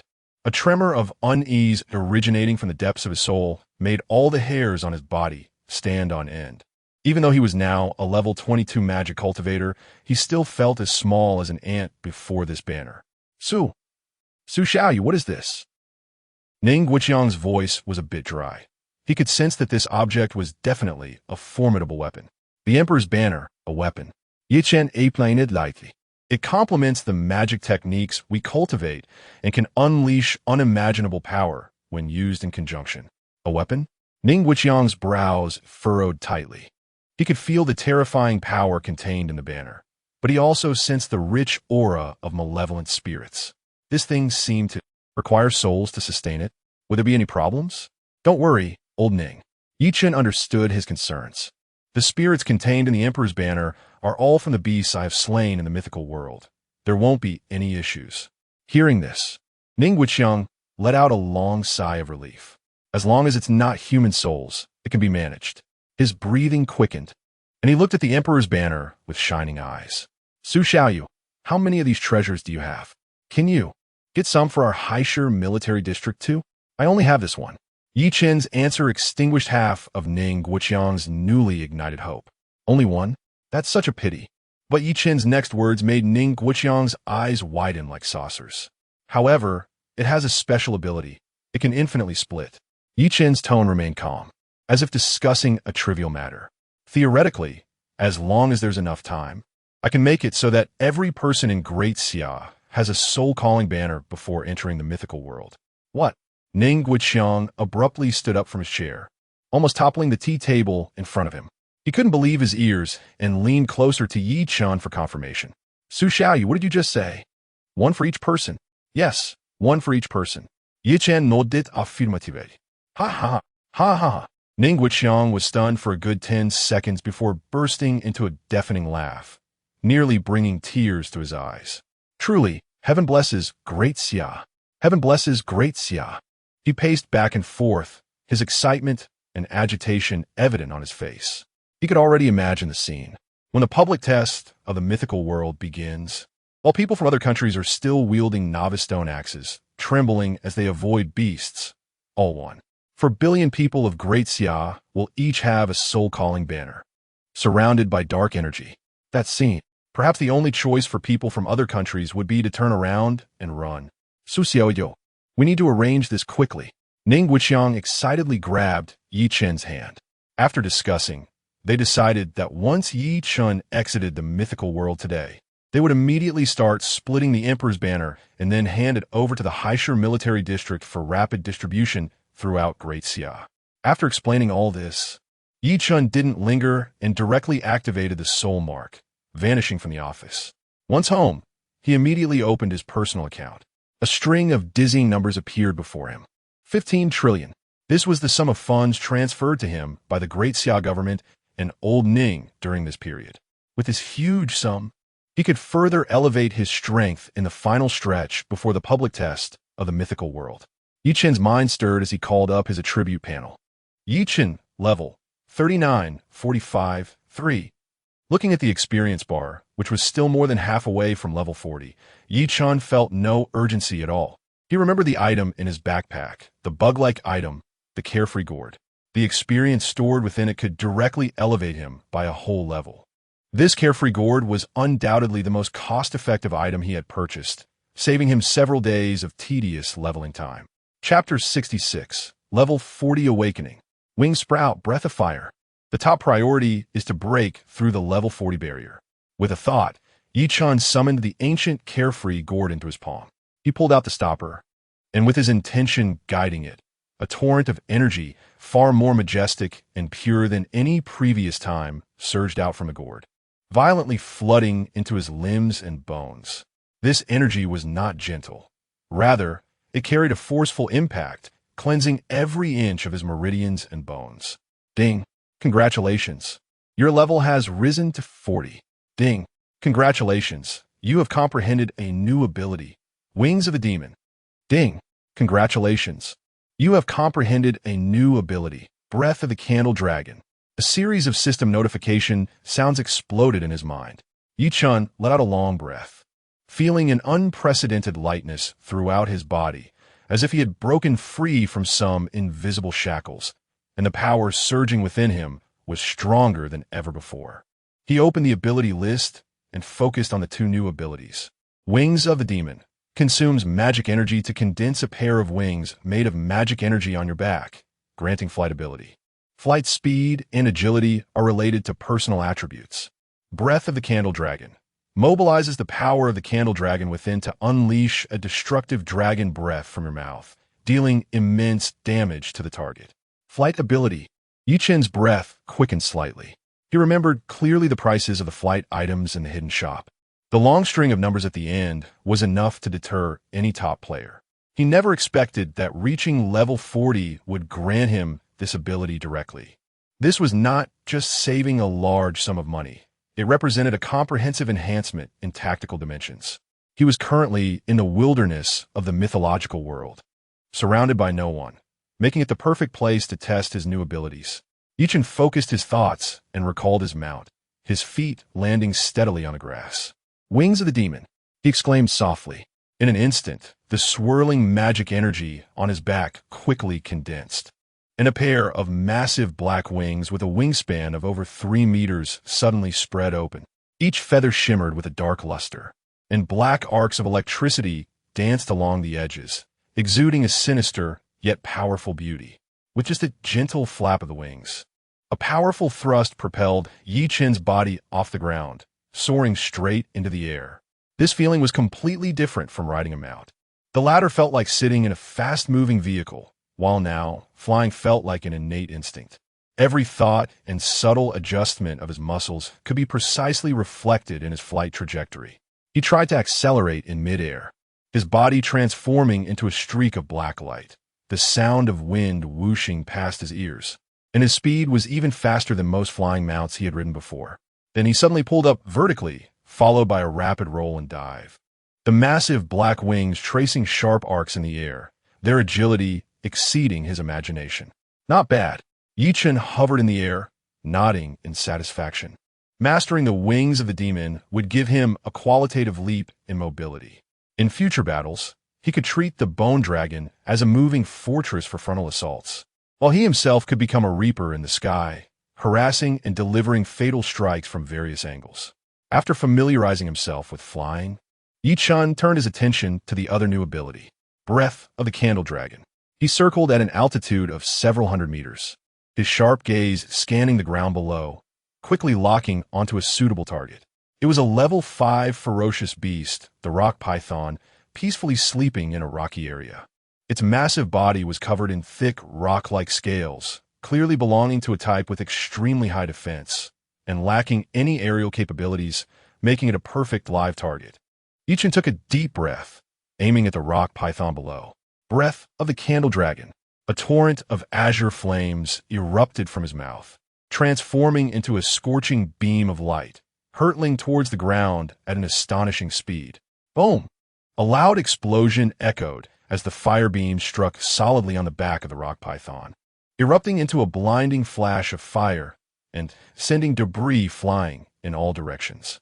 However, as the smoke dissipated, Ye Chen's brow twitched slightly. He saw the rock python writhing in pain, and although the hit area was charred black, the heavy rock armor had not been penetrated. Only spiderweb-like cracks appeared. The damage was not enough. It seemed that in its normal state, while the breath of the candle dragon was impressive, it still fell short against a level 5 ferocious beast like the rock python, which had tough skin and meat. Since that was the case, Ye Chen's eyes flashed coldly. Candle Dragon Avatar. The Candle Dragon bloodline within him responded, letting out an ancient dragon roar. A series of dark golden dragon scales with mysterious patterns pierced through his skin, instantly covering his body. His finger bones elongated, transforming into sharp claws. And a solid dragon tail, phantom, extended from the end of his spine, gently swaying, causing the air to hum under the pressure. But that was not all.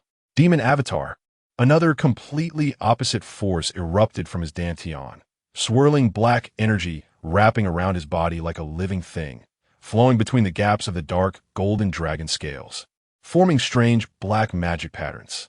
At that moment, Ye Chen possessed both the majesty of the candle dragon and the sinister nature of the demon, achieving a perfect balance of the two powers within him, his aura stronger than ever. He gathered his power again, this time clearly sensing that the energy converging in his mouth even distorted the surrounding light. Whoosh, whoosh, two beams of azure breath, denser and faster than before, shot out in quick succession, instantly cutting through the sky. This time, the rock python's proud rock armor was pierced as easily as tofu. Hiss! The rock python let out an excruciatingly painful scream, its massive body thrashing wildly on the ground, two fist-sized holes appearing on its back, green blood gushing out and corroding the ground with a sizzling sound. Although it was severely injured, the creature's vitality remained strong, and it did not die immediately. The test ended here, and Ye Chen gained a clearer understanding of his strength. He the dual avatar state, hovering in midair, looking down at the still, struggling rock python. Letting a level 5 ferocious beast die so easily seemed too wasteful. A glint of amusement flashed in his eyes. The next moment, he raised his hand, and a complex, massive magic circle unfolded in the air, its azure glow illuminating the entire rocky ground. Come forth, my general. Bone Dragon. Chapter 67. An 80 trillion treasure map? A dragon's roar that pierced gold and split stone echoed through the skies, imbued with death and pressure. The low-level ferocious beasts within a radius of several miles instantly felt their guts churn and fled in panic, fearing that if they were even a moment late, they would be torn to shreds by that terrifying aura. In the center of the rocky area, the rock python, which had been writhing and struggling, now stood rigid in place, its massive body locked down by the terrifying aura emanating from the top of the food chain.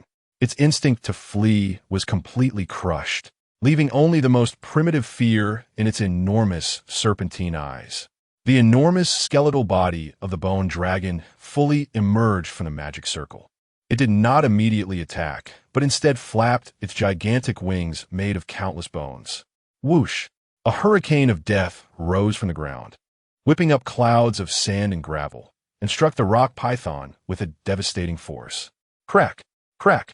The remaining rock armor on the rock python, already covered in cracks, shattered under the force of the hurricane as if it were glass struck by a heavy hammer, instantly splintering into countless fragments and exposing its unprotected flesh beneath. Good opportunity. Ye Chen floated in midair, unhesitatingly channeling the power of the candle dragon within him once more.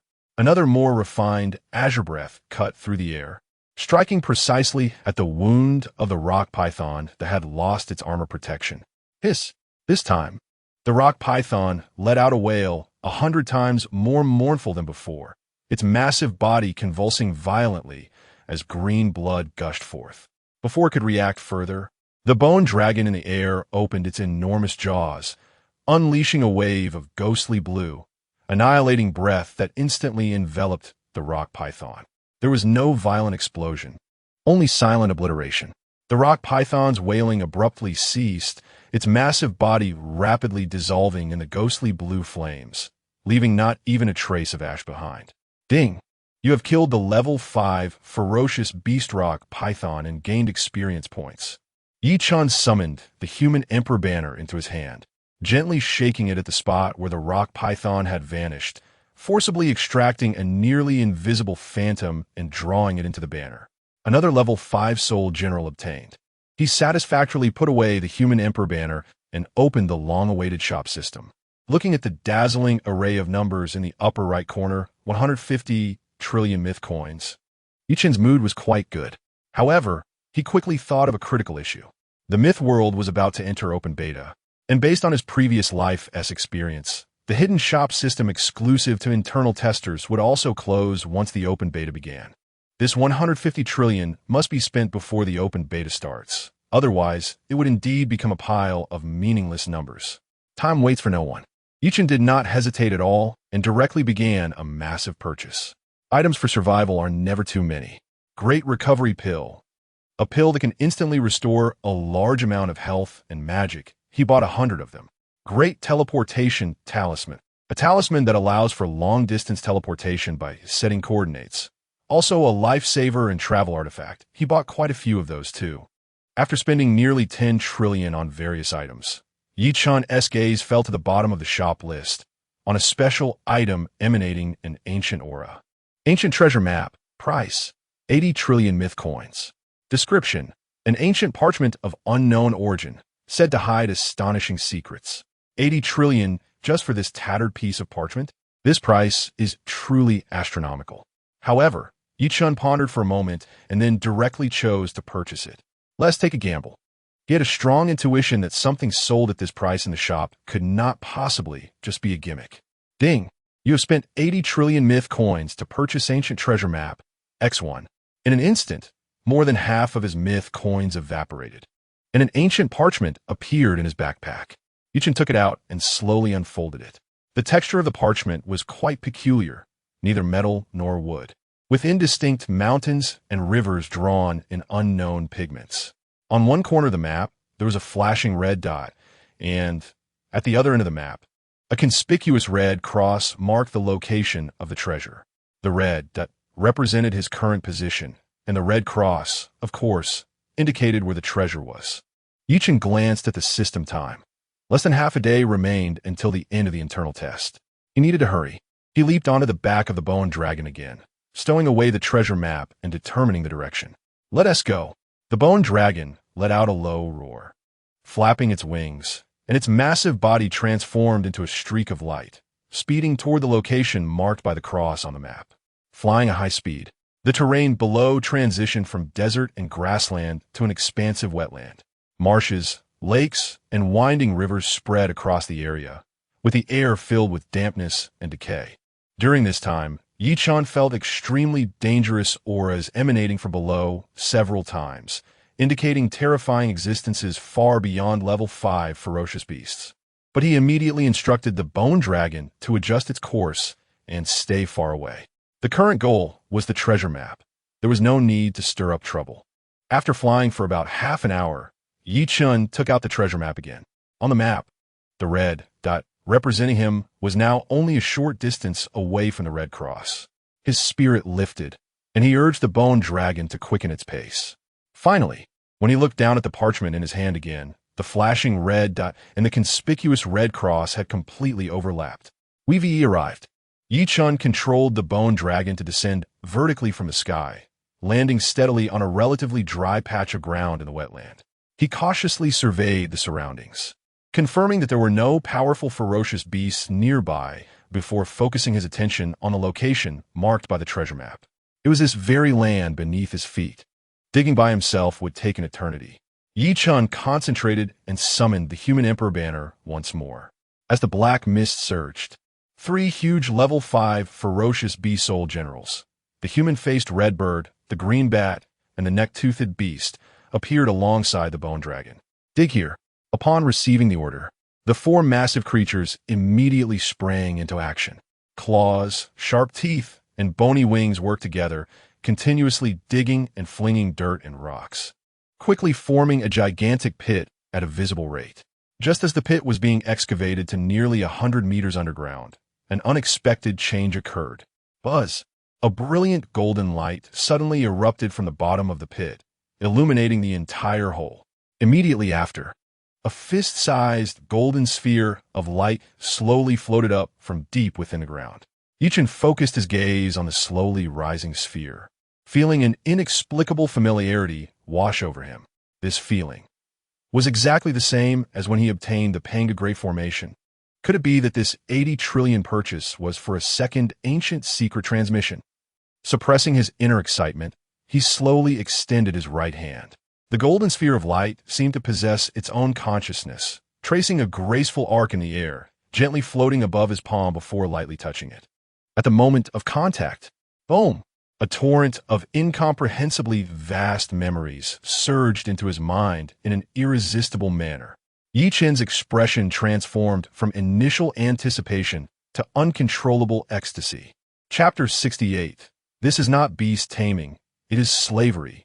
A torrent of massive information surged through Ye Chen's every nerve like a flood that had burst its banks.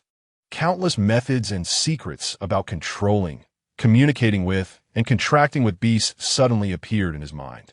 Ding! Congratulations on comprehending the ancient beast taming technique. Ancient beast taming technique. By consuming one's own spiritual power and signing an equal contract with fierce beasts, one can command them to fight for you.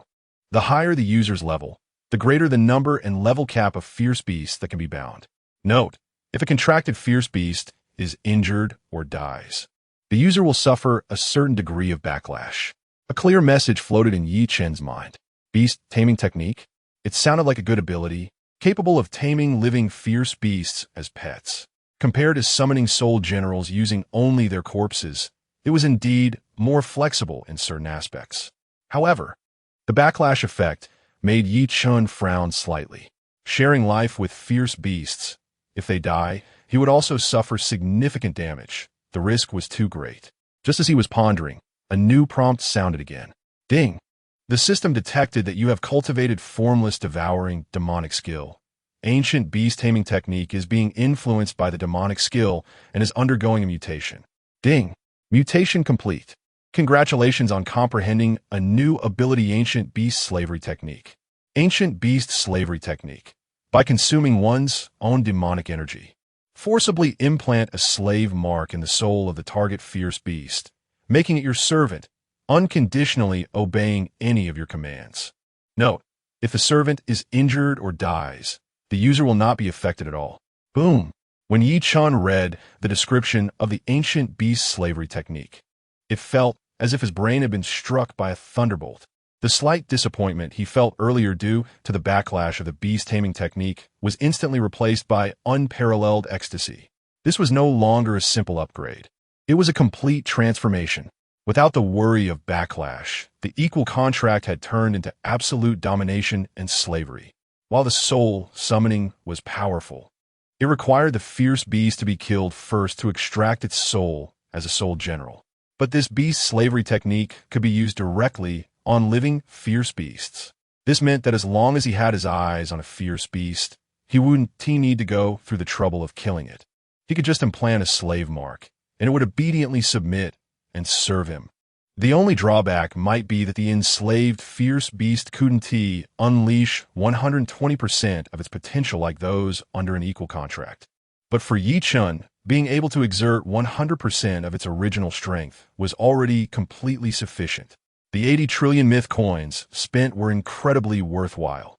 Ye Chen was even certain that if this ancient beast slavery technique were made into a skill book and put in the store, its price would definitely be an astronomical number that couldn't be estimated. From the Pangu array to the current beast slavery technique, it was proven that there was indeed nothing useless in the ancient secrets. Roar. Alwo. Just as Ye Chen was immersed in the excitement of gaining a new ability, a series of earth-shattering beast roars suddenly came from all directions, waking him from his thoughts. He looked up and saw a massive shadow racing towards him from the distant wetland horizon. The ground began to tremble violently, as if thousands of horses were galloping. It was a beast tide. It seemed that the commotion from earlier while excavating the ancient secrets had attracted all the native beasts in this wetland. Ye Chen was not the least bit nervous. Instead, a smile of excitement appeared on his face. Just in time. Perfect for testing the power of my ancient beast slavery technique. Moo, a level 5 horned deer, comparable in size to an armored vehicle and with a ferocious horn on its head, was the first to break away from the herd, charging straight at Ye Chen with a gust of foul wind. However, before it could get close, a massive shadow descended from the sky. Bang! The giant body of the green bat crashed into the side of the horned deer, sending it flying sideways with tremendous force, rolling several times in the mud before coming to a stop. At the same time, the human-faced redbird and the bone dragon soared into the air, meeting the tide of beasts. In an instant, dragon breath and flames intertwined. Claws and fangs were used in tandem. Faced with the overwhelming pressure of 3 level 5 soul generals, those level 3 and 4 fierce beasts fell like wheat being harvested. Ding! Your soul general has killed the level 3 fierce beast swamp crocodile, gaining experience. Ding! Your soul general has killed the level 4 fierce beast mud giant python, gaining experience. A series of system prompt sounds flooded Ye Chen's ears as his experience bar rose visibly. However, his attention was not on these experience points, but on quickly searching for a suitable target within the beast tide. Soon, he locked onto a level 4 fierce beast, the ironback howling wolf, which had been separated due to the chaos. Just you, Ye Chen thought, and the demonic energy within him began to circulate rapidly, a strand of pure black energy gathering at his fingertips. Go! He flicked his fingers, and that strand of black energy instantly transformed into a tiny black mark, shooting into the center of the ironback howling wolf's forehead with lightning speed. The ironback howling wolf, which had been running, suddenly stiffened, its fierce eyes turning vacant and hollow. Success! Ye Chen could clearly feel a wonderful connection established between him and the ironback howling wolf, an absolute dominion connection. He tried giving a command. Kill them. In the next second, the ironback howling wolf abruptly changed direction, letting out a roar and charging unhesitatingly at its former kin nearby. It frantically bit and killed, quickly taking down several lower-level fierce beasts. However, its frenzy did not last long. Soon, a more powerful level 5 fierce beast noticed this traitor, and a giant bear paw descended from the sky, crushing its head into pieces. Ding! Your servant ironback howling wolf has died. The moment the ironback howling wolf died, Ye Chen carefully felt his body. No discomfort at all. No pain of soul tearing, no weakness from life force fading, nothing at all. A wave of wild joy surged in his heart. The ancient beast slavery technique was indeed domineering. Moreover, he immediately thought of a deeper use for this ability. The soul soldiers and generals summoned by the soul summoning technique could exist permanently, but they could not stray too far from him. However, this beast slavery technique had no such limitations. He could enslave a large number of fierce beasts and then deploy them to the borders of the Great Xia. Placing them around the Pangu array, let these enslaved fierce beasts become the first and most indestructible mobile defense line to protect the Great Xia. Thinking of this, Ye Chen looked up again, gazing at the boundless, surging beast tide. At this moment, in his eyes, these were no longer ferocious beasts. They were moving experience bags, a massive army waiting for him to recruit. His gaze swept over the chaotic herd and landed on the level 5 brutal giant bear that had just crushed the ironback howling wolf with a paw. A larger and more complex black slave mark began to slowly form in his palm. Chapter 69. The Last Ultimatum from Eagle Sauce. You'll cry tomorrow. Half an hour later, the beast roars that had been echoing over the wetlands finally ceased. The bone dragon and the human-faced red bird circled low in the air, their massive wings and fiery feathers stirring up a bloody wind. After confirming that no living creatures remained, they slowly descended behind Ye Chen. The green bat and neck-toothed beast stood like two silent demonic deities, faithfully guarding both sides of Ye Chen. Their enormous bodies were covered in chunks of flesh and organs, thick blood dripping from their scales, pooling on the ground into small puddles, emitting a nauseating, sweet smell. Looking around, the entire wetland was unrecognizable, completely transformed into a quagmire of blood and flesh. Severed limbs and shattered entrails covered the ground, resembling a bloody painting depicting hell. Ding! Your soul general has killed a 5th-tier ferocious beast-raging giant bear, gaining experience. Ding! Your level has increased to level 40, experience 42. Ye Chen glanced at his attribute panel. In just half an hour, his experience bar had surged by nearly half. This leveling speed was more than 100 times more efficient than grinding in any secret realm. More importantly, his army of enslaved beasts was taking shape. In the distance, over a dozen powerful 5th-tier ferocious beasts and hundreds of various 4th-tier ferocious beasts lay quietly on the ground, their mountain-like bodies trembling slightly, gazing at their new master with a mix of fear and absolute submission. At that moment, a cold and familiar mechanical prompt echoed in the minds of all players. The beta test of the Mythical World is about to end. The entrance will close in 10 minutes. Please leave as soon as possible. The official launch of the Mythical World will commence tomorrow at 10 a.m. Stay tuned. So tomorrow is the official launch. Ye Chen's lips curled into a subtle arc. He recalled all his soul generals and enslaved ferocious beasts, then with a thought. The bloody hell in front of him instantly faded away. The familiar office furnishings came into view. Without a moment's delay, he used a soul marker to position himself.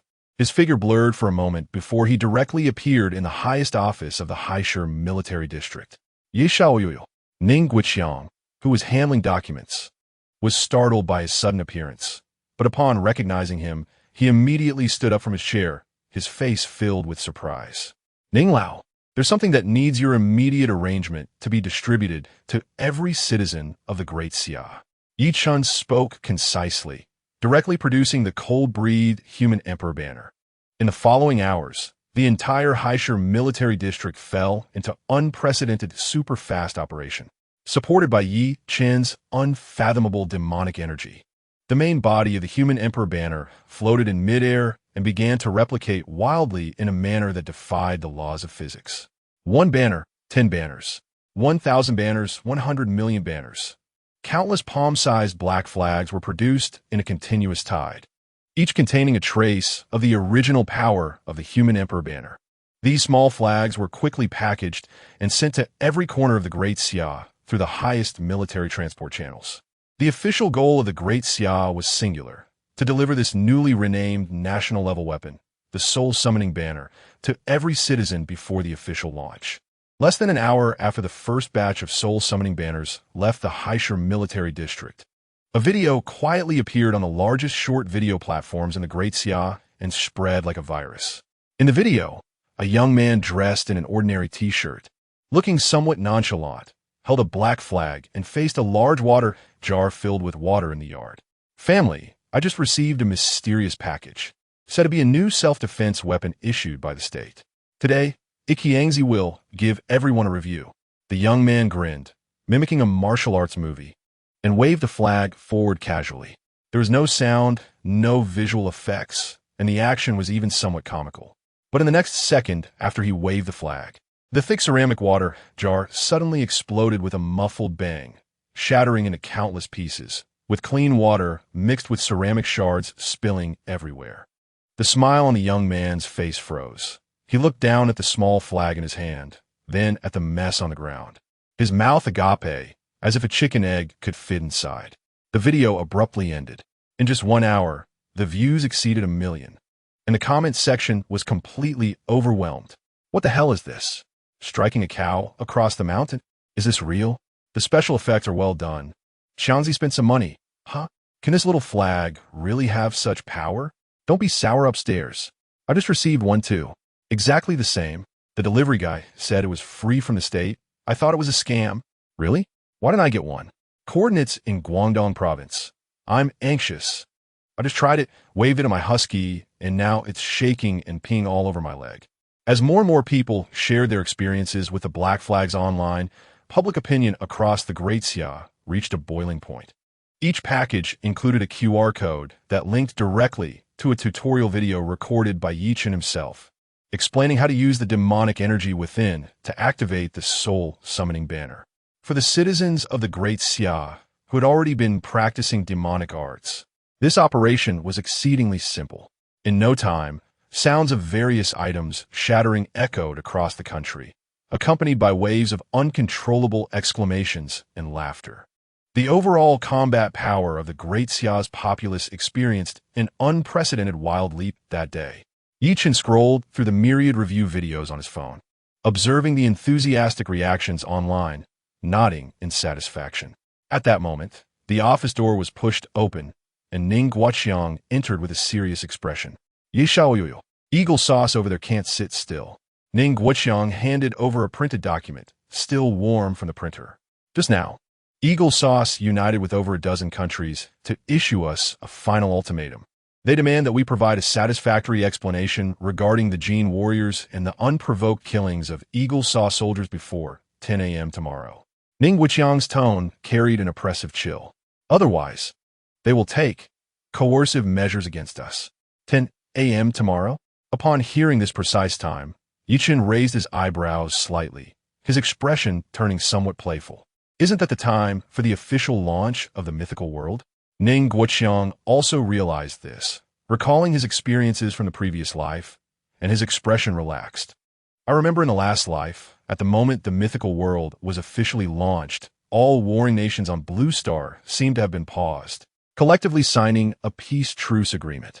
Everyone's attention was drawn to that brand new world. Then we don't need to pay them any mind." Ye Chen casually tossed the so-called final ultimatum onto the table, as if discarding a piece of waste paper. "By 10 a.m. tomorrow, they'll naturally close their mouths, and they might even regret saying those few words today." "I agree." Ning Guoqiang nodded heavily, but then a killing intent surfaced on his face. He picked up the document and scrutinized the names of the countries that had jointly signed. "However, we have noted down the countries that took advantage of our misfortune this time." His finger tapped heavily on the names of several countries. "When the mythical world merges with reality in the future, we will settle this account with them. With interest." Chapter 70. The Traitor's Proposal. Eagle Sauce's commander overjoyed. In Ning Guoqiang's office, the atmosphere was grim. The jointly signed ultimatum was casually tossed in the corner of the desk, as if it were just a worthless piece of paper. For the current high-level officials of the Great Xia, their consensus was unprecedentedly unified. The mythological world was about to descend. This was a brand new era and also the ultimate selection affecting all of humanity. In this monumental change, those who could not adapt, who could not struggle to survive in the harsh new world, would be ruthlessly abandoned by the times, regardless of which country they belonged to. Wasting even a second of energy on such people was irresponsible towards the future of the Great Xia. Ye Chen did not express any further opinions. He simply took out a large piece of still steaming beast flesh from his spatial ring. This was a high-level, ferocious beast he had hunted during the beast tide, containing immense energy. Ning Lao, I will stay at the core of the Panga formation for the next several hours before the public test opens. Ye Chen's voice was very calm, just in case. After saying that, his figure vanished from the spot. Ning Wucheng looked at the place where Ye Chen had disappeared, slowly nodding his head. Deep in his eyes was complete trust in this young man. With him around, the Great Xia was as solid as a rock. Meanwhile, thousands of miles away in Eagle Sauce Country, in the highest office of a white building, the atmosphere was oppressive, as if solidified like a block of lead. Commander Teipu's face was so dark it could drip ink, as he stared fixedly at the trembling assistant secretary in front of him. No response yet? His voice was hoarse, filled with incredulous anger. Yes, Commander. The assistant secretary was drenched in cold sweat, not daring to lift his head to look at Teipu. All the messages we sent have fallen into silence. They completely ignored our ultimatum. Ignored? Teipu suddenly slammed the folder in his hand hard on the ground, papers scattering everywhere. What gives them the right to ignore us? Do they really want to go to war with the entire Blue Star? Or have they already deployed those damned genetic warriors? The assistant secretary shivered and braced himself to continue reporting. We have had all our intelligence channels within the Great Xia cut off a few hours ago. All the infiltrators have lost contact. We currently know nothing about the internal situation of the Great Xia. Nothing at all. Nothing at all. Teipu's chest heaved violently. He felt his authority had been challenged like never before. He paced back and forth, his fists cracking. Silence, a death-like silence. After a long time, Teipu suddenly stopped, a fierce determination appearing on his face. All right, very well. Since they are seeking their own death, then they can't blame me. Inform everyone, if the Great Xia does not give us a satisfactory response by 10 a.m. tomorrow, we will launch a full-scale attack. Full. The assistant secretary was so terrified by this word that he nearly lost his mind, just as he wanted to advise against it. A commotion suddenly erupted outside the office door. What is going on? Teipu shouted impatiently. The door was pushed open, and several senior senators surrounded a yellow-skinned, black-haired man as they entered. The man's face was filled with a fawning smile. Teipu's brow furrowed instantly, watching the unfamiliar man from the Great Xia with caution. Have you checked him? Does he carry any dangerous items? Rest assured, Commander. The leading senator hurriedly assured him. We have checked him 3 times with the most precise instruments. He carries nothing that could harm you. With the assurance, Teipu's expression eased slightly as he scrutinized the man from the Great Xia. The man stepped forward, bowing deeply, his smile becoming even more humble. Respected Commander Teipu, hello, my name is Zhang Panzhou, a businessman from the Great Xia, and I have now obtained a green card from your country. Oh, Teipu elongated his tone, asking with interest, I assent, the Great Xia good? Why did you come to our Eagle Sauce country? Zhang Panzhou straightened up, speaking without hesitation, his tone full of disdain for the Great Xia and flattery for Eagle Sauce. How can the Great Xia compare to the Great Eagle Sauce country? It is a decayed, backward, and insular place. And you, respected commander, your vision and strategy are like the sun in the sky, something the foolish leaders of the Great Xia can never hope to reach.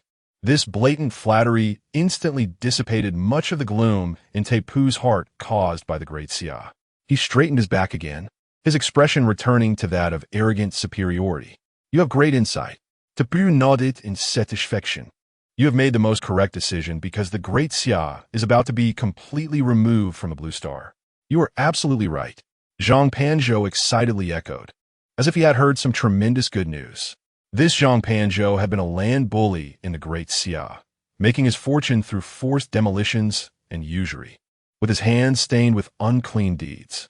Recently, the Great Xia's Law Enforcement Bureau had begun to crack down on such social scourges. The keen-sensed Zhang Panzhou immediately sensed the danger, rolling up his several hundred million ill-gotten gains overnight and fleeing to Eagle Sauce country. Just a couple of days ago, his similarly unscrupulous brother had also smuggled over from the Great Xia, bringing alarming news. His brother told him that the atmosphere in the Great Xia had been very strange lately, as if preparing for a massive war. And many in the military district were cultivating a bizarre technique that emitted black gas. Zhang Panzhou immediately realized this was a perfect opportunity to pledge loyalty to his new master. Without hesitation, he divulged everything he knew, embellishing the details, especially about the black gas technique and war preparations, which he described vividly as if he had witnessed it firsthand. They're all cultivating that evil technique, turning into something neither human nor ghost.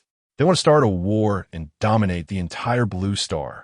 As Taipu listened to Zhang Panzhou's description, his initial satisfaction gradually morphed into an uncontrollable excitement. This was exactly what he wanted. This was the kind of inside testimony he sought from someone within the Great Xia. Well done. Taipu slammed the table, looking at Zhang Panzhou with an approving expression. You have made a great contribution to Eagle Sauce Country and the entire Blue Star. Chapter 71 is the Great Xia. Surrounded? In the office of Commander Tep, the air trembled with fervor. The appearance of Zhang Panzhou as a witness was like a war permit sent by God. Vaklimus. Tep's palm slammed down on the table, the heavy solid wood producing a dull thud. The ecstasy on his face almost distorted his features. We now have the most direct evidence. The Great Xia is secretly preparing for war, intending to overturn the entire order of Blue Star. With this reason, all previous military movements against the Great Xia have become justified, even filled with a halo of righteousness. In the name of this, unite the entire Blue Star to judge the Great Xia. Tep opened his arms as if embracing the whole world, his eyes full of intoxication with power. Commander, a senior senator beside him, also his confidant, poured cold water on him at that moment. His brows furrowed, he cautiously spoke. The dark energy technique mentioned by Zhang Panzhou sounded a bit strange. Could the Great Xia still be hiding some trump card that we don't know about? Tep, upon hearing this, laughed dismissively as if he had heard a great joke. A trump card? He glanced at the senator with disdain. What trump card could allow them? A single country to resist the entire Blue Star? You can't really think that those mystical things can withstand the steel torrent of all our countries, can you? He didn't believe that any technique could surpass modern military power. In his view, it was merely a desperate measure from the Great Xia when pushed to the brink, a weakling's final wail. Tep ignored the senator's concerns and walked to the massive global communication screen, issuing commands in an unquestionable tone. Immediately, notify all countries of Blue Star in my name. Tell them that the Great Xia's conspiracy has been exposed. Tomorrow at 10 in the morning. We will simultaneously strike at the Great Xia. His voice echoed in the office, filled with bloodthirsty excitement. This time, I will make sure the name Great Xia is completely erased from the map of Blue Star. A few hours later, the night was as dark as ink in the Ministry of National Security of the Great Xia. Minister Li Jingjiang sat cross-legged, surrounded by swirling magical energy like a dragon, breathing slowly. Suddenly, a rapid knock on the door broke the tranquility. Guoming, Li Jingjiang's eyes snapped open, and the magical energy around him vanished without a trace, as if it had never existed. A young soldier pushed the door open, his face pale and beads of sweat forming on his forehead. Minister, urgent military situation. Speak. Li Jingjiang's tone was steady as a mountain. Our space-based radar has detected an immeasurable number of troops rapidly approaching our border from all directions. Li Jingjiang's brows furrowed slightly. Source? Numbers? Types of troops? The source. There are too many. The soldier's voice trembled uncontrollably. Based on the military insignias and equipment standards, it can be preliminarily determined that at least 10 countries are involved in this operation. From land, sea, and air we are completely surrounded. It is expected that in a few hours, the encirclement will be fully formed. Send the satellite images to my computer. Li Jingjiang waved his hand. You go back and continue monitoring. Yes. The soldier saluted and quickly left. Li Jingjiang opened the computer in front of him, and a massive real-time dynamic map instantly filled the entire screen. Outside the vast territory of the Great Xia, countless red dots surged in from all directions, like a tightening blood-red net, trapping the entire outline of the Great Xia within. Each red that represented a combat unit. Aircraft carrier battle groups, tank brigades, air and space fighter formations. Seeing this scene, even someone as resolute as Li Jingjiang felt a prickling sensation on his scalp. He did not hesitate for a moment, immediately grabbing the red, encrypted phone on the table, dialing the number for the Haisher Military District directly. An hour later, in the office of the Haisher Military District, Ningguoqiang, Ye Chen's figure silently appeared in the room. Old Ning.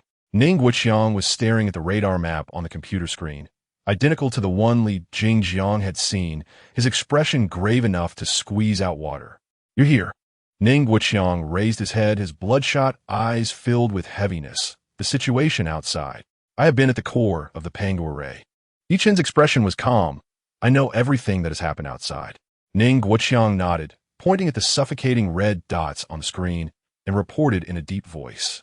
"According to the latest statistics from the Ministry of National Security and the Military District, a total of 22 countries are jointly attacking us." 22. Ye Chen repeated the number, his tone flat, revealing no emotion. "The majority are countries that usually wag their tails behind the eagle sauce," Ningguoqiang added, his words heavy with suppressed anger. Ye Chen walked to the window, looking at the dark night sky outside. Only 3 hours remain until the public test of the myth world. His voice was soft, yet it was like a thunderclap that instantly shattered the heavy atmosphere in the office. Ningguoqiang was taken aback and then felt his tense nerves completely relax. A meaningful smile spreading across his face. Yes, only 3 hours left. 3 hours from now, the rules of the entire Blue Star will be completely rewritten. These aggressive steel torrents on the screen are nothing but a group of primitive people armed with sticks and stones, preparing to charge at modern armies in the face of the impending new era. Ridiculous and sad. They really know how to pick their time. Ningguoqiang chuckled self-deprecatingly. Relaxing entirely. Let them have their fun outside for now. Let them perform to their heart's content. Ye Chen slowly turned around, his gaze indifferent. From a moment, they pointed their cannons at the Great Xia. They had already stood on the opposite side of us. We, the Great Xia, never let any enemy go. Exactly. Ningguoqiang nodded heavily, a flash of killing intent in his eyes. This debt will be settled with them, principal and interest, when the sun rises. The two exchanged glances, no more words needed. Let the armies of those 22 countries perform their last madness outside the Pangu array. When the sun rises, it will be time to collect the debt. Chapter 72. Countdown to War. The end of the Great Xia. Outside the borders of Great Xia, a torrent of steel is at the gates. Tracks crush the frozen ground, emitting a dull rumble as endless columns of tanks point their cannons towards the east. The sky is torn apart, with formations of fighter jets and armed helicopters blocking out the sun, their engines roaring nearly loud enough to overturn the earth. On the azure sea, massive warships cut through the towering waves, their dart gun barrels and missile launchers silently telling tales of death. The triad of sea, land, and air is tightening its grip in an unstoppable manner. In the post-war command center of Eagle Sauce, a giant electronic screen is divided into hundreds of small grids, broadcasting real-time footage from the front lines. Tepu stands with his hands behind his back in front of the screen, a sickly flush appearing on his aged face. He greedily gazes at the weapons representing the pinnacle of Blue Star's military power, slowly approaching the country that has troubled him for decades. A sense of unprecedented satisfaction filling his chest. It's over. Decades of open and covert struggles, decades of mutual restraint. Today, right here, he will personally draw the conclusion. Victory will belong only to the great Eagle Sauce nation. 22 countries. We have united the armies of a full 22 nations. Tepu's voice is hoarse and excited as he slowly turns around to scan the representatives of other countries in the command center. We completed the assembly and encirclement at lightning speed.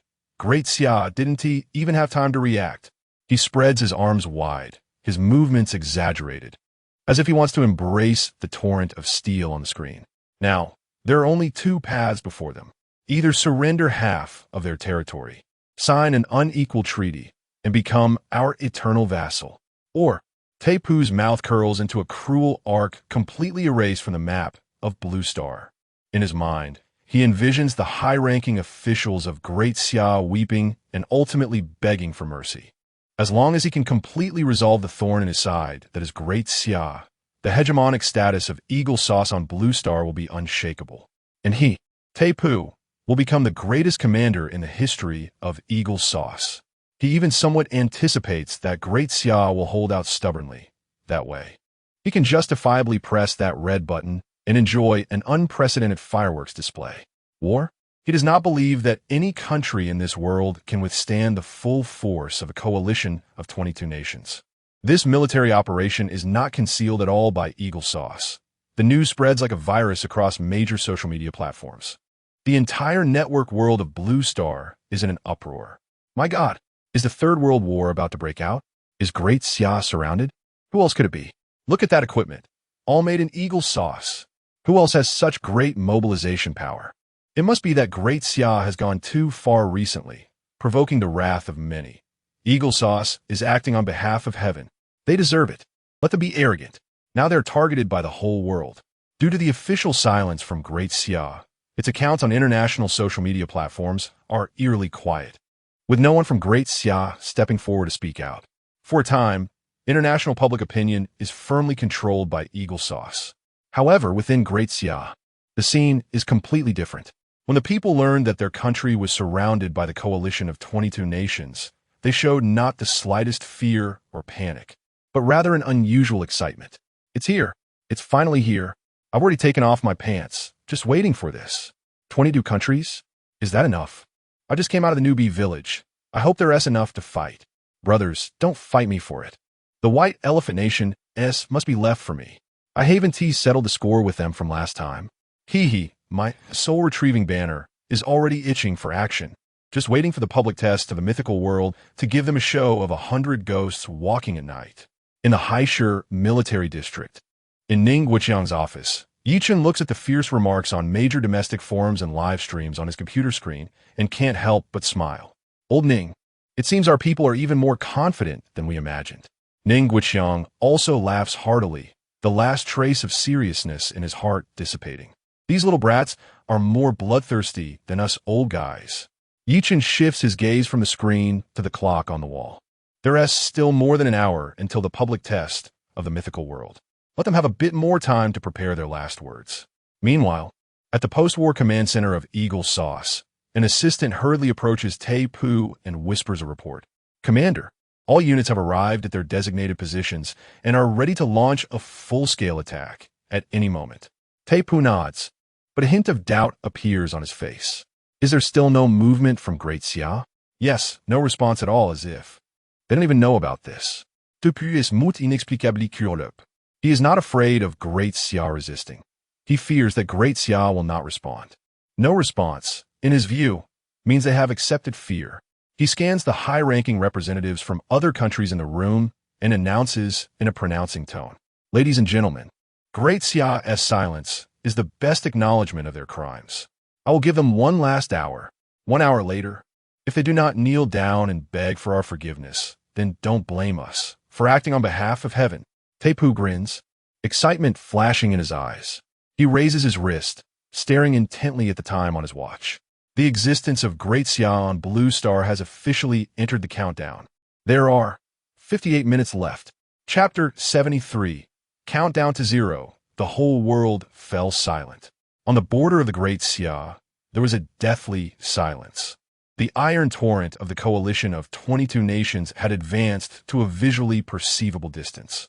The tank treads were deeply embedded in the frozen ground, and the dark cannon muzzles were pointed directly at the quiet land ahead. Above, dense formations of warplanes and armed helicopters obscured the starlight, their engines long shut down, hovering in the air, creating a suffocating pressure. However, there was still no reaction from the Great Xia side. No troops were gathering, no air defense alarms. And even the solitary light from the border outpost emanated an eerie calmness, just like every other night.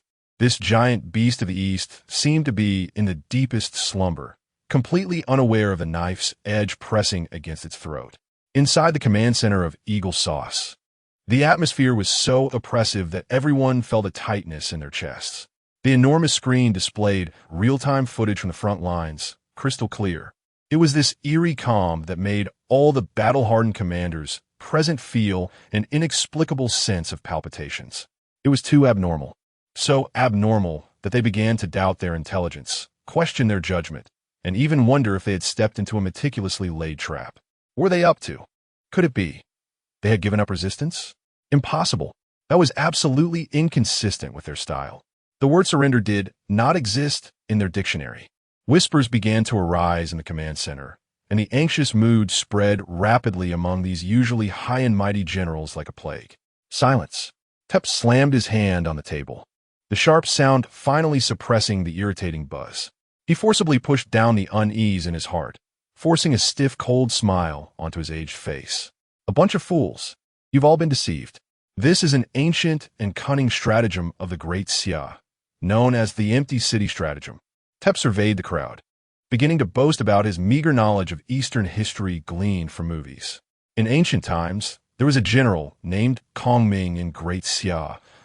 With no soldiers in the city, deliberately opened the city gates wide and leisurely drank tea on the city tower, scaring the enemy into retreating, thinking there was an ambush. He pointed at the overly quiet border of Great Xia on the screen. Look, they're using the same trick again, trying to scare us off with this ridiculous method. A coward's ploy. After hearing Tep's flawed explanation, some commanders' doubts lessened slightly, but many were still skeptical. After all, modern warfare and ancient warfare were entirely different matters. Tep, the commander-in-chief, the commander of the White Elephant Nation, stood up impatiently, his corpulent figure and unabashed greed evident on his face. Since it's the empty city stratagem, what are we waiting for? Let's fire a shot and see if it's really empty inside. He had long-standing grievances with Great Xia, and the thought of personally flattening this land and sharing the spoils thrilled him to the core. Exactly. A commander from a cherry blossom nation chimed in. Speed is of the essence in war. Delays lead to changes. Well said. Tep was completely ignited by these words, waving his hand decisively. We can't give them any chance to breathe. I announce that the Tomahawk cruise missiles of Eagle Sauce will fire the first shot for this grand feast. He raised his wrist to glance at his diamond-studded watch. I give them 15 minutes. 15 minutes later, if Great Xia still does not kneel and beg for mercy, all troops will launch a full-scale attack immediately. Boom! The atmosphere in the command center was instantly ignited. Greedy flames flickered in everyone's eyes, as if they could already see the territory of Great Xia being divided, countless treasures and cutting-edge technologies flowing into their pockets. Especially the commander of the White Elephant Nation, rubbing his hands together, anxiously staring at the clock, as if he wished time could fast forward. Time passed second by second. 10 minutes had gone by. Great Xia remained silent, as if it were a massive grave. The surrounding coalition troops had completed the final calibration of attack parameters, and all cannon mouths and missile launchers were locked onto their designated targets, just waiting for the command. At that moment, the official account of Eagle Sauce suddenly launched a live broadcast on the world's largest video streaming site. The title of the stream was extremely arrogant. Witness history. The fall of an empire. Instantly, countless viewers flocked in. My God, it's really going to happen. Long live Eagle Sauce. This is the resolve of the world police. Well done. Great Xia is finished. No one can save them this time. Ha ha ha. Let them be arrogant again. Now they're surrounded by the whole world. They must be dumbfounded. I've already prepared the champagne. The barrage of comments flowed like a waterfall, almost entirely filled with gloating and ridicule towards Great Xia.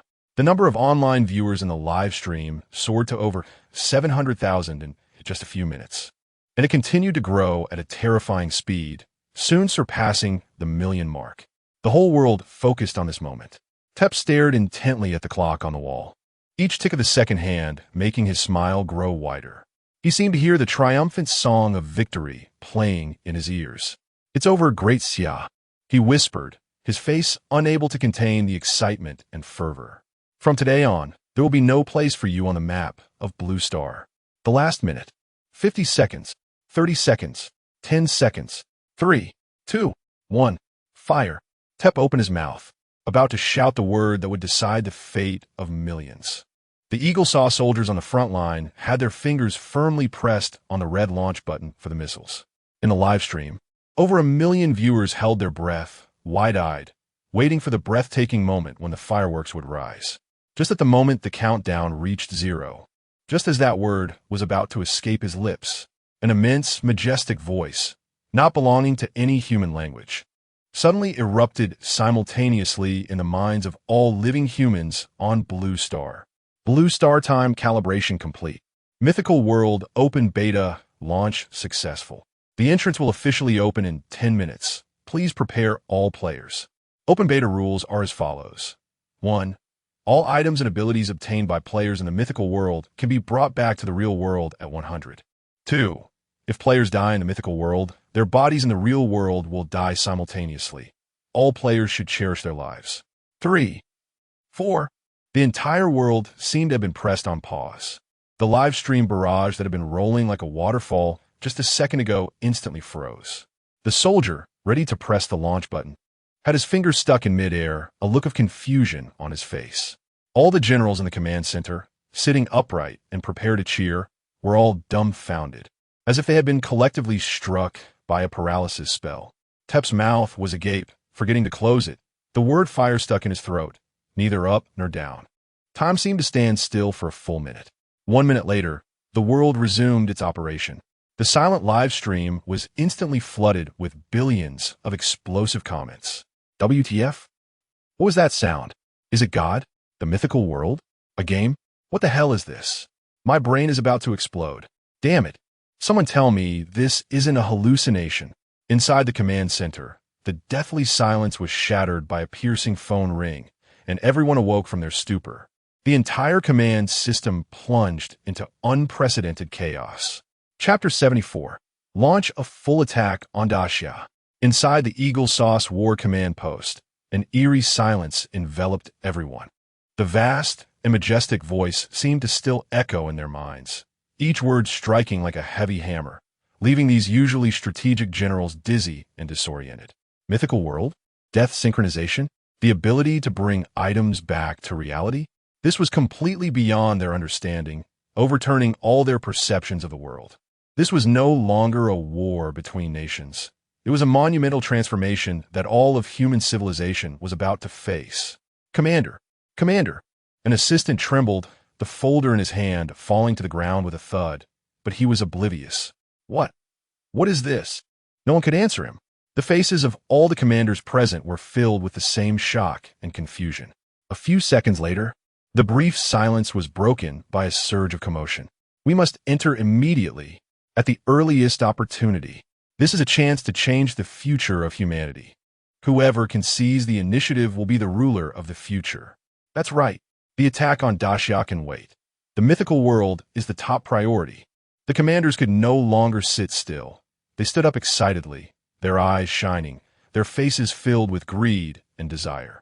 They were all elites from their respective countries, and they instantly understood the terrifying implications behind that voice. What land, what resources? In the face of a mythical world that could bring abilities back to reality. All of that seemed trivial. Commander Tep, the plump commander of the White Elephant Nation, was the first to lose control. He squeezed through the crowd and anxiously approached Tep. What should we do now? Continue attacking Xia, or study this mythical world first? Everyone's gaze instantly focused on Tep, waiting for his decision. Tep's expression changed unpredictably, the muscles in his aged cheeks twitching slightly. His mind was in turmoil. Rationality told him that the emergence of the mythical world meant that all plans must be reassessed. But another, more insane and obsessive emotion gripped his heart tightly. Why now? Why at the moment when they were about to erase Xia from Blue Star? A terrifying thought frantically took root in his mind. Xia. It must be Xia. They must have known about the mythical world all along, which is why they appeared so fearless. That is why they acted as if they were at the mercy of others. They wanted to drag out time in this way, waiting for the mythical world to open, and then take advantage of their lead to trample the entire Blue Star underfoot. Selfish bastards. Tep suddenly raised his head, his bloodshot eyes fixed on the quiet nation on the screen, his voice hoarse and twisted. We cannot wait. He roared, spitting as he spoke. Don't you idiots understand? This is Daxia's conspiracy. They have known everything all along, but kept this information hidden to monopolize all the benefits. If we stop now and turn to study that so-called mythical world, we will be playing right into their hands. By the time we get in, they will have already become the gods inside. At that point, don't even think about dividing Daxia. All our nations will become their slaves. This twisted rhetoric left the commanders present stunned. But they had to admit that the future Tep painted sent a chill down their spines. Continue the attack. Tep extended his finger and fiercely jabbed at the map of Daxia on the screen. Today here, we must completely eliminate Daxia. This is our last chance. His voice was filled with an undeniable madness. Anyone who dares to withdraw now is a traitor to all humanity. My Eagle Sauce Nation will prioritize targeting them even above Daxia. A blatant threat. The expressions of the commanders changed dramatically. They exchanged glances, seeing hesitation and struggle in each other's eyes. Although Tep's words were extreme, they were not without reason. Moreover, the threat from Eagle Sauce Nation was something none of them could afford to bear. Tep saw their wavering and immediately seized the opportunity, softening his tone, filled with persuasion. Everyone, the things in the mythical world are unknown, but the wealth and technology of Daxia are right in front of us. As long as we flatten them, the benefits we gain will surely outweigh the risks of venturing into that dangerous world. Once Daxia is eliminated, their vast lands will become unclaimed territory. At that time, how much each of us can divide will depend on our ability. ISNT this a grand feast? These words struck at the soft underbelly of all present. Greed ultimately triumphed over the desire for the unknown. The commander is right. Let us eliminate Daxia first. That's right. We can't let them seize the initiative. Let us do it. If we divide them, we will have more resources to explore the mythical world. The atmosphere in the command post ignited again, but this time, the flames were tinged with madness and a gambler's hysteria. All the commanders returned to their positions, picked up their communication devices, and resolutely issued the same command to their respective troops. Prepare for a full attack. At the Daxia border, the silent missile vehicles slowly raised their launchers again. The tank barrels recalibrated their targets. On the runway, the engines of bombers and fighter jets roared deafeningly. Above the sea, warships aimed their massive cannons at the coastline. A gigantic net woven from steel and fire once again enveloped Daxia. Tep watched all of this with satisfaction. He picked up the red phone on the command platform, a sinister smile spreading across his face. Relay my orders. Launch a full attack on Daxia. At the moment the order was given, boom, boom, boom. A thunderous roar erupted simultaneously from all directions. Countless flames shot into the sky, tracing deadly trajectories across the pitch-black night. On the sea, the warship's cannons spewed angry flames, and massive shells, with a piercing scream that tore through the air, smashed into Daxia's coastline. Tens of thousands of missiles and shells converged in the sky, forming an impenetrable steel rain that violently fell onto that silent land. Chapter 75, What the Hell is a Turtle Shell?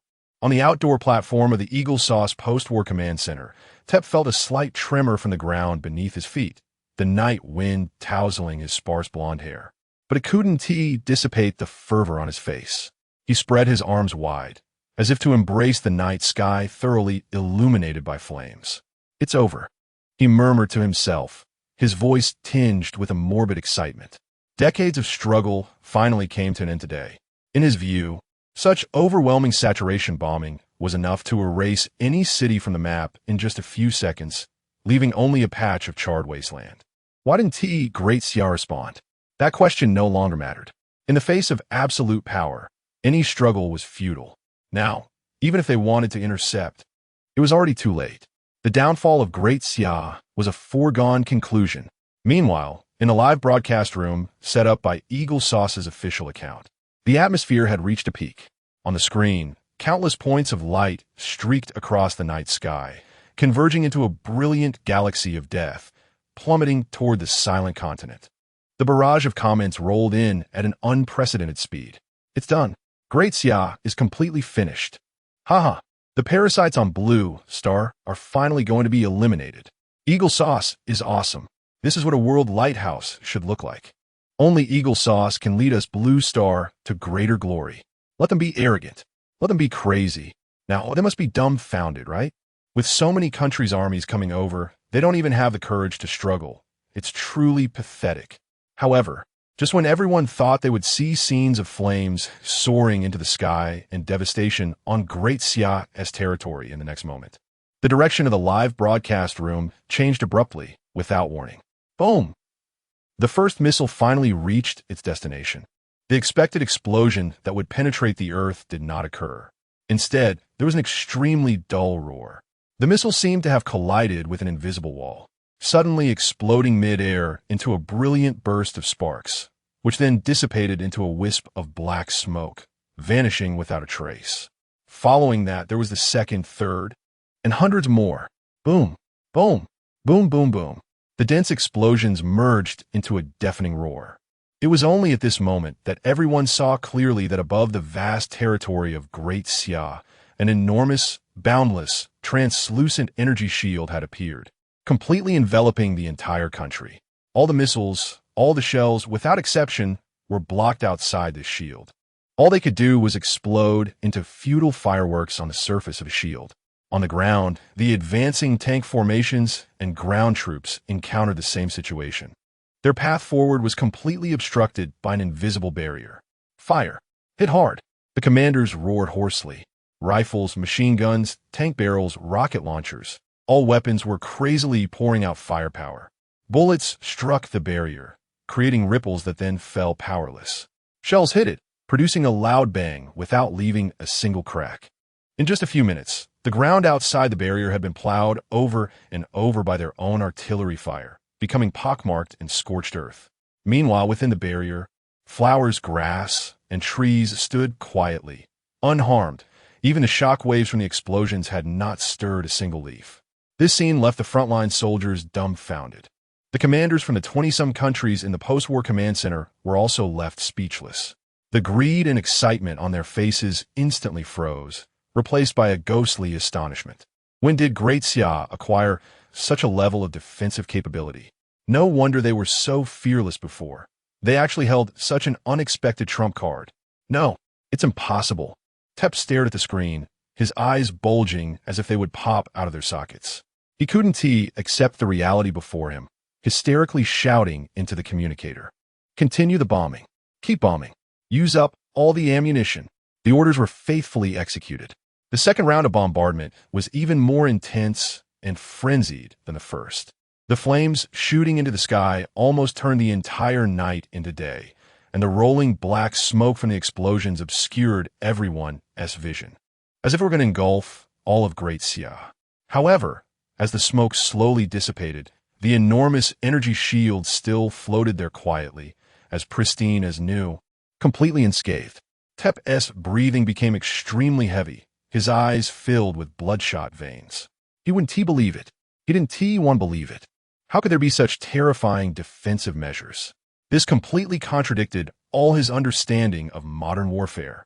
2 rounds of saturation bombing, enough to plow through a small country several times over, had resulted in not even a scratch on Great Xia. Those priceless missiles and shells were like pebbles tossed into the ocean. Apart from splashing a bit of water, they made no sound. Inside the command center, there was a dead silence. All the commanders from the various countries were utterly stunned. They had gathered the military strength of 22 countries, thinking they could instantly flatten Great Xia with a thunderous strike. But what was the result? The result was that they didn't even bother to move, rendering all their attacks into nothingness. The entire Great Xia seemed like an outsider, coldly watching them jumping up and down outside the barrier, putting on a strenuous performance. This feeling made them feel like complete clowns. A tremendous sense of humiliation and frustration weighed heavily on everyone's hearts. Finally, someone could no longer bear the pressure and cast a questioning glance at Tep, hoping this instigator could provide an explanation. In the frontline live broadcast room, the barrage of comments had stagnated for over 10 seconds. In front of the screen, people from different countries, speaking different languages, wore the same expression of utter shock. Everyone thought this would be a one-sided crushing. And indeed, it was a one-sided crushing, but the crush party was completely the opposite of what they had imagined. A few seconds later, the barrage erupted explosively. This is too crazy. My God, Ward, what kind of terrifying thing has Great Xia developed? I must be dreaming. Someone pinch me. Over 10,000 missiles just disappeared like that. Not even a sound. Great Xia is unscathed. This is like a sci-fi movie. Of course, there were also some who were stubborn. What is so great about it? Isn't it just a turtle shell? Exactly. Just hiding inside to take a beating. What is the use? If you have a capability, come out and fight. Keep being your turtle. Cowards. Inside the command center, Tep suddenly broke free from his shock, gripping his fists tightly, his nails digging into his palms. He stared at the country on the screen that was unharmed, his teeth grinding. Very well, Great Xia. He squeezed out a few words through clenched teeth. This time, consider yourselves lucky. Next time, you wait for me. Just then, a flash of inspiration struck him as he suddenly remembered the mythical world that had just appeared. In that world, death could synchronize with reality. A ruthless and fierce look instantly appeared on Tep's face. He silently moved his lips at the screen. You'd better pray not to encounter my eagle sauce people in the mythical world. Otherwise, I will make you die, very miserably. Chapter 76. The tortoiseshell is gone. Are you still crazy? At the Haishur Military District Command Center. The enormous screen that was once filled with densely packed red dots representing enemy forces was now retreating in disarray like a receding tide, scrambling in all directions. Ning Guoqiang sank deeply into his command chair, his body, which had been tense all night, suddenly relaxed, feeling somewhat weak. Cold sweat still clung to his forehead as he fumbled for a cigarette pack in his pocket, but after shaking it for a while, he couldn't pull out a single cigarette. He simply tossed the pack onto the table, watching the gray retreat of the coalition of 22 countries on the screen, and let out a long sigh. Damn it, is this the Pangu array? For a moment, he couldn't find any words to express the turbulence inside him, only able to resort to a classic phrase. That was a saturation bombing from 22 countries, yet it didn't even break the surface of the array. Ning Guoqiang had no doubt that even if they dropped the most powerful H-bombs on Blue Star, it probably wouldn't shake this barrier even a little. Ye Chen stood beside him, calmly observing it all. Ning Lao. The Pangu array was originally designed to guard against the ferocious beasts of the mythical world. The destructive power of those things is far beyond what Blue Star's existing weapons can compare to. Ning Guoqiang nodded slowly, but the shock in his heart took a long time to settle. He looked at the red dots on the screen that were retreating but hadn't gone far and frowned again. They wouldn't go far. The open beta for the mythical world was imminent, and these armies would station nearby, ready to enter the game at the first opportunity. Ye Chen's gaze swept across the screen, his tone indifferent. He paused and added, I'm just casually mentioning it. Ning Guoqiang understood the implication in Ye Chen's words, but he didn't respond. Ye Chen, however, was clear in his mind. For the Great Xia, the enemy was the enemy. Those who couldn't survive in the mythical world were nothing but a group of walking corpses. There was no need to waste any energy on them. He recalled the changes in the rules for the Mythical World's open beta. When players died in the game, they would also die in the real world. This was different from the previous life. Perhaps it was because he had leveled up too quickly in this life, inadvertently affecting the rules of the Mythical World's arrival. However, the change in rules was not a bad thing for him. Moreover, due to the early open beta, the mythical world should provide corresponding compensation rewards. He turned to Ning Guoqiang, the veteran of war, who at this moment had a somewhat childlike excitement on his face. Ning Lao, we're about to go in. How does it feel? Excited, thrilled, and full of anticipation. Ning Guoqiang used 3 words in succession, his voice trembling slightly. Not just him. At this moment, the entire Great Xia, from the 100-year-old elders to the young children, all those who had practiced magical arts were filled with the same sentiment, rubbing their fists together, waiting for that moment to arrive. The internet of Great Xia was already in a frenzy. Brothers, my soul-summoning banner is already itching to get started. Once we go in, don't fight me for it. I want to find an eagle sauce for a friendly exchange first, to help him see if he has drained the water in his head. Don't be ridiculous. There are so many eagle sauce people. Is there enough for us? I'm not asking for much. Just leave me a cherry blossom country person. I want to ask if their water is good to drink. I just checked the foreign net. That Trump guy is still shouting, saying he wants us to die badly in the mythical world. I nearly laughed myself sick. A group that can't even beat the wild rabbits in the novice village wants us to die badly? They probably don't know that our Great Xia now has an average starting level of 7, and everyone is a soldier, right? Stop talking. I can't wait any longer. There are only 3 minutes left on the countdown. Ye Chen looked at these excited comments and couldn't help but smile. He raised his head to look at the electronic clock hanging on the wall. Time passed second by second. As the last second ticked down to 0, that grand and ethereal voice echoed once again across Blue Star, resonating in the minds of every living being.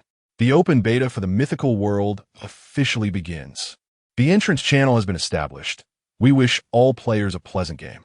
The moment the announcement fell across Blue Star, whether people were at home or soldiers stationed at the borders, their figures began to turn ethereal and then vanished into thin air. Ye Chen felt a familiar pulling force, and the world before him went dark.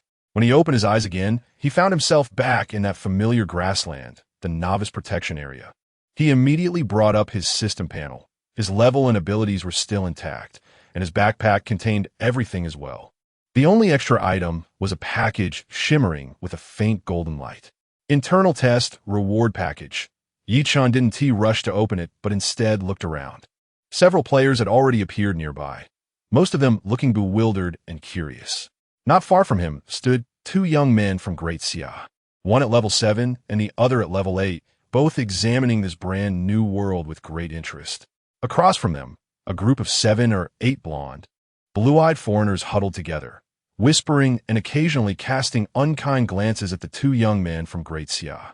After a moment, the group of foreigners seemed to have come to a consensus and walked straight over. At the front was a tall, blonde eagle sauce man, his face displaying unabashed arrogance and greed as he looked up and down at Ye Chen and the other 2 young men from Great Xia. "Hey, Great Xia people." He spoke in broken Chinese, his chin held high. "Hand over everything valuable on you, or none of you 3 are leaving here today." In his view, they had 7 or 8 people while the other side had only 3. This was the mythical world, not reality. Without that hard protective shield, these Great Xia people were like lambs to the slaughter. However, to his surprise, the 2 young men from Great Xia showed no sign of fear. Instead, they looked at them as if they were fools. One of the slightly shorter young men elbowed his companion and whispered, just loud enough for those around to hear, "Dude, where did this live treasure come from? An NPC? Does this game really have such intelligent robber characters?" The other young man shook his head seriously. "Doesn't he look like it? Look at them. They don't even have a novice cloth outfit on. They're poor as church mice, probably just entered the game." The 2 of them bantered back and forth, nearly breaking the Eagle Sauce Man's defense on the spot. His anger surged up, and he threateningly said, "What are you looking at? Don't forget, there's no tortoise shell here to protect you like in your real world." Chapter 77, Who Told You We Are Level 1? What did you say? Turtle shell? Another young man from Daxia turned around, crossing his arms and looking at the group with great interest. "It seems like you have a lot of opinions about us, Daxia. So what if we do?" A dark-skinned person from the White Elephant Nation jumped out from behind the Eagle Sauce person, pointing at the noses of the 2 Daxia youths and shouting, "Don't think we don't know. We are all level 1 players who just entered. You 2 us 8. How dare you act so arrogantly here?" As soon as he said this, the few foreign players who were still hesitating suddenly gained confidence. "That's right. We are all level 1. Were we afraid of level 1? The earlier Daxia youth laughed, twisting his neck with a cracking sound. "Who told you we are level 1?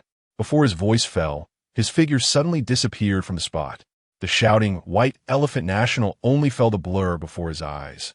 In the next second, a hand like an iron claw had tightly grasped his throat, lifting him off the ground. The sensation of suffocation came instantly, and the White Elephant National kicked his legs wildly, his face turning the color of pig liver.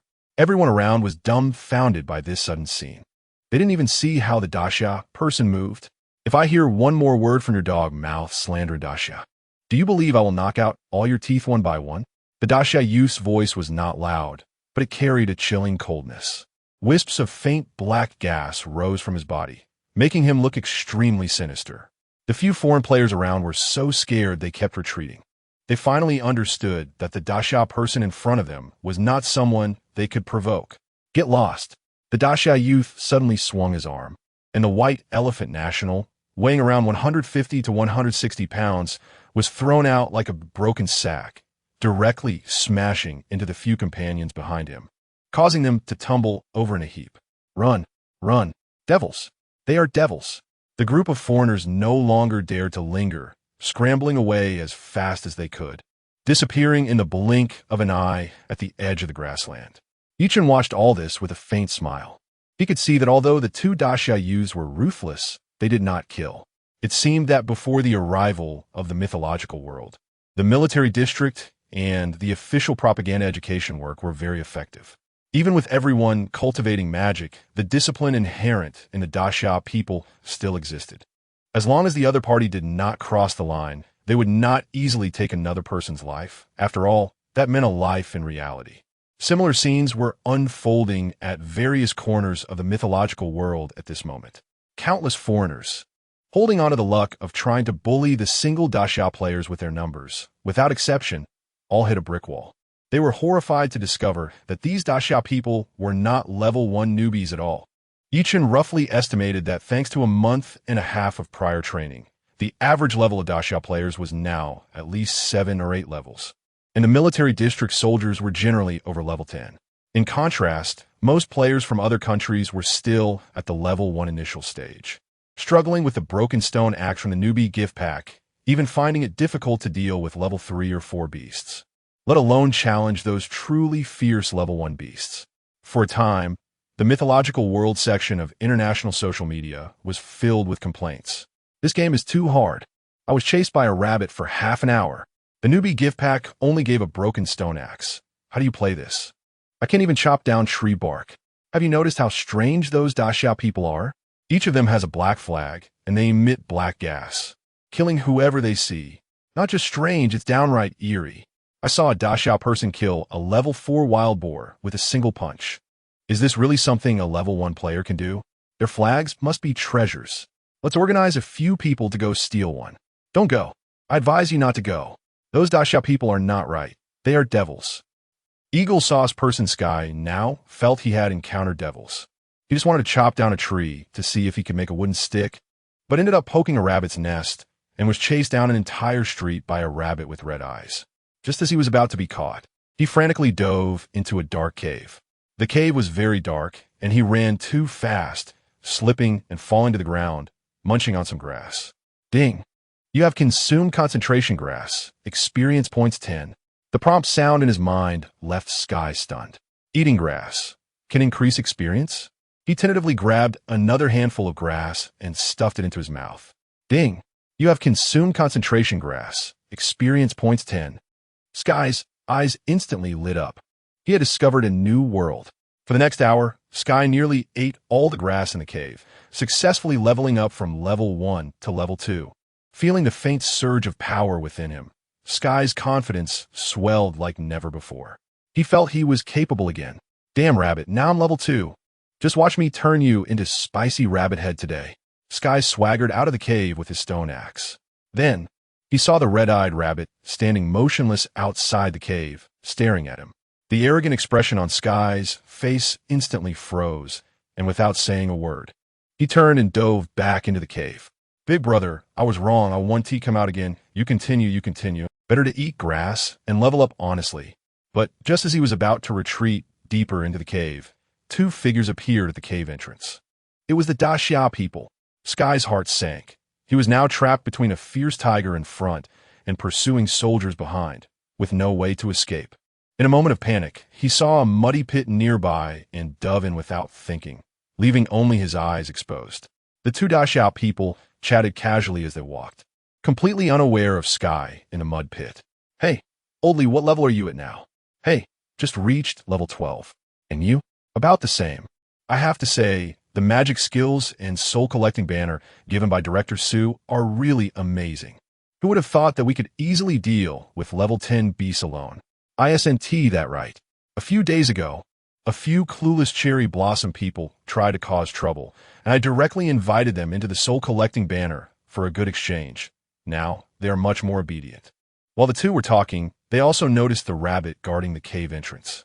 Oh, there's a rabbit here too? Looks like it's only level 4. Killing it won't give much experience. Even a mosquito is still meat. Don't waste it. The other Daxiao person casually replied, then raised his hand and pointed. Just as Sky buried his entire head in the mud pit, he heard a soft sound. The level 4 ferocious beast rabbit that had terrified him for over an hour, forcing him to eat grass in the cave. Didn't even have time to let out a cry before its body exploded into a mist of blood. Chapter 78. Even cows can't compete with you. What a terrifying power gap. Sky's mind went blank as the casual conversation of those two Daxiao people echoed in his head like a haunting melody. Director Sumonicards. Soul Summoning Banner. Although he couldn't catch everything clearly, the combination of these words made him instantly realize the gravity of the situation. This was undoubtedly a huge secret hidden by the Daxia kingdom. A mysterious technique, an eerie banner weapon, and a key figure known as Director Su. The Daxia kingdom must have grasped some unknown power before the public launch of the Mythical World and promoted it nationwide. No wonder. No wonder each of them was so strong. No wonder the bombing by the coalition of 22 countries earlier had no effect on that enormous protective shield. Sky's heart raced. He felt he had discovered a shocking secret that could overturn the entire landscape of Blue Star. This information must be brought back. He thought of his earlier experience gnawing on grass in the cave. That was his only hope. As long as he could survive, as long as he could level up, he could bring this intelligence back to the Eagle Sauce country. With this in mind, he could no longer hide and silently chanted. Exit the Mythical World. Ding. Detected ferocious beast activity nearby. Unable to exit. The cold system prompt made Sky feel like he had fallen into an ice cave. Ferocious beast? Where did a ferocious beast come from? Hadn't those two Daxia people already left? Just as he was filled with uncertainty, a drop of thick, warm liquid with a rancid smell fell on his cheek. Sky's body instantly froze. He struggled to slowly lift his head. A huge beast face, filled with fangs and wrinkles, nearly filled his entire field of vision, with its lantern-sized, murky eyes staring intently at him. Rancid drool dripped continuously from its uneven fangs. Its gaping maw was already descending upon him. Meanwhile, in the Eagle Sauce country, inside a white building, Commander Tep's face was so dark it seemed like water could drip from it. Several hours had passed since the public launch of the Mythical World, and as the highest commander of the Eagle Sauce country, he was still blocked outside. Useless. All of you are useless. He swept the documents on the table to the ground and roared at the trembling assistant secretary in front of him. It's been hours. Can't you gather the items to level up to level 5? The assistant secretary trembled in fear and quickly explained, Commander, the drop rate of items in the Mythical World is very low. Currently, there are only 3 ways to gain experience points. One is to cultivate a special technique like the Daxia people. The second is to hunt wild beasts or ferocious beasts. The third is to use items that can directly increase experience points. Our people.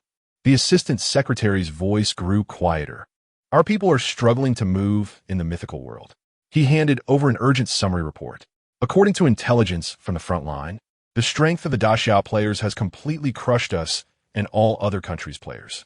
Not only are they far ahead in levels, but they also possess a strange technique that can emit black gas from their bodies, as well as a powerful black banner weapon. The assistant secretary swallowed hard and continued reporting. Our Dolphin Assault team members need 2 to 3 people to cooperate to barely deal with a wild beast of the same level.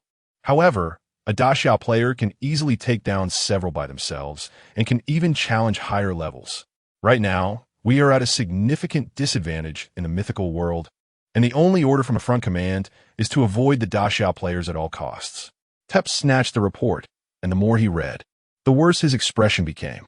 Every word on the report felt like a loud slap, hitting him hard in the face. What is the level of our highest level player now?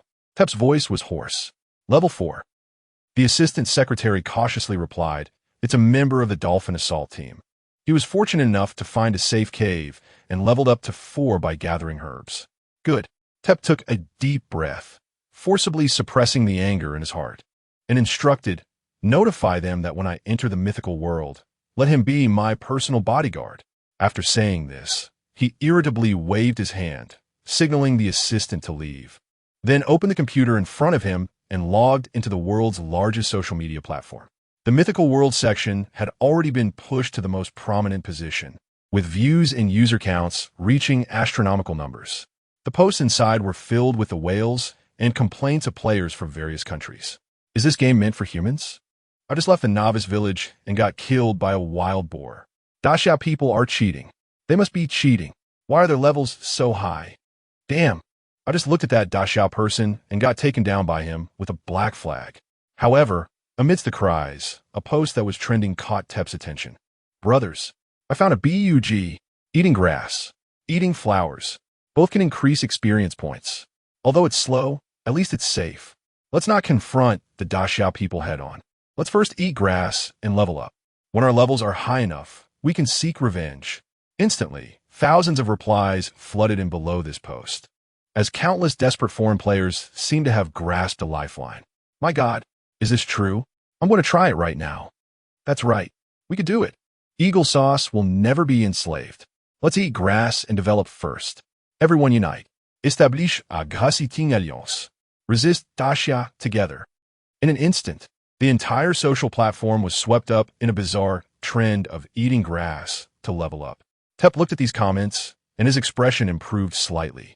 Although it was a desperate situation, they had finally found a somewhat feasible method. Just then, several IDs with the Daxia flag suddenly appeared in the comment section. Eating grass to level up? Ha ha ha. Are you serious? You can't even eat cows. I just leveled up to 15, killed a level 15 ferocious beast. Feeling a bit bored, came to see what you all are doing. Oh, you're all eating grass? Keep it up. Tis TSK, so pathetic. One Daxia player even threw out a mocking remark. Let me give you a piece of advice.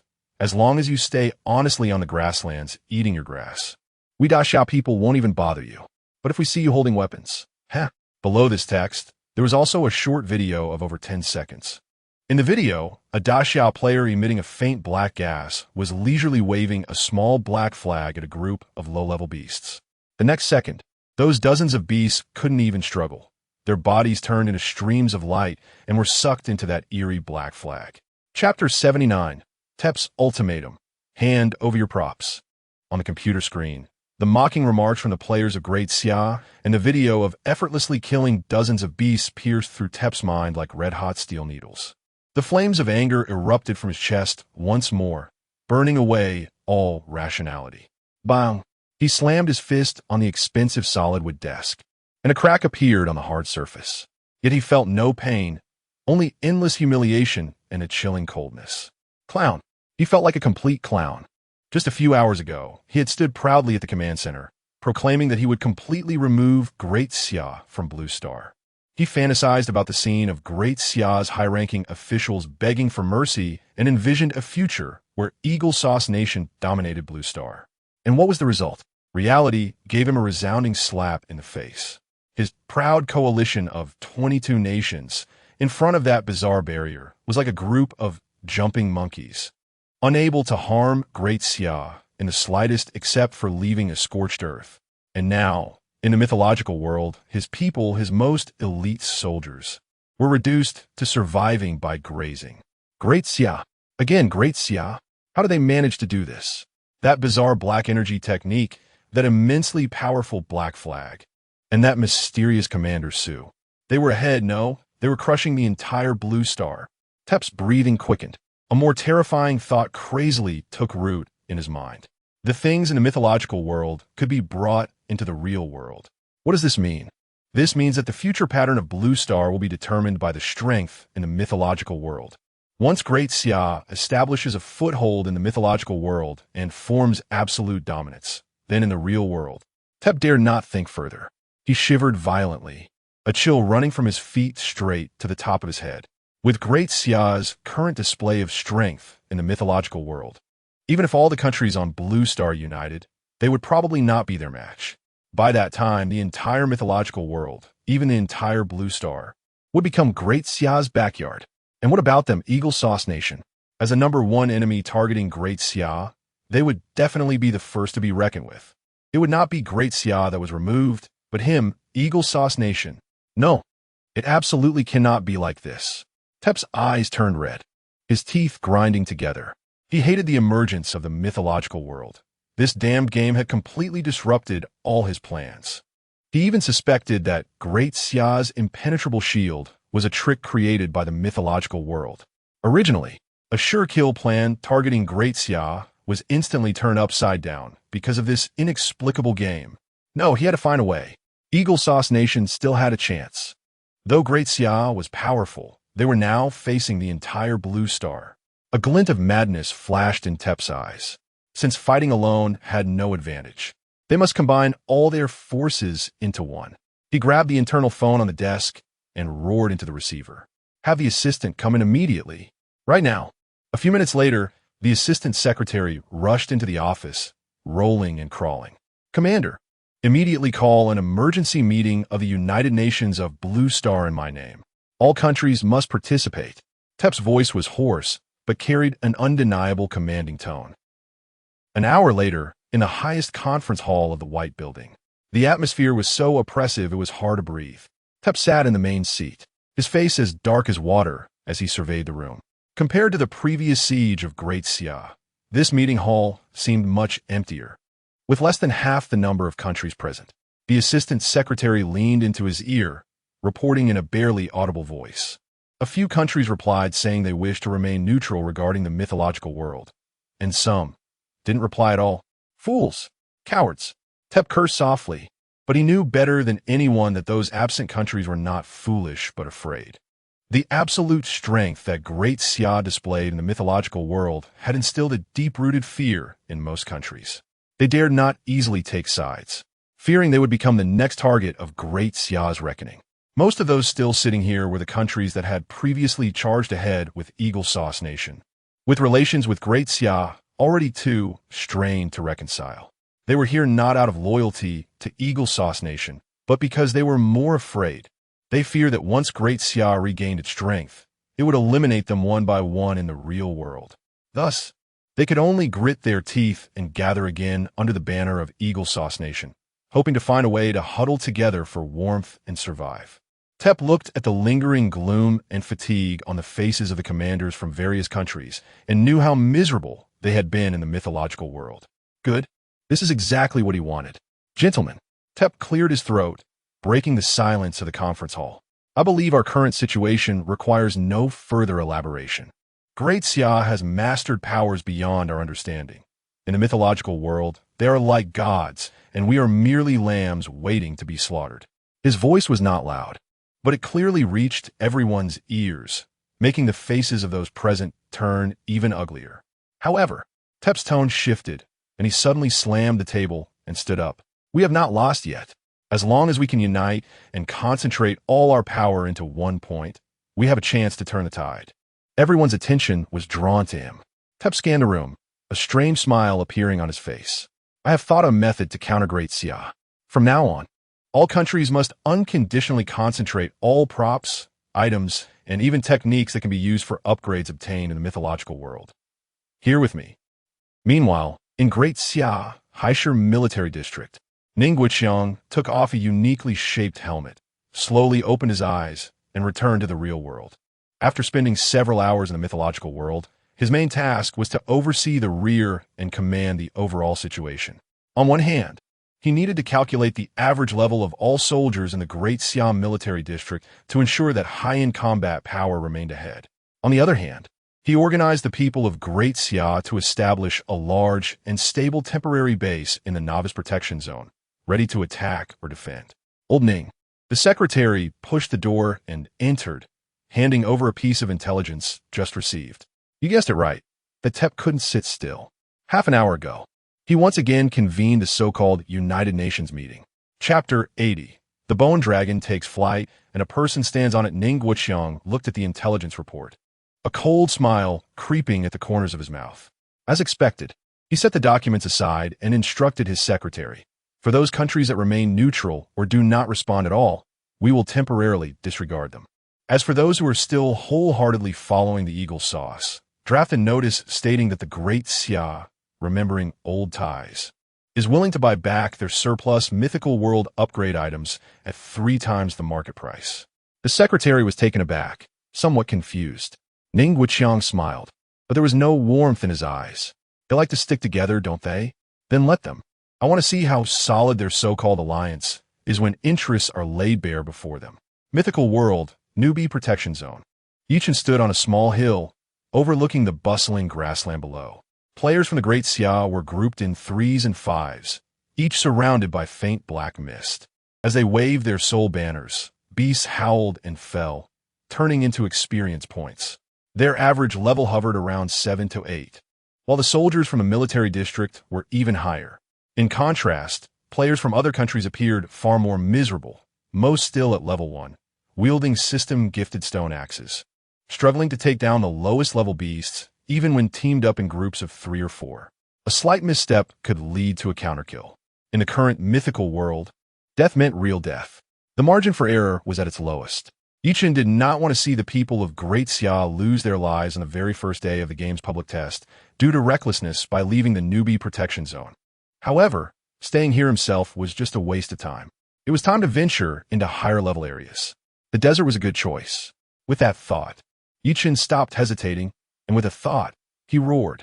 A dragon's roar, seemingly from the depths of hell, abruptly echoed across the grassland. In the next moment, a massive magic circle unfolded in midair, exuding a thick aura of death. A bone dragon, colossal enough to block out the sun, thrust its menacing head through the magic circle, its hollow eye sockets burning with ghostly blue soul flames as it looked down upon the tiny crowd below. The grassland instantly fell into a deathly silence. All players, whether in battle or resting, halted their actions, staring up with frozen expressions of shock. What was that thing? A foreign player trembled, his teeth chattering. A dragon. It's a bone dragon. A fierce beast. Definitely a top-tier, fierce beast. Run. It could squash us all with one slap. Panic spread like a plague. Countless foreign players screamed and scattered in chaos. Meanwhile, the players from Great Xia, though equally shocked, did not run. They simply gazed up in awe at the colossal creature. At that moment, Ye Chen on the hillside moved. He leaped gracefully onto the broad back of the bone dragon. The bone dragon let out a deep roar, its wings flapping violently, stirring up a whirlwind as its massive body soared into the sky, racing towards the desert. On the ground, everyone who witnessed this scene was completely dumbfounded. Did someone just jump onto the dragon's back? I think I saw a shadow. My God, who is that person? How can he control such a terrifying, fierce beast? Could he be an NPC from the mythical world? No. He is wearing the same clothes as the people from Great Xia. He is a player from Great Xia. Once this conclusion was reached, the minds of all foreign players buzzed, empty of thought.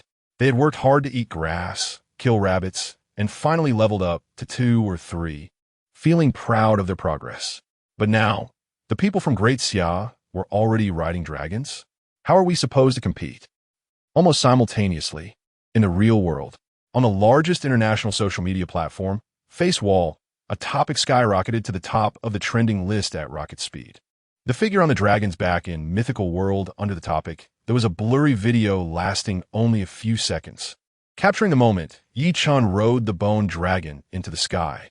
Though the video was unclear, the massive body of the bone dragon blocking out the sun, alongside the small yet upright figure on its back, delivered an unparalleled visual impact. Within just a few minutes, comments and shares under this topic surpassed 100,000. Oh my God, is this real? There is such a cool mount in the game? This has to be the ultimate boss in the game. Look at its size. Players in the newbie area couldn't possibly fight against it. The key point is the person on the dragon's back. Who is that? How'd he manage that? I guess he is an NPC, a character who gives quests. Only an NPC could be this powerful. Nonsense. The video clearly shows that person jumped up from the ground. Plus, my friend was there, and he said that person is a player from Great Xia. Impossible. Absolutely impossible. It's only the first day of the server opening. How could a player tame such a high-level fierce beast as a mount? The strongest member of the Dolphin Assault team in Eagle Sauce Country is only level 4. Nothing is impossible. Have you forgotten how the people from Great Xia crushed you?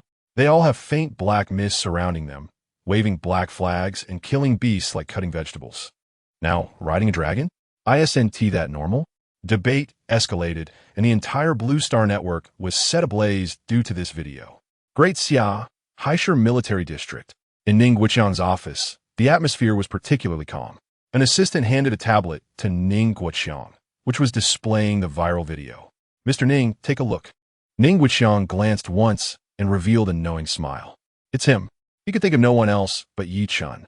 The assistant clearly guessed this as well. He suppressed his shock and reported another matter. "We just received intelligence that the Eagle Sauce country's Tep has entered the mythical world. Moreover, his leveling up is extremely rapid.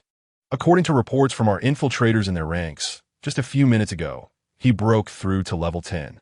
Level 10? Ning Guoqiang raised an eyebrow. It seems he has used all the items scavenged from those 10 or so countries on himself. The assistant nodded, his expression serious. Yes, he has now gathered an elite team of 20, the lowest level being 5. Should we take some measures? Ning Guoqiang waved his hand, leaning back in his chair, speaking slowly. No ruse. He looked out the window, his tone meaningful. This was something I discussed with Su Xiaoyu. Striking them hard and scaring them now would only force them to band together more tightly. It's better to give them a glimmer of hope, to make them feel they still have a chance to turn the tables. Chapter 81. The poisonous scheme of Eagle Sauce, trying to use us as guns? The assistant understood Ning Guoqiang's intention and silently exited the office. Hi, truly hi. This move by old Ning, a blatant scheme, was not afraid of being discovered by the other party. It was equivalent to personally handing a poison knife to the Eagle Sauce Nation and their allies. Whether to use it or not depends entirely on them. If they do, they will temporarily taste the sweetness, and their ambitions and desires will swell infinitely, ultimately crashing against a hard wall at their most confident moment, shattering into pieces. If they do not, they will be increasingly left behind by the Great Xia, slowly sinking in despair and unwillingness. No matter how they choose, the ultimate winner will only be the Great Xia. In the mythical world, in the grassland area, a spirit herb emitting a faint glow turned into countless light points in Tep's hands, all merging into his body. Ding! Congratulations! Your level has been upgraded to level 12. A series of upgrade notification sounds made the smile on Tep's face almost reach his ears. He clenched his fists tightly, feeling the new power surging through his limbs. A sense of satisfaction that dominated everything made him almost moan. Level 12. Haha, how long has it been? I'm already level 12. He spread his arms, greedily breathing in the air of the game, as if even the air was filled with the taste of power. What about that Great Xia person riding a dragon? Just lucky to trigger some special plot. In terms of true strength, I am the strongest. This almost insane confidence came from the 16 countries he represented, over 300 million players. They were like worker bees, tirelessly gathering all resources and continuously delivering them to him, the Bee King. This rocket-like upgrade speed made him completely addicted and made him increasingly believe that he was the destined child of this world. Beside him, the elite Jim from the Dolphin Assault Team had also reached an impressive level 10. Commander, at our current speed, we will soon be able to trample all the Great Xia people underfoot. Jim timely flattered. Behind them, a 20-member elite squad was silent, each member's level above 5. They were Tep's insurance. Their only task was to protect Tep at all costs in critical moments, even if it meant their demise. Continue forward. Our goal is higher-level fierce beasts, Tep said vigorously with a wave of his hand. He could not wait. He wanted to become the highest-level person in this world. And then, in front of the whole world, drag that Great Xia person riding a dragon down from the sky, like pulling a dead dog. Just then, a scouting Eagle Sauce soldier hurried back, lowering his voice to report. Commander, 3 kilometers ahead, a temporary camp of Great Xia people has been discovered. Not many. About 7 or 8. 7 or 8 Great Xia people. Tep's footsteps instantly stopped, a hint of greed flashing in his eyes. The mythical world currently had no long-distance communication means, which meant that if they resolved them here without anyone noticing, Great Xia would not realize it for a while. A perfect plan rapidly formed in his mind. What are their levels? Unclear, but it shouldn't be too high, the scout replied. They seem very relaxed, dealing with the corpses of fierce beasts. Tep's confidence surged again. He barely reached level 12 with the power of 16 nations. He did not believe that Great Xia could casually pull out 7 or 8 ordinary soldiers with levels higher than his. Good, everyone get ready. We'll go give them a surprise. Tep's eyes shone with a cruel light, just as he was preparing to lead the team out. He caught a glimpse of a shadow flitting by in a nearby thicket. He immediately raised his hand, signaling the team to hide. Soon, a robust monster with the body of a lion and the tail of a monkey emerged from the bushes, with clear information marked on its head. Monkey-tailed lion, first stage fierce beast. Level 13, level 13. 1 level higher than Tep himself. The surrounding eagle sauce soldiers tensed up, gripping their weapons tightly. However, upon seeing the monkey-tailed lion, the tension on Tep's face quickly faded, replaced by an extremely sinister smile. He turned to look at his insurance group and casually pointed to a level 6 soldier. You, go lure it over and then run towards the Great Xia camp. The soldier pointed. It turned pale instantly, his lips trembling, but he could not utter a word. Tep's tone was cold and unquestionable. This is an order. For the glory of eagle sauce, your sacrifice is worthwhile. 1 minute later, help, help. The piercing screams cut through the tranquility of the grassland. The level 6 eagle sauce soldier rolled and crawled, desperately sprinting towards the Great Xia camp. Behind him, the level 13 monkey-tailed lion chased relentlessly, drool dripping from its fangs, exuding a foul odor. He was running straight towards the temporary camp of Great Xia. Inside the camp, several warriors who were dealing with the corpses of fierce beasts raised their heads upon hearing the sound. What's going on over there? Sounds like a ghost crying and a wolf howling. A warrior named Wang Pasha wiped the blood off his hands and looked towards the source of the noise. Beside him, a more composed warrior named Jiang Jinyuan narrowed his eyes, his gaze crossing the running soldier and focusing on the thicket farther away. The disaster is drawing towards us. Jiang Jinyuan's tone was calm and undisturbed as he patted Wang Pasha's shoulder. Don't rush to take action. Let them have a good show first. Wang Pasha was taken aback for a moment, then immediately understood Jiang Jinyuan's meaning, grinning widely to reveal a mouthful of white teeth. These sons of bitches. Their calculations are quite sharp. After saying that, he really lowered his head again, continuing to deal with the fierce beast corpses in his hands, as if he saw nothing and heard nothing. The chased eagle sauce soldier saw the Great Xia camp getting closer and closer. But those Great Xia warriors seemed deaf and blind, showing no reaction. His face instantly turned from pale to ashen. Despair engulfed him in an instant. He knew very well that the commander Tep hiding in the dark and his companions would absolutely not come to save him. He was just a pawn used and then discarded. Roar. The monkey-tailed lion let out a roar, leaping suddenly, its massive body coming down fiercely, knocking the level 6 eagle sauce soldier to the ground. Crack! The crisp sound of bones breaking echoed across the grassland. A few seconds later, the neck of the eagle sauce soldier was completely bitten off, his body convulsed a few times, and then he fell silent.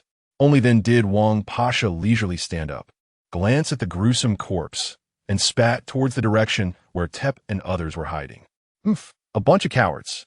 As soon as the words fell, he had already charged out of the camp like a cannonball, confronting the level 13 fierce beast that had just had a feast. A powerful aura erupted from him. Wang Pasha, Great Xia Dragon Guard. Level 14, Chapter 82. 1 punch kills, eagle sauce completely cowered. Wang Pasha's figure instantly transformed into a black shadow, charging straight at the monkey-tailed lion that was tearing at the corpse of an eagle sauce soldier. The demonic energy surged around him, and the human emperor banner in his hand fluttered. Go! Wang Pasha shouted softly, and immediately, dozens of vengeful spirits erupted from the human emperor banner, howling as they pounced on the monkey-tailed lion. The monkey-tailed lion, which had been enjoying its bloody feast, suddenly felt the presence of evil spirits wrapping around it and let out a furious roar. It turned sharply, its blood-red eyes fixed on Wang Pasha, with blood still dripping from its fangs. Tep and his subordinates crouched in the bushes, their eyes wide as they watched this scene. Has he gone mad? Does he dare to charge in alone? One eagle sauce soldier trembled. Tep's expression turned extremely grim. He had gathered resources from over 300 million people from 16 countries to barely reach level 12. And yet this man from the Great Xia dared to challenge a beast of a higher level than himself. Impossible. Absolutely impossible. Tep muttered through gritted teeth. However, what happened next shattered his understanding completely. Wang Pasha faced the monkey-tailed lion's attack without flinching or dodging, instead accelerating forward. Just as the two were about to collide, he clenched his right fist, gathering demonic energy, and suddenly struck out. Bang! A dull sound echoed as the monkey-tailed lion's massive head exploded, brain matter and blood splattering everywhere. The enormous beast's corpse crashed heavily to the ground, raising a cloud of dust. In less than a minute, a level 13 first-tier beast was killed by a single punch. How is this possible? The eagle saw soldiers behind Tep collectively gasped, some even paralyzed on the ground out of fear. Wang Pasha shook his fist, seemingly still unsatisfied, and casually tossed the monkey-tailed lion's corpse towards the camp. At this moment, Tep noticed that next to the Great Xia camp, there was actually a small mountain of beast corpses piled up. Roughly counting, there were at least a dozen first-tier beast remains. My God, what do they treat these beasts as? Livestock? A trembling voice came from Congressman. Jiang Jue leisurely walked out of the camp, kicked the monkey-tailed lion's corpse, and said, Pasha, be a bit gentler. Blood is splattered everywhere. How disgusting. Wang Pasha chuckled. I'll be careful next time. Their conversation was as casual as discussing the weather today, as if what they had just killed was not a level 13 beast, but a stray dog by the roadside. Tep's face darkened completely. This terrifying gap in strength made him realize a cruel reality. For the Great Xia people, killing a first-tier beast was as simple as slaughtering a chicken or dog. Retreat. Retreat immediately. Tep lowered his voice, trembling as he issued the order. The congressman who had tried to comfort him earlier wanted to say something, but seeing Tep's pale face, he ultimately chose to remain silent. The Eagle Saw squad began to cautiously withdraw, afraid to make a sound and alert those Great Xia warriors. They twisted and turned, taking a full half-hour before stopping at a relatively safe location. Supreme Commander, those may have just been elite squad from Great Xia. One congressman was still trying to save face. Tep abruptly turned his head, his blood-red eyes silencing everyone. Elite squads? How many elite squads do you think a country has? Tep's voice was cold and terrifying. Be realistic. From now on, Eagle Saws cannot provoke Great Xia and must avoid them. Everyone fell silent. They finally understood that from the very beginning, Eagle Sauce had already lost this game. In the Mythical World, in the central area of the desert, Ye Chen slowly descended on a massive sand dune riding a bone dragon. After several hours of mapping work, he had clearly marked the terrain of the entire grassland area. However, now he had more important things to do. The internal test reward package could finally be opened. Ye Chen took out the golden glowing package from his backpack and unhesitatingly chose to open it. Ding! Internal test reward package opened successfully.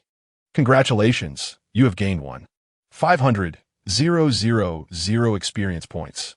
Congratulations, you have gained 2 ability enhancement scrolls. Congratulations, you have gained 1 Eye of the Demon God. Congratulations, you have gained 100 Great Recovery Pills. Congratulations, you have gained 5 Great Teleportation Talismans. As the system notification sounded, Ye Chen felt a warm current surge within him, his level skyrocketing from 41 to 44. This experience reward was indeed generous. Ye Chen nodded in satisfaction and then shifted his attention to the other rewards. The Ability Enhancement Scroll was a good item that could elevate any ability by 1 tier. The Great Recovery Pills and Great Teleportation Talismans were top-tier consumables, worth their weight in gold. However, what caught Ye Chen's interest the most was that Eye of the Demon God, which exuded a strange black aura. But before merging it, he decided to use 1 Ability Enhancement Scroll first. Although the Soul Mark ability could only be used for marking at present, its potential was immense and worth enhancing. Ye Chen decisively chose to enhance the Soul Mark. Ding! Ability Enhancement successful. Soul Mark upgraded to Soul Mark 1. New effect. Teleportation ability is no longer restricted by distance, but the farther the distance, the greater the consumption. Multiple teleportation points can be set for free travel. Upon seeing this effect description, Ye Chen was completely astonished. Ignoring distance for teleportation, This meant he could instantly teleport from any corner of the mythical world to another. As long as there was a soul mark he had set there, this was simply a divine skill. Ye Chen was so excited he almost jumped off the bone dragon. With this ability, he truly possessed absolute mobility in the mythical world. No matter what danger he encountered, he could escape at the first opportunity. Moreover, being able to set multiple teleportation points was equivalent to having safe houses at various important locations. Ye Chen immediately set a soul mark at his current location and then eagerly took out the Eye of the Demon God. Chapter 83. Merging the Eye of the Celestial Demon, Power Surges. Ye Chen held the Eye of the Celestial Demon, which was constantly emanating black mist, and his heartbeat involuntarily quickened. The enhancement effect of the soul marker just now could no longer be described as surprising. It was simply revolutionary. Transcending distance for teleportation. This was a capability that even God-level players could only dream of in his past life. If the soul marker was this outrageous, then this grand finale. The Eye of the Celestial Demon. Ye Chen took a deep breath, forcing down the excitement in his heart. One must eat slowly. He decided to thoroughly understand the consumption mechanism of the soul marker first. Let's go to the farthest place. He patted the bone dragon's neck, and the bone dragon let out a low roar, flapping its wings and stirring up a cloud of yellow sand as it sped toward the edge of the desert. After more than 10 minutes, the man and dragon had flown over 100 kilometers, with the sand dunes behind them long gone. And in front of them lay a drastically different Gobi landscape. At this distance, any teleportation scroll from his past life would have turned to scrap paper. This is it. With a thought, Ye Chen activated the soul marker. In an instant, an irresistible force of distortion enveloped both him and the bone dragon. The scene before him shattered like a broken mirror, collapsing into countless fragments of light and shadow, only to reassemble in the next moment. The entire process took less than a breath. When his vision cleared again, he was firmly standing on the massive sand dune where he had previously set the soul marker. Without any deviation in position, Ye Chen immediately checked his status. His spiritual power and stamina were abundant, showing no signs of consumption. Where was the consumption? He furrowed his brows. The ability description was very clear. The farther the distance, the greater the consumption. Yet, after teleporting over 100 kilometers, he felt nothing at all. At that moment, the Emperor's banner at his waist trembled slightly, emitting a faint wail. Ye Chen's heart stirred, and he immediately probed with his mind. Sure enough, the thousands of vengeful souls within the Emperor's banner were visibly reduced by a small handful, about 10 or so. So it was consuming vengeful souls. Ye Chen instantly understood, and the corners of his mouth couldn't help but curve up slightly. For him, vengeful souls were the cheapest renewable resource. This mythical world was filled with fierce beasts. Killing a few would replenish them, making the cost practically negligible. All right, it's your turn. Without any worries, Ye Chen redirected his gaze to the pitch-black eyeball, and without hesitation, he chose to merge. Boom! A thick, inescapable black mist erupted from the eye of the celestial demon, like an invisible giant hand, instantly gripping Ye Chen tightly. A strange sensation spread throughout his body. The black mist was neither hot nor cold, yet it seemed alive, wildly drilling into his body through his 7 orifices, ultimately surging toward his left eye. The entire process was not painful. Rather, it brought an indescribable sense of comfort, as if a long-lost puzzle piece had finally returned to its rightful place. In just half a minute, all the black mist disappeared. Ye Chen slowly opened his eyes. Roar! The bone dragon beneath him suddenly let out a low roar, its massive body involuntarily taking a half-step back, its soul fire flickering violently, revealing an instinctual awe and fear. What's wrong? Ye Chen instinctively touched his face and then took out a small mirror from his backpack. After just one glance, even he was stunned. The eyes in the mirror had become completely different. His right eye remained the burning golden flame of the candle dragon's eye, majestic and domineering. However, his left eye had transformed into a pure, bottomless pitch black, resembling a vortex that could swallow all light and souls. One gold, one black. The coexistence of the sacred and the mysterious added an eerie charm to him. What made his heart race even more was that a torrent of immense experience was surging wildly within him. Leveling up, he was skyrocketing. 44, 45, 46, 47. Merging an eyeball had allowed him to level up by 3. Ding! Congratulations on successfully merging the eye of the Celestial Demon. You have gained a new ability, Celestial Demon Body. Celestial Demon Body. Passive ability significantly increases your experience gain efficiency. In battle, your injuries and stamina will slowly recover. You have gained a new ability, Celestial Demon Gaze. Celestial Demon Gaze. Active ability. Unleashes devastating dark red power from the eye of the Celestial Demon, dealing massive damage to a single target. Cooldown, 30 seconds. You have gained a new ability, Demon Avoidance. Demon Avoidance. Active ability tears through space to hide in the gaps of the Celestial Demon, becoming immune to any form of attack for up to 3 seconds. Cooldown, 1 minute. Before the series of system notifications had completely faded, a violent disturbance suddenly erupted from Ye Chen's backpack.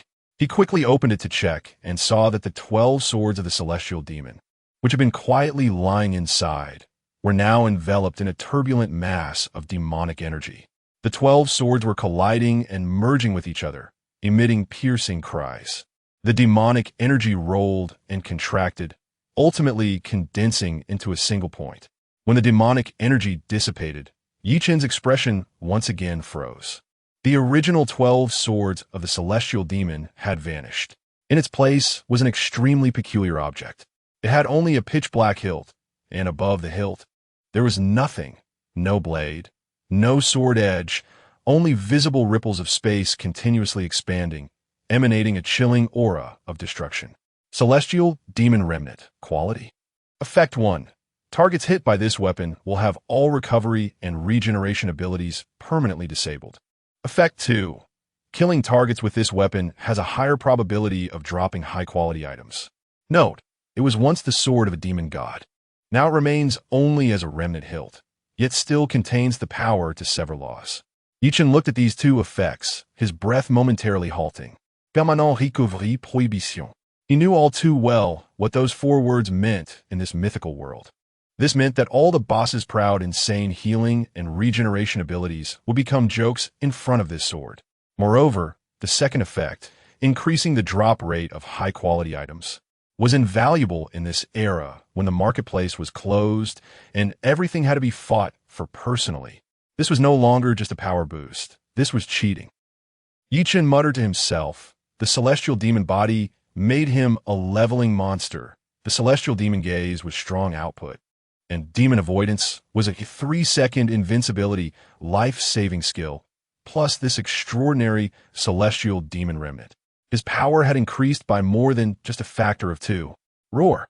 At that moment, a roar filled with violent energy echoed from afar. Ye Chen looked up to see a massive beast, comparable in size to a truck, slowly striding across the gobi, not far away.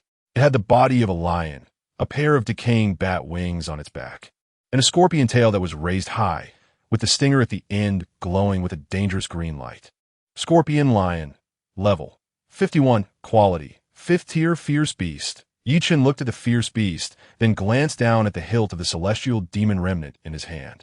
A dangerous smile spreading across his face. Just right, a pillow for my nap. Come on, you will be the one to test my new sword. Chapter 84. The Dying Counterattack of the 5th Order Beast. Ye Chen patted the back armor of the bone dragon. You just watch from aside. I'll handle this guy myself. The bone dragon let out a low dragon roar, its massive body slowly retreating to give Ye Chen enough space to fight. Ye Chen leaped down from the bone dragon's back, his feet landing steadily on the gravel of the Gobi Desert. The Sky Demon Remnant flew out of his backpack. Hovering to his right, the space around the sword hilt rippling increasingly clearly, emanating a heart-pounding destructive aura. Candle Dragon Transformation. Ye Chen shouted softly. The golden flames in his right eye surging instantly, his momentum rising sharply. Sky Demon Possession. The dark whirlpool in his left eye began to rotate, a strange power surging into his body, forming a wonderful balance with the majestic power of the Candle Dragon. Sky Demon Descends. As the last ability activated, the void behind Ye Chen suddenly distorted, and a giant 10-meter-tall sky demon phantom slowly emerged. This sky demon phantom was entirely black, its face indistinct, with only a pair of blood-red eyes flickering in the darkness, radiating a terrifying pressure capable of destroying the heavens and earth. The dark sky demon domain rapidly expanded, centered on Ye Chen, and wherever it passed, even the air became viscous. Black mist rolled and spread, quickly covering a radius of several hundred meters, continuing to advance towards the location of the lion scorpion. However, just as the sky demon domain was about to envelop the lion scorpion, a sudden change occurred. Roar! The lion scorpion let out a deafening roar. This sound containing a peculiar power that instantly halted the surging sky demon domain. What surprised Ye Chen even more was that the black mist actively avoided the area around the lion scorpion, forming a vacuum zone with a diameter of about 10 meters. Interesting. Ye Chen raised an eyebrow, but did not back down. He gestured with his right hand, and the sky demon remnant instantly flew into his grasp, while a pitch-black sky demon blade appeared in his left hand. The sky demon phantom behind him made the same gesture. The two weapons magnified several times in the phantom's hands, exuding an astonishing might. Since the domain is ineffective, let us clash head-on. Ye Chen pushed off the ground, his body shooting toward the lion scorpion like a cannonball. With the enhancement of 3 abilities, his speed had surpassed the limits of normal understanding, almost instantly crossing dozens of meters. The lion scorpion clearly did not expect the opponent to be so fast. Just as it raised its front claw to strike, Ye Chen had already charged to its flank. The sky demon remnant and sky demon blade struck simultaneously. Slash! 2 sprays of blood erupted at the same time. The lion scorpion's flank slashed open with 2 deep wounds visible to the bone, blood gushing out like a fountain. Roar! The lion scorpion howled in pain, its massive body suddenly turning, its scorpion tail raised high, the venomous stinger glowing with a ghostly green light aimed directly at Ye Chen. Ye Chen's figure flickered, easily dodging this strike while secretly observing the lion scorpion's condition. The wound struck by the sky demon remnant indeed showed no signs of healing. Blood continued to flow out. But the lion scorpion's aura showed no significant weakening. The vitality of a 5th-order beast is truly tenacious. It seems I need to hit it a few more times. Just as Ye Chen prepared to launch a second wave of attacks, the lion scorpion suddenly let out a long howl, causing the entire Gobi Desert to tremble violently. Crack! The ground suddenly split open with countless fissures, and immediately, sharp spikes burst forth from the ground, densely covering every inch of land around Ye Chen. These spikes were 3 to 4 meters high, coated with the same deadly poison as the lion scorpion stinger, glimmering with an eerie green light in the sun. Sky demon wings. A pair of pitch-black demonic wings unfolded behind Ye Chen, lifting him into the air just in time to evade the deadly ground spike attack. Floating in midair, Ye Chen reassessed the lion scorpion below, level 47 against level 51, and it's a 5th-order beast. The difficulty posed by this level difference is indeed much greater than I expected. However, he had his countermeasures. Since range attacks aren't working, let South go for close combat. Ye Chen retracted his demonic wings, diving down like a meteor straight towards the lion scorpion's head. When he was less than 3 meters away from the lion scorpion, his left eye suddenly erupted with blinding black light. Sky demon gaze. 2 dark red beams of destruction shot out from the eye of the sky demon, carrying the terrifying power to tear everything apart, directly hitting the lion scorpion's head. The lion scorpion seemed to sense the fatal threat, its fur standing on end as a layer of faint golden chi surged from its body. Boom! The sky demon gaze struck the chi shield, erupting with blinding light and a tremendous roar. Although the chi shield vibrated violently, it ultimately blocked the attack. Quite tough. Ye Chen clicked his tongue, but his hands did not stop moving. The human emperor banner at his waist suddenly unfurled, and countless vengeful souls surged out like a tide, darkly rushing towards the lion scorpion. Although these vengeful souls could not deal substantial damage to the lion scorpion, they could interfere with its movements and judgment. Just as the lion scorpion was entangled by the vengeful souls, another change occurred. The lion scorpion's figure suddenly became blurry, and then it inexplicably vanished. At the same time, a sound of wind breaking suddenly came from behind Ye Chen. He turned around sharply to see that the lion scorpion had grown a pair of rotting bat wings and was now less than 2 meters behind him. The menacing scorpion tail was raised high, the stinger pointed straight at Ye Chen's back. In a critical moment, Ye Chen did not hesitate to activate his life-saving skill. Demon Avoidance. Ye Chen's figure instantly vanished, slipping into the gap of the sky demon. The scorpion tail's attack missed, stabbing harshly into the air, producing a piercing sonic boom. 3 seconds later, Ye Chen's figure reappeared, and this time he had already turned around. Under his control, the sky demon remnant changed direction, transforming into a streak of black light piercing straight for the lion scorpion's abdomen. Thud! The sword struck true. A massive gash opened in the lion scorpion's abdomen, its innards faintly visible. The lion scorpion let out a piercing scream, its enormous body losing balance and crashing heavily to the ground. Boom! The tremendous impact created a deep pit in the Gobi Desert, dust rising everywhere. Ye Chen slowly descended to the ground, looking at the lion scorpion, which was barely alive in the pit, and felt a sigh of relief in his heart. Finally over. However, just as he prepared to move in for the killing blow, a faint but vengeful low growl suddenly came from the pit. The lion scorpion, which should have already lost its combat ability, suddenly erupted again. The ground cracked open once more, and more dense spikes burst forth, while the lion scorpion itself dragged its heavily injured body, exerting its last bit of strength to pounce at Ye Chen. A desperate struggle. Ye Chen activated demon avoidance again, his figure disappearing from the spot. When he reappeared, the sky demon remnant had already left his hand, transforming into a bolt of black lightning heading straight for the lion scorpion's neck. Crack! With a crisp sound, the massive lion head flew high into the air, then heavily fell to the ground. The enormous headless corpse swayed a few times before finally crashing down. Congratulations on killing the 5th Order Beast Lion Scorpion. You gained 50,000 experience points. You obtained 1 5th Order Beast Core, 3 Great Recovery Pills, Chapter 85. The amazing gains from the Demon Slayer. The prompt sound from the Mythical World snapped Ye Chen back to reality. Right? Killing the Demon Slayers would drop high-level items. He quickly opened his backpack to check the loot. In addition to the items rewarded by the system, there was also an orb that emitted a faint glow. 5th Rank Beast Core. Using it grants a large amount of experience points. The amount gained is related to the user's level, directly granting experience points. After a brief contemplation, Ye Chen chose to use it. The 5th Rank Beast Core transformed into a golden light and entered his body. A massive amount of experience points surged in instantly. Your level has been raised to level 48. Huh? Ye Chen was taken aback. This experience was much more than he had anticipated. He just gained 50,000 experience points from killing the lion scorpion, and using the beast core provided enough experience to level up. Logically, the experience points from a 5th rank beast should be fixed. Could it be that using the demon slayer for the finishing blow grants double experience? Thinking of this possibility, Ye Chen felt a surge of joy.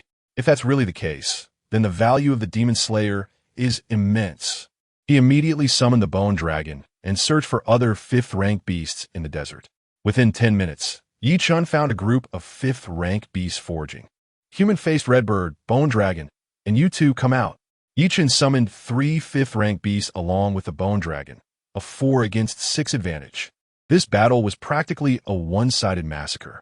The flames from the human-faced redbird scorched the enemies, while the bone dragon's dragon breath was incredibly powerful. And the other 2 5th rank beasts summoned by Ye Chen were equally fierce. In just a few minutes, all 6 5th rank beasts were knocked to the ground, barely clinging to life. Ye Chen held the demon slayer and delivered the final blow to each of them. Congratulations, you have killed the 5th rank beast Sandwolf King. You gained 52,000 experience points. You obtained 1 5th rank beast core, 2 great recovery pills. Congratulations, you have killed the 5th rank beast venomous scorpion. You gained 48,000 experience points. You obtained 1 5th rank beast core, 1 great teleportation scroll. From the 6 beasts, Ye Chen harvested 3 5th-rank beast cores, along with various precious pills and items. The effect of the Demon Slayer was indeed impressive, but all the drops were consumables. Ye Chen used all 3 5th-rank beast cores, and his level jumped directly to 51. Although he didn't obtain particularly valuable equipment or skill books, he was very satisfied with this leveling speed. He continued towards the Snow Mountain area, where the beasts were of higher levels. Ye Chen left a soul mark at his location and then rode the bone dragon towards the distant snow-capped mountains.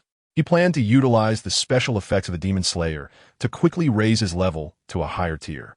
After all, the time for the integration of the mythical world and reality might come sooner than expected, and he needed to be well prepared. However, at that moment, the voice of the mythical world suddenly echoed in everyone's minds. Detected that user online duration is about to exceed 12 hours. Will forcibly log off in 10 minutes. Please prepare accordingly. Force log off? Ye Chen it. The mythical world in his previous life had no such restrictions. Players could stay as long as they wanted. It seemed that many changes had indeed occurred in this life. He had the Bone Dragon land in a relatively safe valley and then chose to log off. With a flash, Ye Chen returned to his room in the real world. He picked up his phone and saw several messages from Xiang. Young friend, come to the military district when you have time. There are some situations I want to report to you. It's not urgent. You can come after you're done. Ye Chen thought for a moment and directly activated the teleportation ability of the soul mark. In the next second, he appeared in Xiang's office in the Haisher military district. I'm here, so fast. Xiang looked up, surprised. Weren't you in the mythical world? Just logged off. Ye Chen sat down on the sofa. Just tell me what it is. It's nothing major. Xiang handed him a document from the table. This is the overall situation of Daxia in the mythical world that we've compiled. Ye Chen took the document and started flipping through it. Average level of Daxia players, 12. 3 average level of military district soldiers, 15. 7 average level of ordinary citizens, 10. 8 highest level, Long Qing Song. Level 22. The data looked pretty good. Ye Chen nodded. They were far ahead of other countries. Yes, according to our intelligence, the average level of the Eagle Sauce country is currently less than 6. Xiang had a satisfied smile on his face, but he expressed concern. However, I'm worried that they will find a way to catch up. Let them chase. Ye Chen was unconcerned. The gap had already widened and wouldn't be easy to close. The document also contained a hand-drawn map marking some terrains and beast distributions in the grassland area. This is the map drawn by our soldiers, but it can only serve as a reference. Many places are inaccurate, Xiang explained. Ye Chen looked at the rough map and suddenly had an idea. How about I help you improve the map of the grassland area? You? Xiang's eyes lit up. Can you do that? To me, it's just a matter of convenience. Ye Chen put away the map. Controlling the grassland area was crucial for the integration of the mythical world and reality in 7 days. Great! Xiang stood up excitedly. With an accurate map, we can formulate strategic layouts in advance. At that moment, the voice of the mythical world echoed in everyone's minds across the entire Blue Star once again. The mythical world is about to enter maintenance mode. Expected to reopen after 12 hours. After maintenance, a 7-layer tower entrance will appear in the grassland area. Each layer cleared will grant permanent benefits to the citizens of this country. Chapter 86. Online feuds. The Great Xia goes to war. The cold system voice of the mythological world stirred up a storm in everyone's minds, like a giant stone thrown into a calm lake. Ye Chen's calm expression was instantly shattered, his brows slightly furrowing. The 7-layer tower? He quickly searched the deep sea of his memories, going through all the key points about the mythological world from his previous life, but the 3 words 7-layer tower seemed to have never existed, leaving no trace.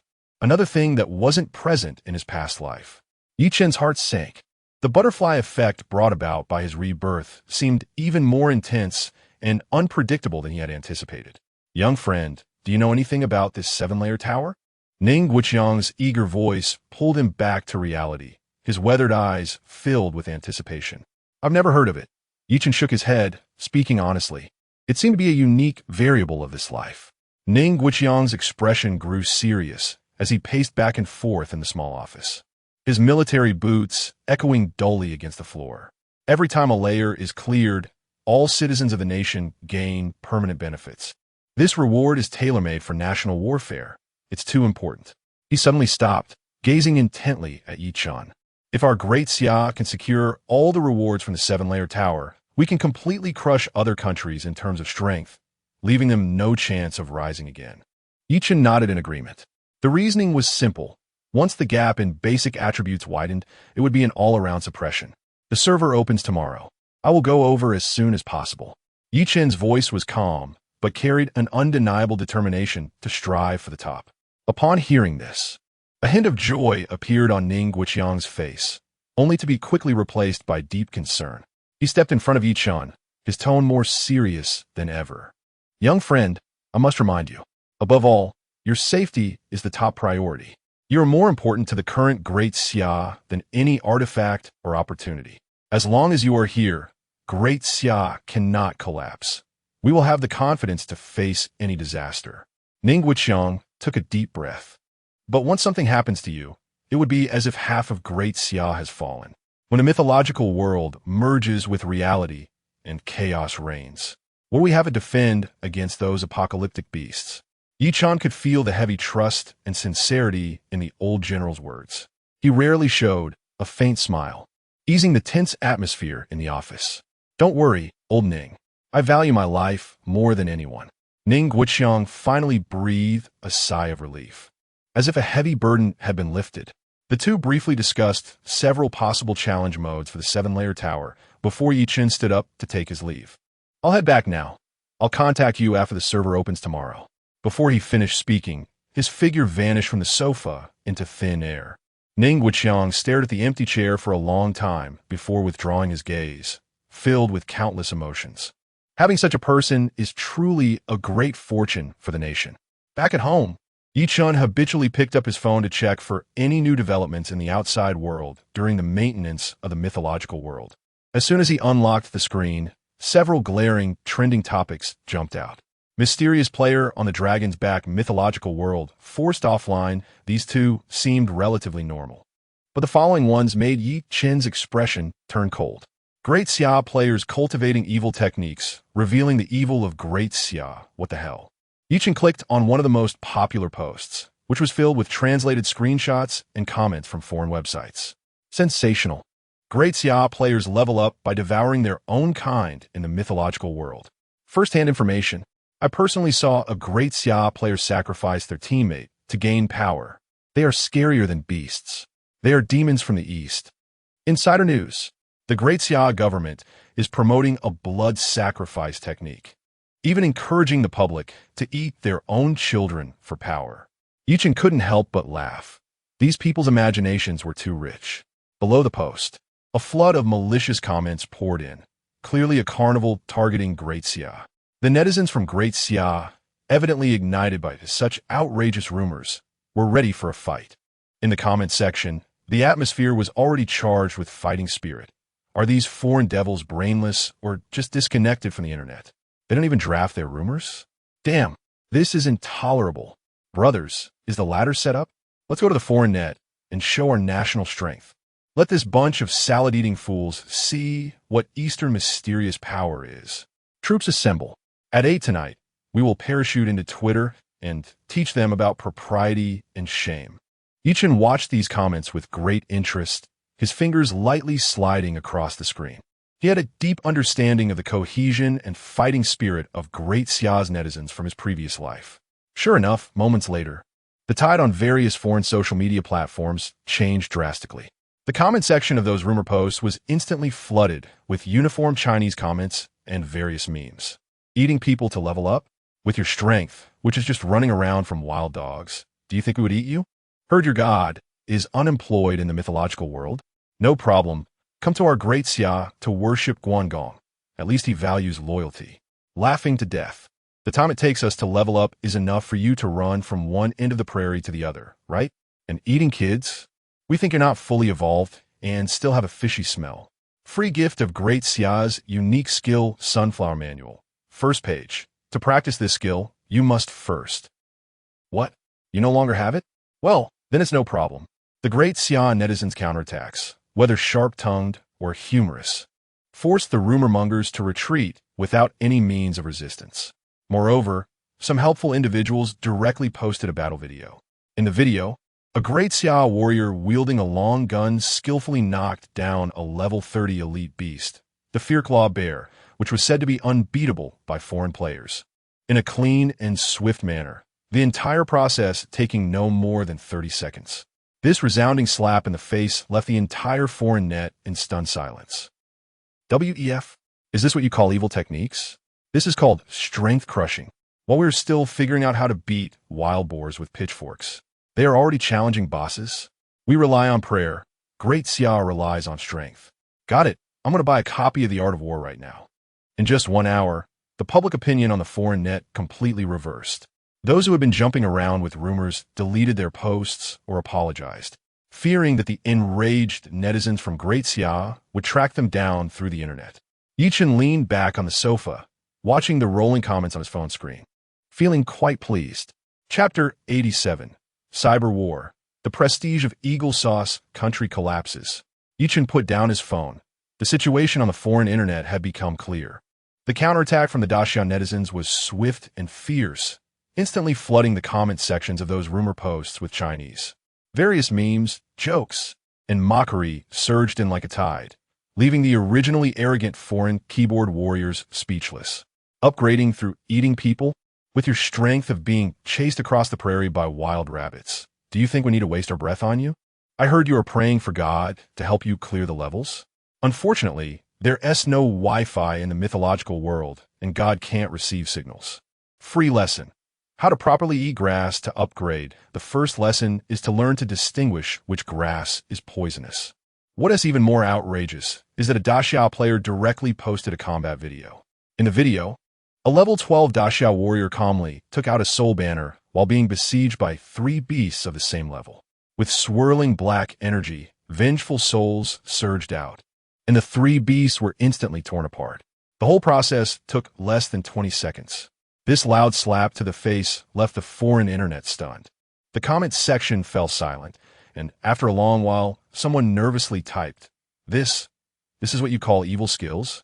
We are still figuring out how to use stone axes to chop rabbits, and they're already slaughtering elite monsters? Damn, I'm going to learn Chinese right now. In just 1 hour, the tide on the foreign internet completely turned. Those who have been the loudest rumor-mongers deleted their posts one after another, with some even directly canceling their accounts and fleeing. At this moment, the officials from various countries could no longer sit idly by. The White Elephant country was the first to issue a statement, prohibiting its citizens from making inappropriate remarks on social media, warning that violators would face legal consequences. The Cherry Blossom country followed suit, with the Ministry of Foreign Affairs holding a press conference overnight to express deep regret over the previous false statements. Even several small countries that had always been at odds with Daxia were now silenced, fearing being targeted by the angry Daxia netizens. Seeing the situation was spiraling out of control, platform administrators began frantically deleting posts and banning accounts, but they simply couldn't keep up. In desperation, they resorted to IP blocking, directly blacklisting Daxia's network addresses. However, this tactic didn't last long.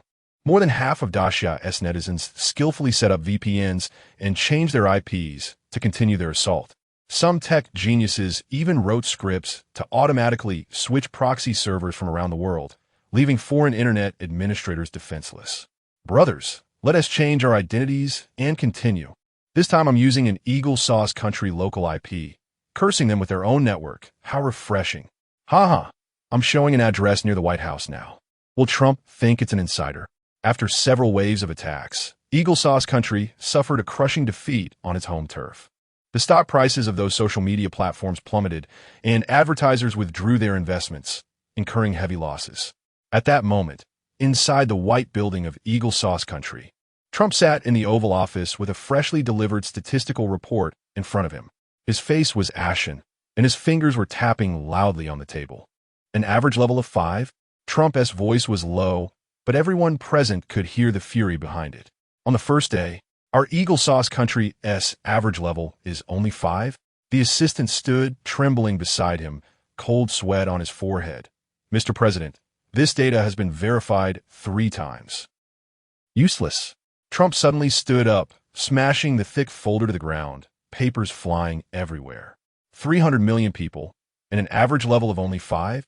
Are our citizens pigs? He paced back and forth in the office, growing angrier. I'm already level 15. Level 15.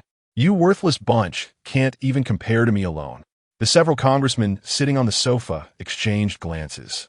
They certainly didn't dare to say that Trump's level 15 was achieved through the collection of upgrade items from more than a dozen countries and billions of people. Mr. President, we can't blame our citizens entirely. One congressman cautiously spoke up. The Daxians are suppressing players from other countries in the mythological world, and our people simply don't have a chance to develop normally. Exactly. Another congressman immediately echoed. According to reports from the front lines, Daxians kill our players on sight, leaving no chance for survival. This has seriously violated international humanitarian principles.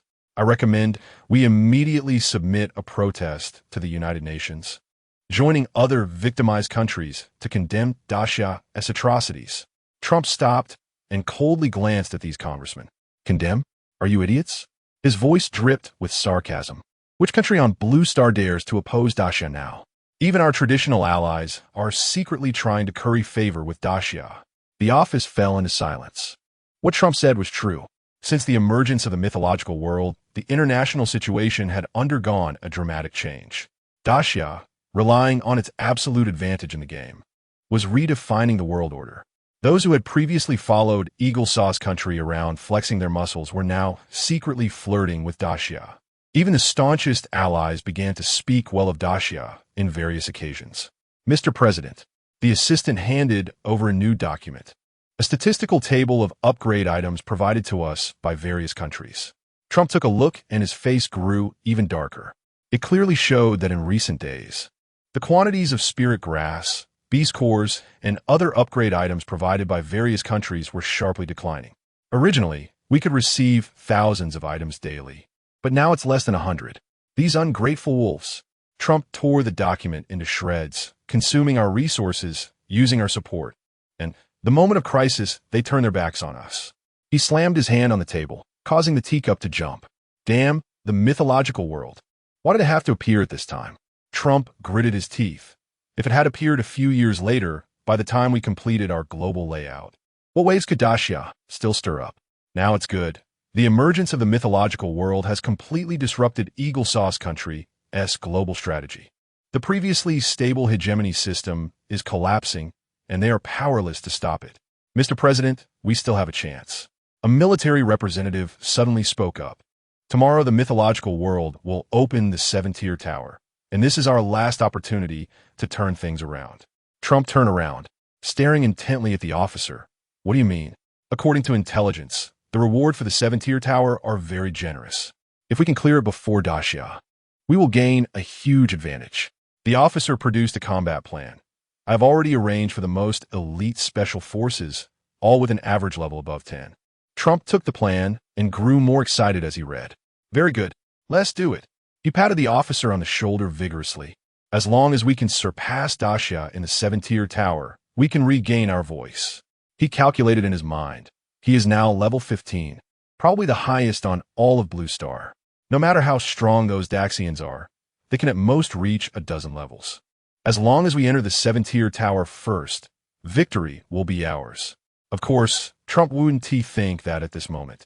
Any random soldier from Daxia's military district would be of a higher level than him. From now on, closely monitor all developments in the mythological world. Trump ordered his assistant. Report to me immediately if there is any sign of movement. Yes, Mr. President. Chapter 88. Preparing for the 7-layer tower. Eagle Saw's crazy plan. Tep left the Oval Office and drove straight towards the Pentagon. The familiar sights of Washington passed by outside the car window, but Tep's mood was darker than the clouds in the sky. The emergence of the mythological world had completely disrupted all his plans. Now, the 7-layer tower was his last lifeline. 20 minutes later, the convoy arrived at the military base near the Pentagon. As Tep got out of the car, he could hear the sounds of training coming from the barracks. In recent days, the soldiers have been working hard to improve their skills in preparation for the mythological world tomorrow. Mr. President, the guards immediately saluted. Tep nodded and strode into the barracks. On the large training ground, hundreds of soldiers were undergoing physical training, each face marked with anxiety and unease. After all, the power displayed by the people of Great Xia in the mythological world was simply terrifying. Attention! Upon seeing Tep enter, the instructor immediately gave the order. All soldiers instantly stopped their actions and lined up in formation. "Hello, Mr. President." The thunderous roar echoed in the barracks. Tep nodded in satisfaction and quickly walked towards the command platform. "Where is Colonel Sam?" Tep scanned the area and quickly spotted the burly middle-aged officer. "Mr. President, I'm here." Colonel Sam hurriedly ran to Tep and saluted sharply. "Bring over the highest-ranking soldier in the camp." Tep's tone was urgent now, immediately. Sam did not dare to delay and turned to the line, shouting, "Private Jackson, step forward." A young soldier who looked to be in his early 20s stepped out of the line and jogged to Tep. "Reporting to Mr. President, Private Jackson reporting in. Currently level 9. The young soldier's voice trembled slightly. Being personally called by the president was a great honor under normal circumstances, but right now, he only felt immense pressure. Tep scrutinized the soldier before him. Level 9 was considered top-notch in Eagle Sauce, but compared to the monsters from Great Xia, who casually reached levels in the teens, it was still a significant gap. "Good." Tep patted Jackson's shoulder. "After the mythological world opens tomorrow, you will immediately take the highest-ranking brother from the camp and find me in the grassland area. Remember, immediately." Jackson was taken aback. "Mr. President, but the mythological world is so vast. How will I know where you are?" Tep's expression darkened. "That's none of your concern. Just take your men and roam around the grassland area. I will find you." "But, Mr. President," Jackson wanted to say more, but was intimidated into silence by Tep's fierce glare. "No buts." Tep's voice suddenly rose. "This is an order. Soldiers only need to execute. If you fail to complete the task, go back home and plant potatoes." The entire barracks fell silent. All the soldiers could feel the anger radiating from the president. Jackson swallowed hard and replied tremulously, "Why, yes, Mr. President. I guarantee to complete the task." "That's more like it." Tep smiled again, but that smile looked more painful than a frown. "Remember, bring your most elite warriors. This operation concerns the future of our Eagle Sauce." After saying that, Tep turned and left, leaving a group of soldiers exchanging glances. Back in the car, Tep immediately dialed a number. "Wilson, come to my office right now." "Yes, right now." Half an hour later, in the Oval Office of the White House, Dr. Wilson hurriedly arrived, beads of sweat on his forehead. This gray-haired old scientist hated being rushed, but he dared not delay when summoned by the president. "Mr. President, you called for me?" Wilson panted, adjusting his glasses on his nose. Tep got straight to the point. "What is the progress on the research of the spirit grass?" A troubled expression flashed across Wilson's face. "Mr. President, we have analyzed all the spirit grass samples brought back from the mythological world. Although we haven't fully deciphered the main components, we found—" "What did you find?" Tep stared at Wilson. "Get to the point." "We found that the spirit grass contains a special substance not belonging to Earth." Wilson pushed up his glasses. "The molecular structure of this substance is very unique. It seems to directly affect the human genetic level. Theoretically, if we can crack its secrets." "Theoretically?" Tep waved his hand impatiently. "What I want is not theory, but results. Can it be mass-produced?" Wilson hesitated. "Based on our current research results, mass production is possible. However—" "I don't want to hear however." Tep suddenly slammed his hand on the table. "I need you to tell me when we can achieve mass production." The atmosphere in the office instantly froze. Wilson took a step back, frightened by Tep's anger. "Mr. President, I need more research time." Wilson's voice trembled. "It would be best if I could enter the mythological world to observe the growth environment of the spirit grass. That would greatly accelerate the research progress." "Absolutely not." Tep refused without hesitation. "The mythological world is too dangerous. I can't let you take that risk. Just focus on your research in the lab." Wilson wanted to argue, but seeing Tep's uncompromising expression, he could only nod helplessly. I will do my best." "Mr. President, not your best, but you must." Tep stepped closer to Wilson. "Wilson, the future of our Eagle Sauce depends on you. If you can successfully develop artificial spirit grass, I guarantee you anything you want." Wilson forced a smile, shook his head, and tidied up his documents as he left the office. Meanwhile, across Great Xia, The light of the Pangu array still shone brightly, and the mist from the high-level spirit spring swirled in the night sky. Countless citizens of Great Xia were still practicing late into the night, unwilling to waste this precious time. Ha! I leveled up again.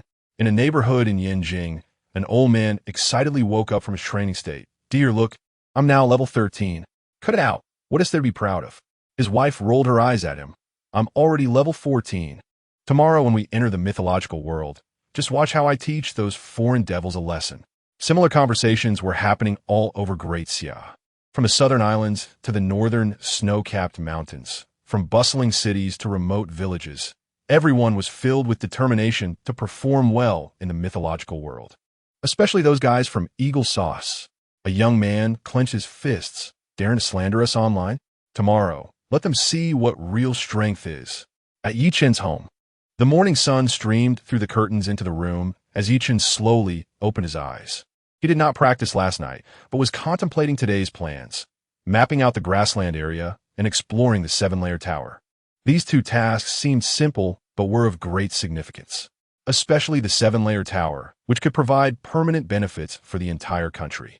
Ye Chen picked up his phone and saw a message from Ning Guoxiang sent last night. Young friend, I have arranged for Long Qingsong to lead the team to explore the 7-layer tower first. He is now level 22 and should be able to handle the challenges of the first few layers. There is no need for you to rush into danger. Safety first. Ye Chen couldn't help but smile. This old fox Ning Guoxiang, while saying it was to let Long Qingsong scout ahead, was actually worried about his safety. But that's fine. Having someone scout the situation first is better than charging him blindly. Ye Chen got up to wash up, preparing to face today's challenges. Time passed second by second, and the opening of the mythological world was drawing closer. Players around the world are making their final preparations, and no one knows what kind of earth-shattering changes will happen today. Trump stands in front of the White House window, staring intently at the distant sky, holding a small communicator tightly in his hand. Chapter 89, Shocking the Crowd. The Bone Dragon descends on the prairie. Since Ning Guoxiang had already arranged for Long Qingsong to scout ahead, Ye Chen no longer worried about the 7-layer tower. With Long Qingsong's level 22 strength, even if the 7-layer tower was dangerous, at least his life should be safe. Ye Chen glanced at the countdown on his phone. There were 10 minutes left until the mythological world was about to open. He stood up to stretch his muscles, preparing to enter the mythological world. 10 minutes later, the familiar white light flashed, and Ye Chen reappeared in the beginner protection zone of the prairie in the mythological world.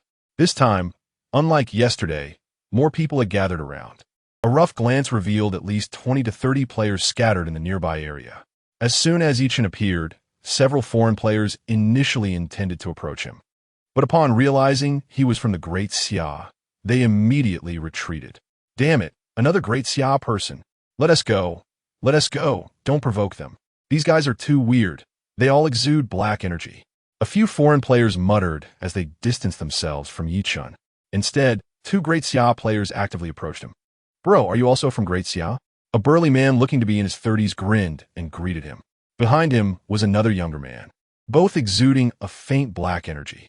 Yes, Ye Chen nodded. I'm Zhang Qing. This is my brother Sudaqiang.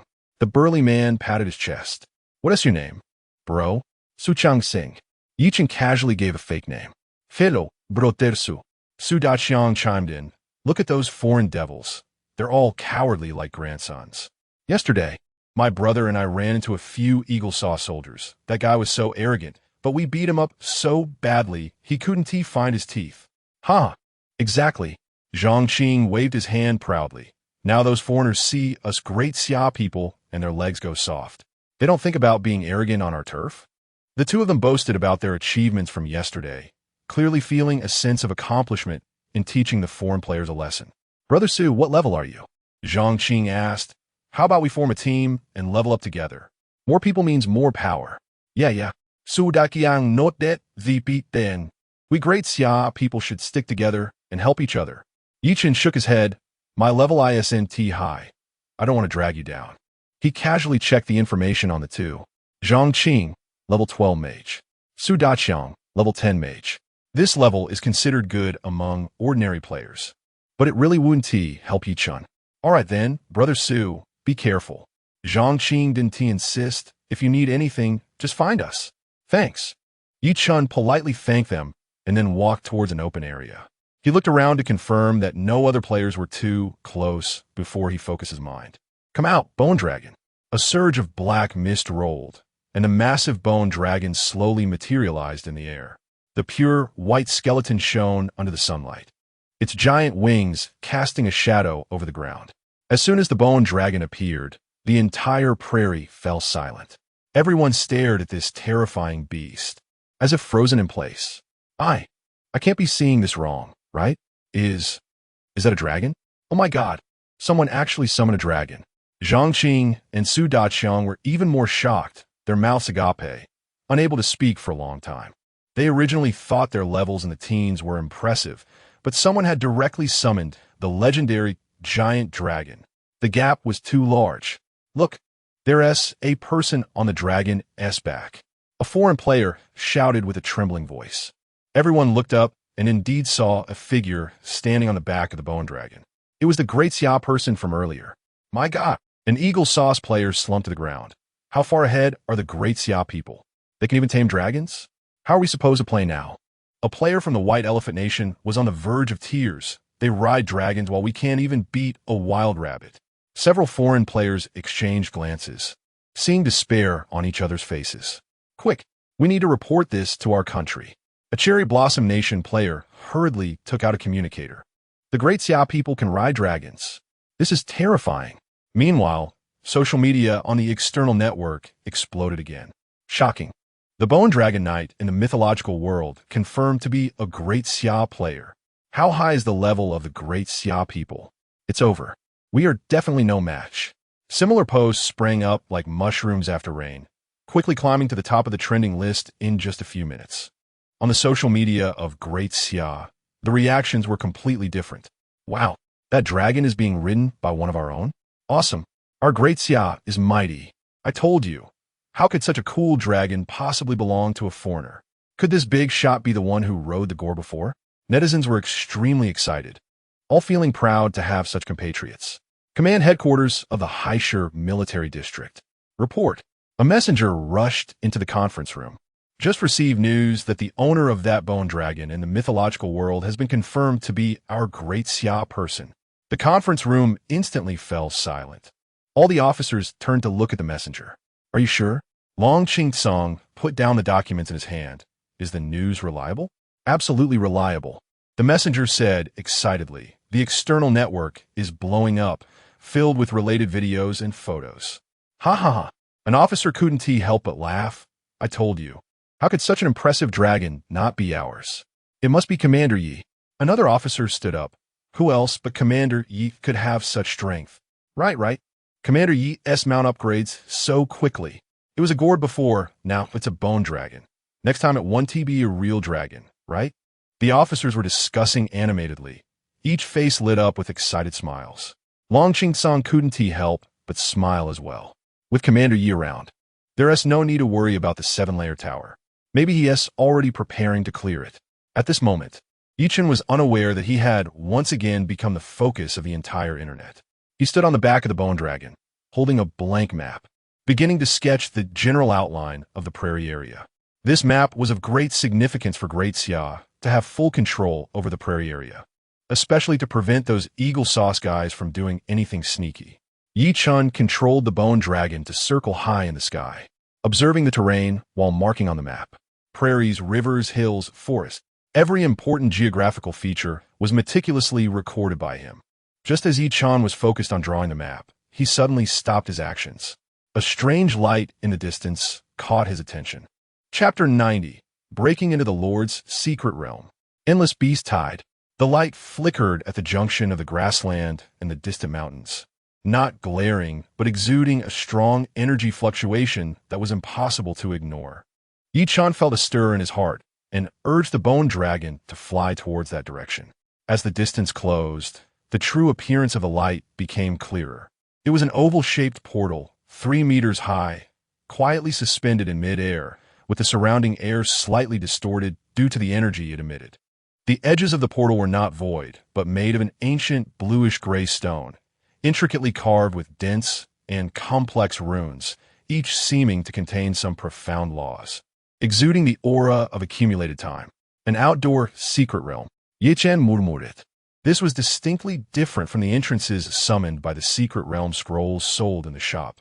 The latter resembled temporary spatial rifts, while this one appeared to be a permanent, naturally formed teleportation portal. He did not approach recklessly, but first marked this location with a special symbol on a map in his hand. The map of this grassland area was not yet complete, and now was not the time to explore unknown secret realms. The overall interests of the Great Xia were far more important than his personal curiosity. After making the decision, Ye Chen felt no hesitation and immediately directed the bone dragon to change direction, continuing his surveying work. For the next 2 hours, the giant figure of the bone dragon became a unique sight over the grassland. Ye Chen efficiently recorded the terrain and topography of the entire grassland area. The directions of rivers, the undulations of hills, the boundaries of forests, and even some high-level beast gathering places and a few obscured mineral veins were meticulously marked on the map. When the final note was made, Ye Chen revealed a satisfied expression as he looked at the extremely detailed map in his hand. With this map, the efficiency of the Great Xia's warriors in this area would greatly improve, and the casualty rate could be minimized. Its value was likely not inferior to that of a divine artifact. Carefully storing the map, Ye Chen then patted the spine of the bone dragon. Let's go back to that teleportation portal. The bone dragon let out a low roar, flapping its wings, and its massive body transformed into a white streak of light, rushing back the way it came. Returning to the vicinity of the teleportation portal, Ye Chen did not rush to land, but had the bone dragon hover in the air, carefully observing the situation below. Upon looking down, he couldn't help but raise an eyebrow. Surrounding the teleportation portal, a large number of fierce beasts had gathered at some unknown time, a dark mass of no less than 100. These beasts varied in form, including agile, saber-toothed tigers, tough-skinned, iron-armored rhinos, and clawed vultures circling at low altitude. Ye Chen glanced over and noticed that most of these beasts were of a relatively high level, most above level 30, with a few particularly powerful ones exceeding level 40, clearly categorized as level 4 beasts. No wonder this secret realm entrance was so prominent, yet had not been discovered by other players from Blue Star until now. Given the average level of Blue Star players at present, not to mention entering the secret realm, even trying to break through the defensive line formed by this group of high-level beasts would be tantamount to dreaming. Ye Chen once again examined the teleportation portal, comparing its scale and the intensity of the energy it emitted with the highest-level secret realm scrolls available in the shop. He quickly arrived at a conclusion. It was at least a level 3 secret realm, possibly even higher. The portals produced by the shop usually had limited energy fluctuations and were much smaller in scale. In contrast, this one, both in the complexity of the runes and the magnitude of the energy, far exceeded his understanding.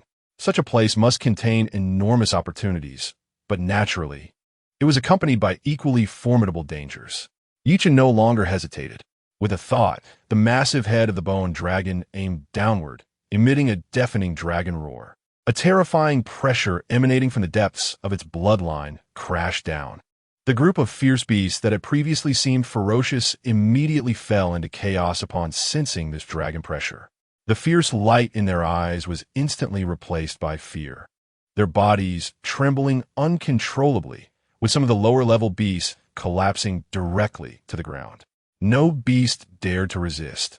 They scrambled to flee in all directions, as if escaping from a natural enemy, disappearing in an instant. Boom! The massive body of the bone dragon landed with a thud, creating a shallow pit in the ground and clearing a clean area. Ye Chen leaped off the dragon's back and walked slowly to the teleportation portal. He extended his hand, gently tracing the cold stone runes with his fingertips, clearly sensing the immense energy flowing within. Confirming there was no immediate danger, he took a deep breath and stepped into the swirling light vortex. A slight feeling of weightlessness washed over him, and the scenery before him changed in an instant. When Ye Chen regained his bearings, he found himself in a completely unfamiliar primitive forest. The air was thick with an unshakable stench of blood and the dampness of rotting vegetation. Towering ancient trees blocked out the sky, their massive canopies interwoven to fragment the sky, with only sporadic patches of light filtering through the gaps, casting mottled shadows on the ground. Ye Chen's gaze crossed the layers of trees towards the center of the forest. There stood an absurdly tall, giant tree, its trunk so thick that it would take hundreds of people to encircle it, its canopy nearly covering half the sky.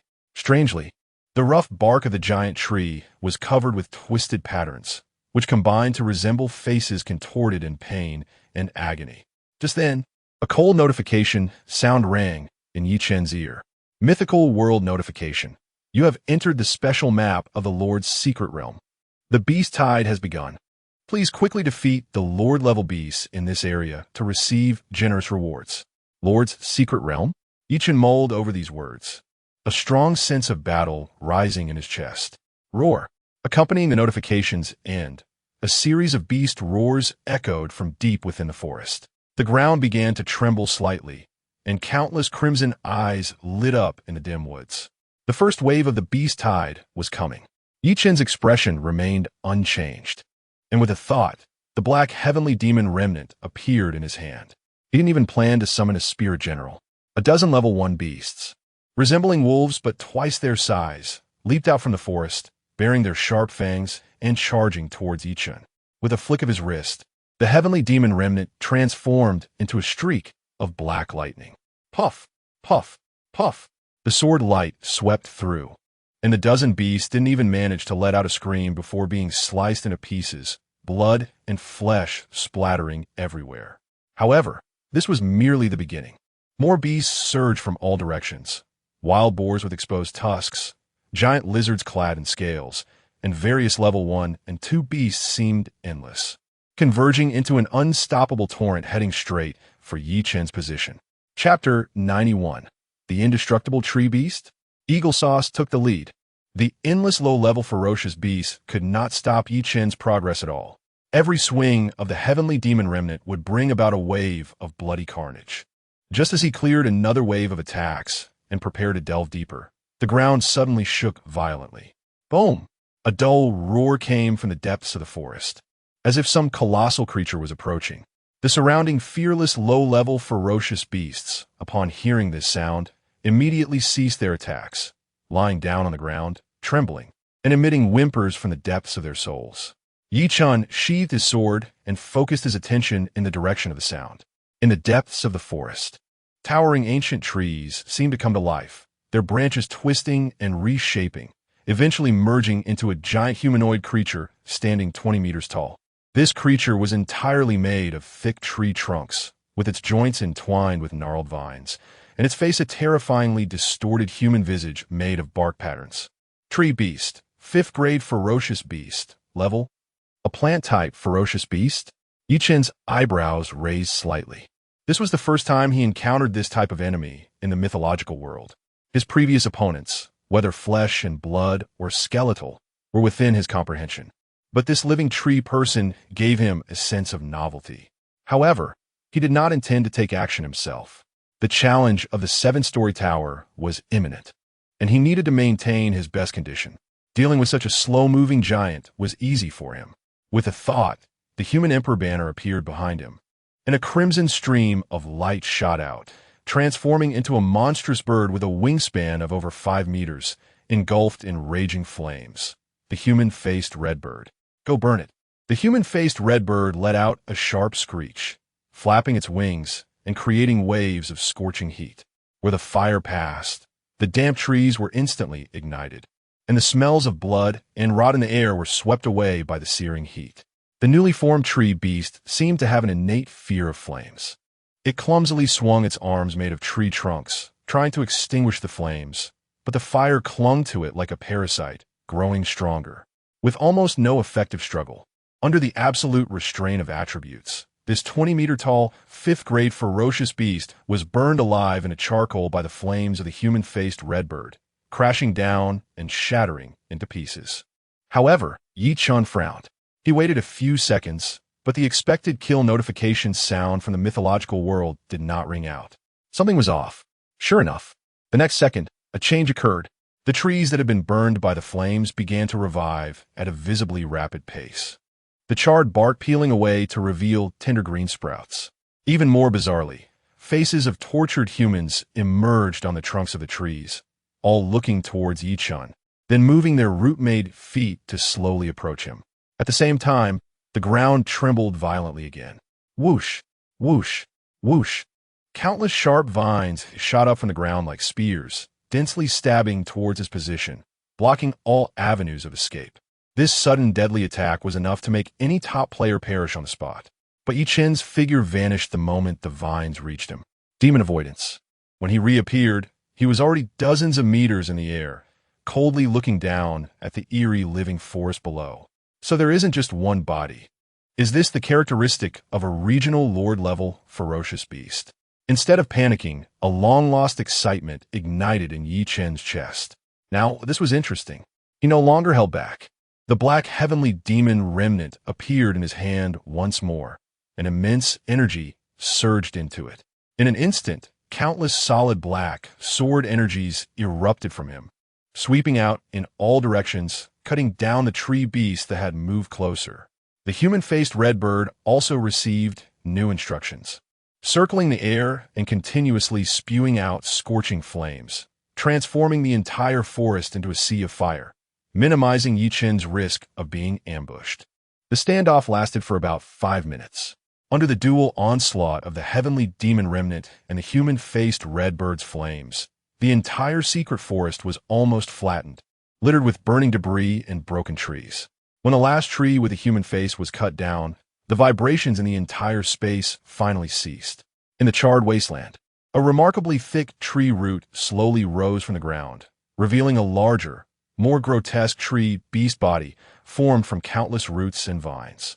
Its size was larger than any previous individual, and the human face was clearer and more vengeful.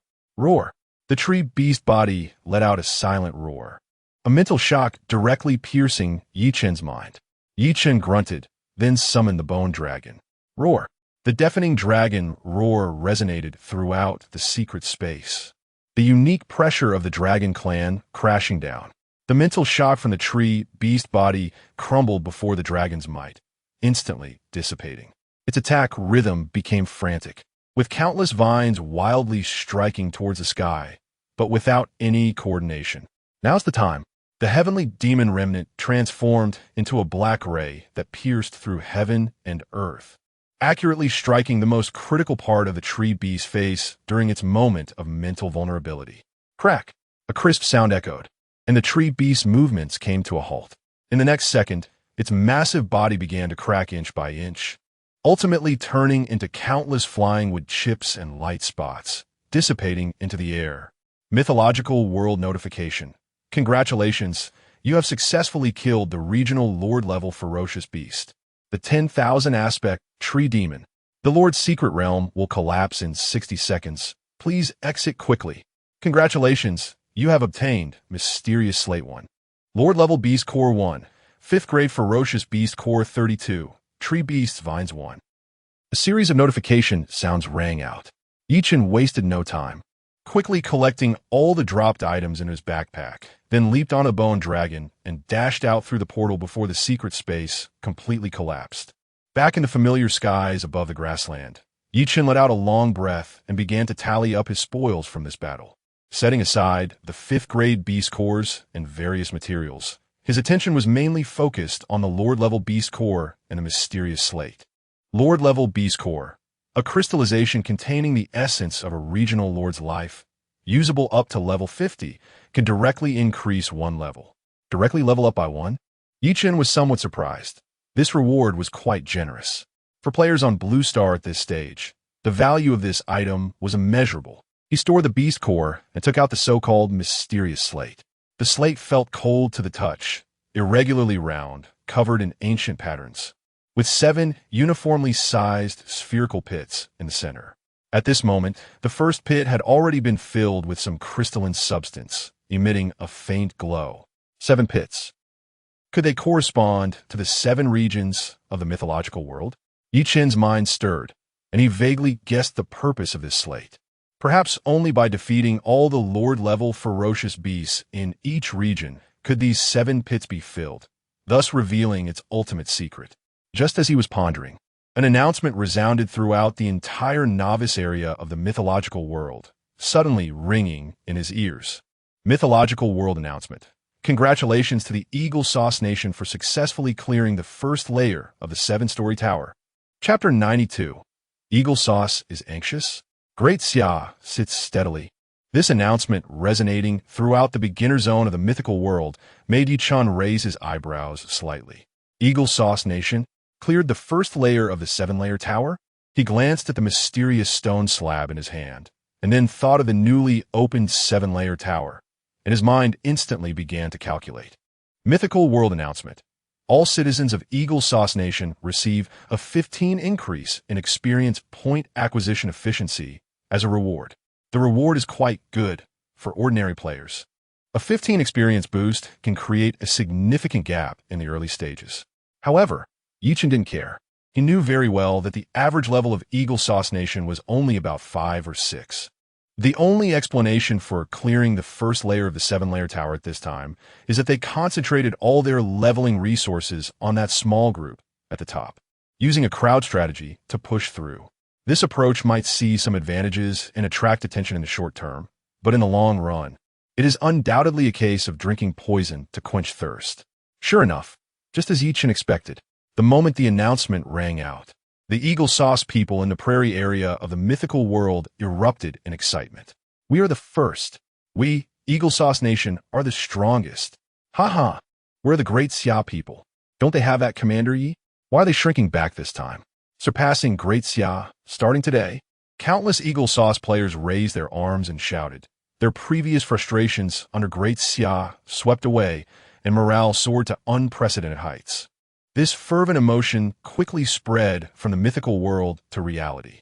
Within just a few minutes, the news of Eagle Sauce Nation being the first to clear the seven-layer tower dominated the trending topics on major social media platforms in Blue Star. With the official push from Eagle Sauce's own country, public opinion quickly fermented, with various comments praising Eagle Sauce and belittling Great Xia, as if they had already achieved a decisive victory. However, this uproar lasted for less than an hour.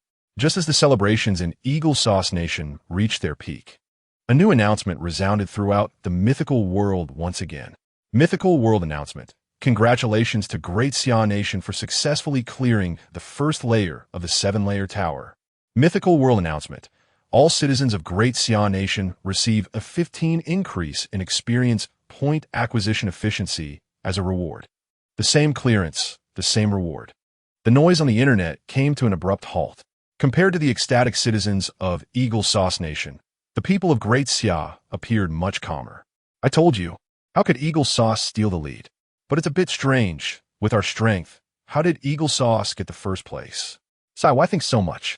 Commander, Yi hasn't even made a move yet. If he wants to contend for this first place, Eagle Sauce won't even have a chance to sip the soup. The citizens had an almost blind trust in Ye Chen.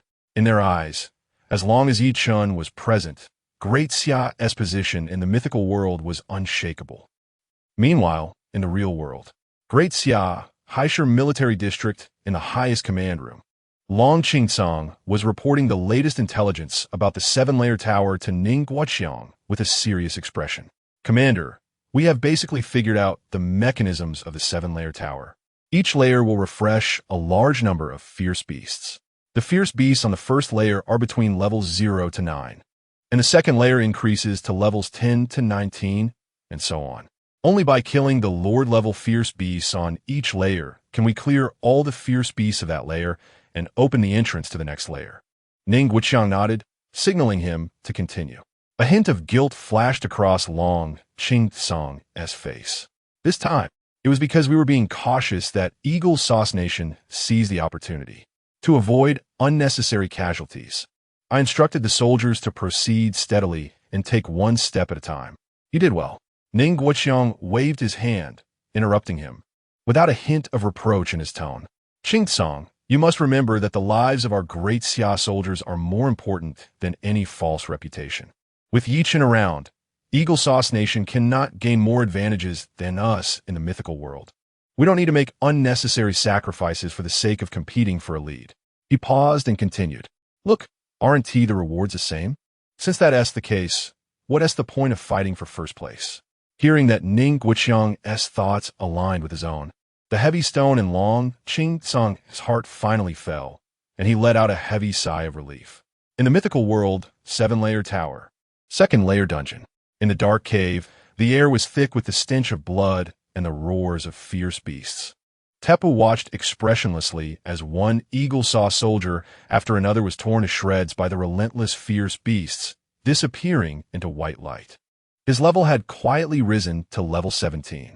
For the glory of Eagle Sauce. Children, charge. Your names will be forever remembered. He stood at the back of the team, using highly provocative language to incite the surviving soldiers. But his body always hid behind the human wall. Whenever a fierce beast was on the verge of collapse from being worn down by the soldiers, he would seize the opportunity to deliver an attack, accurately claiming the final blow. With this shameless method, they paved a bloody path with corpses and forcefully pushed to the front of the 2nd-layer's Lord Fierce Beast. It was a giant creature with a human face, a monstrous bird, with a glaring red level 19 above its head, exuding a chilling aura. Children, the final opportunity has come. Clear out the minions behind me, and I will personally end this beast. Tepu shouted again. However, this time, the surviving Eagle Sauce soldiers hesitated. They looked at the level 19 Lord Monster with faces full of fear, unable to move their feet. A bunch of useless trash. Seeing this, Tepu's facade was instantly torn apart, and he cursed loudly. He stopped wasting words, flipped his palm, and a palm-sized blue circular item appeared in his hand. The item was entirely deep blue, with strange light patterns flowing on its surface, radiating dangerous energy fluctuations. A one-time consumable item. After use, it will create a large-scale energy explosion centered on the user. All creatures within the range below level 20, except for the user themselves, will be completely annihilated. Chapter 93. The Emergence of the Technique. Eagle Sauce is about to turn the tables. Tepu's plan was clear and crazy from the very beginning. He intended to use this group of Eagle Sauce soldiers, averaging only level 10, to pave a bloody path to the 2nd-layer lord of the 7-layer tower with their vibrant lives. Then, he would use that item obtained through special channels to settle everything in one fell swoop. At this moment, the most critical step of the plan had been achieved. They, or rather he, stood before that level 19 humanoid monster bird. Around him were the remaining, trembling Eagle Sauce soldiers. Mr. President, we should retreat. A soldier resembling a captain said, his face pale and voice shaking with fear. We've come this far, surpassing all other countries. The Great Xia. The Great Xia hasn't even reached here yet. We've already won. Yes, Mr. President, this monster is too terrifying. We are no match for it. The remaining soldiers echoed, their eyes brimming with fear, no longer harboring any will to fight. Retreat? Tepu's facial muscles twitched, revealing a mix of contempt and impatience. Shut up, he scolded sternly. The value of soldiers lay in their consumption, and the opportunity to step on the Great Xia was a once-in-a-lifetime chance. He believed that being the first to conquer meant far more than the lives of these soldiers. Looking at the soldiers' desperate faces, Tepu's expression instantly switched to one of fervent enthusiasm, filled with hypocritical kindness. Children, don't be afraid. The Eagle Sauce Nation will not abandon any citizen. We are the country that values human rights the most on Blue Star. Your sacrifices will bring glory to the entire nation. These words rekindled a glimmer of hope in the already despairing soldiers. They instinctively cast hopeful and grateful glances, as if clinging to a lifeline. However, that flicker of hope shattered into endless terror the next moment. With a sudden motion, Tepu hurled the deep blue spherical item in his hand toward the center of the crowd. Buzz! The moment the item hit the ground, there was no earth-shattering explosion, only a dull hum. Immediately, a terrifying deep blue shockwave centered around Tepu swept outwards without warning, wherever the light wave passed. Whether it was the fierce beasts or the Eagle Saw soldiers who had just held on to hope, their bodies were erased by an invisible force, instantly turning into the tiniest particles, dissipating into the air. Even that level 19 Lord-class monster bird let out a brief mournful cry before being completely swallowed by the shockwave, not leaving a single feather behind. The entire process was incredibly swift. In just 2 seconds, when the deep blue shockwave disappeared, the entire second layer of the 7-layer tower was silent and empty. Only Tep stood alone in place. A dazzling white light rose from beneath his feet. It was the light of leveling up. He looked around at the emptiness, feeling the power surging within him, and revealed an extremely excited, twisted smile. I did it! I did it! Ha ha! He spread his arms and laughed wildly to the sky. I led Eagle Sauce to once again trample the Great Xia beneath our feet. Just as his laughter faded, a familiar announcement echoed throughout the novice area of the Mythical World. Mythical World announcement. Congratulations to the Eagle Sauce Nation for successfully clearing the second layer of the 7-layer tower. This announcement detonated in the minds of all players like a heavy bomb. Following that, the second announcement quickly followed. Mythical World announcement. All citizens of the Eagle Sauce Nation receive the reward technique Nourishing Chi formula. Experience gain efficiency increased by 10. Technique. These 2 words plunged the entire novice area of the Mythical World into a dead silence, followed by an uproar. On the grassland, players from all countries stopped their actions, their expressions reaching an extraordinary peak. What? Technique? The Eagle Sauce Nation obtained a technique? How is this possible? They cleared it again? Or is it the second layer? Nourishing Chi formula. Isn't that the one the Great Xia Nation obtained before? After a brief shock, the citizens of the Eagle Sauce Nation erupted in unprecedented joy and excitement. Long live Mr. President. Long live the Eagle Sauce Nation. Did you see that? This is the strength of Eagle Sauce.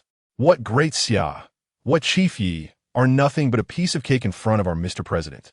Ha. The biggest advantage of the Great Xia people is gone. They had a technique, and now we have one too. Let's see how they can be arrogant now. Surpassing the Great Xia starts today. Meanwhile, players from other countries were completely stunned. They were shocked that the Eagle Sauce Nation had once again cleared the level first. And even more shocked that this time the reward was a technique. This meant that the greatest advantage established by the Great Xia Nation had been instantly neutralized. The dynamics between Blue Star and the Mythical World would likely change because of this. Quick, get out of the Mythical World. Report to your superiors immediately. This matter is too important. Some quick-thinking country representatives realized the seriousness of the situation and chose to log off, preparing to bring this earth-shattering news back to the real world. In just half an hour, the news of the Eagle Sauce Nation clearing the second layer and obtaining the technique spread throughout Blue Star. Those who had been wavering and held reverence for the Great Xia now underwent a remarkable shift in attitude. They began to show goodwill to the Eagle Sauce Nation without hesitation, with box after box of precious upgrade items being rapidly sent to the Eagle Sauce Nation. The direction of international public opinion also reversed instantly. Major media platforms were filled with praises for Tep and the Eagle Sauce Nation. In their view, the Eagle Sauce could keep pace with the Great Xia even without a technique, and now that they had obtained one, having filled their biggest shortcoming, it was only a matter of time before they completely suppressed the Great Xia and returned to the pinnacle of Blue Star.